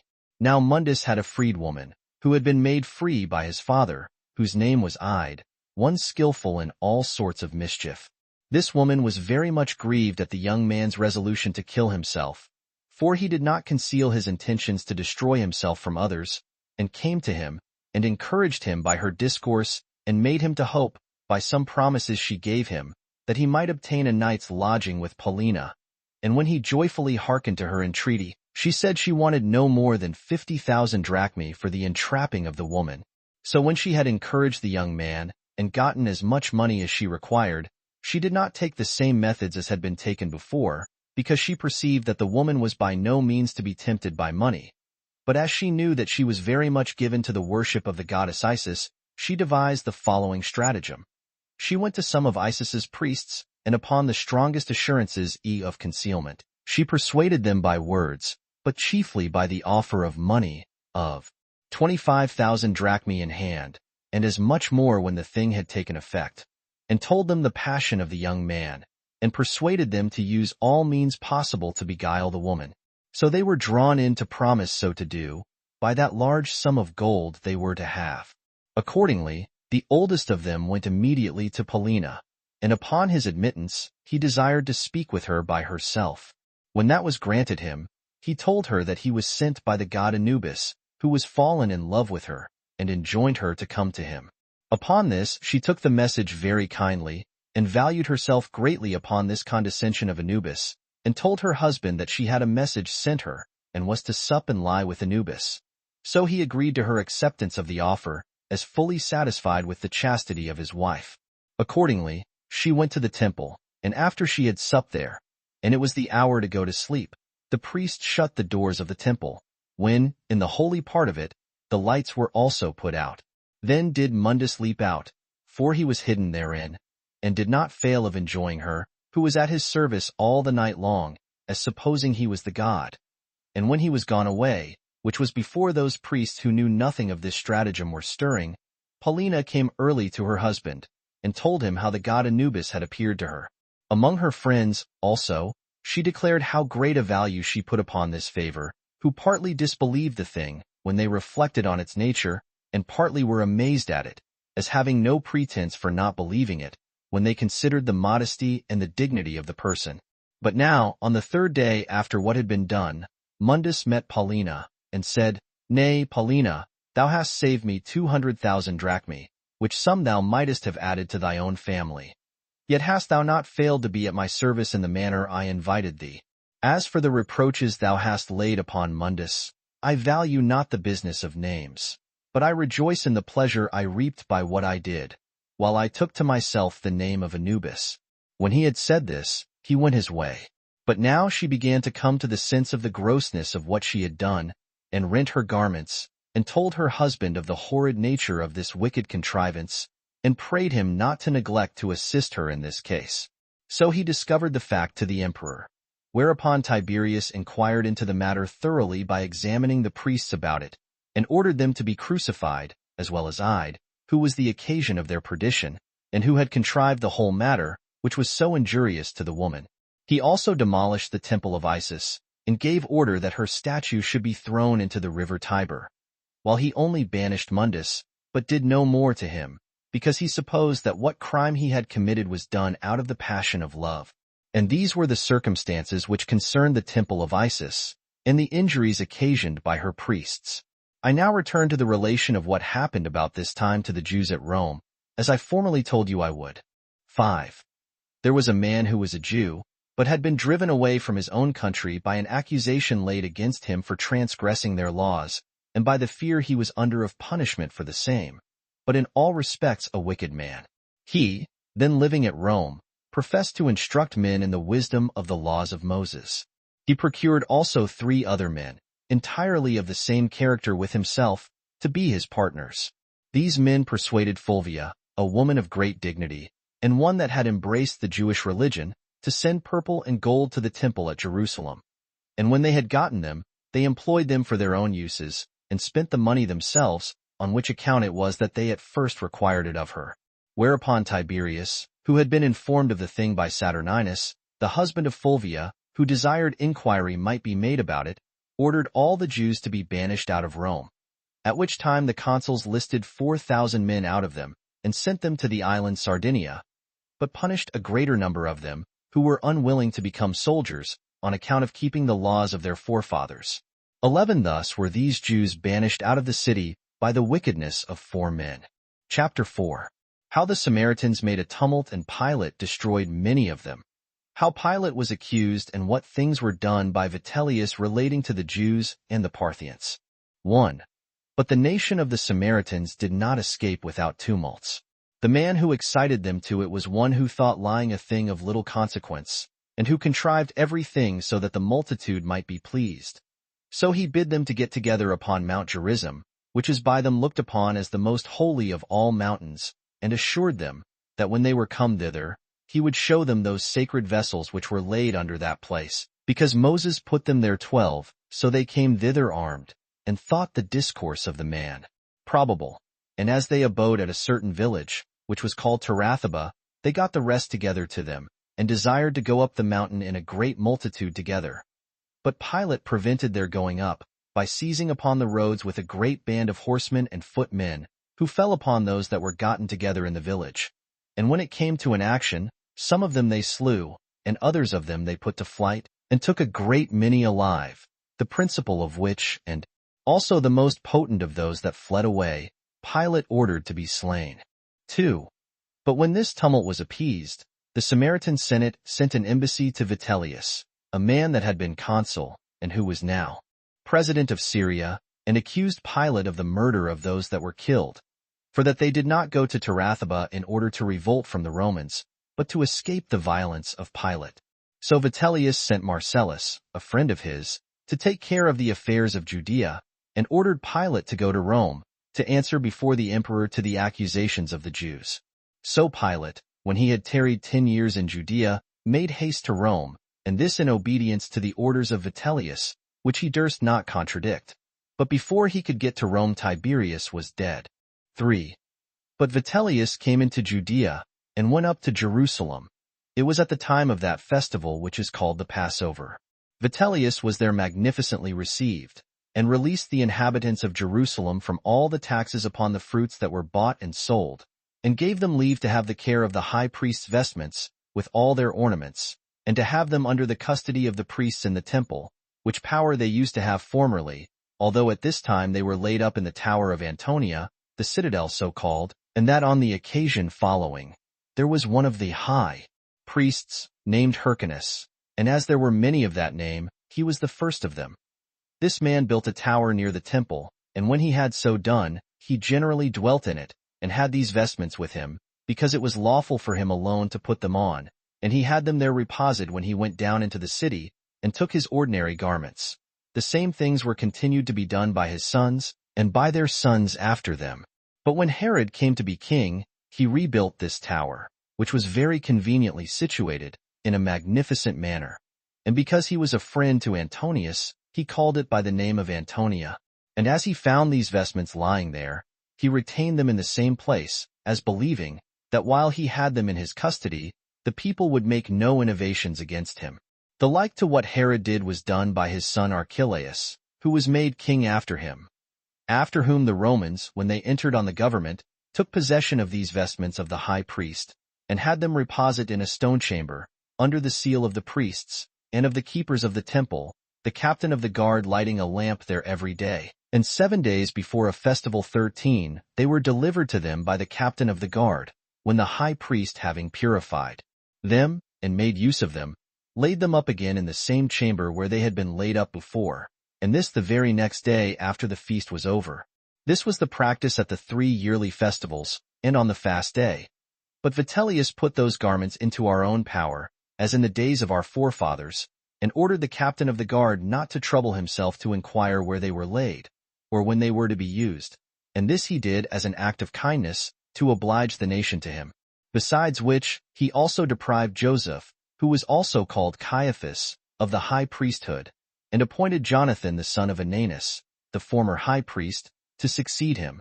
After which, he took his journey back to Antioch. 4. Moreover, Tiberius sent a letter to Vitellius, and commanded him to make a league of friendship with Artabanus, the king of Parthia. For while he was his enemy, he terrified him, because he had taken Armenia away from him, lest he should proceed further, and told him he should no otherwise trust him than upon his giving him hostages, and especially his son Artabanus. Upon Tiberius's writing thus to Vitellius, by the offer of great presents of money, he persuaded both the king of Iberia and the king of Albania to make no delay, but to fight against Artabanus. And although they would not do it themselves, yet did they give the Scythians a passage through their country, and opened the Caspian gates to them, and brought them upon Artabanus. So Armenia was again taken from the Parthians, and the country of Parthia was filled with war, and the principal of their men were slain, and all things were in disorder among them. The king's son also himself fell in these wars, together with many 10,000s of his army. Vitellius had also sent such great sums of money to Artabanus's father's kinsmen and friends, that he had almost procured him to be slain by the means of those bribes which they had taken. And when Artabanus perceived that the plot laid against him was not to be avoided, because it was laid by the principal men, and those a great many in number, and that it would certainly take effect, when he had estimated the number of those that were truly faithful to him, as also of those who were already corrupted, but were deceitful in the kindness they professed to him, and were likely, upon trial, to go over to his enemies, he made his escape to the upper provinces, where he afterwards raised a great army out of the Dahi and Saker, and fought with his enemies, and retained his principality.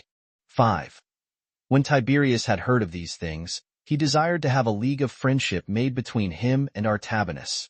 And when, upon this invitation, he received the proposal kindly, Artabanus and Vitellius went to Euphrates, and as a bridge was laid over the river, they each of them came with their guards about them, and met one another on the midst of the bridge. And when they had agreed upon the terms of peace, Herod, the tetrarch, erected a rich tent on the midst of the passage, and made them a feast there. Artabanus also, not long afterward, sent his son Darius as an hostage, with many presents, among which there was a man 7 cubits tall.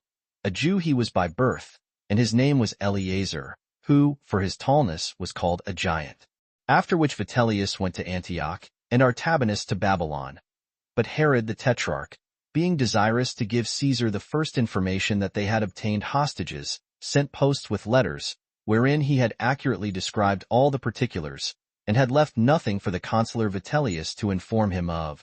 But when Vitellius's letters were sent, and Caesar had let him know that he was acquainted with the affairs already, because Herod had given him an account of them before, Vitellius was very much troubled at it, and supposing that he had been thereby a greater sufferer than he really was, he kept up a secret anger upon this occasion, till he could be revenged on him, which he was after Caius had taken the government.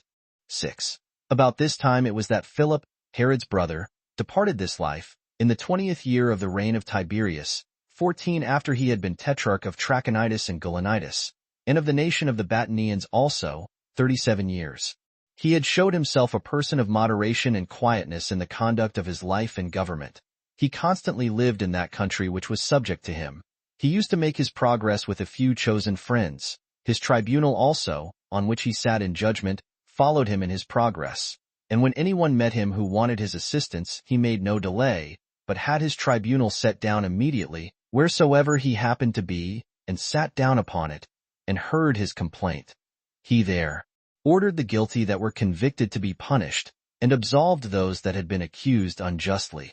He died at Julius, and when he was carried to that monument which he had already erected for himself beforehand, he was buried with great pomp. His principality Tiberius took, for he left no sons behind him, and added it to the province of Syria, but gave order that the tributes which arose from it should be collected, and laid up in his tetrarchy. Chapter 5. Herod the tetrarch makes war with Aretas, the king of Arabia, and is beaten by him, as also concerning the death of John the Baptist. How Vitellius went up to Jerusalem, together with some account of Agrippa, and of the posterity of Herod the Great. 1. About this time Aretas, the king of Arabia Petres and Herod had a quarrel on the account following. Herod the Tetrarch had married the daughter of Aretas and had lived with her a great while. But when he was once at Rome, he lodged with Herod, 15, who was his brother indeed, but not by the same mother. For this Herod was the son of the high priest Sirioa's daughter. However, he fell in love with Herodias, this last Herod's wife, who was the daughter of Aristobulus their brother, and the sister of Agrippa the Great.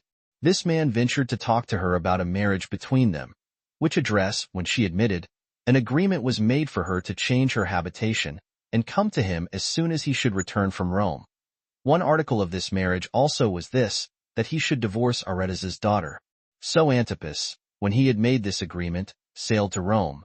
But when he had done there the business he went about and was returned again, his wife having discovered the agreement he had made with Herodias, and having learned it before he had notice of her knowledge of the whole design, she desired him to send her to Machaerus, which is a place in the borders of the dominions of Aretas and Herod, without informing him of any of her intentions.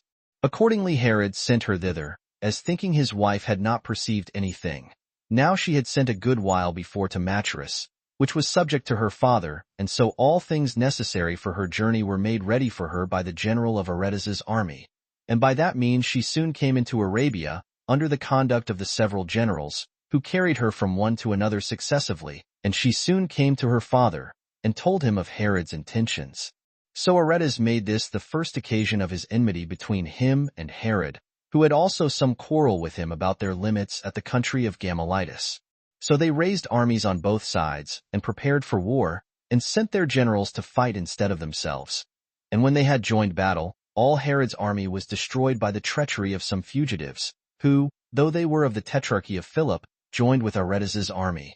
So Herod wrote about these affairs to Tiberius, who being very angry at the attempt made by Aretas, wrote to Vitellius to make war upon him, and either to take him alive, and bring him to him in bonds, or to kill him, and send him his head. This was the charge that Tiberius gave to the president of Syria. 2. Now some of the Jews thought that the destruction of Herod's army came from God, and that very justly, as a punishment of what he did against John, that was called the Baptist.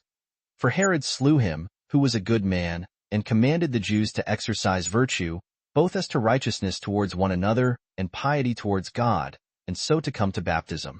For that the washing with water would be acceptable to him, if they made use of it, not in order to the putting away, or the remission of some sins only, but for the purification of the body, supposing still that the soul was thoroughly purified beforehand by righteousness.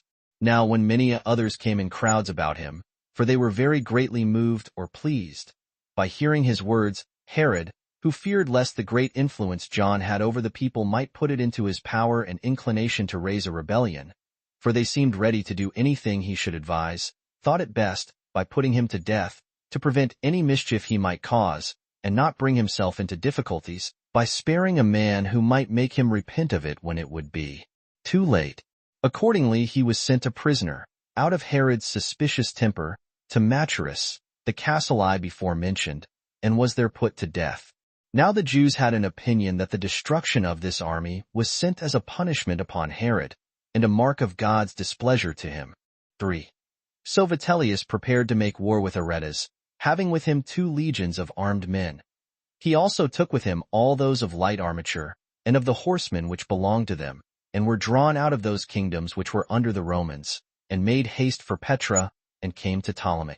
But as he was marching very busily, and leading his army through Judea, the principal men met him, and desired that he would not thus march through their land, for that the laws of their country would not permit them to overlook those images which were brought into it, of which there were a great many in their ensigns. So he was persuaded by what they said, and changed that resolution of his which he had before taken in this matter. Whereupon he ordered the army to march along the great plain, while he himself, with Herod the Tetrarch and his friends, went up to Jerusalem to offer sacrifice to God, an ancient festival of the Jews being then just approaching. And when he had been there, and been honorably entertained by the multitude of the Jews, he made a stay there for 3 days, within which time he deprived Jonathan of the high priesthood, and gave it to his brother Theophilus. But when on the 4th day letters came to him, which informed him of the death of Tiberius, he obliged the multitude to take an oath of fidelity to Caius. He also recalled his army and made them everyone go home and take their winter quarters there, since, upon the devolution of the empire upon Caius, he had not the like authority of making this war which he had before. It was also reported that when Aretas heard of the coming of Vitellius to fight him, he said, upon his consulting the diviners, that it was impossible that this army of Vitellius's could enter Petra, for that one of the rulers would die, either he that gave orders for the war, or he that was marching at the other's desire, in order to be subservient to his will, or else he against whom this army is prepared. So Vitellius truly retired to Antioch. But Agrippa, the son of Aristobulus, went up to Rome, a year before the death of Tiberius, in order to treat of some affairs with the emperor, if he might be permitted so to do. I have now a mind to describe Herod and his family, how it fared with them, partly because it is suitable to this history to speak of that matter, and partly because this thing is a demonstration of the interposition of providence, how a multitude of children is of no advantage, no more than any other strength that mankind set their hearts upon, besides those acts of piety which are done towards God. For it happened that, within the revolution of 100 years, the posterity of Herod, which were a great many in number, were, excepting a few, utterly destroyed. 16 One may well apply this for the instruction of mankind, and learn thence how unhappy they were.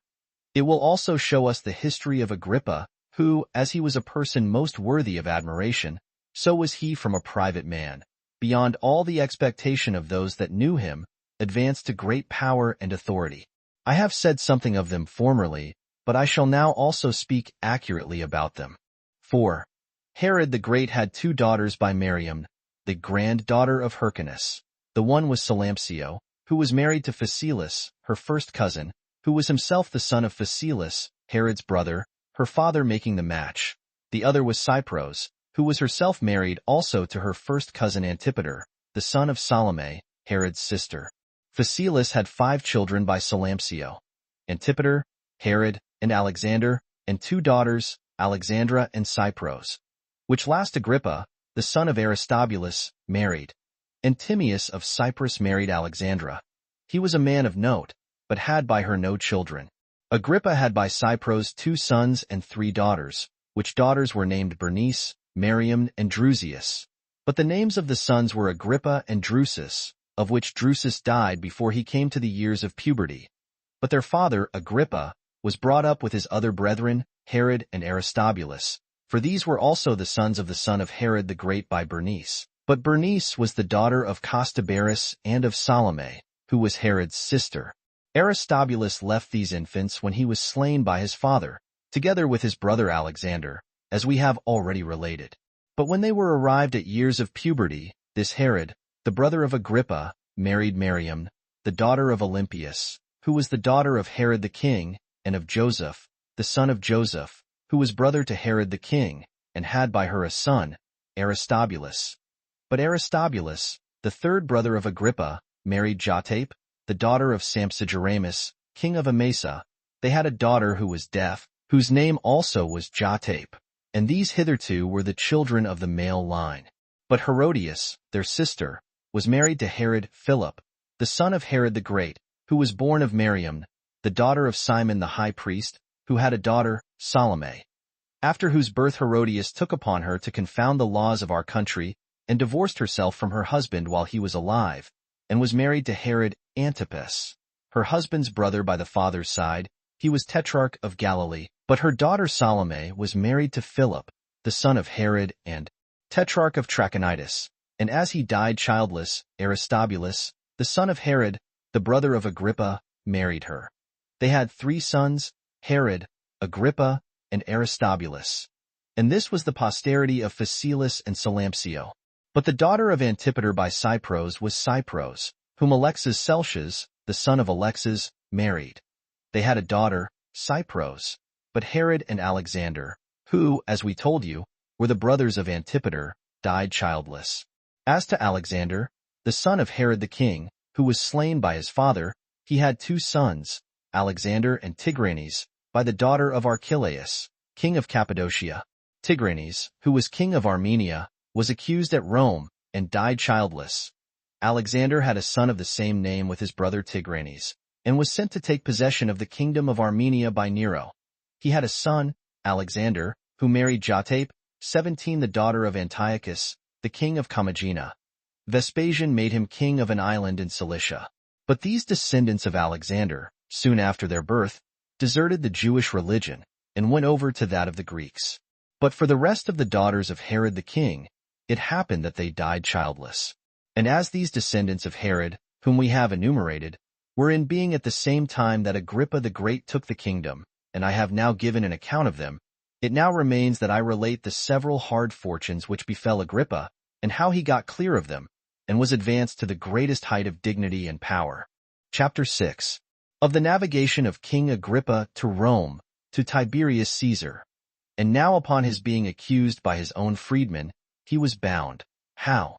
Also he was set at liberty by Caius, after Tiberius's death, and was made king of the tetrarchy of Philip. 1. A little before the death of Herod the king, Agrippa lived at Rome, and was generally brought up and conversed with Drusus, the emperor Tiberius's son, and contracted a friendship with Antonia, the wife of Drusus the Great, who had his mother Bernice in great esteem, and was very desirous of advancing her son. Now as Agrippa was by nature magnanimous and generous in the presents he made, while his mother was alive, this inclination of his mind did not appear, that he might be able to avoid her anger for such his extravagance. But when Bernice was dead, and he was left to his own conduct, he spent a great deal extravagantly in his daily way of living, and a great deal in the immoderate presents he made, and those chiefly among Caesar's freedmen, in order to gain their assistance, insomuch that he was, in a little time, reduced to poverty, and could not live at Rome any longer. Tiberius also forbade the friends of his deceased son to come into his sight, because on seeing them he should be put in mind of his son, and his grief would thereby be revived. 2. For these reasons he went away from Rome, and sailed to Judea, but in evil circumstances, being dejected with the loss of that money which he once had, and because he had not wherewithal to pay his creditors, who were many in number, and such as gave him no room for escaping them. Whereupon he knew not what to do. So, for shame of his present condition, he retired to a certain tower, at Malatha, in Idumea, and had thoughts of killing himself. But his wife Cypros perceived his intentions, and tried all sorts of methods to divert him from his taking such a course.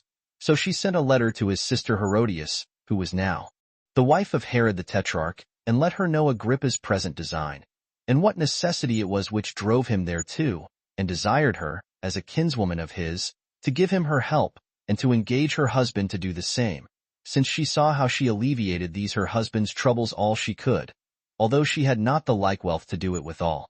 So they sent for him, and allotted him Tiberias for his habitation, and appointed him some income of money for his maintenance, and made him a magistrate of that city, by way of honor to him. Yet did not Herod long continue in that resolution of supporting him, though even that support was not sufficient for him. For as once they were at a feast at Tyre, and in their cups, and reproaches were cast upon one another, Agrippa thought that was not to be borne, while Herod hit him in the teeth with his poverty, and with his owing his necessary food to him. So he went to Flaccus, one that had been consul, and had been a very great friend to him at Rome formerly, and was now president of Syria. 3. Hereupon Flaccus received him kindly, and he lived with him. Flaccus had also with him their Aristobulus, who was indeed Agrippa's brother, but was at variance with him. Yet did not their enmity to one another hinder the friendship of Flaccus to them both, but still they were honorably treated by him. However, Aristobulus did not abate of his ill will to Agrippa, till at length he brought him into ill terms with Flaccus. The occasion of bringing on which estrangement was this. The Damascens were at difference with the Sidonians about their limits, and when Flaccus was about to hear the cause between them, they understood that Agrippa had a mighty influence upon him. So they desired that he would be of their side, and for that favor promised him a great deal of money. So he was zealous in assisting the Damascens as far as he was able. Now Aristobulus had gotten intelligence of this promise of money to him, and accused him to Flaccus of the same. And when, upon a thorough examination of the matter, it appeared plainly so to be, he rejected Agrippa out of the number of his friends. So he was reduced to the utmost necessity, and came to Ptolemy. And because he knew not where else to get a livelihood, he thought to sail to Italy. But as he was restrained from so doing by want of money, he desired Marcius, who was his freedman, to find some method for procuring him so much as he wanted for that purpose, by borrowing such a sum of some person or other. So Marcius desired of Peter, who was the freedman of Bernice, Agrippa's mother, and by the right of her testament was bequeathed to Antonia, to lend so much upon Agrippa's own bond and security.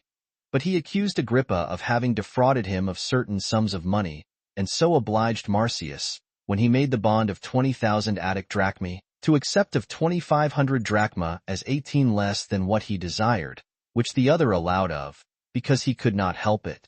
Upon the receipt of this money, Agrippa came to Anthedon, and took shipping, and was going to set sail. But Herennius Capito, who was the procurator of Jamhis, sent a band of soldiers to demand of him 300,000 drachmae of silver, which were by him owing to Caesar's treasury while he was at Rome, and so forced him to stay. He then pretended that he would do as he bid him, but when night came on, he cut his cables and went off and sailed to Alexandria, where he desired Alexander the Alabarch 19 to lend him 200,000 drachmae. But he said he would not lend it to him, but would not refuse it to Cypros, as greatly astonished at her affection to her husband, and at the other instances of her virtue. So she undertook to repay it.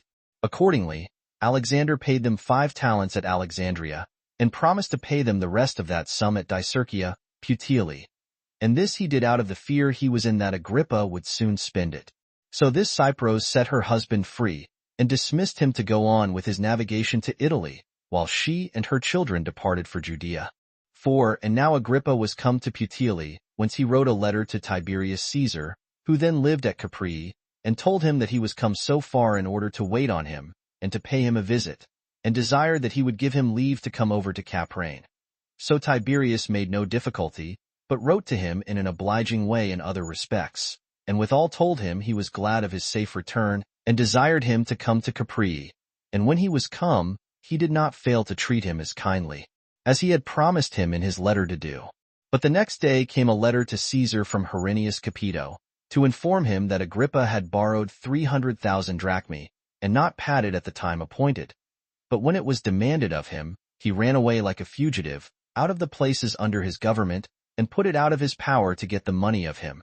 When Caesar had read this letter, he was much troubled at it, and gave order that Agrippa should be excluded from his presence until he had paid that debt.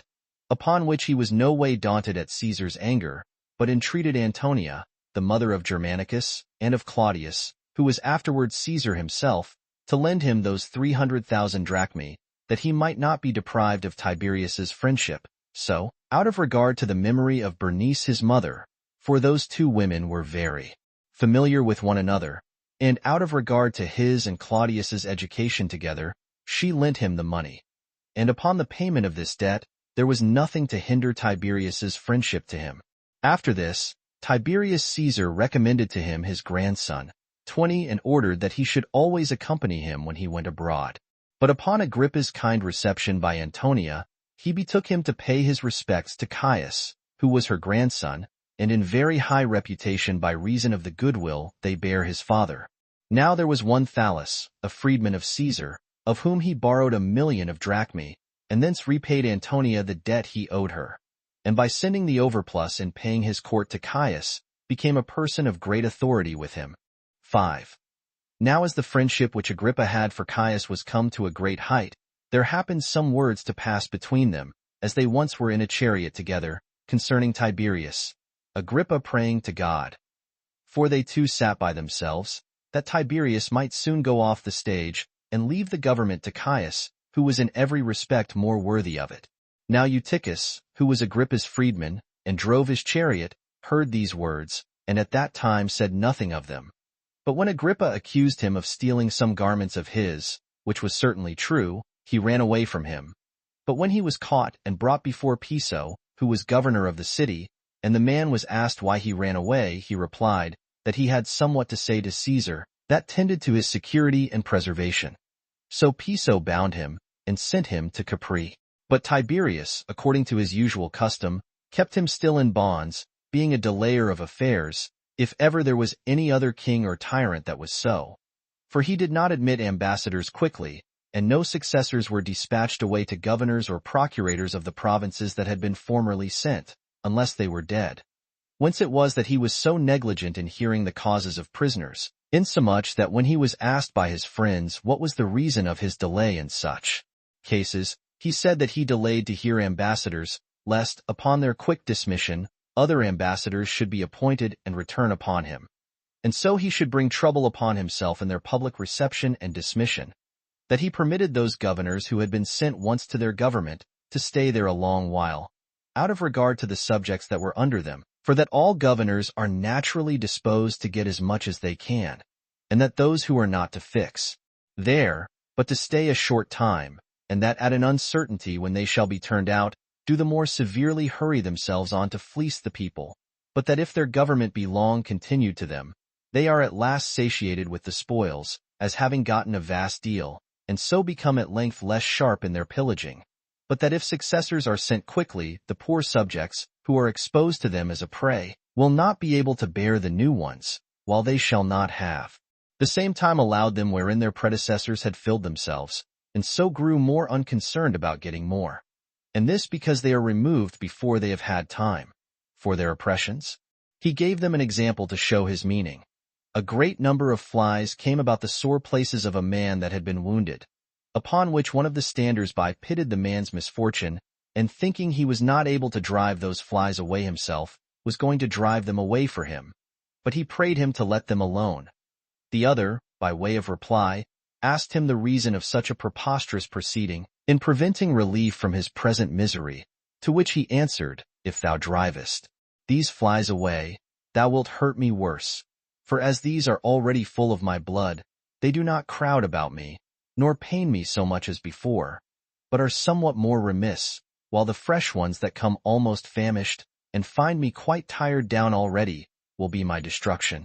For this cause, therefore, it is that I am myself careful not to send such new governors perpetually to those my subjects, who are already sufficiently harassed by many oppressions, as may, like these flies, further distress them.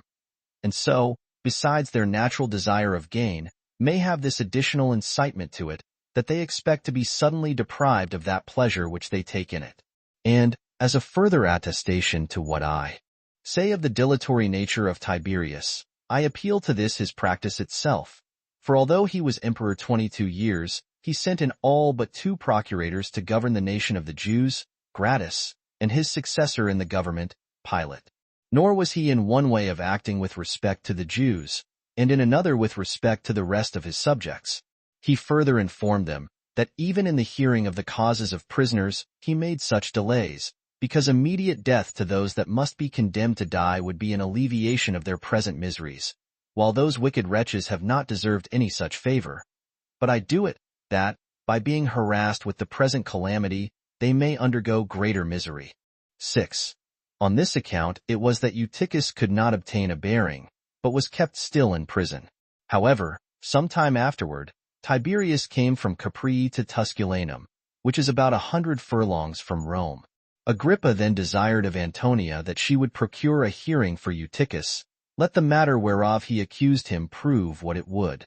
Now, Antonia was greatly esteemed by Tiberius on all accounts, from the dignity of her relation to him, who had been his brother Drusus's wife, and from her eminent chastity.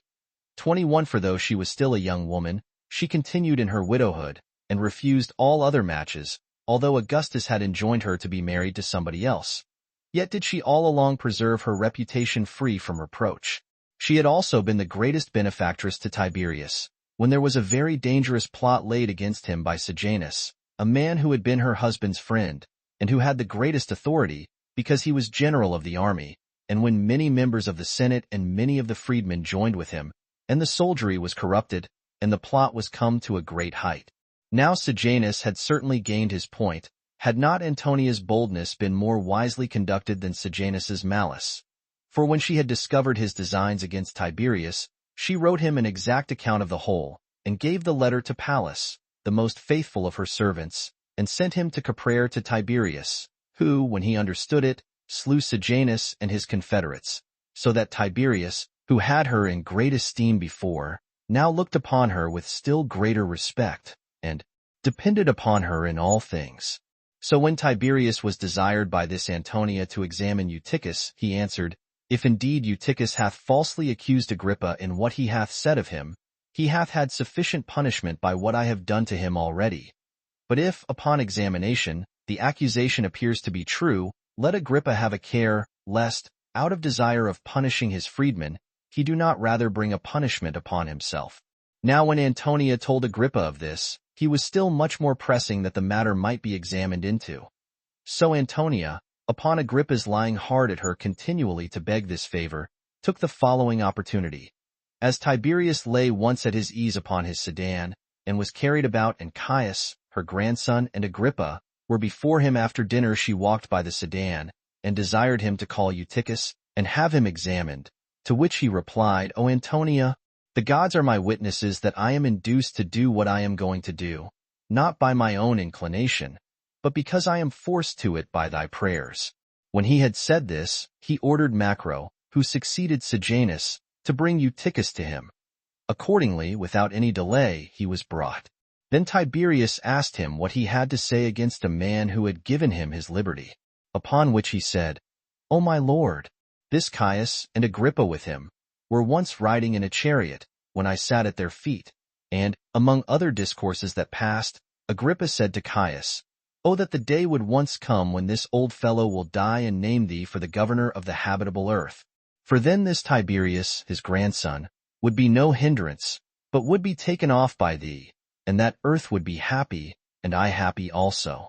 Now Tiberius took these to be truly Agrippa's words, and bearing a grudge withal at Agrippa, because, when he had commanded him to pay his respects to Tiberius, his grandson, and the son of Drusus, Agrippa had not paid him that respect, but had disobeyed his commands, and transferred all his regard to Caius. He said to Macro, Bind this man. But Macro, not distinctly knowing which of them it was whom he bid him bind, and not expecting that he would have any such thing done to Agrippa, he forbore, and came to ask more distinctly what it was that he said. But when Caesar had gone round the hippodrome, he found Agrippa standing. For certain, said he, Macro, this is the man I meant to have bound. And when he still asked, Which of these is to be bound? He said Agrippa. Upon which Agrippa betook himself to make supplication for himself, putting him in mind of his son, with whom he was brought up, and of Tiberius, his grandson, whom he had educated. But all to no purpose, for they led him about bound even in his purple garments. It was also very hot weather, and they had but little wine to their meal, so that he was very thirsty. He was also in a sort of agony, and took this treatment of him heinously. As he therefore saw one of Caius's slaves, whose name was Thaumastus, carrying some water in a vessel, he desired that he would let him drink. So the servant gave him some water to drink, and he drank heartily, and said, O thou boy, this service of thine to me will be for thy advantage. For if I once get clear of these my bonds, I will soon procure thee thy freedom of Caius, who has not been wanting to minister to me now I am in bonds, in the same manner as when I was in my former state and dignity. Nor did he deceive him in what he promised him, but made him amends for what he had now done. For when afterward Agrippa was come to the kingdom, he took particular care of Thaumastus, and got him his liberty from Caius, and made him the steward over his own estate. And when he died, he left him to Agrippa his son, and to Bernice his daughter, to minister to them in the same capacity. The man also grew old in that honorable post, and therein died. But all this happened a good while later. 7. Now Agrippa stood in his bonds before the royal palace, and leaned on a certain tree for grief, with many others, who were in bonds also. And as a certain bird sat upon the tree on which Agrippa leaned, the Romans call this bird bubo, an owl. One of those that were bound, a German by nation, saw him, and asked a soldier who that man in purple was.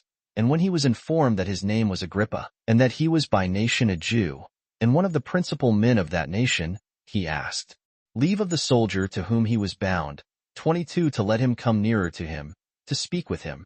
For that he had a mind to inquire of him about some things relating to his country, which liberty, when he had obtained, and as he stood near him, he said thus to him by an interpreter, This sudden change of thy condition, O young man, is grievous to thee, as bringing on thee a manifold and very great adversity. Nor wilt thou believe me, when I foretell how thou wilt get clear of this misery which thou art now under, and how divine providence will provide for thee. Know therefore, and I appeal to my own country gods, as well as to the gods of this place, who have awarded these bonds to us, that all I am going to say about thy concerns shall neither be said for favor nor bribery, nor out of an endeavor to make thee cheerful without cause. For such predictions, when they come to fail, make the grief at last and in earnest more bitter than if the party had never heard of any such thing. However, though I run the hazard of my own self, I think it fit to declare to thee the prediction of the gods. It cannot be that thou shouldst long continue in these bonds, but thou wilt soon be delivered from them, and wilt be promoted to the highest dignity and power, and thou wilt be envied by all those who now pity thy hard fortune. And thou wilt be happy till thy death, and wilt leave thine happiness to the children whom thou shalt have. But do thou remember, when thou sayest this bird again, that thou wilt then live but 5 days longer. This event will be brought to pass by that God, who hath sent this bird hither to be a sign unto thee. And I cannot but think it unjust to conceal from thee what I foreknow concerning thee, that, by thy knowing beforehand what happiness is coming upon thee, thou mayst not regard thy present misfortunes. But when this happiness shall actually befall thee, do not forget what misery I am in myself, but endeavor to deliver me. So when the German had said this, he made Agrippa laugh at him, as much as he afterwards appeared worthy of admiration. But now Antonia took Agrippa's misfortune to heart. However, to speak to Tiberius on his behalf, she took to be a very difficult thing, and indeed quite impracticable, as to any hope of success. Yet did she procure of Macro, that the soldiers that kept him should be of a gentle nature, and that the centurion who was over them and was to diet with him should be of the same disposition, and that he might have leave to bathe himself every day, and that his freedmen and friends might come to him, and that other things that tended to ease him might be indulged him. So his friend Silas came in to him, and 2 of his freedmen, Marcius and Stechus, brought him such sorts of food as he was fond of, and indeed took great care of him. They also brought him garments, under pretense of selling them. And when night came on, they laid them under him, and the soldiers assisted them, as Macro had given them order to do beforehand. And this was Agrippa's condition for 6 months' time, and in this case were his affairs. 8. But for Tiberius, upon his return to Caprane, he fell sick. At first his distemper was but gentle, but as that distemper increased upon him, he had small or no hopes of recovery.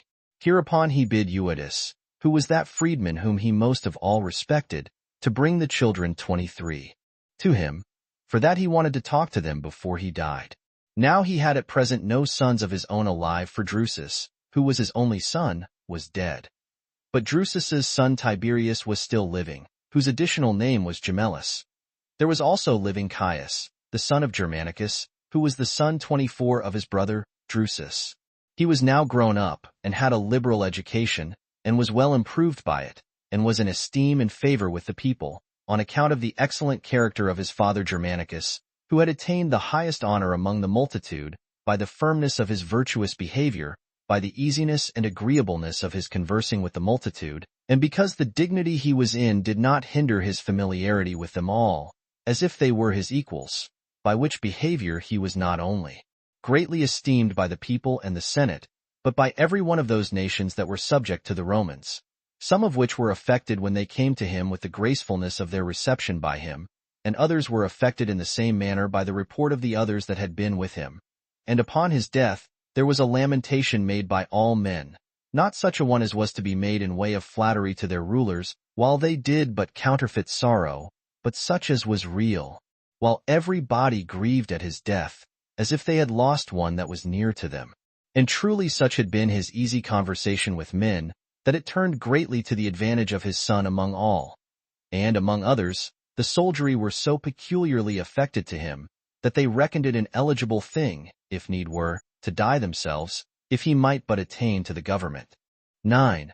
But when Tiberius had given order to Euodus to bring the children to him the next day in the morning, he prayed to his country gods to show him a manifest signal which of those children should come to the government, being very desirous to leave it to his son's son, but still depending upon what God should foreshow concerning them more than upon his own opinion and inclination. So he made this to be the omen, that the government should be left to him who should come to him first the next day. When he had thus resolved within himself, he sent to his grandson's tutor, and ordered him to bring the child to him early in the morning, as supposing that God would permit him to be made emperor. But God proved opposite to his designation. For while Tiberius was thus contriving matters, and as soon as it was at all day, he bid Euodius to call in that child which should be there ready. So he went out and found Caius before the door, for Tiberius was not yet come, but stayed waiting for his breakfast. For Euodius knew nothing of what his lord intended. So he said to Caius, "Thy father calls thee," and then brought him in. As soon as Tiberius saw Caius, and not before, he reflected on the power of God, and how the ability of bestowing the government on whom he would was entirely taken from him, and thence he was not able to establish what he had intended. So he greatly lamented that his power of establishing what he had before contrived was taken from him, and that his grandson Tiberius was not only to lose the Roman Empire by his fatality, but his own safety also, because his preservation would now depend upon such as would be more potent than himself, who would think it a thing not to be borne, that a kinsman should live with them, and so his relation would not be able to protect him. But he would be feared and hated by him who had the supreme authority, partly on account of his being next to the empire, and partly on account of his perpetually contriving to get the government, both in order to preserve himself, and to be at the head of affairs also. Now Tiberius had been very much given to astrology, 25, and the calculation of nativities, and had spent his life in the esteem of what predictions had proved true, more than those whose profession it was. Accordingly, when he once saw Galba coming in to him, he said to his most intimate friends, that there came in a man that would one day have the dignity of the Roman Empire. So that this Tiberius was more addicted to all such sorts of diviners than any other of the Roman emperors, because he had found them to have told him truth in his own affairs. And indeed he was now in great distress upon this accident that had befallen him, and was very much grieved at the destruction of his son's son, which he foresaw, and complained of himself, that he should have made use of such a method of divination beforehand, while it was in his power to have died without grief by this knowledge of futurity, whereas he was now tormented by his foreknowledge of the misfortune of such as were dearest to him, and must die under that torment. Now although he was disordered at this unexpected revolution of the government to those for whom he did not intend it, he spake thus to Caius, though unwillingly, and against his own inclination. O child, although Tiberius be nearer related to me than thou art, I, by my own determination, and the conspiring suffrage of the gods, do give and put into thy hand the Roman Empire. And I desire thee never to be unmindful when thou comest to it, either of my kindness to thee, who set thee in so high a dignity, or of thy relation to Tiberius. But as thou knowest that I am, together with and after the gods, the procurer of so great happiness to thee, so I desire that thou wilt make me a return for my readiness to assist thee, and wilt take care of Tiberius because of his near relation to thee. Besides which, thou art to know, that while Tiberius is alive, he will be a security to thee, both as to empire and as to thy own preservation. But if he die, that will be but a prelude to thy own misfortunes. For to be alone under the weight of such vast affairs is very dangerous, nor will the gods suffer those actions which are unjustly done, contrary to that law which directs men to act otherwise, to go off unpunished. This was the speech which Tiberius made, which did not persuade Caius to act accordingly, although he promised so to do. But when he was settled in the government, he took off this Tiberius, as was predicted by the other Tiberius, as he was also himself, in no long time afterward, slain by a secret plot laid against him. 10. So when Tiberius had at this time appointed Caius to be his successor, he outlived but a few days, and then died, after he had held the government 22 years 5 months and 3 days. Now Caius was the 4th emperor. But when the Romans understood that Tiberius was dead, they rejoiced at the good news, but had not courage to believe it. Not because they were unwilling it should be true, for they would have given huge sums of money that it might be so, but because they were afraid, that if they had showed their joy when the news proved false, their joy should be openly known, and they should be accused for it, and be thereby undone. For this Tiberius had brought a vast number of miseries on the best families of the Romans, since he was easily inflamed with passion in all cases, and was of such a temper as rendered his anger irrevocable, till he had executed the same, although he had taken a hatred against men without reason. For he was by nature fierce in all the sentences he gave, and made death the penalty for the lightest offenses, insomuch that when the Romans heard the rumor about his death gladly, they were restrained from the enjoyment of that pleasure by the dread of such miseries as they foresaw would follow, if their hopes proved ill-grounded. Now Marcius, Agrippa's freedman, as soon as he heard of Tiberius's death, came running to tell Agrippa the news. And finding him going out to the bath, he gave him a nod and said, in the Hebrew tongue, "The lion 26 is dead."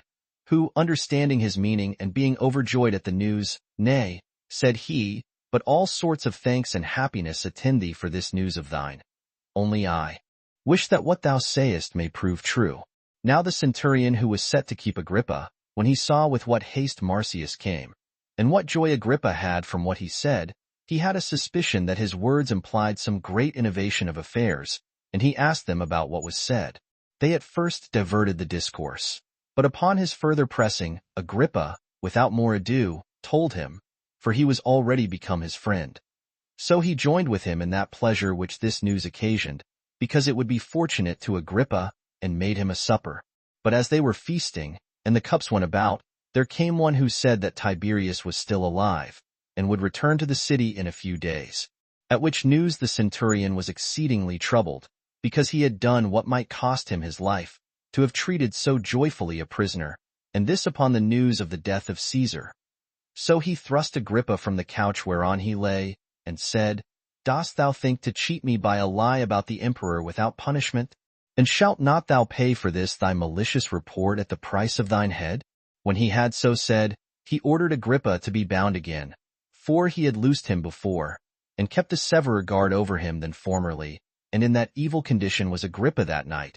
But the next day the rumor increased in the city, and confirmed the news that Tiberius was certainly dead, insomuch that men durst now openly and freely talk about it. Nay, some offered sacrifices on that account.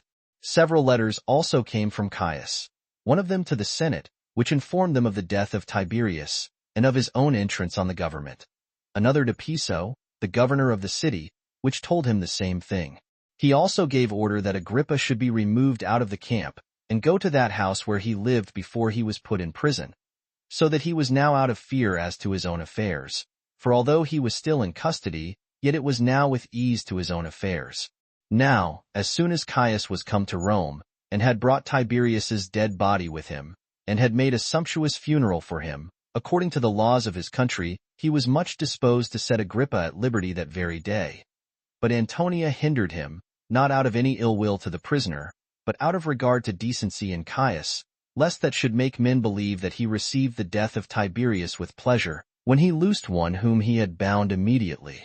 However, there did not many days pass ere he sent for him to his house, and had him shaved, and made him change his raiment, after which he put a diadem upon his head, and appointed him to be king of the tetrarchy of Philip.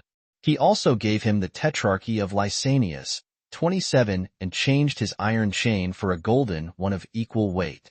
He also sent Marullus to be procurator of Judea. 11. Now, in the 2nd year of the reign of Caius Caesar, Agrippa desired leave to be given him to sail home, and settle the affairs of his government.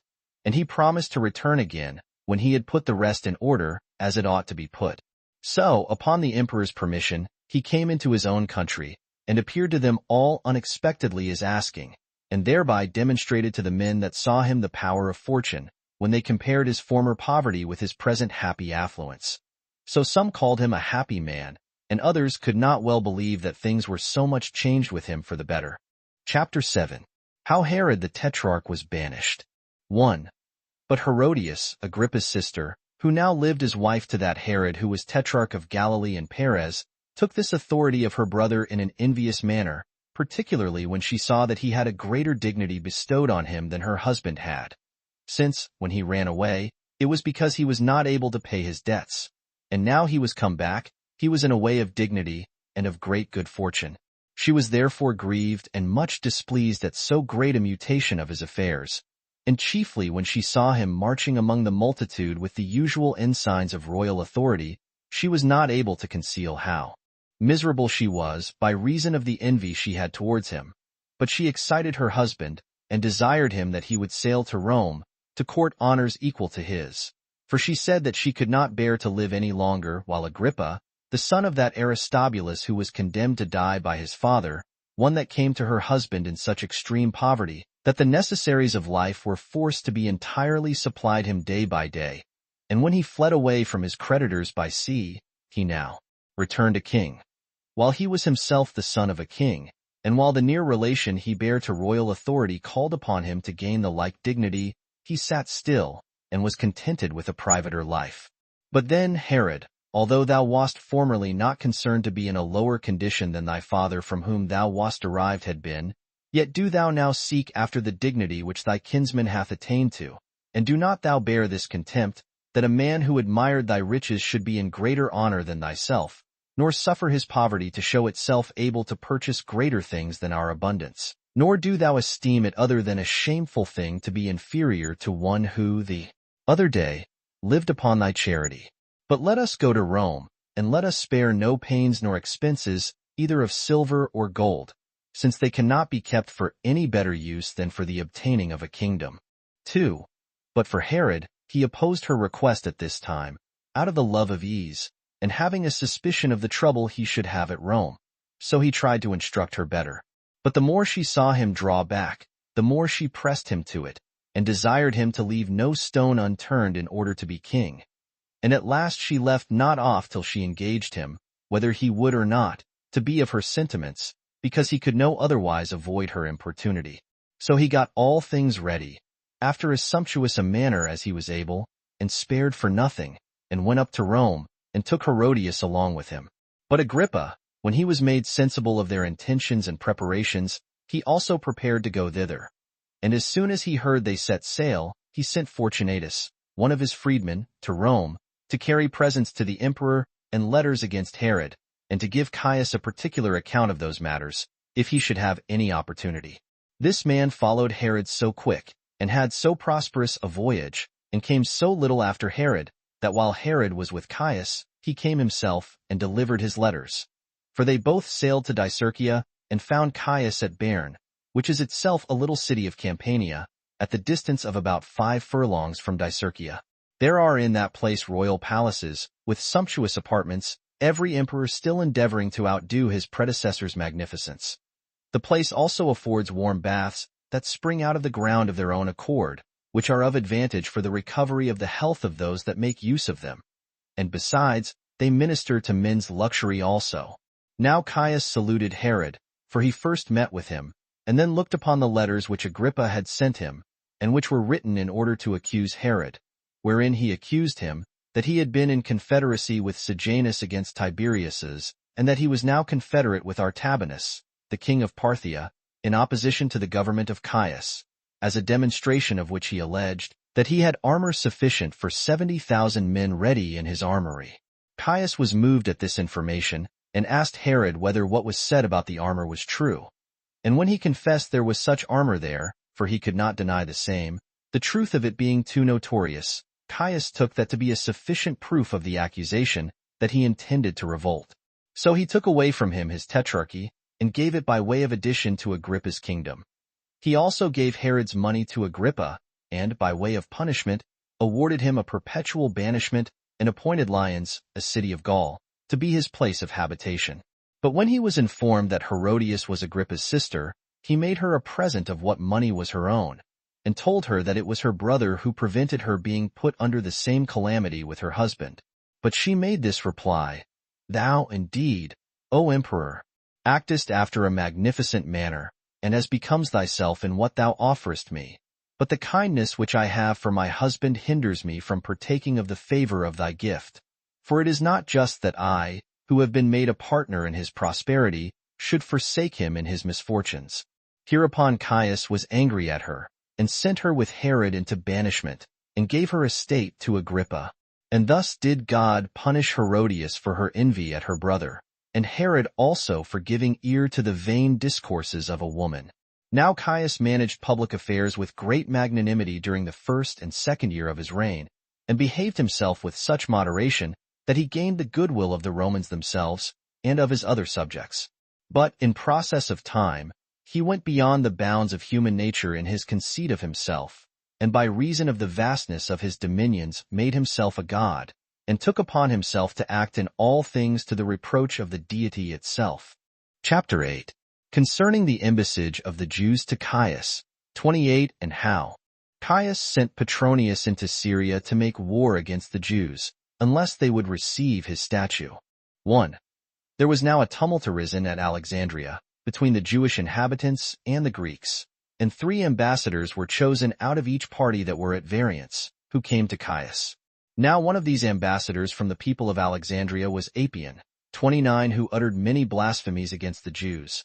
And among other things that he said, he charged them with neglecting the honors that belonged to Caesar, for that while all who were subject to the Roman Empire built altars and temples to Caius, and in other regards universally received him as they received the gods, these Jews alone thought it a dishonorable thing for them to erect statues in honor of him, as well as to swear by his name. Many of these severe things were said by Apion, by which he hoped to provoke Caius to anger at the Jews, as he was likely to be. But Philo, the principal of the Jewish embassage, a man eminent on all accounts, brother to Alexander the Alabarch, 30 and 1, not unskillful in philosophy, was ready to betake himself to make his defense against those accusations. But Caius prohibited him, and bid him begone. He was also in such a rage, that it openly appeared he was about to do them some very great mischief. So Philo, being thus affronted, went out, and said to those Jews who were about him, that they should be of good courage, since Caius's words indeed showed anger at them, but in reality had already set God against himself. 2. Hereupon Caius, taking it very heinously that he should be thus despised by the Jews alone, sent Petronius to be president of Syria and successor in the government to Vitellius, and gave him order to make an invasion into Judea with a great body of troops, and if they would admit of his statue willingly, to erect it in the temple of God, but if they were obstinate, to conquer them by war, and then to do it. Accordingly, Petronius took the government of Syria, and made haste to obey Caesar's epistle. He got together as great a number of auxiliaries as he possibly could, and took with him 2 legions of the Roman army, and came to Ptolemy, and there wintered, as intending to set about the war in the spring. He also wrote word to Caius what he had resolved to do, who commended him for his alacrity, and ordered him to go on, and to make war with them, in case they would not obey his commands. But there came many 10,000s of the Jews to Petronius, to Ptolemy, to offer their petitions to him, that he would not compel them to transgress and violate the law of their forefathers. But if, said they, thou art entirely resolved to bring this statue, and erect it, do thou first kill us, and then do what thou hast resolved on. For while we are alive, we cannot permit such things as are forbidden us to be done by the authority of our legislator, and by our forefathers' determination that such prohibitions are instances of virtue. But Petronius was angry at them, and said, If indeed I were myself emperor, and were at liberty to follow my own inclination, and then had designed to act thus, these your words would be justly spoken to me. But now Caesar hath sent to me, I am under the necessity of being subservient to his decrees, because a disobedience to them will bring upon me inevitable destruction. Then the Jews replied, Since, therefore, thou art so disposed, O Petronius, that thou wilt not disobey Caius's epistles, neither will we transgress the commands of our law, and as we depend upon the excellency of our laws, and by the labors of our ancestors, have continued hitherto without suffering them to be transgressed, we dare not by any means suffer ourselves to be so timorous as to transgress those laws out of the fear of death, which God hath determined are for our advantage. And if we fall into misfortunes, we will bear them, in order to preserve our laws, as knowing that those who expose themselves to dangers have good hope of escaping them, because God will stand on our side, when, out of regard to him, we undergo afflictions, and sustain the uncertain turns of fortune. But if we should submit to thee, we should be greatly reproached for our cowardice, as thereby showing ourselves ready to transgress our law, and we should incur the great anger of God also, who, even thyself being judge, is superior to Caius. 3. When Petronius saw by their words that their determination was hard to be removed, and that, without a war, he should not be able to be subservient to Caius in the dedication of his statue, and that there must be a great deal of bloodshed, he took his friends, and the servants that were about him, and hasted to Tiberias, as wanting to know in what posture the affairs of the Jews were. And many 10,000s of the Jews met Petronius again, when he was come to Tiberias. These thought they must run a mighty hazard if they should have a war with the Romans, but judged that the transgression of the law was of much greater consequence, and made supplication to him, that he would by no means reduce them to such distresses, nor defile their city with the dedication of the statue. Then Petronius said to them, Will you then make war with Caesar, without considering his great preparations for war, and your own weakness? They replied, We will not by any means make war with him, but still we will die before we see our laws transgressed. So they threw themselves down upon their faces, and stretched out their throats, and said they were ready to be slain. And this they did for 40 days together, and in the meantime left off the tilling of their ground, and that while the season of the year required them to sow it. 31 Thus they continued firm in their resolution, and proposed to themselves to die willingly, rather than to see the dedication of the statue. 4. When matters were in this state, Aristobulus, King Agrippa's brother, and Helias the Great, and the other principal men of that family with them, went in unto Petronius and besought him, that since he saw the resolution of the multitude, he would not make any alteration, and thereby drive them to despair, but would write to Caius, that the Jews had an insuperable aversion to the reception of the statue, and how they continued with him, and left off the tillage off their ground, that they were not willing to go to war with him, because they were not able to do it, but were ready to die with pleasure, rather than suffer their laws to be transgressed. And how upon the lands continuing unsown, robberies would grow up, on the inability they would be under of paying their tributes, and that Caius might be thereby moved to pity, and not order any barbarous action to be done to them, nor think of destroying the nation, that if he continues inflexible in his former opinion to bring a war upon them, he may then set about it himself. And thus did Aristobulus, and the rest with him, supplicate Petronius. So Petronius, 32 partly on account of the pressing instances which Aristobulus and the rest with him made, and because of the great consequence of what they desired, and the earnestness wherewith they made their supplication, partly on account of the firmness of the opposition made by the Jews, which he saw, while he thought it a terrible thing for him to be such a slave to the madness of Caius, as to slay so many 10,000 men, only because of their religious disposition towards God, and, after that to pass his life in expectation of punishment. Petronius, I say, thought it much better to send to Caius, and to let him know how intolerable it was to him to bear the anger he might have against him for not serving him sooner, in obedience to his epistle, for that perhaps he might persuade him, and that if this mad resolution continued, he might then begin the war against them. Nay, that in case he should turn his hatred against himself, it was fit for virtuous persons even to die for the sake of such vast multitudes of men. Accordingly, he determined to hearken to the petitioners in this matter. 5. He then called the Jews together to Tiberias, who came many 10,000s in number. He also placed that army he now had with him opposite to them, but did not discover his own meaning, but the commands of the emperor, and told them that his wrath would, without delay, be executed on such as had the courage to disobey what he had commanded, and this immediately, and that it was fit for him, who had obtained so great a dignity by his grant, not to contradict him in anything.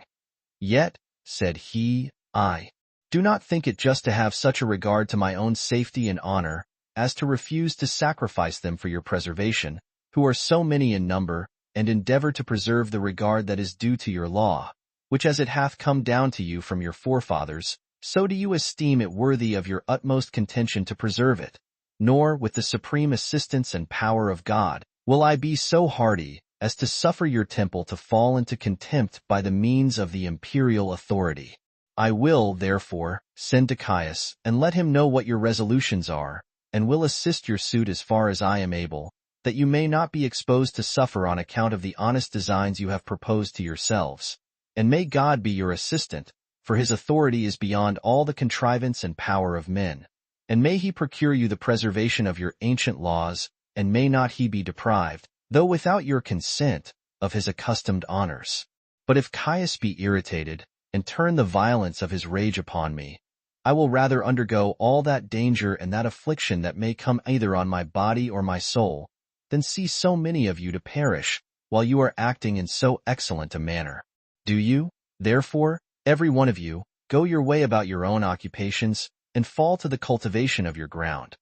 I will myself send to Rome, and will not refuse to serve you in all things, both by myself and by my friends. 6. When Petronius had said this, and had dismissed the assembly of the Jews, he desired the principal of them to take care of their husbandry, and to speak kindly to the people, and encourage them to have good hope of their affairs. Thus did he readily bring the multitude to be cheerful again. And now did God show his presence to Petronius, and signify to him that he would afford him his assistance in his whole design. For he had no sooner finished the speech that he made to the Jews, but God sent down great showers of rain, contrary to human expectation. 33 For that day was a clear day, and gave no sign, by the appearance of the sky, of any rain. Nay, the whole year had been subject to a great drought, and made men despair of any water from above, even when at any time they saw the heavens overcast with clouds, insomuch that when such a great quantity of rain came, and that in an unusual manner, and without any other expectation of it, the Jews hoped that Petronius would by no means fail in his petition for them. But as to Petronius, he was mightily surprised when he perceived that God evidently took care of the Jews, and gave very plain signs of his appearance, and this to such a degree, that those that were in earnest much inclined to the contrary had no power left to contradict it. This was also among those other particulars which he wrote to Caius, which all tended to dissuade him, and by all means to entreat him not to make so many 10,000s of these men go distracted, whom, if he should slay, for without war they would by no means suffer the laws of their worship to be set aside, he would lose the revenue they paid him, and would be publicly cursed by them for all future ages. Moreover, that God, who was their governor, had shown his power most evidently on their account, and that such a power of his as left no room for doubt about it. And this was the business that Petronius was now engaged in. 7. But King Agrippa, who now lived at Rome, was more and more in the favor of Caius, and when he had once made him a supper, and was careful to exceed all others, both in expenses and in such preparations as might contribute most to his pleasure. Nay, it was so far from the ability of others, that Caius himself could never equal, much less exceed it. Such care had he taken beforehand to exceed all men, and particularly to make all agreeable to Caesar. Hereupon Caius admired his understanding and magnificence, that he should force himself to do all to please him, even beyond such expenses as he could bear, and was desirous not to be behind Agrippa in that generosity which he exerted in order to please him. So Caius, when he had drank wine plentifully, and was merrier than ordinary, said thus during the feast, when Agrippa had drunk to him, I knew before now how great a respect thou hast had for me, and how great kindness thou hast shown me, though with those hazards to thyself, which thou underwentest under Tiberius on that account. Nor hast thou omitted anything to show thy goodwill towards us, even beyond thy ability, whence it would be a base thing for me to be conquered by thy affection. I am therefore desirous to make thee amends for everything in which I have been formerly deficient, for all that I have bestowed on thee, that may be called my gifts, is but little. Everything that may contribute to thy happiness shall be at thy service, and that cheerfully, and so far as my ability will reach. 34 And this was what Caius said to Agrippa, thinking he would ask for some large country, or the revenues of certain cities. But although he had prepared beforehand what he would ask, yet had he not discovered his intentions, but made this answer to Caius immediately, that it was not out of any expectation of gain that he formerly paid his respects to him, contrary to the commands of Tiberius, nor did he now do anything relating to him out of regard to his own advantage, and in order to receive anything from him, that the gifts he had already bestowed upon him were great, and beyond the hopes of even a craving man. For although they may be beneath thy power, who art the donor, yet are they greater than my inclination and dignity, who am the receiver.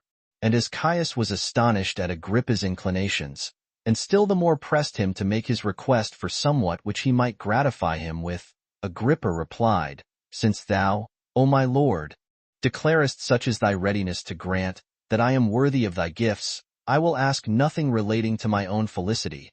For what thou hast already bestowed on me has made me excel therein.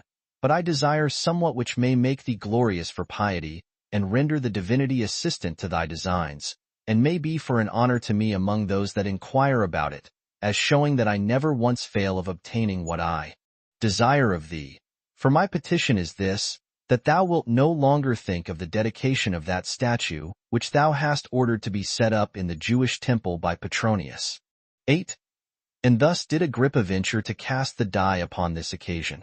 So great was the affair in his opinion, and in reality, though he knew how dangerous a thing it was so to speak.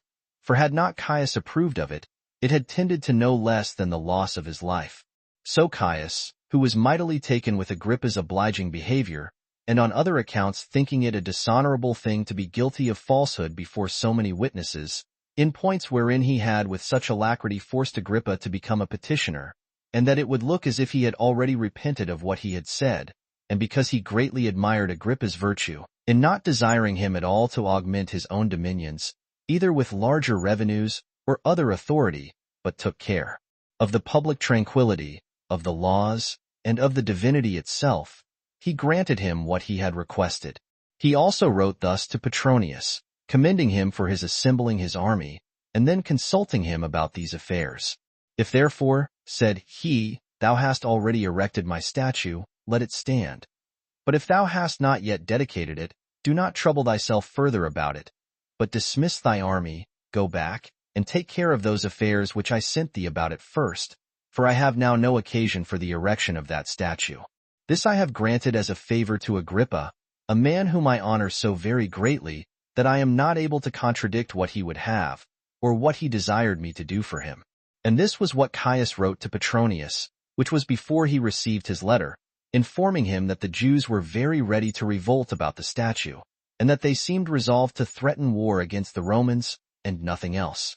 When therefore Caius was much displeased that any attempt should be made against his government, as he was a slave to base and vicious actions on all occasions, and had no regard to what was virtuous and honorable, and against whomsoever he resolved to show his anger, and that for any cause whatsoever, he suffered not himself to be restrained by any admonition, but thought the indulging his anger to be a real pleasure, he wrote thus to Petronius, seeing thou esteemest the presents made thee by the Jews to be of greater value than my commands, and art grown insolent enough to be subservient to their pleasure, I charge thee to become thy own judge, and to consider what thou art to do, now thou art under my displeasure.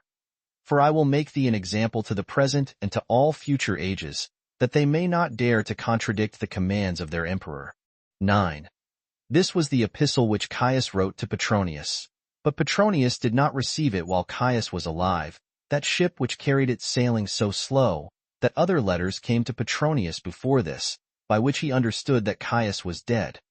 For God would not forget the dangers Petronius had undertaken on account of the Jews, and of his own honor.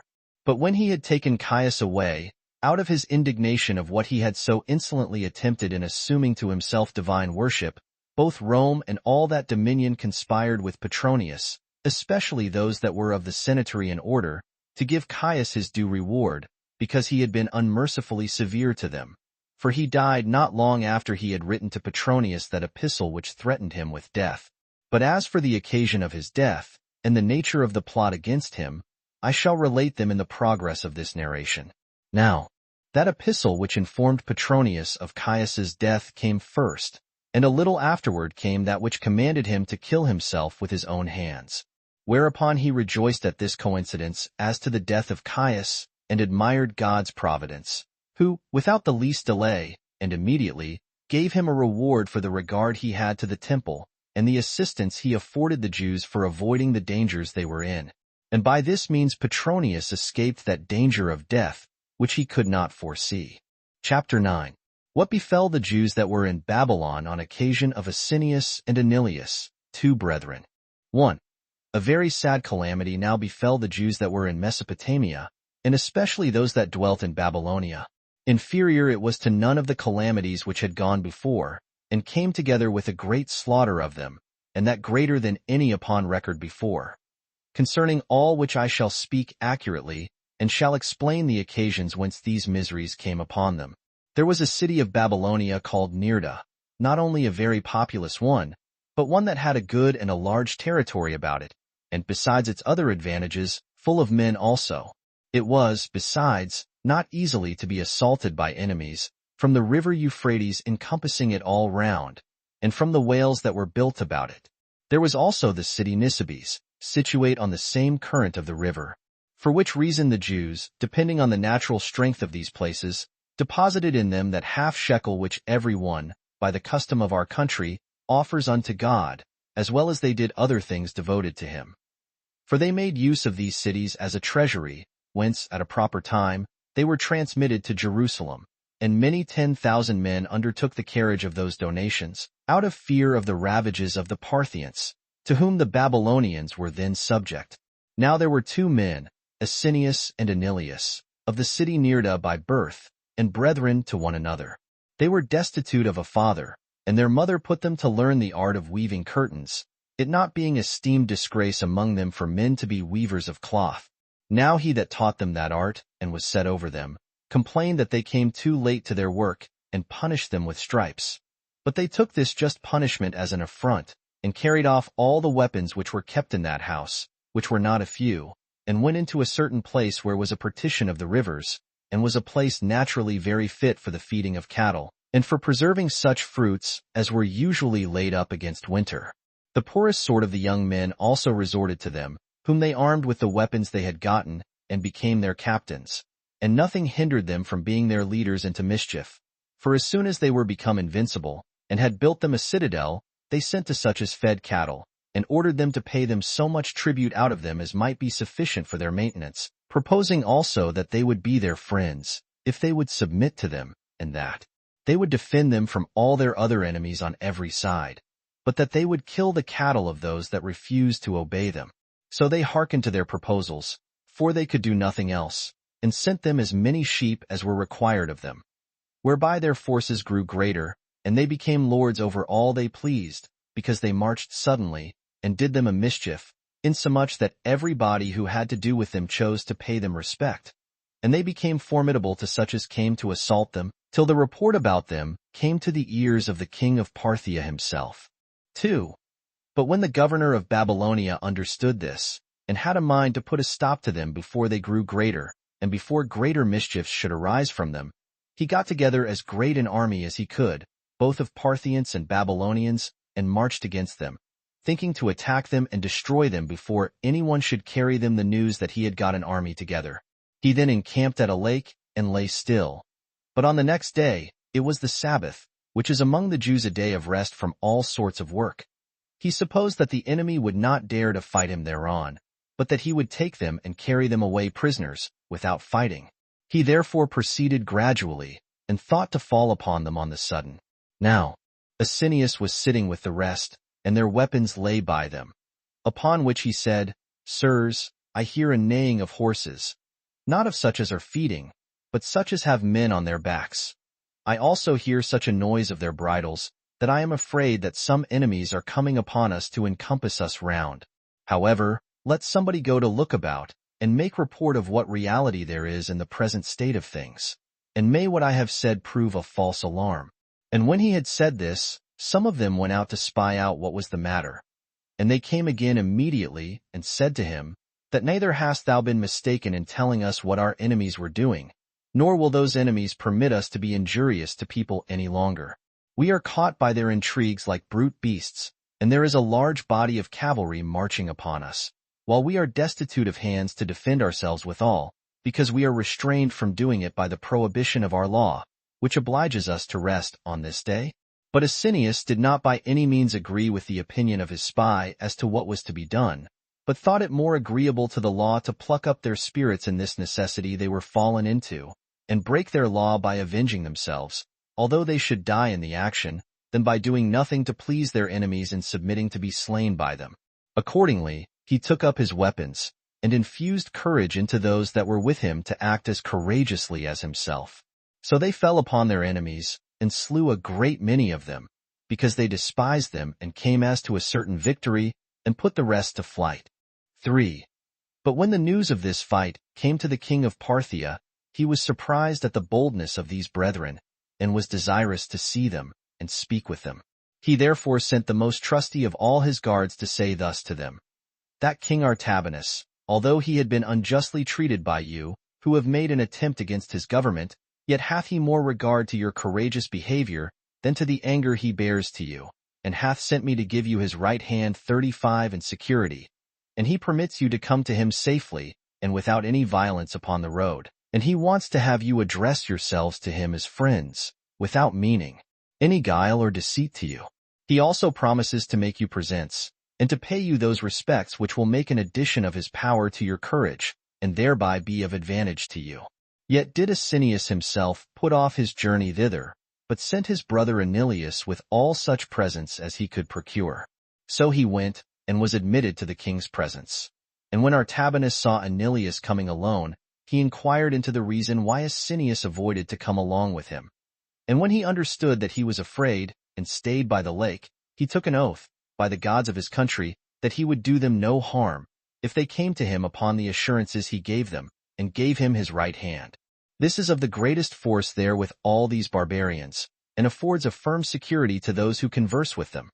For none of them will deceive you when once they have given you their right hands, nor will any one doubt of their fidelity, when that is once given, even though they were before suspected of injustice. When Artabanus had done this, he sent away Anilius to persuade his brother to come to him.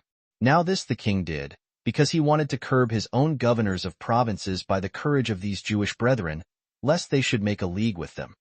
For they were ready for a revolt, and were disposed to rebel, had they been sent on an expedition against them. He was also afraid, lest when he was engaged in a war, in order to subdue those governors of provinces that had revolted, the party of Asinius, and those in Babylonia, should be augmented, and either make war upon him, when they should hear of that revolt, or if they should be disappointed in that case, they would not fail of doing further mischief to him. 4.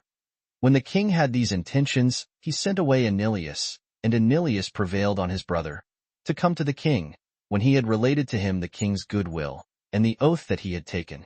Accordingly, they made haste to go to Artabanus, who received them when they were come with pleasure, and admired Asinius's courage in the actions he had done. And this because he was a little man to see to, and at first sight appeared contemptible also, and such as one might deem a person of no value at all. He also said to his friends, how, upon the comparison, he showed his soul to be in all respects superior to his body. And when, as they were drinking together, he once showed Asinius to Abdigases, one of the generals of his army, and told him his name, and described the great courage he was of in war, and Abdigases had desired leave to kill him, and thereby to inflict on him a punishment for those injuries he had done to the Parthian government. The king replied, I will never give thee leave to kill a man who hath depended on my faith, especially not after I have sent him my right hand, and endeavored to gain his belief by oaths made by the gods. But if thou be a truly warlike man, thou standest not in need of my perjury. Go thou then, and avenge the Parthian government. Attack this man, when he is returned back, and conquer him by the forces that are under thy command, without my privity. Hereupon the king called for Asinius, and said to him, It is time for thee, O thou young man, to return home, and not provoke the indignation of my generals in this place any further, lest they attempt to murder thee, and that without my approbation. I commit to thee the country of Babylonia in trust, that it may, by thy care, be preserved free from robbers, and from other mischiefs. I have kept my faith inviolable to thee, and that not in trifling affairs, but in those that concern thy safety, and do therefore deserve thou shouldst be kind to me. When he had said this, and given Asinius some presents, he sent him away immediately, who, when he was come home, built fortresses, and became great in a little time, and managed things with such courage and success, as no other person, that had no higher a beginning, ever did before him. Those Parthian governors also, who were sent that way, paid him great respect, and the honor that was paid him by the Babylonians seemed to them too small, and beneath his deserts, although he were in no small dignity and power there. Nay, indeed, all the affairs of Mesopotamia depended upon him, and he more and more flourished in this happy condition of his for 15 years.